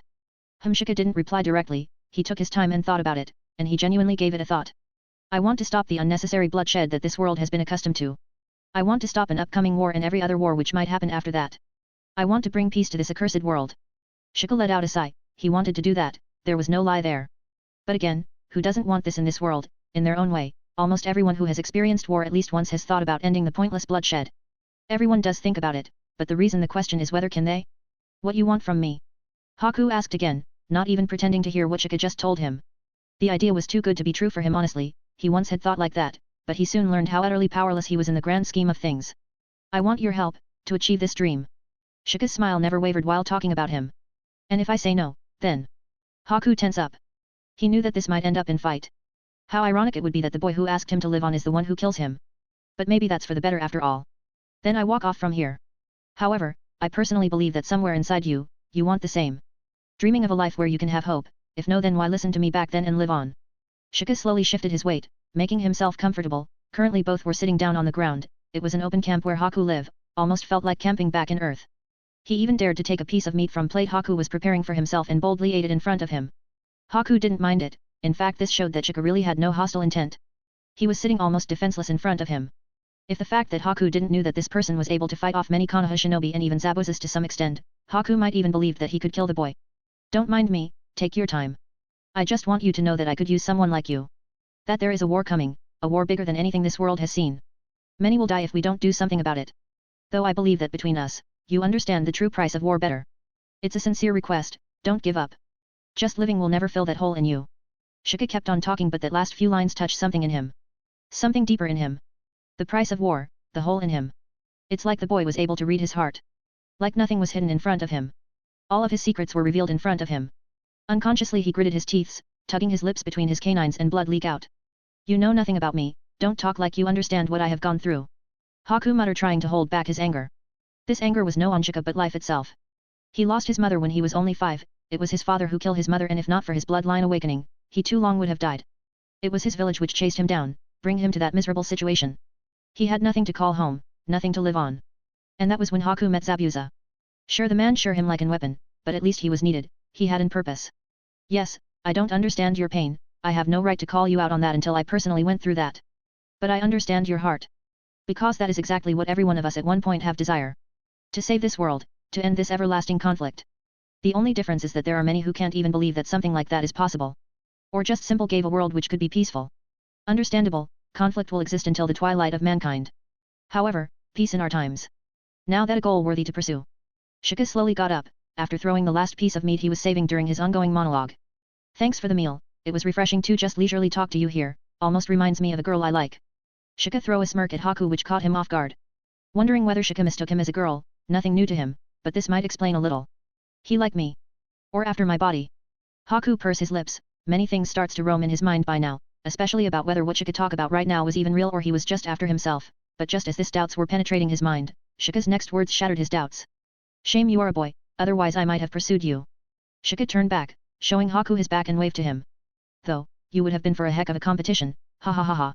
And after saying that he was gone. Just like that, just like what he said. He walked away. Triple X. Here is the goal for this week. 1000 plus stones for the bonus chapter on Sunday or Monday bonus chapter. Thank you very much for all your support. If you want to read up to 20 plus chapters in advance, check my Patreon on patreon.com/comedemond.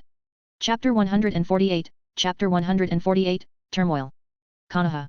The situation was not peaceful to put it nicely, after the death of all the real decision makers in the village after the death of third Hokage was like a bomb. A bomb which never blasted but internally made more noise than anyone could have anticipated. Due to the power-hoarding mentality of the village upper management, mainly the Konoha 4, the inner workings of the village was always been kept among that 4 old man. And now that they were gone, their deeds have been unveiling in front of everyone, almost like the dead coming out of their graves. From simple corruption to assassinating their own village shinobi, there was nothing that those old fossils haven't done. Of course, after the death of third Hokage, his 3 dear friends kept on working on behind the scene to keep this thing as secrets. However, after their death and thanks to Danzo's paranoid habit of keeping evidence of their dark dealings, so just when the situation demands he can blackmail even those dear friends of his, now the entire village was in uproar. The info Shika gave to Tsunade was enough to erupt a civil war in the village. She had no other option but to withhold the information back, no matter how much she wanted to dug out those elders' body from their grave, that one forbidden technique just to bring them back and leave them to villagers' capable hands. After the said villagers learn how their relatives died in the last war, or the one before that. Sigh, why that bastard gave me this, rather take me along. At least I didn't had to sit in this darn chair and deal with those bloody elders for Konoha actions. Tsunade massaged her temples while sitting on the Hokage office. She was alone and only Shizune was allowed to enter during these turbulent times. Does she wanted to deal with those damn elders' black history? No. Did she want to become the Hokage? Hell nah. However, she had no other option, because if she don't act up now, the entire village would be in a complete disarray. Just the fact that village secretly experimented on both Hyuga and Uchiha alone was enough to start a civil war. And that when one of those clan had already ceased to exist. Lady Tsunade. Just as Tsunade was drowning at her own sorrows, a piercing sound disturbed her from her self-loathing for her situation. What it is Shizune, if it's those clan elders offering to help out the village by taking control of any major or minor department then politely send them back. And if there is anyone from either, Shimura, Midokado or Utadan clan that kick them out of the Hokage office. Tsunade said, the last part definitely felt personal. Her tone was both angry and threatening since for the last few days, this was what she was dealing with. Another headache of being a Hokage. She literally had to do anything and everything in this village now. Sigh, she was tired, he body craved for a drink now why her heart wants to burn money, cough cough. Gamble. No Lady Tsunade. It's not them. Shizune gave a little wary smile. Tsunade wasn't the only one who was working hard recently. She being the Hokage secretary now was equally busy. Then who? Tsunade asked, no longer interested and just want to go back to her work. The faster she complete it the faster she will be free. Because she tried delaying, avoiding or even delegating before and none worked. It's Hinata. Hinata? What the Hyuga princess doing here? Tsunade wasn't taken aback. She looked back at her paperwork and shook her head, whatever keep her away from this paperwork is a mercy from Sage at this point. Bring her in. Dash. Hinata, what are you doing here? Tsunade asked, still not sure what the nervous fidgeting girl was here for. Hokage-sama, I wanted to ask about Shika-kun, he took a mission some time ago but still haven't come back. She asked with trembling voice, though she was way more confident from what she used to be, however, this was still the new Hokage and one of the son and she was talking about. More than anything, even Hinata knew that the village was in turmoil. In this situation asking the Hokage for anything could be selfish, but she came nonetheless. Tsunade just blinked, taking too much time to register what Hinata just said. But when she did, a tick mark formed on her forehead. That kid again. So this is his little girlfriend is it? That bastard really aim high, princess of Hyuga clan. Tsunade's face started to twist and turn, it was hard to handle her temper right now. But in front of Hinata she had to. She remember reading in the letter Shika left her, to cover up for him if she ain't gonna send Anbu after him. The nerve of that kid, asking that when he was responsible for my current situation, but... Ah, you must be talking about Nara right? Tsunade coughed and calmed down. Ah yes. Hokage-sama. Hinata immediately nodded. Ahem. Nara is on a secret mission to find the person responsible for what happened few days ago in the village. Usually this information is not something which others should know but due to the time urgency back then, he didn't get time to tell this to anyone. Remember to keep this information to yourself. Tsunade quickly come up with the excuse. Grumbling internally, she covered for him in the end. Oh. So Shika-kun is on a mission. When? Hinata was saying something but that was when suddenly the office door was pushed open and from outside came Team 7. Or at least what left of it. Kakashi, why you are here? Tsunade was now more annoyed. By Kakashi's face alone she could tell that this was trouble. Grandma Tsunade, why you sent Sasuke on a long-term mission? And sure enough, the blonde shouted out. It was Naruto who just learned that Sasuke Uchiha will no longer be a part of Team 7 for some time by Kakashi. Kakashi himself was confused when Tsunade first told him about Sasuke.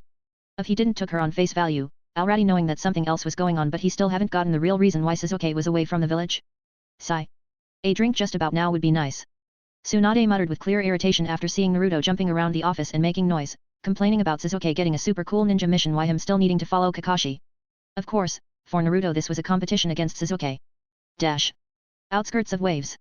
What are you doing here? Haku asked, seeing the familiar face in front of him. Haku gave a lot of thought to what Shika told him yesterday. So much so that he couldn't even sleep at night. But no matter how much thought he gave, he couldn't decide. But the moment he opened, he found someone outside. Alert, he too took the kunao and came out to confront the enemy only to see a familiar face. He. Sorry I didn't say this, but I'm one of those annoying types. I will keep annoying you until you join. Shika grinned as he was already making barbecue, even made some for Haku. XXX. Here is the goal for this week. 1000 plus stones for the bonus chapter on Sunday or Monday bonus chapter. Thank you very much for all your support. If you want to read up to 20 plus chapters in advance, check my Patreon. Patreon.com/Kamidemand. Chapter 149, Chapter 149, an offer which you can't refuse. Somewhere in the elemental nations. It was raining, dark clouds covered the sky, painting the world in their shadow, though otherwise it was daytime. In this condition a man was navigating dense forest all alone. He was carefully observing the entire rainforest for anything out of the order. He was wearing a cloak and a hat. Had most of his body covered. It's been 4 days, this is the 9th hideout I'm visiting. Please let this be it. The man grumbled with annoyance. As he said this, suddenly he stopped. He noticed something strange in the forest. Something that he might had not noticed if it wasn't raining. The area he was in, was surprisingly had an incline, unlike the rest of the plain. Now this could be very natural, or it could be that someone built a hideout here underground and they raised the ground to keep the water out. As soon as this clicked in his mind, he was full of attention. So he went and started to poke around. And sure enough, he did find a underground place here. Phew, finally got it, now please be here. Said the man. So he slowly entered the underground. Upon entering the underground hideout, his eyes turned red, instantly finding several hidden traps. Masterfully avoiding them all, he sneaked in and started to look for what he was looking for, or to be exactly who he was looking. Asterisk cough, cough.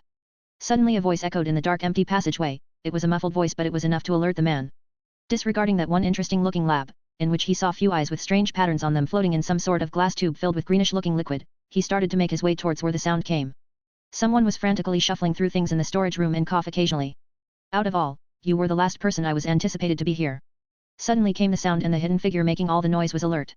With lightning fast movements, multiple projectiles came huddling towards from where the sound came. However, the collision sound indicate that the projectiles didn't hit flash but solid wall. Come on now, at least hear me out. I went through a lot of trouble to find you. Again came the sound. This time from completely different direction. The man wasn't inside the storage room yet, but his voice seems to be booming for some reason. Who are you, and what do you want? Asterisk cough, cough, from me? Asked the obviously sick man, as long as he wasn't Gecko Hayate. History has proven that no conversation had ended well when people talk about what they want. Said the man with a laughter. So, let's start the conversation with what you want. You've been here even after almost 6 months of Orochimaru's dead, can't be just because you are too loyal, could be. Said the man with interest in his tone. Almost like he was mocking. The sick man didn't like the tone, but he was in no condition to fight. Who are you? He asked once again. I'm Shikamaru. Probably a S-rank missing nin of Konoha if my luck is bad. Shika grinned as he slowly appeared in front of the sick man. Turn out that he was already in the room, but the sick man couldn't see him due to he was invisible.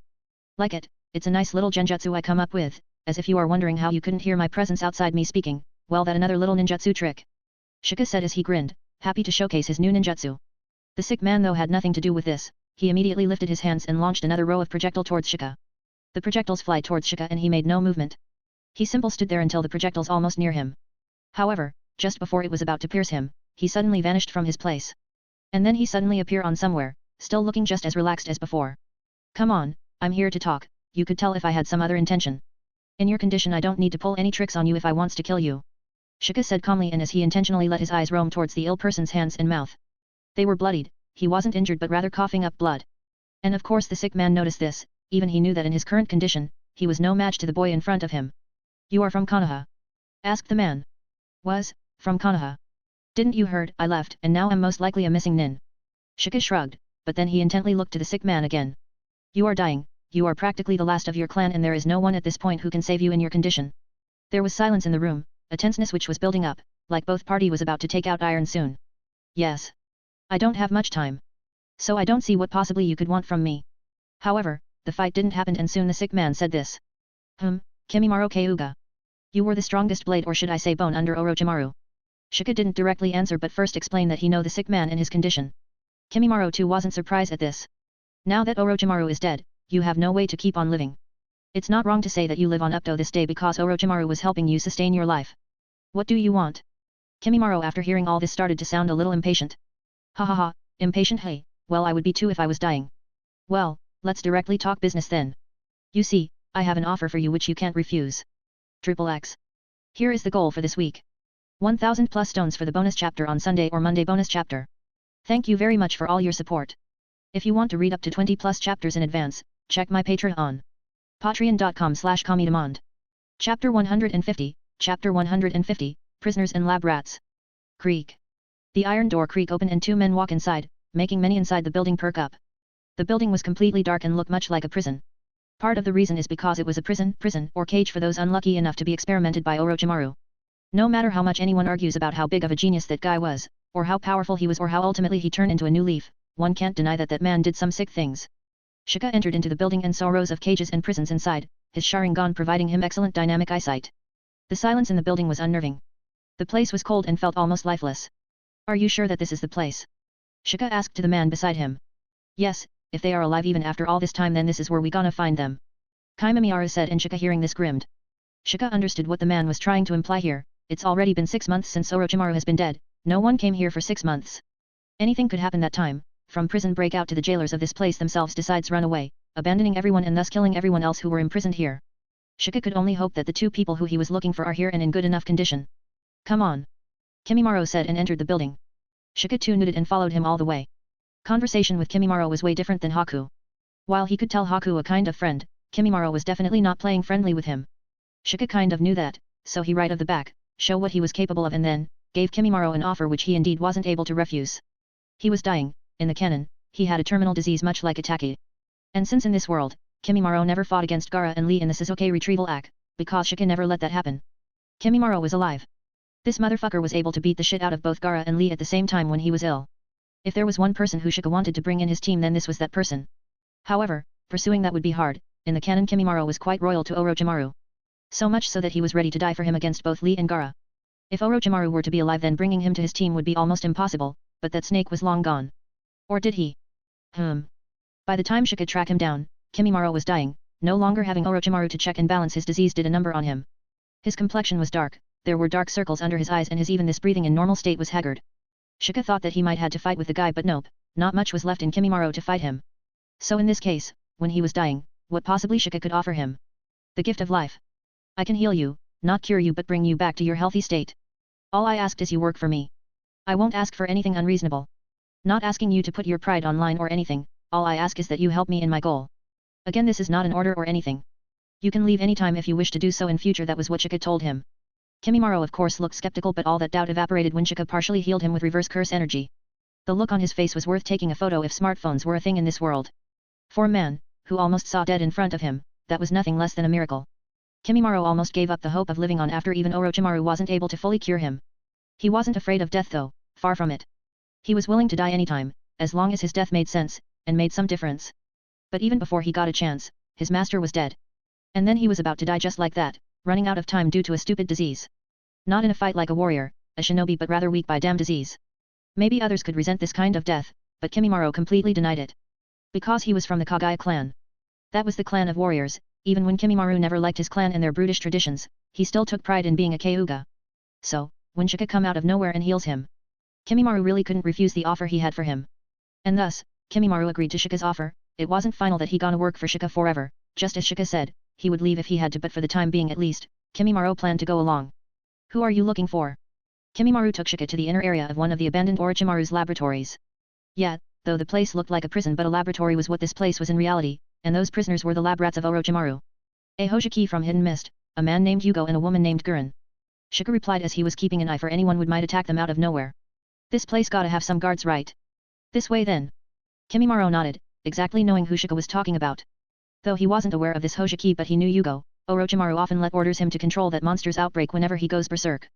As for Karin, she was the only person who could rival both himself and Kabuto, there was nothing to say about her. She was strong. We are here. Kimimaro pointed at the place, as they entered the place he found there this was different than normal. Though a prison this still was, but it didn't felt like a cage. All the prison cells here were bigger and only hosted one person inside. It was clear that unlike those prisoners earlier, this here were priced by Orochimaru. And thus he didn't mindlessly ravage their bodies with countless experiences and turn them into mindless broken dolls. Oi, finally someone's here. It's been 6 fucking months, jackass, what the hell were you doing? Suddenly a loud sound came. XXX. Here is the goal for this week. 1000 plus stones for the bonus chapter on Sunday or Monday bonus chapter. Thank you very much for all your support. If you want to read up to 20 plus chapters in advance, check my Patreon. Patreon.com/commydemand. Chapter 151, Chapter 151, A Sincere Invitation. Are you joking with me? There is no way Lord Orochimaru is dead. Shouted a furious-looking kunoichi who was in her early 20s. If you don't believe me then ask Kimimaro. Shika shrugged, looking at the blue-haired beauty in front of him, he was helpless. Of course, this was the crystal release user Gaara. Even though she was surprisingly strong, Orochimaru kept her in prison for some reason. However, she wasn't a prisoner but rather the jailer. But forget about that, Shika was surprised that she even existed in the first place, as long as he remembered this girl was non-canon. Kimimaro. Gaara snaps at the white-haired bone user beside him. He is not lying, it's been 6 months since Lord Orochimaru attacked Konoha and fought against the third Hokage to the death. Both died back then. Kimimaro nodded, now he was looking better after Shika healed him a little with his reverse curse technique. It wasn't a permanent solution to his illness, however, this was the best Shika could do, until he can't go back to Konoha and pull some strings to let Tsunade treat him. Impossible. Gaara was gobsmacked. She was aware how powerful Kimimaro was, he got no reason to lie to her, not to mention along the two, he was definitely more loyal to Orochimaru. As I was saying, I'm Shika Nara. I'm here to recruit some of you to my new organization. It's not an order, you can refuse to join and I will not force any of you. If you wish not to join then I will let you just walk off of here, but I highly advise all of you to think about it. Shika was on point here, just like with Kimimaro and Haku, he wasn't planning on hiding his intention from them and if they wished so then he would let them go just as he said. However, that didn't mean that he wouldn't pull some tricks like how he did for Kimimaro to give them all an intensive to join. Hey, do you seriously think that we will willingly put ourselves into another prison, just when we saw an escape from this one? Another voiced out upon hearing this. Unlike Gaara, this person was in one of the cells and was male. That the Hoshiki you were looking for? Kimimaro saw a boy sticking out half of his face outside the prison bars, his body turning into water and phasing through, like how Obito used his Kamui. Yes. Shika nodded and turned to the boy who was similar to his age. Unlike both Kimimaro and Gaara who were older than him, Suijutsu was the same age as him. It's no prison, you can leave any time you want. We provide a place to stay, food, compensation for the task completed and even had retirement fund just in case you are planning on leaving. Shika smiled back, making others dumbfounded. What kind of job is this man trying to rope into? Others wondered. For the second, even the usual chatty Suijutsu was baffled as to how to retort to that. Bullshit, I don't believe you. That was the only retort for him now. Fine, then you can go, I won't stop you. You are not that strong anyway. I was mainly here for her and one another. Oi, what did you say? Suijutsu immediately riled up. Shika just ignored the angry child, after all both of them were still only 13 or so, the only difference here was that he had an older mind. Do you really expect us to believe that? Gaara asked with narrowed eyes, like not believing a word Shika told them. Well, I do get it that you don't believe it, you all have gone through enough to have that kind of outlook for life. However, I honestly believe that you will join. Shika said with a wide smile on his face. Oh, and why is that? He. Because you all have nowhere to go. I do understand if you were like those other prisoners who are weak, they might ultimately settle down somewhere and start a peaceful life, but strong people like you. Well, let alone others let you live peacefully, do you really expect yourself to settle down without doing anything worthwhile in your life? Shika smiled and looked right at Gaara's eyes. Yeah, if there was one thing in common in every strong person then it was their ambition. They don't want to waste away their life for nothing. All that hard work they put into their training, that grueling pain they went through would be pointless otherwise. They might as well as die in a fight. Not like they are looking for death like a certain mad dragon from a certain pirate world. However, they are looking for meaning. Hearing Shika, Gaara just snorted, I can do much better for myself alone. I don't doubt it, but what? Running a crime syndicate, taking control of a small village, town, or maybe a country. Maybe creating your own force to whatever dream you have. You are free to do that, however, will that really give meaning to your life? I know all of you have suffered and have experienced pain, the job I have for you is to end this pain. I am creating a team to stop this endless war-stricken world. Bring peace to this world and save people much like us all who fall to strong. Shika said calmly, leaving everyone speechless. You are an even bigger nutjob than I thought. Suijutsu laughs on the side. Masterfully ignoring him, Shika looks back at Gaara. Sounds crazy right, but hey, it will need someone crazy to end this crazy world. I am not joking here, it's a sincere invitation. You can decide to leave any time you want, or you can just walk away from here if you wants to. Shika shrugged but then turned on his Rinnegan. However, if you are thinking that I don't have the power to back up what I say then you are wrong. Seeing those eyes, everyone were quiet, Both Kimimaro and Garin knew those eyes, after all Rin-Egan. Being close to Orochimaru who has worked for Akatsuki for some time, gave them enough knowledge to know what those eyes were. Suijutsu didn't know those eyes, but the pressure alone that Shika put out after those eyes came out was enough to make him sweat. I willingly left my village to put the end to this ridiculous war-stricken world. I didn't do it on a whim, you know. All I ask is to give a chance to what we can accomplish together. Shika said and turned his charm as high as he could. Then there was only silence. XXX. Here is the goal for this week. 1000 plus stones for the bonus chapter on Sunday or Monday bonus chapter. Thank you very much for all your support. If you want to read up to 20 plus chapters in advance, check my Patreon. Patreon.com/Kamidemand. Chapter 152, Chapter 152, Hinata. Konoha Hyuga Estate. Hinata POV. I don't know why but my heart was in unrest. It was hard to explain this feeling in words, but I knew that it was not as simple with Shika-kun. I knew that he was acting a little different the last ramen dat, the last time he asked me for ramen. Shay, it's not a date, it's not a date, don't blush. I shook my head to focus. Suddenly for some reason he'd creep up to my cheeks upon remembering how Shika-kun always teased me whenever we go to get some ramen, which of course it not a date. He just asks me out as a friend. I muttered to myself to calm down. Asterisk hamster Hinata. Kya, don't think about it. Shake shake. I all but shouted as I shook those thoughts out of my head. Why I'm like this? This is all his fault, humph, asterisk pout. Calm down, this is not the time to think about this all. It's not been very long since Shika-kun fought with that stranger with Byakugan. I remember the clan made quite a bit fuss about this. Especially when they learned that the body of the infiltrator has been taken away by Konoha. This was all due to the fact that the infiltrator had a pair of Byakugan. This put the clan in a very dangerous position. Suspicious and talks started to rise both inside and outside the clan. In this case, retrieving the body of the person who had Byakugan or even just the clan's precious eyes was almost impossible. Even to this date, father was visiting the Hokage office in the hope of retrieving the Byakugan of the clan. And the person who killed that infiltrator was none other than Shika-kun. I knew he was lying and being humble when I asked him about the incident. Baka, why he has to take all the dangerous tasks, saying that he was only providing support when many Konoha shinobi saw him fighting head first with the enemy. Did he forget that I'm a Hyuga? That, I can watch the fight from far away with Byakugan. Liar, always making me worry like this. And now he had gone to another dangerous mission. I was getting worried about Shika-kun as he was nowhere to be seen. He usually tells me if he is taking a mission outside the villager. But today is the third day and he is nowhere to be seen. I know that I shouldn't worry like this, it's normal for him to take a mission, but still, I felt my heart in unrest. So, with all courage I could muster I went to Hokage's office, and only then, did I realize what really was going on. Shika was not just in any mission, but probably a dangerous S-rank mission. Going after those who killed the advisors. This makes me worry even more. Why him? Why can't someone else take the mission? He is just a Chunin and a recently made one. He's only a few months older than me. I can't help but lie down and bring both my knees closer to my chest. A feeling of helplessness was creeping into me. Back then I could only watch from far away, even after wanting to rush to his side and help him out, I knew that I would only end up being in his way. I felt a sting in my eyes, and my vision started to blur due to the mist in my eyes. Why I'm so weak?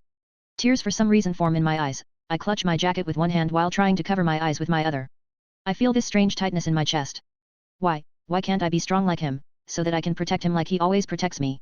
I know I was complaining, I knew that lying here in my room alone and crying wouldn't solve a thing. But for some reason, tears won't stop. Why this is happening with me?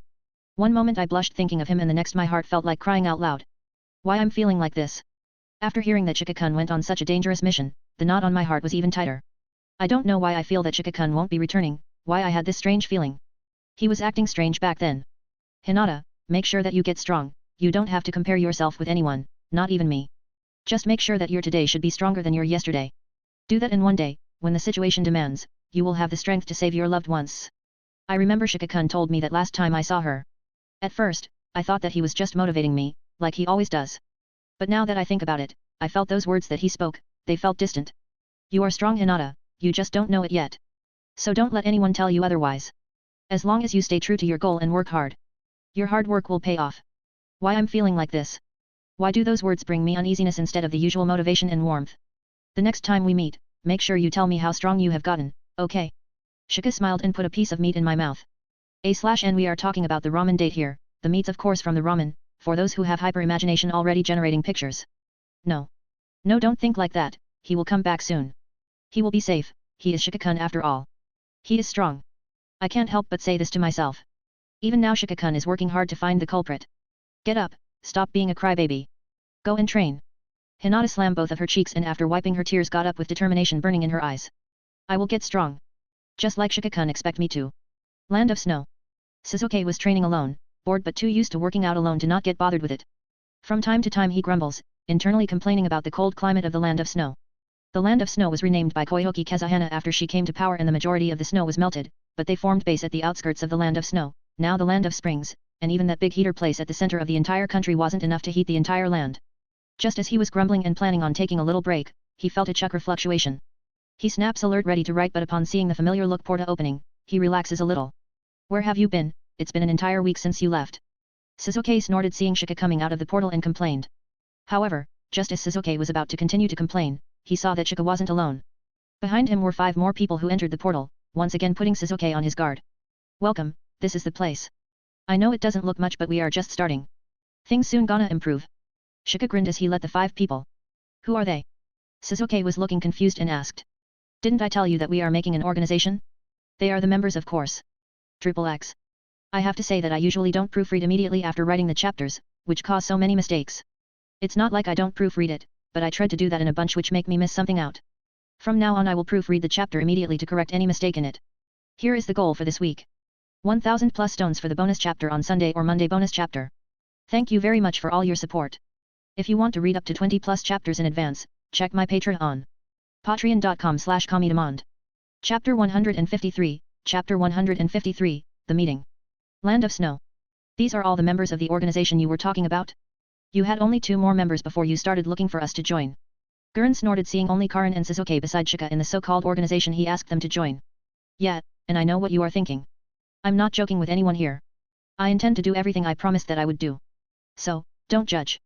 Shika ruffles his hair, looking a little sheepish, wondering whether every leader had to go through this kind of phase. He is not even cut out for the leader's position, he rather be the side character in this regard.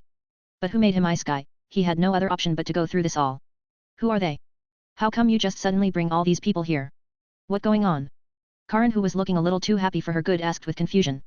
Shika and the other looked at her with a little strange looks, all her clothes were new and she had her hair styled which looked expensive. Not to mention the few ornaments she was trying to hide under her bangs. She definitely didn't use the funds provided to her only on rations. That fancy-looking hairpin certainly didn't look like a necessity to Shika. However, he refrains from saying anything at this time. This wasn't the time. Though they did not lack money right now, he's even surprised that he could think that way at all in this lifetime, but that was true. Still, he had to make sure that he knew how the funds were being utilized behind his back. Yeah, they are the new members of the organization. Shika replied calmly, though he didn't shy away from giving her a look, which reassured her that they would be talking later on when he was done here. Only 8 of us. This is how you plan to bring change to the ninja world? Are you kidding me? Karin asked, not interested in the dynamics between both Shika and Karin, though maybe that wasn't the case seeing how she was glancing at Karin's nicely done hair and new clothes. Girls are the same no matter where, much like boys. 8 people are certainly not enough, however, everything needs to start from somewhere. I don't expect you all to understand or see things from my perspective immediately. However, if you decide to stay then you will learn why I have decided to create the organization and how only 8 of us could bring a real life change. Shika replied, still calm and smiling. Who needs numbers if you are strong? As long as you are strong, numbers don't matter. Let alone 8, even 1 person is enough to change everything as long as he is strong. Sasuke spoke out from the side. Why, I feel that he is talking with experience there. Shika had his lips twitching. A certain broken big brother with suicidal tendencies coming to his mind. Yes, numbers certainly don't matter, if he wanted numbers then there were many other prisoners in the cells than just us. Suddenly Kimimaro spoke up. Shika internally gave a thumbs up at this to him. Oi, whose side are you? Stop talking for this bastard. Suijutsu, who was mostly avoiding the adult talk, thinking it was boring, finally spoke. I'm on no one side, I only spoke the truth. We all follow Lord Orochimaru, willingly or unwillingly because he was strong. Kimimaro calmly responded. His situation was the same no matter what. Whether it was Orochimaru or Shika, he joined so that he could get his illness cured. And though Shika didn't have any permanent cure on his hand for his illness, nor he had promised him to get him any. The fact that he could heal him to the point that he felt that illness which almost killed him just yesterday wasn't even a thing anymore, he believed that Shika could really cure him. And who are you? Karin asked with narrowed eyes. Uchiha Sasuke. Sasuke wasn't behind in glaring and intimidating others. His Sharingan came to live and he too glared at Karin. You are also from Konoha? Asked a pretty-looking girl on the side, who actually wasn't one, and Shika certainly wasn't planning on revealing this mystery, if not anything then for the future comedic relief. Cough. Let me first introduce everyone here. Shika saw the first meeting wasn't going that well and coughed. How Nagato do this? This is Sasuke Uchiha and the girl here is Uzumaki Karin. Shika pointed at the 2 people sitting beside him and said. And these people here are the former prisoners and subordinates of Orochimaru and Zabuza. Shika pointed at the 5 people sitting opposite to them and said. We no longer had anything to do with him. Karin snapped. She was the most outspoken of all. Yet. The chatty one with blue hair is Garin. Oi, don't address me that you know me, I will kill you. The brat over there with white hair is Hoshiki Suijutsu. Bastard, what did you say? The calm one there with white hair is Kyuga Kimimaro. Kimimaro just nodded his head. The pretty one is Haku. Haku, who didn't have any particular expression on his face, had a twitch in his eyebrows hearing that. He was slowly getting used to Shika's antics. He had to say that the boy was strange. Wise one moment like he knows everything and childish to the brim the next. And finally, the calm orange-haired man is Yugo. He usually doesn't like talking that much and could be very aggressive on certain occasions, but otherwise, he is a good person. Shika replied, and Gugo on the side didn't respond to what he said at all. He was the only person out of all who willingly came here and even decided to join Shika on the spot. He only had one request. Stop him if he goes berserk and stop him from hurting anyone. Which Shika agreed readily. He had many ways of doing that. Not to mention Yugo will play an important part in future in his plans, so he needed Yugo more than any more.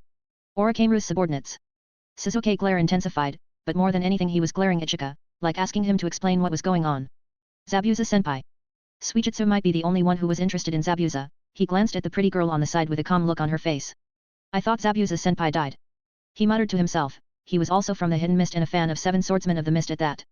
Though what he was the real fan of were the swords themselves, but he still knew and respected their wielders. Suddenly, upon hearing that the girl was under Zabuza, he had a hope that maybe he could find the Kobe Karaibasho. They were formerly working under Orochimaru and many didn't willingly join. Believe me, they are the people we need in our organization. They are strong and had a reason to work for someone better. No, we don't. Last time I heard you were offering a good retirement plan. That's why I came. Suijutsu, ever ready to insert his legs in unwanted conversations, strikes again. You are not included. Out of all us, you are the only disposable one. Garin smirked and said, triggering rows of insults from both sides. She said it, not me. Shika just shrugged upon seeing how Suijutsu was looking at him. Anyways, back to the point, let's explain the real reason behind why I plan to make this yet-to-be-named organization and want all of you to join. Shika finally came to the main topic at hand. This finally quietens all of them down. Everyone was interested in knowing the real reason, besides Karin and Sasuke of course. Soon an organization by the name of Akatsuki will start making their move. They plan to capture all the Baiju from all over the world and initiate a war on the level of the Great Ninja War. Shika said and stopped, looking for their reaction. Baiju, are you kidding me? Do you even know what Baiju or Jinchuriki are? They are. Suijutsu was again about to speak, but this time Shika stopped him. They are the pillar of strength for any ninja village, I know that. And yes, they will be making their move against this Baiju, or to be more accurate, the Jinchuriki of the village soon. To capture them. Shika said, gone his jovial attitude, now he was serious. Do you even know how hard it is to do what you are saying? Garin wasn't in any ninja village, but even she knew the difficulty of capturing a Baiju or a Jinchuriki, let alone all 9 of them. Akatsuki is an organization made by S-rank missing nins, like Sasori of the Red Sand, Kisame Hoshigaki from the Hidden Mist, Deidara from the Hidden Rock. And many more. We are talking about an organization that holds the power to completely eradicate an entire hidden ninja village if they go out. And that is just the members of Akatsuki. The leader of that organization, he can do the said task alone. Shika said with a grim tone. Kisame-senpai. Even the nonchalant-looking Suijutsu was now a little serious. Because he knew the strongest among the 7 swordsmen of the mist was Kisame Hoshigaki. And why would they want to do that, and why should we believe you? And even if that all were true, why should we care about it? They want to start a war, good for them. Garin retorted. I have some idea why they are doing that, but I can't say for sure. Why should you care? Well, because if they succeed, then they will hold power enough to completely eradicate all 5 hidden villages, getting complete control over the continent. As for the war, think about yourself. I explained it like it would be like a great shinobi war, but that was only to explain the scale. Shinobi wars don't last that long, and certainly, a village won't completely go ahead to eradicate others due to his own losses. But this organization would stop at nothing if they had that level of power. We are talking about a kind of war which can't be stopped at the negotiation table or due to the loss on all sides. It will bring a complete end to everything. Millions will die. Do you really think it's got nothing to do with you? Shika was serious, really serious when talking about this, and everyone fell silent. If earlier they were taking this half-heartedly, then now they understand the real weight of the Shika's words. Even Sasuke and Karin were taken aback, only now they understand what really could happen. Unlike Shika, they didn't think that far. A grim expression appeared on all of their faces. XXX. It's quite slow to write and proof at the same time, it's interrupt the flow, however, this do increase the quality, so guess I'm gonna stick with this. Here is the goal for this week. 1000 plus stones for the bonus chapter on Sunday or Monday bonus chapter. Thank you very much for all your support. If you want to read up to 20 plus chapters in advance, check my Patreon on patreon.com/comedemand. Chapter 154, Chapter 154, Spar 1. So what? Even if what you are telling is the truth, are you telling me that just us can fight against an organization which could go and fight against entire nations, let alone the leader of this Akatsuki organization? If we can do that, then certainly those ninja villages could do much better than us. Garin asked, still her tone laced with both doubt and uncertainty. Maybe she wasn't believing what Shika just said to them, or she wasn't accepting the facts. Maybe she just didn't want to fight against those Akatsuki people, who knows. Yes, you are right in this regard, hidden villages have much better resources and manpower than we could have. However, who gonna tell this to them? By the time they became aware of this, it would be too late. Why do you think I left Konoha? Do you think I didn't thought about telling the Hokage or my Jonin sensei about this? Would they have believed me? Let's say they have, do you think they would have taken action? I don't think so, and there is also the possibility that there are spies working for Akatsuki inside the hidden villages. After all, I recently found out that one of the elders of Konoha, someone who had significant power in his hands, had dealings with both Orochimaru and Akatsuki. Shika was calm when replying to this, he long knew what kind of question they could ask him and prepared for that. And sure enough, the more he said, the more harder it became to question his plan. Gurren was fuming and so were others, who wanted to find any faults. Okay, can't leave this to the hidden villages, I doubt it but I will give you the benefit of the doubt. But what about my other question? Do you really think that just we can beat an organization of that level? Even one S-rank missing nin, a Konoha ninja himself was able to infiltrate the hidden leaf and kill its Hokage. And you are telling us to go against multiples if not dozens of shinobi who are at the level of Orochimaru? Gurren asked again. I agree with that one, currently you all are not strong enough to fight the members of Akatsuki. Shika said but a small smile started to play on his lips. Narrowing his eyes, Sasuke who was listening to the banter shifted his gaze to Shika. He almost felt that that tone was familiar, Shika usually used that tone when he went against Sasuke in a spar. Oi, what do you mean by you all? I believe you are not involving me with this weak trash. Sasuke grumbled, if there was one thing which Sasuke cared about after finding his brother and getting revenge then it was the rivalry he had going on with Naruto in the canon. Here, Sasuke's target of that rivalry however was no longer Naruto. It was Shika. After he got beaten in the Chunin exam, not even once he was able to beat Shika. I can't let that comment go unnoticed, do you think you are a big shot just because you have those fancy eyes Uchiha? Mind having it a go, let me put some sense into you. Suijutsu called out on the side. Who do you think you are calling weak, do you wanna fight? Gurren too seems triggered. Haha. Shika laughed, already knowing where this was heading. I didn't call you weak, it's just that you all are indeed not strong enough to fight against S-rank missing nins the way you all are right now. And that also includes you Sasuke. Shika said and slowly got up. He saw how everyone's face was crunching up, they were ready to retort but he stopped them as soon as he got up. Let me show you what kind of enemies you all will face if you stay here, and while I'm at it, I'll also establish why I dare to go against Akatsuki and why I get to become the leader. Any one of you who think that you can take me on, come on, I will take you all at once. Shika had a smirk on his face. No longer he have this calm expression on his face, rather he looked like he was looking down on others. Fine, I wanted to smack that lazy looking face of yours since I first saw you anyway. Gurren also got up, the most eager to start the fight to see what qualification the other person had to recruit her. Anyone else? Shika looked around. I will beat you alone, I don't need these weaklings to help me. Sasuke remained sighted, already knowing what Shika was capable of, he didn't plan to take any action. Oh, who you are calling a weakling? Suijutsu was getting more and more angry, especially with Sasuke. Stop looking down on me you bastard, I don't need anyone to beat the shit out of you. Gurren too was infuriated by how Shika was behaving. Shika didn't bother replying he just calmly looked at Yugo, Haku, and Kimimaro. I'm not interested in fighting. Yugo shook his head, already backing down. Same with me, I already know you're strong, there is no need. Haki also didn't get up. Kimimaro remained seated, pondering something until said this. Gurren is almost as strong as me in my prime. If you can beat her then there is no reason for me to act. Good, oi water boy, stay out of it, he's all mine. Gurren smirked and glared at Suijutsu after this. Water boy. Suijutsu seems like he wanted to retort however, upon seeing who was ordering him, he didn't. Only one, well. Don't tell me later that I didn't give you all a chance. Shika shrugged and walked a little away from the table. They were sitting in an open area, so they could fight there without much issues. Both stand in front of each other at some distance. While Gurren was looking all fired up, Shika was more lazy in his mannerism. There was a lazy look on his face, it almost felt like he wasn't taking the fight seriously. Gurren, of course, didn't like it. Ladies first. Shika seeing that she wasn't acting, said, giving her the first move. This further infuriated her and she started printing hand signs. And soon enough, pink crystals started to sprout out of the ground. Rushing right in Shika's direction. Crystals, Akatsuki Genkai. Sasuke muttered, secretly now interested in the fight. Earlier he thought that she was a nobody, however now he was more interested in her. Shika saw the crystals coming and just slammed his hands down to the ground, without any hand signs, an earth wall rose up, blocking the crystals coming towards him. Without hand signs. Sasuke and others too saw this and were taken aback. Little did they know that with Rinnegan, Shika can mostly omit the hand signs because Rinnegan gives almost perfect chakra control to its user. Gurren was expecting something like that, not for the jutsu with the lack of hand signs but for Shika to be able to block the attack. Not wasting any time she threw many crystal projectiles towards where Shika was, only to find him gone. The earth wall crumble away, revealing no one. Gurren instincts called out and she jumped away, only avoiding the kunai rushing in her direction by hair's length. She didn't think too much about it and printed hand signs again, this time creating some clone of hers with her crystal release. She looked around with her clones, only to find that Shika was nowhere to be found. Kimimaro on the side noticed this and remembered a particular invisibility jutsu Shika used against him back in the Orochimaru's hideout. And sure enough, he was on the spot. Before Garin could even find Shika's location, all of her clones were shot down with some well-placed exploding tags on Kunao. Found you. Garin lost her clones, but this action revealed Shika's position. She immediately closes the distance with him, ready to land a powerful attack on him with her cyberpunk-style arm blades. Idiot. Saki saw this and shook his head. He had fallen on this trap of Shika so many times. Just as Garin was only a few inches apart from Shika, suddenly all her moments stopped. She felt like someone restricted all her movements. This? What is this? Garin's eyes widened. She was expecting an attack or defense from Shika's side, but what was this? Garin was trained by Orochimaru, but she wasn't much aware of different clans' speciality. At least not all of them. While she knew about Sharingan or Byakugan, because they were quite famous in the ninja world. Nara clan's shadow jutsu wasn't that famous, at least in comparison. Though this situation happens with many shinobi in kunoichi, it is not uncommon to get trapped by some strange and complicated jutsu by the enemy. Her training made her ready for this, and the next moment she turned into crystals. Turn out she too was a clone.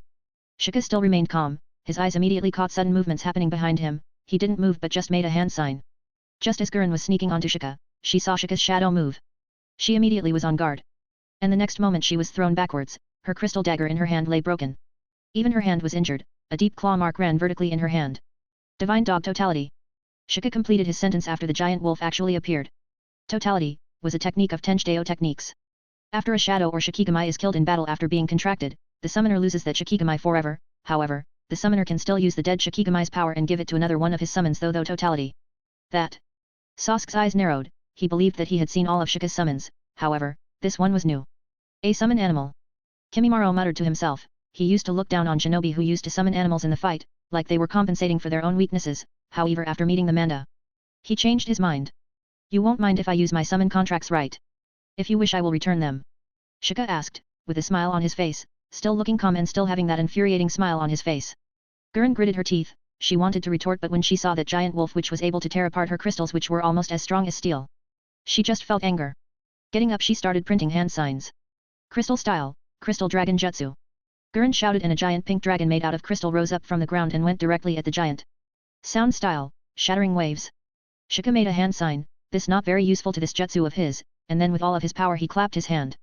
Though it wasn't more than a loud clap to others, however when he clapped, the character around his hand resonated and a powerful sound wave was released from his hand, directly moving all around, but Shika's mainly targeted to the crystal dragon. As soon as the sound wave came in contact with the pink dragon, it slammed into the crystal dragon and almost crushed its head like it was made out of thin glass. Sound attack. Of this level, Garin was no newcomer to sound-based attacks. Orochimaru pretty much ruled the village with sound in his name. However, this was the first time she had seen a sound attack so powerful that it could shatter her glass. However, she didn't have much time to think about those things as she noticed the giant wolf launch towards her, her ferocious-looking claws already targeting her weak spots. XXX. Okay, maybe 2,000 words, is a little too much seeing how I upload 2 stories daily, took too much time. Maybe 1,500 words, let's see. Here is the goal for this week. 1,000 plus stones for the bonus chapter on Sunday or Monday bonus chapter. Thank you very much for all your support. If you want to read up to 20 plus chapters in advance, check my Patreon on patreon.com/comedemond. Chapter 155, Chapter 155, Spar 2.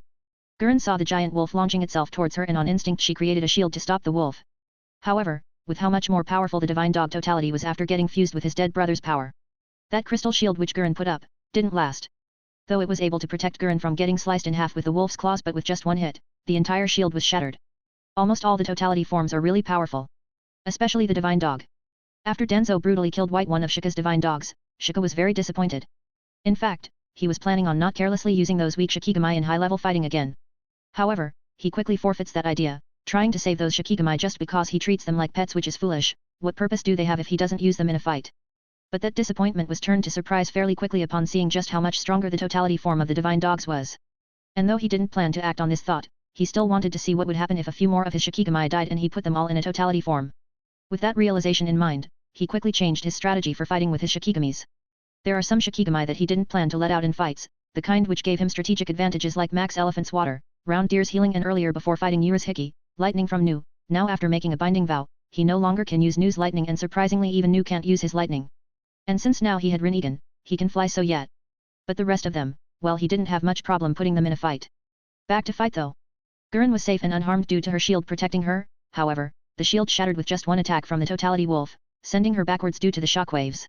Shika saw his opportunity and extended his shadow. The most irritating part about shadow manipulation was its speed. Though the technique was good and if it was pretty powerful, however, it sometimes could be too slow to actually use in a head-on fight. Most ninjas are so fast, that they can dodge bullets, let alone a slow-moving shadow. This wasn't just Shika's problem, the majority of the Nara clan members have suffered from this one issue, and many tried to find a way around but they couldn't. Even training, they can't change the nature of the shadow. Yin energy and shadow manipulation seem to be inherited lazily like them. Shika, however, was different. For him, it was just about coming up with a right binding vow to fix this issue. He has to say that he started to like the system of binding vows even more than his 10 shadows sometimes. There are so many ways to use them. So, another smart move on his part, he placed 2 binding vows on him. One is to immobilize his own movements when using shadow jutsu of any kind, exposing himself to danger, and in return he significantly increases the speed of his shadow possession jutsu. Another binding vow to somewhat offset the danger of the first one, it was a simple vow, allowing his clone to replace his position from the real Shika, anytime as long as the clone was in his shadow and Shika's in danger. Meaning that on the off chance that someone did attack him when he was immobilized, he can still replace himself with a clone. It's just that he can't do it himself, it has to be the clone in his shadow. Which wasn't that big of an issue. So, even when Shika was quite far from Gurren, due to restricting his own movements, he was able to significantly increase his shadow's speed and reach up to Gurren before she gained her balance. Gurren on the other hand, barely managed to regain her balance and was ready to pierce the darn wolf then and there, however, just as she was about to move. Once again all her movements were completely sealed. And this time she wasn't ready for this, by the side of her eyes, she saw a shadow connecting to her and she gritted her teeth in anger. But she didn't have time for that, the wolf was the bigger concern right now. The wolf didn't hold back and jumped over Gurren when she was immobile. Helpless, Gurren couldn't do anything but got pinned down by the wolf which was almost as tall as her in all 4. I'll take that as my win. Shika smiled, still standing in his place, not being able to move while his shadow was restraining Gurren. You. Gurren didn't seem to want to give up that easily, but she was helpless, she was completely unable to move right now. Grrrrrrrr. Maybe sensing the unwillingness to agree on defeat from Gurren, the wolf started growling at her, and it indeed looked menacing. That wolf was strong enough and big enough to kill a fully sentient shinobi, let alone a kunoichi who no longer could defend herself. Gurren saw the razor-like fangs of the wolf and gulped. She couldn't help but sigh and finally said, I give up. Knowing fully well that she really has lost. Don't look that down, you put up a really good fight. Especially for someone who doesn't have much real-life fighting experience. Shika smiled and let go of his shadow, restoring both his and Gurren's mobility while recalling the wolf. And thank you as well. Grey. Shika slowly walked up to the giant wolf which was taller than him being only 13 it makes sense his lack of height. As for the name, well he named his previous dogs White and Black respectively so this name just felt right. Woof. The wolf barked much like a dog, reminding him that it was indeed a dog which looked like a giant wolf. You can go back now. He waved his hand and Grey vanished from his place. So, are you ready to believe that I have some credibility about my claims? Shika turned to Gurren again, though this time he had a cheeky smile on his face. Making Gurren more annoyed. Huff, you're annoying. I'll stay for now but don't think that is permanent. If I think that you are not worth my time then I will leave. Gurren acted much like a tsundere and slowly got up, completely ignoring the hand Shika extended to help her up and went back to her seat. Great, so is anyone else who is dissatisfied with the current arrangement or doubts my strength as a leader or determination for my goals? Shika asked turning to the rest of the people. Upon not getting any responses, he just nodded with satisfaction and went back to his seat. Ready to continue the meeting they felt it off. So, with that all done with, let's continue. As I was saying before, we are not strong enough. What I show you wasn't even 10% of what I could do and even after that I believe I'm not ready for what we are going to face. Shika said, taking out a water bottle and drinking it before saying this. Of course, this aroused many rants from others, especially Gurren who was dissatisfied after Shika said that he only used his 10% power to beat her. Okay, now listen. He was having a headache handling this many people honestly, he wasn't good with people, let alone cut out for leading an organization. 1 year. He raised his voice, making others shut up as his chakra flared out. Sasuke, Karin, Gurren, Suijutsu, Yugo, Haku, and Kimimaru felt the powerful chakra and finally calmed down. Power is indeed the way to handle this kind of situation. 1 year, that I'm willing to give all of you to get stronger. I plan to start a training program within the organization to make all of us stronger. The training is mandatory for the members. Shika said, especially the last part when he glanced at both Karin and Yugo. And the training is gonna be hard, very hard in fact so make sure that you all are mentally prepared for it, and this is also your last chance to opt out if you want to. I don't want some vussies in my organization who are the frogs at the bottom of the well and are not ready to get stronger. Shika said, this time much of a demi-year of a leader. This proclamation from him silenced everyone, while some looked nervous like Karin who suddenly remembered a certain green-clad youthful jonin of the leaf who made her life a living hell with that absurd physical training regime of his, others like Yugo just didn't want to use their powers period. But, many looked excited, planning to take the challenge head on like Sasuke who was smirking and glaring at Shika like saying, do you worst. In fact, Sasuke was looking for a way to get Shika to fight him or better train him if possible. Others like Garin were the same, she too wanted to get stronger and more than anything she now plans to beat Shika one day. The only one who had the most conflicted thoughts was Suijutsu. He honestly wasn't planning on getting stronger or anything, he just wanted to become a sword collector and live his life happily after. However, upon seeing the contemptible look from Shika, he gritted his teeth and stayed. He had some dignity, god damn it. And that's how started the training for an organization which might rival the likes of Akatsuki one day. Maybe? XXX. A time skip is coming after this chapter, as many of you might have already felt it. As for the chapter length, I plan to range it between 1,500 words to 2,000 words depending on the topic of the chapter. I believe that acceptable? Tell me if any of you'll find any mistakes, I will fix it. Word count, 1,600. Here is the goal for this week. 1,000 plus stones for the bonus chapter on Sunday or Monday bonus chapter. Thank you very much for all your support. If you want to read up to 20 plus chapters in advance, check my Patreon on patreon.com/comedemond. Chapter 156, Chapter 156, Time Skip. Konoha Year 80. Konohagakure streets once again were bustling like they used to. It felt like it was only yesterday that Orochimaru attacked the village, but it's already been 18 months since that incident. And an entire year since the new Hokage took her position. The death of Hiruzen Sarutobi, their beloved third Hokage, was a heavy hit for the common folks of the village. The village was in shambles when Orochimaru attacked, not more than 2 years ago. But that was far from it. Only 6 months later down the line, a mysterious person attacked the village, all alone, and rumors were that he was so strong that both Lady Hokage and Jiraiya-sama needed to unite to defeat the person. Both Jiraiya-sama and Lady Hokage were the strongest shinobi in the village and no one could stand up against them if they worked together. Or at least that is what the common populace of the village was told. In reality, the person who really defeated the unknown intruder was long forgotten from the story, to give that credit to both Tsunade and Jiraiya. Especially Tsunade to solidify her power at that time of uncertainty. It was important. Because soon after that attack, something even more devastating happened. The entire upper management of Konoha, which can be said is entirely brought up by the late second Hokage, Tobirama Senju, died unexpectedly. Again, the news of their death comes out late and as a natural cause rather than a successful assassination, to keep the village from engulfed into an uproar. Since then, Konoha lost its 2 elders and Hokage advisors. As for Danzo, those born in shadow and stayed their entire life in one, don't need light even at their death. Tsunade back then had to take the Hokage office. It was no longer even a choice, the village really needed her. If she hadn't taken up the position, then Konoha would not only be in a desperate power struggle between those strong clans, but a civil war would have broken out by those same clans. Why? Because of the excellent track record her mentor and his friends, partners in crime, had left behind. It's been a year since then. Tsunade somehow was able to solidify her position and power in this time, not to mention, avoid any wars from igniting, may it be internal or external. After all, there are many hyenas waiting to get a piece of the village which her grandfather made after so many sacrifices. Currently, the said Hokage was fighting for her life against paperwork in her office, or at least she should be, even after getting her work almost divided into half due to Shizune continuing being the excellent babysitter. She had some time to eat, go home, bath, and if her luck allows her, if the stars align, then gamble and get a good drink. Gasp. Suddenly a gasp was heard in the said Hokage's office as soon as the gate opened. At the gate stood a beautiful short black hair woman in her early 30s, though people could easily mistook her for her early 20s. However, that wasn't the most ridiculous thing. The real deal was the reason why the brunette gasped, because of what she saw on the desk in front of her. Lady Tsunade, what are you doing? I told you not to drink during working hours, just look at this, so much work is pending. Shizune, who was holding a stack of papers in her hand, chided seeing a mountain of paper stacking on the desk, remained completely untouched while the person who was responsible for finishing them was lying on her desk, drooling while holding a sake bottle in her hand. Though the place was an entire mess, papers shattered everywhere while the Hokage of the village was passed out, drunk.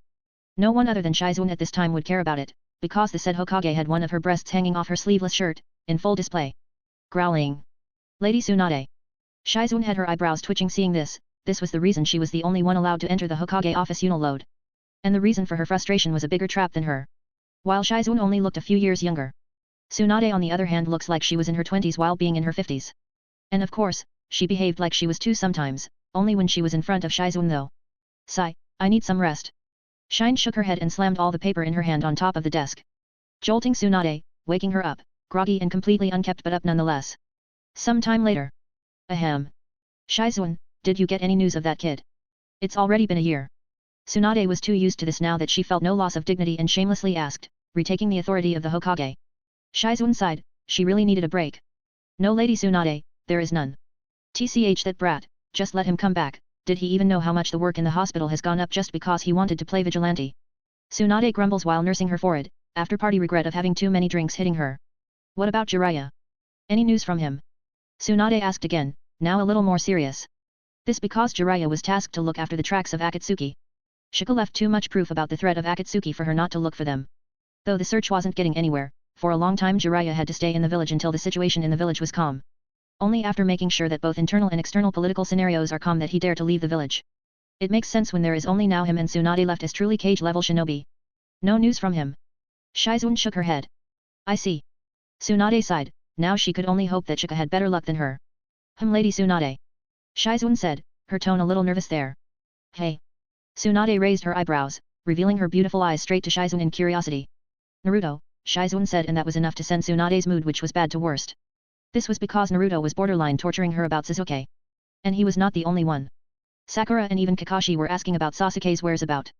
But that, she can handle. It's not hard to fool Naruto and order around both Sasuke and Kakashi to stop disturbing her.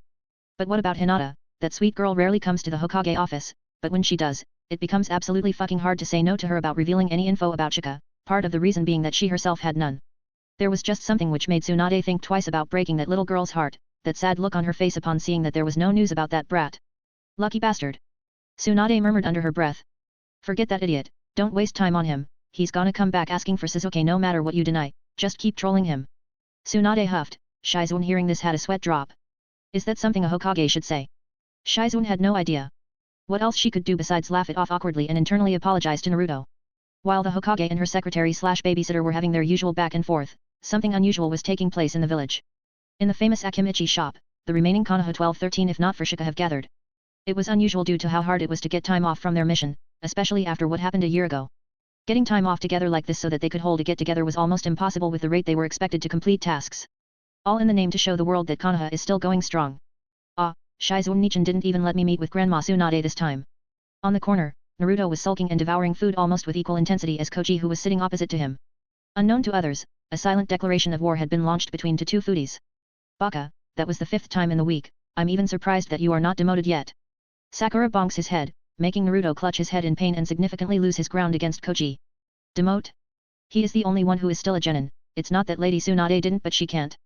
Kaiba remarked on the side, making others laugh, and a tick mark formed on Naruto's head. After this long, only poor Naruto remained as genin, a fate which he shared in the original series with Sasuke, but not here. Both Sasuke and Karin were promoted by Hokage to Chunin, when she declared that they were outside the village for a special mission. While Shika was promoted to a Jonin. He certainly had the power in mind for that. Pouting Naruto can't help but retort and went back to his food to show his anger. Hinata, did you also go to the Hokage office this time? Sakura looked beside her, a beautiful violet-eyed kunoichi was gracefully eating. She was silent, beautiful, and calm. Long gone was the baggy coat, she now wore a sleeveless Anbu-style shirt for kunoichis which extended to her creamy white legs and slits into Japanese-style clothing.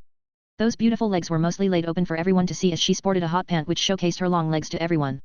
She had her ninja pouch strapped to one of her thighs while had her waist wrap in again a kunoichi while warp. No. Hinata simply shook her head and denied it, though both her personality with her clothes had opened up quite a lot, but still, Hinata was Hinata. She maintained a very approachable demeanor around her and spoke softly, unlike some hooligan woman with the punching power of a half-bald Saitama and her equally destructive and not nearly as developed, pink-haired disciple. I see. Sasuke smiled and said. Both girls understood each other, and since Hinata had a chance this much this time, she started to open up with others more.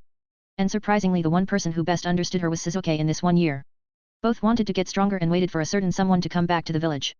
They disregarded their noisy background and just sighed internally. The same was the fate for both of them. Where do you think they are right now?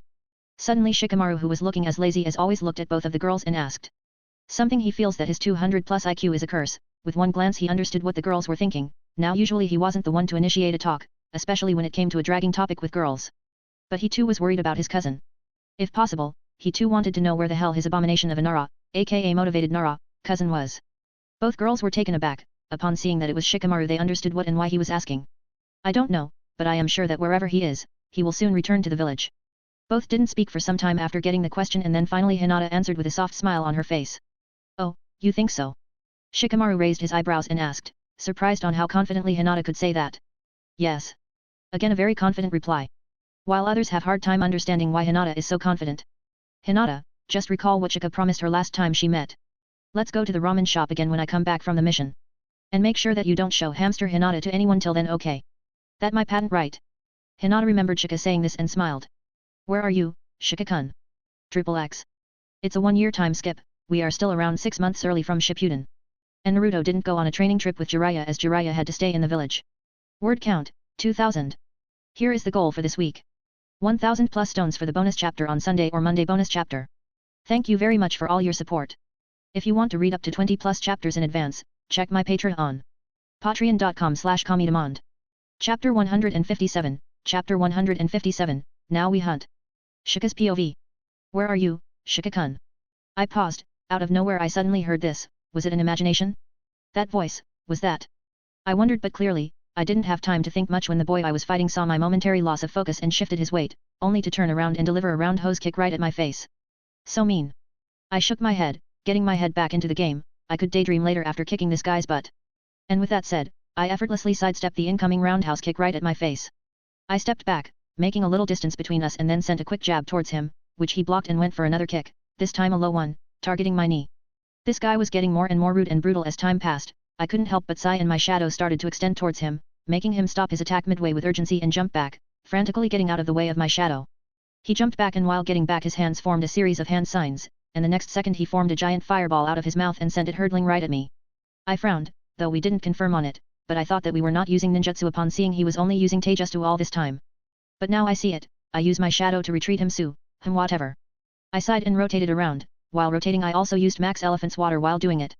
A water dome ended up creating around me as I rotated. This was Hyuga clan's technique, which I learned from Hinata.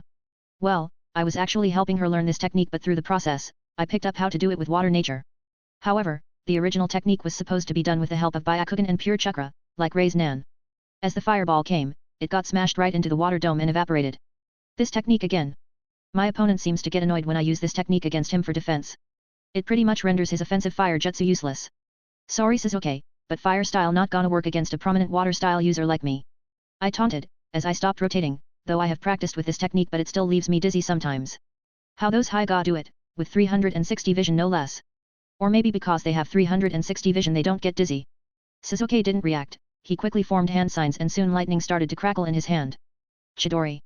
He is faster now, seems like he has been working real hard. I can't help but smile seeing his progress.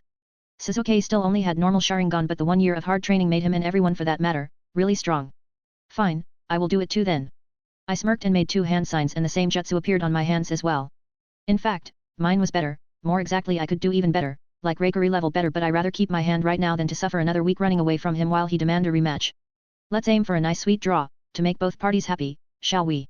So, with that intention in my mind, I too rush at him, colliding my Chidori with his. Asterisk boom. Dash. Damn it, how it's still a draw, I swear Shika, if you are holding back then I will kill you. Sasuke all but shouted, clear annoyance and irritation were on his face. For months he can't seem to win a single match against Shika, no matter how hard he trains or what new jutsu he comes up with. It mostly draws, and occasionally when he was feeling a little too cocky I beat the shit out of him. Meh. Sasuke, I wouldn't dare, I gave my all, see I'm sweating all over and gasping for air. You have become strong. Maybe in another few decades, you can beat me. Bastard. I demand a rematch. Sasuke seems to lose it at that last comment and rushes at me again. But just as he was about to hit me with his fist, suddenly a refreshing cold breeze blew, and even before anyone could realize an ice wall appeared between both of us. Keep out of this. Sasuke, still annoyed, looked at the person responsible for this and said. Haku, I was wondering where you are today.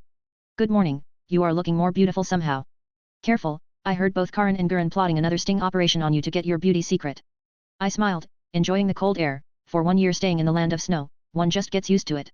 Or dare I say, I adapt, he. Thanks, Shika-kun, but don't worry, I will not let them succeed. Haku had a helpless smile on his face. He wasn't sure what was more ridiculous, his leader teasing him because he looked like a girl, or the real girls of the team going behind his back to raid his room, aka the said sting operation. Sigh. Yo boss, we all are here. Why do you suddenly call us all? Suddenly came a recognizable sound of one Suijutsu Hojiki. He was looking just as childish as ever, even after a year's worth of training, all those muscle gains through training not helping him the slightest. Good, to the round table, let's talk there. I have made Nara a special egg for everyone. You mean boil egg? Again. Suijutsu's wide smile visibly faltered upon hearing this. A year was enough for others to learn how lazy a Nara could be. It certainly didn't help my reputation any better. Why the hell I am even on the cooking shift in the first place? Ain't I the boss? This people have no respect for their superiors. Come on already, grumbling I made my way to the table. It's been a year since we started our training. It was a hard, grueling task. Never thought we would even finish it, but surprisingly none gave up. Though the 1 million Ryo rewards I placed for completing the training successfully certainly helped in that regard. We all have come a long way. Sasuke, Gaara, Yugo, Kimimaro, Suijutsu, and Haku all have improved. Even Karin has saved her reputation from becoming a slightly better Sakura due to her innate healing abilities. Just joking, post-time skip Sakura is pretty cool. However, though I don't want to over-exaggerate it and I consider myself somewhat of a humble guy, but the person who has seen the most growth is me. Even after trying to manage this bunch of misfits and single-handedly trying to run this organization, I still was able to take out time to train. I mean, does anyone here even have the slightest idea how bloody hard it is to form your very own information network or place even a few real good working spies around the world? Let me tell you, it's fucking hard, and that was the tip of my worries. From creating a barrier to stop those peeping Tom Setsus out of my turf to finding a way to stop any space-time jutsu from working in this place except mine, to prevent some lovesick Romeo-turned-psychopath coming uninvited and pulling a Uchiha Massacre 2.0. So, it was a lot of work, and in amidst of all that, I still found enough time to train. However, training wasn't the reason I have gotten strong, oh no, it was because of Tsunade. At least indirectly. After few days of leaving the Hidden Leaf, she ended up promoting me and most likely both Karin and Sasuke as well. I haven't been to the village so I can't say for sure. So the question arises, how come I know this? Because System Sama is all-knowing. The moment I became a Jonin, the system gave me the option to get any Jonin's powers, skills, and talent who I have beaten or killed in the past. Pretty neat. Oi, what are you zoning out on?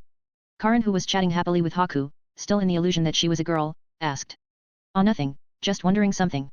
So are you all done? Let's get down to business. I smiled, seems like the power reveal had to wait. So, tell us already, why call all of us here all of a sudden? Karin, who was looking more mature now and even more deadly, asked. Over the course of 1 year, almost everyone here became friends. Some might not agree to that openly, mainly the tough guys like Sasuke and this girl, but I can see they all have started to look at each other as comrades. This was a good thing. I call you all, because today, we can officially have completed our 1-year intense training camp. I said, bringing complete silence to the room. It's over. Karin asked with a dumbfounded look on her face. Yup, it's been a year already. For real. For real. God, I felt like I would be stuck with all of you for my entire life. Finally it's over. I'm never going through that hell again. Are you sure it's over? I promise it's over. As for the hell, I can't say. So what's now, what we do now? Now we hunt. My smile faltered and I rested back to the seat, looking at all of them with intensity. None made any noise. By now they had learned enough when I was serious and actually ordering them in when I was just guffing around. We are going to make teams, much like Akatsuki, a pair of 2 and hunt them down one by one. I continued. Haku and Suijutsu, you are in a team. Seeing how both of you are from the Hidden Mist and how both of you complement each other's powers, this is the best team match for you both. I said, and both Haku and Suijutsu nodded. Not denying. Kimimaro and Garin. Both of you have known each other for long enough and have worked together, so it should be easy for you to get along, right? Hearing this, they both didn't respond anything for a while but then ultimately nodded. I earlier planned to put Garin with Sasuke, but both are headstrong and I can't have that. Yugo and Sasuke. I know what you are thinking, Yugo, don't worry, Sasuke is strong, he can stop if the situation so demands. Again both agree without any problem. And Karin, you are with me, someone has to look after that perfectly round yet useless ass of yours, right? Hey, that's sexual harassment. But if that means that I get too lazy around like you, then sure, count me in. Sigh. Whatever, from now on use the secret message route to contact HQ, Karin will be placed here almost all the time to respond. Remember, you can't come to the HQ, to keep it secret, I have hidden this place well. The only way to come here is to contact me with those scrolls I gave you. And same goes if you find some kind of trouble that you can't handle. Use the scroll to call me. Lastly, make sure that you all stay alive, I won't want to look around for new members and give them training anytime soon. Any questions? Good, then we. Just as I was saying, someone put his hands up. What? It's been a year, at least now tell us what you gonna name this darn organization of yours. It was Garin who asked this. Oh, yes. Well, how about XXX? Word count, 1995. Not trying to cliffhanger or anything, just couldn't think of a good name, lol. Here is the goal for this week. 1000 plus stones for the bonus chapter on Sunday or Monday bonus chapter. Thank you very much for all your support. If you want to read up to 20 plus chapters in advance, check my Patreon. Patreon.com/Kamidemand. Chapter 158, Chapter 158, Hidden Waterfall. Shika opened the portal for everyone. For the sake of keeping the location of this base secret, he can't let anyone leave here on their own. He kept this location so secret that no one knew besides Karin, as she was responsible for recurring rations and other necessary things, that the camp was in the land of snow. Shika's knowledge of the Naruto world was very much tied to the anime, besides that he hardly knew about the geographical, political, and power structure of the ninja world. He had tried learning as much as he could in his free time, but it clearly wasn't enough. For the time being, he just follows the knowledge he had as a transmigrator and relies on it. He has changed the story a lot, but not to the degree that all of his future knowledge was useless. Knowing that the Akatsuki's base was near the Country of Rain, he strictly orders others to avoid getting close. It didn't help that Country of Rain share a border with Country of Fire. For the time being, he asked others to completely avoid these two places. It was because of the risk involved and the lack of manpower that he had to do it. Not to mention, Naruto being the nine-tailed Jinchuriki, he technically should be the last one to be targeted by Akatsuki. I can't remember it well, but I believe that they had to capture them in order and feed them to the nine-tail husk in order to rejuvenate 10 tails. Thus, he sent the 3 teams to the country of rock, the country of lightning and the country of wind, while he was planning to go to the country of water. Some might say, that sending Suijutsu and Haku there would be more constructive, but he knew better. Akatsuki had to delay their plans in the canon due to Yagura's death, the 4th Mizukage ending up dying, and with him gone were the 3 tails. If not for this, the war would have started in the pre-Shippuden timeline. Now knowing that the Shippuden timeline is very close, there is a possibility that 3 tails must have reformed, at least he believes so. As for where he will be reformed, well, he has no idea. He hasn't paid enough attention when he was watching the anime to remember which lake Akatsuki found that turtle. That is why Shika had to go there himself. Though he wasn't sure, but the possibility of 3 tails reforming in the land of water was the greatest. Not to mention, if he really were to find the Baijo, then he would be the only one who stood a chance at either capturing it, or even better, asking him to help out. However, before going to the land of water, there are other places he has to go. 3 tail being reformed somewhere in the land of water was just an educational guess on his part. For that guess, he can't let the targets slip out which are right in front of him. Karin, stay here, make sure you keep up with your training and be ready for any emergency. If you get any message for help or for any other regards from others, notify me at once. Shika himself was now ready to depart. Karin was his partner, like how he arranged everyone in Akatsuki-style pairs, but that was mostly in just name. Karin wasn't strong enough to assign to any team, let alone come with him. The best job for her was to manage the base and be stationed here. In case anyone gets injured, she could be invaluable if Shika himself was present for some reason. Wait, you are going as well?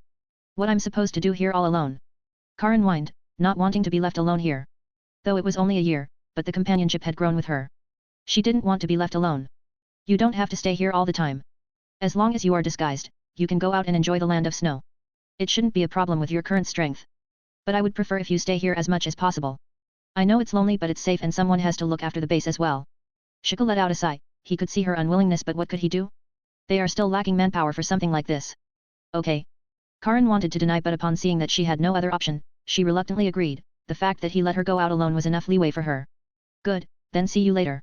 Shika smiled as he raised his patted on her shoulder. In all this time, he came to see her as a sister of sort. Younger sister, even though she was kinda older than him by a few years. And with that said, his Rinnegan came to life and a portal opened up, connecting the land of snow to the land of water. Bye. He smiled and waved his hand, entering the portal. Dash. Somewhere in the elemental nation. Shika POV. The portal opened and the first thing I saw was nature. I was completely surrounded by it. Even after being from Konoha, I still wasn't used to this. I only stayed in Konoha for over a year after all. I wonder whether I'm even in the right place. Never been here, so I could be wrong. The possibility of that particular mission being filler, but still I should have asked Sasuke how to get there. Sighed. I looked around and took a deep breath in, my lungs filling with fresh air. This feeling was similar yet different from Konoha. While Konoha was just a forest, this place was a mixture of forest and water bodies. Many river tributaries run across this land and thus many natural waterfalls forms here, giving an earthy and moist feeling to the air. It was sure better than the chilly air of the land of snow. So, now that my inner environmentalist is satisfied, I have to find a way to get to her. I muttered, almost grumbling. There are many hidden villages in this world, but if there is one who is really hidden, then this one has to be it. Currently, I am in the land of hidden waterfall, looking for Takigakuer, the hidden waterfall village. As for why look for a minor, almost non-canon village with little to no significance out of the blue? Well, because this bloody hidden village has a Jinchuriki for some reason. I have no idea how the hell they even could afford to have one when those big villages fight tooth and nail to get a Baijo for themselves. Maybe that's why they have such strict hidden policies. Maybe. Whatever might be the case though, I have to find the Jinchuriki here. If I'm not wrong, then her name should be Fu, and secure her safety, if possible bring her along. And to do that, I first have to look for this hidden village. Sigh. I made a hand sign. Almost instantly my shadow deformed and from it came out thousands of rabbits. Whoa, are you guys going fucking like rabbits or what? I exclaimed at their numbers, to which most of them looked to me like I was an idiot. Sorry. I know, I just couldn't stop myself, hehe. That wasn't a good joke, but whatever. Go around, I need any track of a hidden village here. I said, now serious when commanding them. And upon hearing my command, like a bolt of lightning has blasted, all of them flash away like they were Minato Namikaze themselves. In reality, they were very fast, the fastest among the Shikigami I had. Though had little to no fighting power, but they were great at wide area search, distraction, and escape. Alright, so with that said, let's take to the sky and get an eagle eye look from up there, no. I muttered to myself and formed another hand, and just like earlier, my shadow was summoned and from there came a giant bird. It was 3 times as big as me, to which even I was astonished. It has been a long time since I summoned my Shikigami, mostly didn't had to see I was more focused on getting stronger myself in the last year and not working with my Shikigami. Whoa, dude, what's going on? You are huge.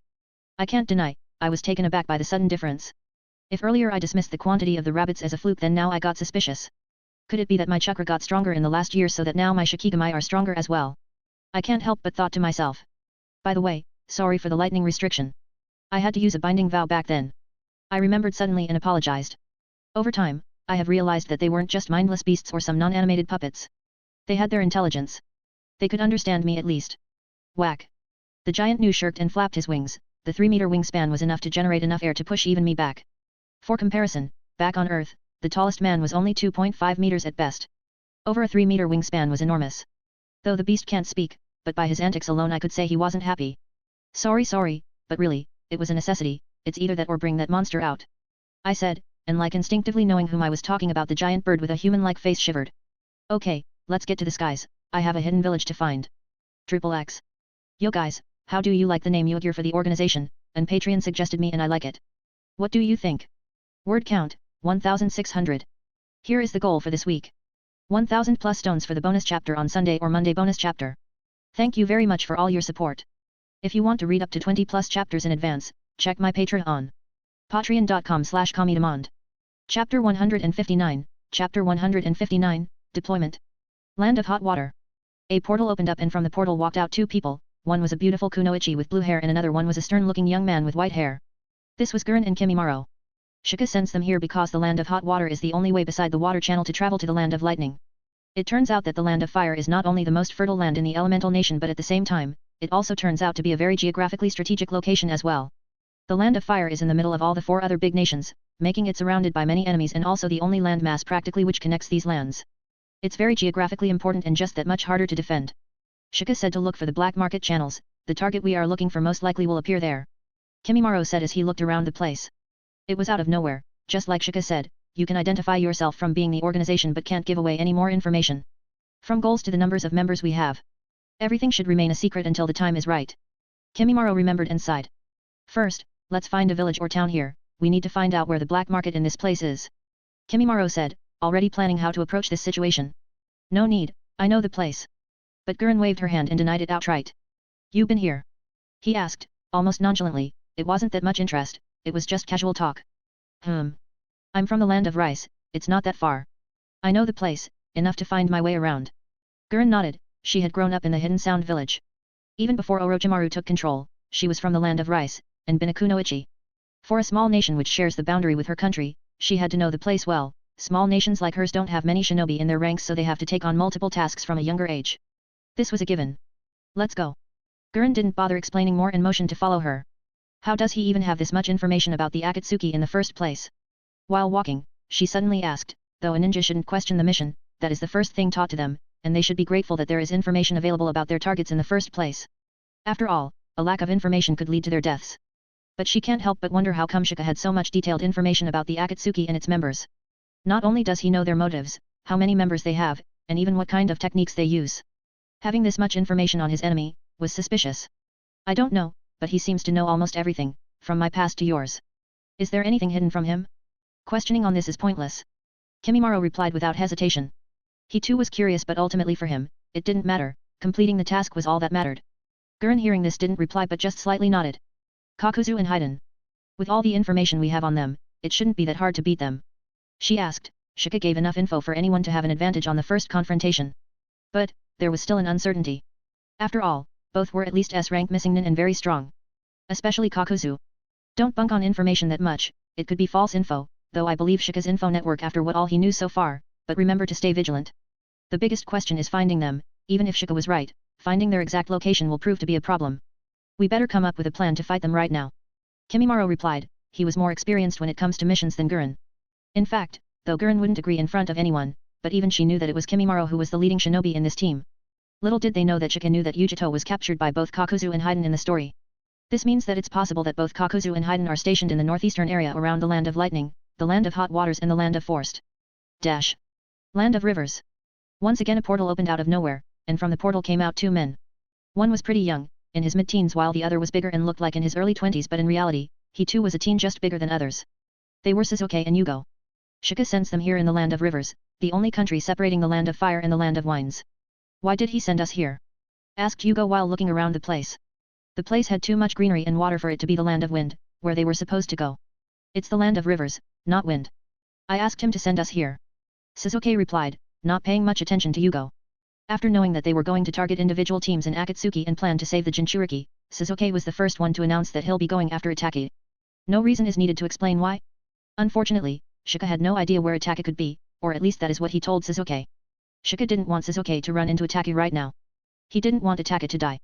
Not because he liked the man or anything, in fact, he was among the very few who actively didn't like Itachi for what he did and his ways of doing things. As a character standpoint, Shika could have pointed out many problems in Itachi, but as a fighter's point of view, there were none. And that was the reason Shika didn't want Itachi to die. If possible, he rather have someone as strong as Itachi join them than let him die. This was the reason why Shika purposely put Sasuke near the Land of Wind, knowing that the Akatsuki members who will attack Gaara will be Sasori and Deidara, away from Itachi for the time being. However, Sasuke wasn't planning on doing so. Though he will still look around for both Sasori and Deidara, but he wasn't giving up on finding Itachi's whereabouts. Upon not getting the reason why Sasuke chose the Land of Rivers to be teleported over directly to the Land of Wines, Yugo didn't ask. He knew that Sasuke was the one calling the shots here, and he didn't want to lead anyone. He is fine as long as they complete the mission. Come on, we are going. Sasuke smirked, thinking about something internally, and started moving. 1 minute, that's not the way. Yugo didn't care, he too started following Sasuke. However, when he saw they were going in the wrong direction, he couldn't help but stop and call Sasuke out.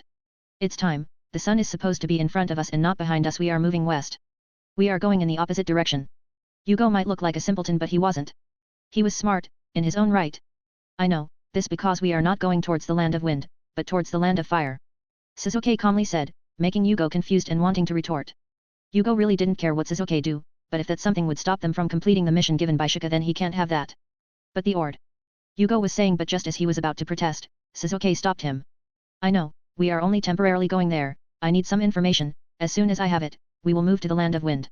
Information. Yugo was now more confused, didn't Shika give them enough info to even blind attack those Akatsuki members by now?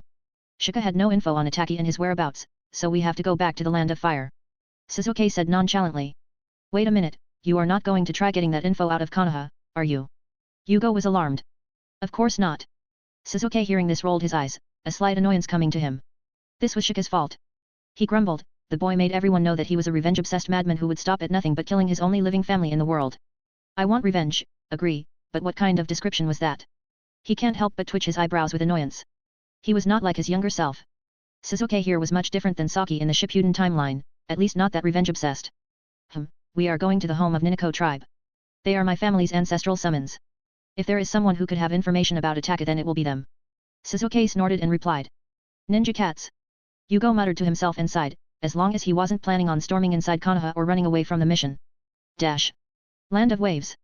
Another portal opened, and from this portal came out two more figures. One boy with white hair and another with long black. Though the second looked like a girl, but description Sama can spot a trap when he sees one. Haku, why did you ask Shika to send us here? Suijutsu sounded annoyed, and Shika asked them to handle the entire northwestern side. They were a little different team than others. Putting them in the Land of Earth was strategic for Shika. Stone has 2 Jinchuriki, 4 tails and 5 tails, and Shika have no idea who captured them in the canon, he can't seem to remember it. In this situation, he had to put a team which not only has the capability to handle 2 fire and heat type Jinchuriki, but at the same time had a good ability to save their own life and run away. There is another possibility that he considered before deploying to the Land of Earth. Knowing that both 4 tails and 5 tails are fire and steam users, Akatsuki might send a water-style user to capture them, aka Kisame, and with Kisame comes Itachi. So, with this information alone, it was clear that he couldn't let Sasuke go there, not to mention Sasuke is the only lightning-style user to can go against Deidara's explosion, so even in the Land of Wind, Sasuke's deployment was strategic. As for both Kimimaro and Gurren, they are strong, but so are both Kukyuzu and Haiden. Shika wasn't sure who might come after both Rashi, the Jinchuriki of 4 tails, and Han, the Jinchuriki of 5 tails. So, he had to make a choice whether to prioritize taking out Akatsuki or saving Jinchuriki. Ultimately, taking out the immortal duo was more important, because if not, and if the story goes as canon, then Asuma is doomed. However, if that was the case, then it was strange how both Haku and Suijutsu appeared in the Land of Waves, which was practically on the opposite side of their destination. I wanted to meet someone here. We'll go to the Land of Earth after this. Haku huffed, he asked Shika to send them to the Land of Waves, and Shika knew why. Man, we now have to travel that much. Suijutsu pouted but didn't complain much. Seeing Shika agree to open the portal for Haku means that this should also be important. They carry on, walking for some time, only to finally arrive at the place where Haku was taking them. It was a gravestone. This is someone you wanted to meet. Suijutsu was about to retort, but upon seeing the name on the gravestone he paused. Zabuza Mamakai. Haku ignored him and paid his respect. He brought new flowers and placed them down. But when he did that, he found a sealing scroll beside the gravestone. This wasn't here, and besides ninja, who else can leave behind a sealing scroll? Both of them got tense. But upon reading the name on the scroll, both were surprised. Uigur. Isn't this is the name of the organization? Suijutsu asked with confusion. Haku carefully opened the scroll, and beside the sealing array inside, there was something more written inside it. It was hard to find it, so please don't lose it again, SK. Blinking, Haku finally input his chakra in and with a puff of some came out a giant sword. This. Suijutsu's eyes went wide. Kyubikarai Bisho. He almost launched himself at the sword. This was one of the famous 7 swords of the mist. It was Zabuza's sword. But just as he was about to grab it, his legs were frozen by ice. Oi, don't touch it, it's Zabuza-sama's sword.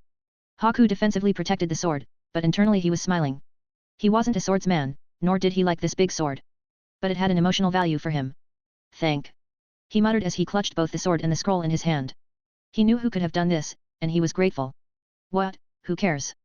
Zabuza-senpai is dead, what the point, let the sword rot here. Seketsu tried hard to get out of the ice but it wasn't even making a crack in it.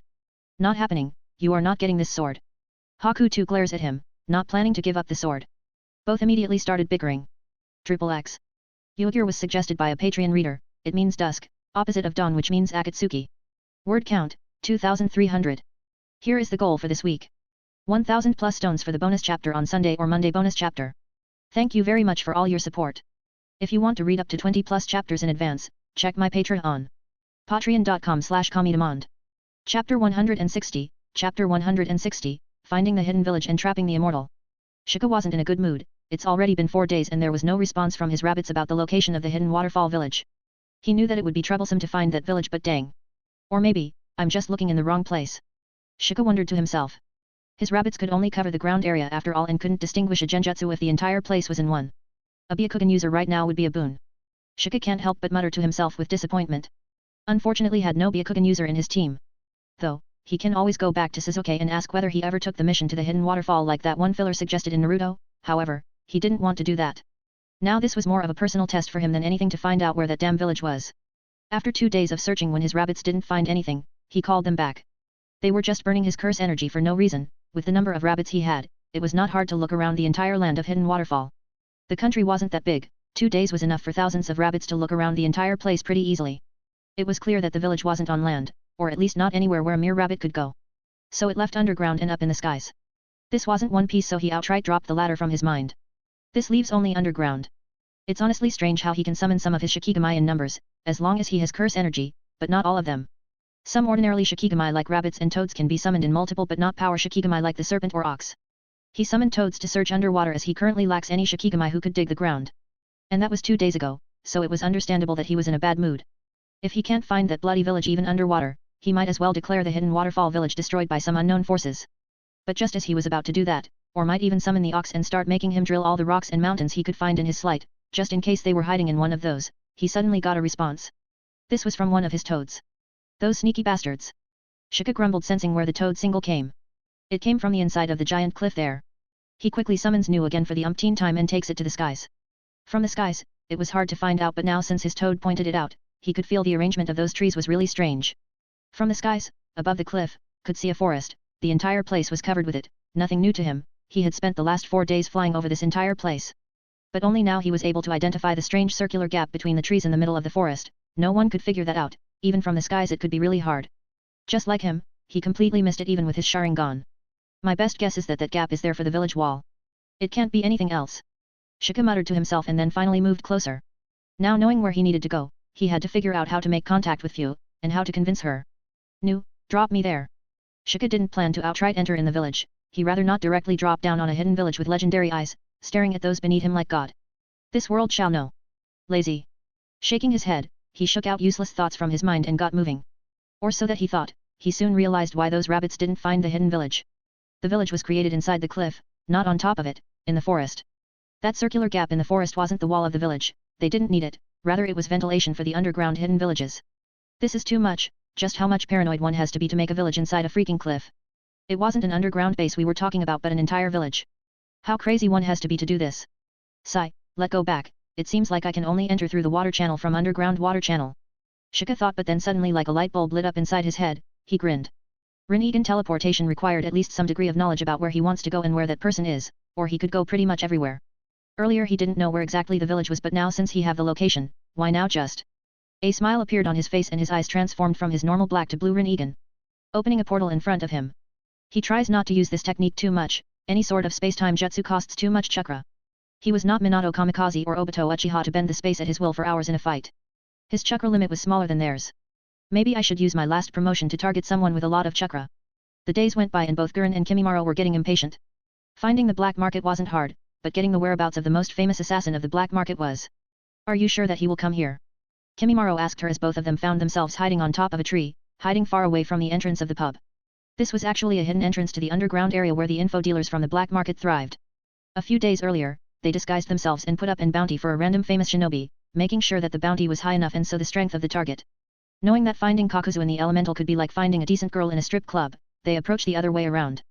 Having money with them, thanks to Shika's generous allowance, they decided to lure the immortal out of his cave, rather than running behind him. Maybe hitting his great-great-great disciple could have helped, they certainly have to handle everyone in between the food chain to reach the final boss in that case. Shame this wasn't a cultivation world and flocking money was far more effective, especially against someone like Kakuzu. I don't know, but it was enough money to surely attract that guy's attention, with how much Shika empathized that guy likes money, he surely would take the bait. Karin muttered to herself, in this regard, she was better than Kimimaro. While Kimimaro was practical, stronger, great at one-on-one fighting and had experience. She was more cunning and had more brains out of the two. And why do you care, it's not like it's our money, Shika is paying. That guy is loaded. Karin smiled deviously. If Shika were here he might have immediately demoted her from her position. Sigh, hope he comes. Kimimaro didn't bother rectifying his partner's utter lack of respect for both money and the person who gave it to them. Part of the reason was because he knew that it was pointless. What about his partner? Asked Kimimaro, though Shika made sure that the real danger was always Kakuzu with his years of experience and his strange jutsu. He repeatedly told them not to underestimate any of the members of Akatsuki, especially when we were talking about a team duo. They are a team for a reason. You want to take him? Karin took out dango from somewhere and started munching on them. Even pushing the stick towards Kimimaro, offering him some. No, you are a better match for Haiden, let me handle Kakuzu. Kimimaro shook his head, denning both Danzo and fighting Haiden, he knew Karin was strong but he was stronger. You just want to fight the stronger one, don't you? Karin snorted, narrowing her eyes, and glaring at Kimimaro. That's not it, remember what Shika told, that Haiden guy, he's immortal, even cutting off his limbs might not stop him. I can immobilize him by piercing his body with my bones but that might not work. Your crystal is better suited in this regard. Not to mention, Shika said not to let that Haiden guy get our blood, remember. Most of my techniques are close range. Kimimaro analyzed and calmly said. Not telling her that he indeed wanted to fight Kakuzu more. What Kimimaro said was logical and no matter how Karin thought about it she couldn't refuse it. Tisk, fine. I'll handle that Haiden guy, but only if it comes to one-on-one fighting. Karin grumbled but agreed. Sure, it's most likely won't come to that, if the plan work out then we can simply gang up on them, one by one. XXX. I might take a little hiatus since from now on the story will no go as canon and I might need to take some time to figure out what and how I'll be writing it. Maybe. Word count, 1530. Here is the goal for this week. 1000 plus stones for the bonus chapter on Sunday or Monday bonus chapter. Thank you very much for all your support. If you want to read up to 20 plus chapters in advance, check my Patreon. Patreon.com/Kamidemand.